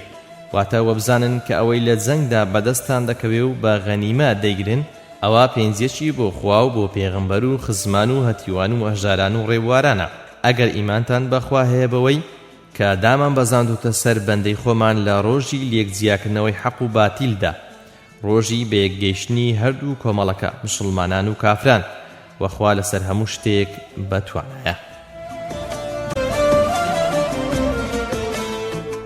لە ئەڵقەی ڕابردوو گەیشتین بە خاڵی 20 لە جەنگی بەدری گەورە. 20 کاتێک پێغەمبەر صلی الله علیه وسلم گەیشتەوە مەدینە دەربارەی دیلەکان ڕاوێژی بە هاوڵە بەڕێزەکانی کرد. ئەبوبەکر پێشنیازی کرد کە دیلەکان فیدیەیان لێوەربگیرێ و ئازاد بکرێن، بەڵام عومەر ڕای وابوو کە بکوژرێن. بەڵگەشی ئەوە بوو گوتی ئەوانە گەورە و زلەزلەکانی ئەهلی کوفرن و ئێمەش کەم دەسەڵاتین، با بیان کوژین بۆ ئەوەی جارێکی دی تەماعمان تێ نەکەن. پێغەمبەر صلی الله علیه وسلم پێشنیازەکەی ئەبوبەکری پەسند کرد و فیدیەی لێوەرگرتن.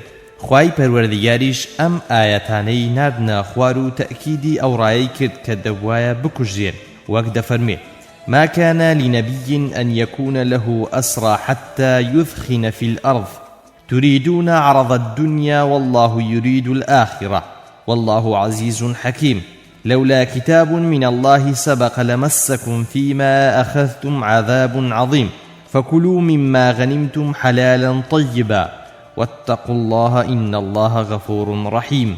واتا بويس پیغمبرێک نییە دیدی هەبن هەتا کافرەکان تەواو زەبوون نەکا لەسەر زەوی. ئێوە دەستکەوتێکی دنیاییتان دەوێ لە بەرامبەر ئازادکردنیاندا وەک فیدیە دەستان دەکەوێ، وەخوا دواڕۆژی دەوێ، وەخوا باڵە دەستە و کار بەجێیە.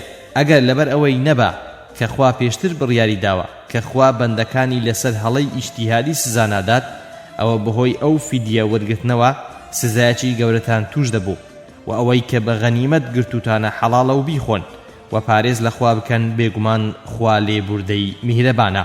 بەو پێیە هێندێک لە دیلەکان فیدیەیان لێوەرگیرا و ئازاد کران و هێندێکیشیان کە خوێندەوار بوون و پاریان نەبوو ئەوە دانرا کە هەر یەکێکیان لە بری فیدیە دە منداڵی مسلمانان فێری خوێندەواری بکەن و ئازاد بن.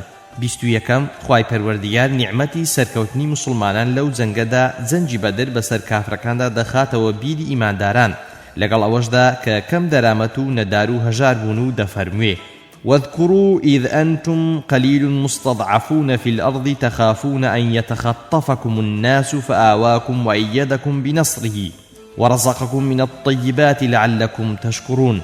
واتويادي أو كاتب كنوا كأيوا كمو توسين راوبون للزمين دا دترسان خلق بتان رفيني بلام خوا ايوي پناداو پشتی گرتن و سەری خستن و لە ڕۆزی پاک و چاک پێی بەخشین بۆ ئەوەی شکرانە بژێر بن. هەروەها پێش ئەو نیعمەتە ئەوەشیان بیر دەخاتەوە کە لە گەرمەی جەنگ و تێکڕژاندا چۆن سوکەخەوێکی بەملدا هێناون و هێمنی کردوونەوە و بارانی بۆ باراندون و بەهۆی فریشتەکانەوە سەری خستون. إذ يغشيكم النعاس أمنة منه وينزل عليكم من السماء ماء ليطهركم به ويذهب عنكم رجس الشيطان وليربط على قلوبكم ويثبت به الأقدام إذ يوحى ربك إلى الملائكة أني معكم فثبتوا الذين آمنوا سألقي في قلوب الذين كفروا الرعب فاضربوا فوق الأعناق واضربوا منهم كل بنان.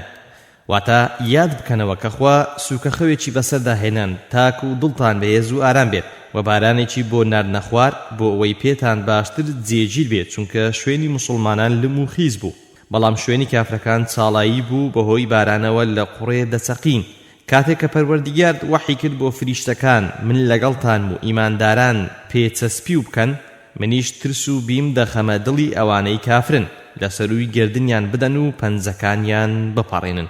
خۆشەویستان و بەڕێزان، بێگومان جەنجی بەدر وەرچەرخانێکی گرنگ بوو لە مێژووی ئیسلامدا بەهۆی ئەو سەرکەوتنە سیاسی و معنەویەی مسلمانان تێیدا وەدەستیان هێنا کە بوو بەهۆی ئەوەی نەیارانی ئیسلام حیسابێکی تایبەتی بۆ هەیبەت و هێز و دەوڵەتی ئیسلام بکەن و لە نێوەوە و دەرەوەی مەدینەدا چاوێک بە هەڵوێستەکانیاندا بەرامبەر مسلمانان بخشێنەوە. ئەو جەنگە کە خوای زاڵ و توانە بە یەوم الفورقان واتە ڕۆژی جیاکردنەوەی حەق و ناحەق ناوی بردووە، بە شێوەیە کافرەکانی قوڕەیش تێیدا دۆڕان کە زۆربەی زلەزلەکانی قوڕەیش لەو جەنگەدا کوژران و ژمارەیەکی زۆریشیان لێ بەدیل گیرا و ئەو جەنگە نەک هەر زیانێکی گەورە بوو بۆ ئەوان، بەڵکو کاریگەری لەسەر دوژمنانی دیکەی ئیسلامیشدانا و بوو بەهۆی زیاتر چەسپین و فراژوبوونی کیان و دەوڵەتی ئیسلامی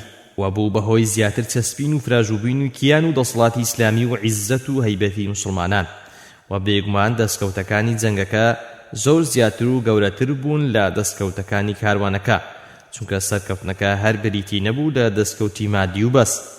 کەواتە هەر کاتی ئەهلی ئیمان تەنیا کار بۆ خوا بکەن و دوای شەرعی خوا بکەون و لەگەڵ بەرژەوەندی دینی خوا دابن و بەلێزانی و بێترس هەنگاو هەڵبێنن، بێگومان خوای گەورە و زاڵ پشتیوانیانە و سەریان دەخا و خێر و چاکەی دنیا و دواڕۆژیان بەنسیب دەبێت.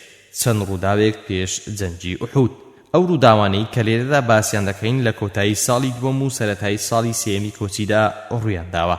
یەکەم، هەوڵێکی نەزۆک بۆ پەنهانکوش ئیغتیالکردنی پێغەمبەر صلی الله علیه وسلم. یەکێک لەو ڕووداوە گرنگانە ئەوە بوو، وەک لە سیرەی ئیبن هیشام داهاتووە کە ئیبن ئیسحاق دەڵێ محەممەدی کوڕی جەعفەر بۆی جێڕامەوە کە عروەی کوڕی زوبێر خوا لە خۆی و بابی ڕازی بێ دەجێڕێتەوە و دەڵێ ڕۆژێک عومەیری کوڕی وەهبی الجەمحی لەگەڵ سەفوانی کوڕی ئومەیەدا لە نێو حیجری ئیسماعیلدا دانیشتن و باسی کوژراوەکانی خۆیان لە جەنگی بەدردا دەکرد. یارە عومەیری کوڕی وەهب یەکێک بوو لەوانەی کە زۆر ئازاری پێغەمبەر و هاوڵانی بەڕێزی داب، بۆیە پێیان دەگوت شەیتانێک لە شەیتانەکانی قوڕەیش. لە درێژەی قسەکانیدا سەفوان گوتی ئەگەر کەسێک هەبوایە چوو بە محەممەدی کوشتبە، تۆڵەی ئەو کوژراوانەی خۆمان دەکردەوە و یەکجاری نەجاتمان دەبوو. عومەیریش کە کوڕێکی لەگەڵ دیلەکانی قوڕەیش لە بەدر بەدیل گیرا بوو گوتی من بیانوم هەیە بچم، بەڵام ئەگەر بکوژرێم و ماڵ و خێزانم لە دوا بەجێ دەمێنێ چێ بەخەویان دەکەم؟ سەفوان بەڵێنی پێدا و گوتی من ماڵ و خێزانەکەت لە ئەستۆ دەگرم. عومەید گوتی باشە، بەڵام بانهێنی بێ، ئەویش وعدی پێدا کە ئاشکرایی نەکە. عومەید شمشێرەکەی بە ژەهر ئاودایەوە و خۆی ئامادە کرد و چوو بۆ مەدینە. لەوێ عومەری کوڕی خەتاب خوا لێ ڕازی بێ کە عومەیری بینی بە پێغەمبەری گوت ئەوە عومەیرە پیاوێکی زۆر خراپ کارە و شەیطانە و بۆ هیچی چاک نەهاتووە. پێغەمبەری خوا صلی الله علیه وسلم فەرمانی کرد کە عومەیر بچێتە ژوورێ بۆ لای. عومەریش ئەو لاسکەی کە عومەیر شمشێرەکەی پێ لە خۆ قایم کرد بوو لە ملی کرد و ڕایکێشا و هێنای بۆ خزمەتی پێغەمبەر صلی الله علیه وسلم و فەرمانی کرد بە هەندێک لە هاوڵان کە ئاگاداری بن.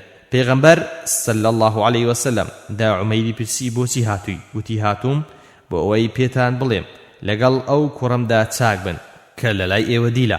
پێغەمبەر صلی الله علیه وسلم فەرمووی ئەدی ئەو شمشێرە چیە پێتە؟ گوتی جاکووە ئەو شمشێرە چ سوودێکی پێگەیاندین لە جەنگی بەدردا؟ اینجا پێغەمبەر پێی فەرموو ڕاستم پێ بڵێ بۆچی هاتووی؟ وتی هەر بۆ ئەوە هاتووم کە باسم کرد. پێغەمبەر فەرمووی نەخێر، بەڵکو تۆ لەگەڵ سەفوان لای حجر دانیشت بوون باسی کوژراوانی جەنگی بەدرتان دەکرد. گوتت ئەگەر لەبەر ئەوە نەبا قەرزم لەسەرە و خێزانێکی زۆرم هەیە دەچووم محەممەدم دەکوشت. سەفوانیش قەرز و ژیانی خێزانەکەتی گرتە ئەستۆی خۆی بۆ ئەوەی من بکوژی. عومەیر کە ئەوەی بیست سەری سوڕما و یەکسەر گوتی من شایەتی دەدەم کە تۆ پێغەمبەری خوای، چونکە من پێم نەگوتی و سەفوانیش لە مەککەیە، کەواتە خوا ئەوەی بە تۆ ڕاگەیاندووە و تۆی ئاگادار کردوتەوە. بۆیە عومەیر هەر لەوێ موسڵمان بوو.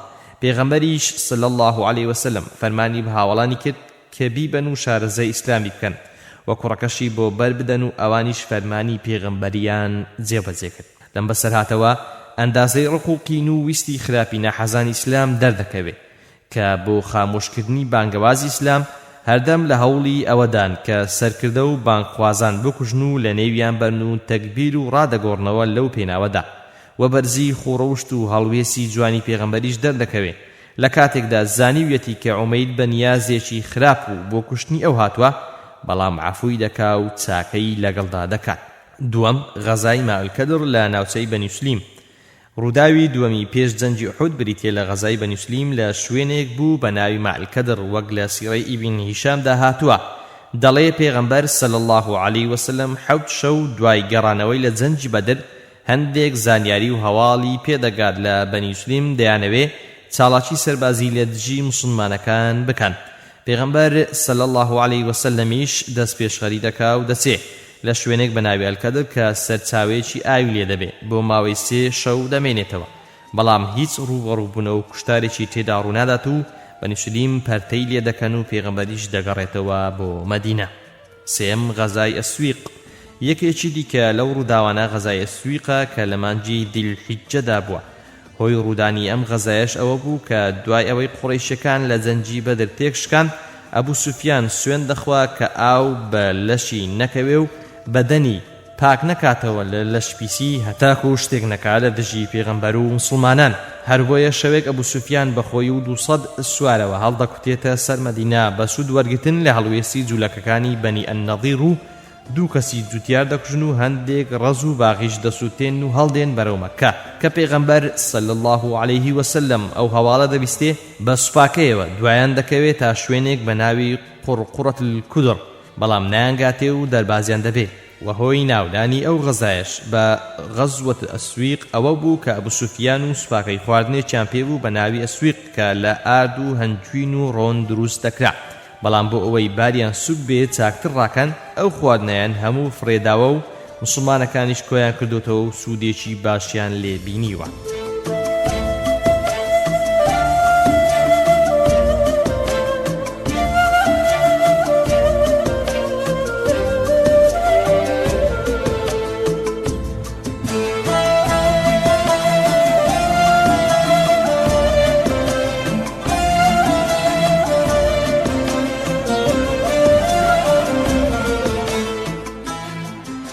چوارەم، غەزای فی ئەمر.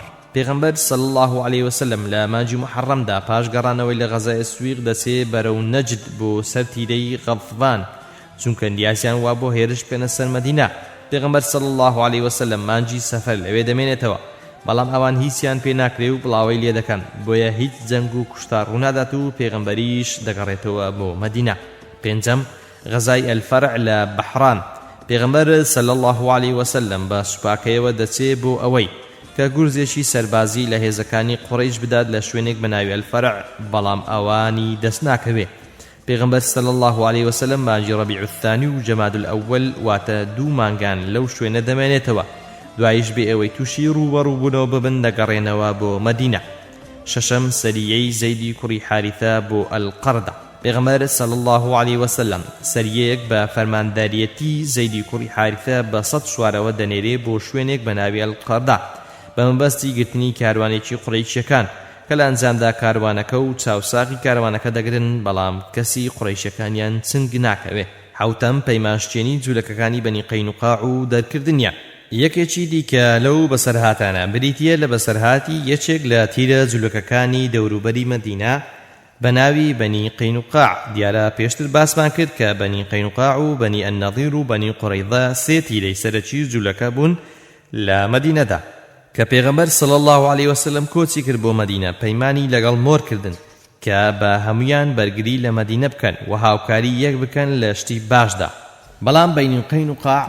بەڵام بەنی قەینوقاع چەند شتێکیان کرد کە پێچەوانەی پەیمانەکە بوو بۆیە ئەو پەیمانیان هەڵوەشاندەوە. یەکێک لەو شتانە ئەوە بوو وەک ئیبن هیشام جێڕاویەتەوە کە پاش جەنگی بەدر ڕۆژێکیان پێغەمبەر صلی الله علیه وسلم لە بازار خەڵکێکی لە تیرەی بەنی قەینوقاع کۆ کردەوە پێی فەرموون ئەی کۆمەڵی جوولەکە لە تۆڵەی خوا بترسێن وەکو ئەوەی کە بەسەر قوڕیشی هێنا و موسڵمان بن. ئێوە دەزانن کە من پێغەمبەری خوام و ئەوەش دەبینن لەو کتێبەدا کە خوا بۆی ناردوون ئەو پەیمانەی کە لێی وەرگتون. ئەوانیش لە وەڵامدا دەڵێن نەخێر تۆ پێغەمبەری خوانی و ئیمانت پێ ناهێنین و هەڕەشەی لێ دەکەن و پێی دەڵێن ئەی موحەممەد تۆ بەوە هەڵمە خەڵەتێ کە لەگەڵ کەسانێک جەنگێکت کردووە ئەزمموی جەنجیان نەبووە ئەگەر لەگەڵ ئێمەدا شەڕ بکەی ئینجا تێدەگەی کە ئێمە پیاوی شەڕین کەواتە هەرچەندە بەڵێن و پەیمانیان لەگەڵ پێغەمبەردا هەبووە کەچی هەڕەشەیان لێ کردووە هۆکاری سەرەکی ڕووداوی دەرکرانی تیرەی بەنی قەینوقاع ئەوە بوو کە ئافرەتێکی موسڵمان دەچێت بۆ بازاڕیان و بۆ ئەوەی شت بفرۆشێ دوای ئەوەی کە شتەکە دەفرۆشێ دەچێتە لای زێڕنگرێک دادەنیشێ سەرەتا جوولەکەکان دەیانەوێ ئەو ژنە دەم و چاوی دەربخات ئەویش دەری ناخات دوای زێڕنگرەکە دامێنی کراسی ئافرەتەکە لە پشتەوەڕا لە پشتی گرێ دەدا بەبێ ئەوەی ئافرەتەکە بزانی و هەست پێ بکە کە ئافرەتەکە کارەکەی لای زێڕنگرەکە تەواو دەبێ هەڵدەستێ و ڕانی بەدەردەکەوێ و ئافرەتەکە زۆر ناڕەحەت دەبێ و هاوار دەکا و دەڵێ ئەی موسڵمانینە فریان بکەون ئەوانە سوکایەتیان پێکردم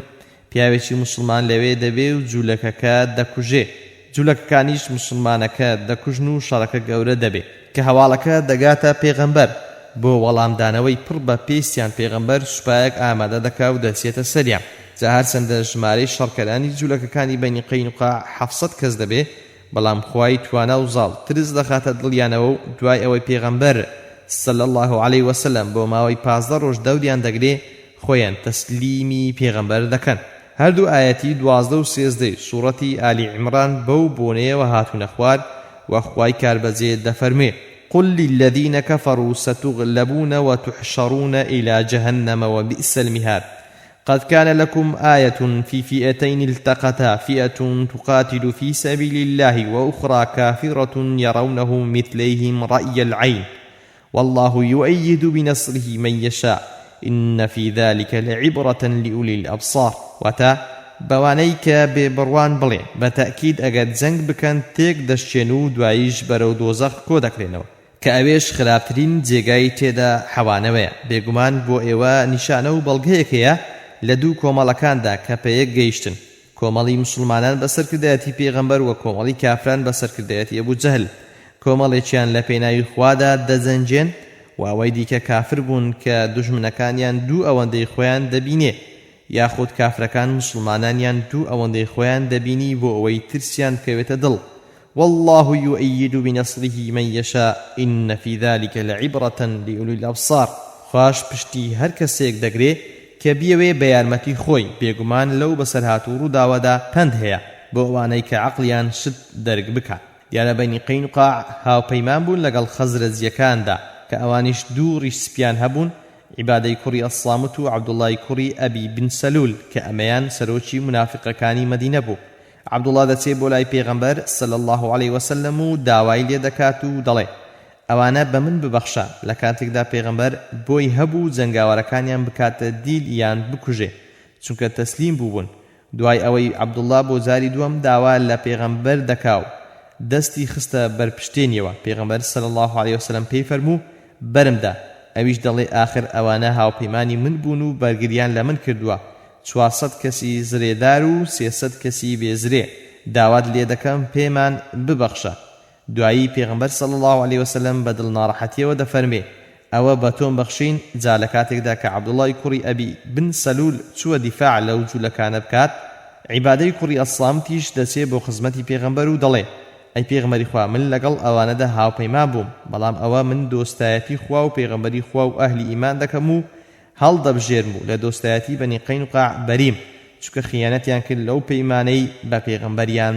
دابوو جابو بوني وخوا عز وجل دفرمي يا أيها الذين آمنوا لا تتخذوا اليهود والنصارى أولياء بعضهم أولياء بعض ومن يتولهم منكم فإنه منهم إن الله لا يهدي القوم الظالمين واتای ئەوانە ئیمانتان هێناوە جوولەکە و نەسڕانیەکان مەگرن بە دۆست و پشتیوانی خۆتان لە حاڵێکدا کە ئەوان هەندێکیان دۆست و پشتیوانی هەندێکیان و هەر کەسێک لە ئێوە وابکات ئەوە لەوانە لە بازنەی ئیسلام دەچێتە دەر بێگومان خوا ڕێنمایی ستەمکاران ناکات دوایی دەفەرمێ فطر الذين في قلوبهم مرض يسارعون فيهم يقولون نخشى أن تصيبنا دائرة فعسى الله أن يأتي بالفتح أو أمر من عنده فيصبحوا على ما أصروا في أنفسهم نادمين وتأوانيك ضليان نخوشي تدايا فلدكن لدوستاياتي كرني جولك كان داو دالين دترسين بلامان بسر بي وەک عەبدوڵای کوڕی ئوبەی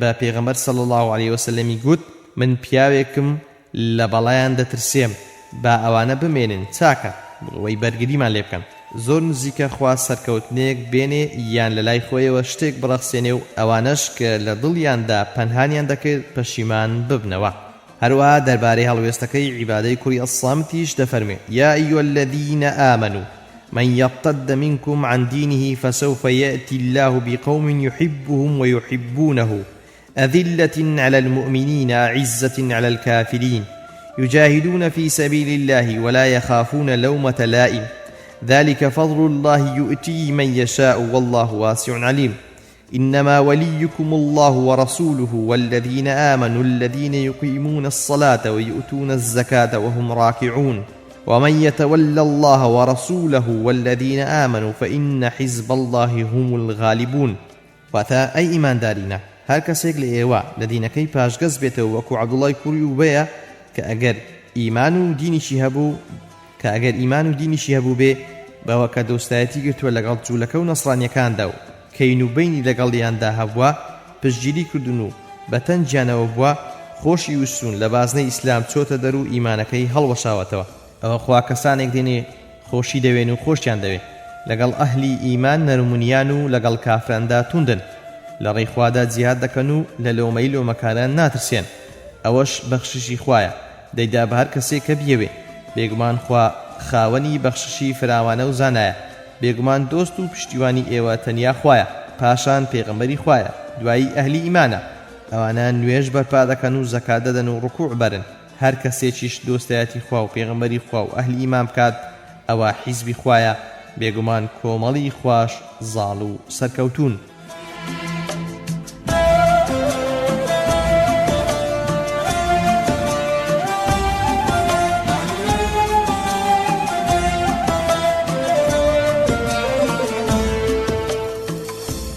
مەڵێ بەڕێزان و خۆشەویستان بەم ئەندازەش دێینە کۆتایی ئەڵقەی ئەمجارمان لە خوێندنەوەی پوختەی ژیاننامەی پێغەمبەری خوا صلی الله عليه وسلم تا دیدار سپاردەی خوا بن وەسسەلام عەلەیکم وەڕەحمەتوڵڵاهی وەبەڕەکاتوه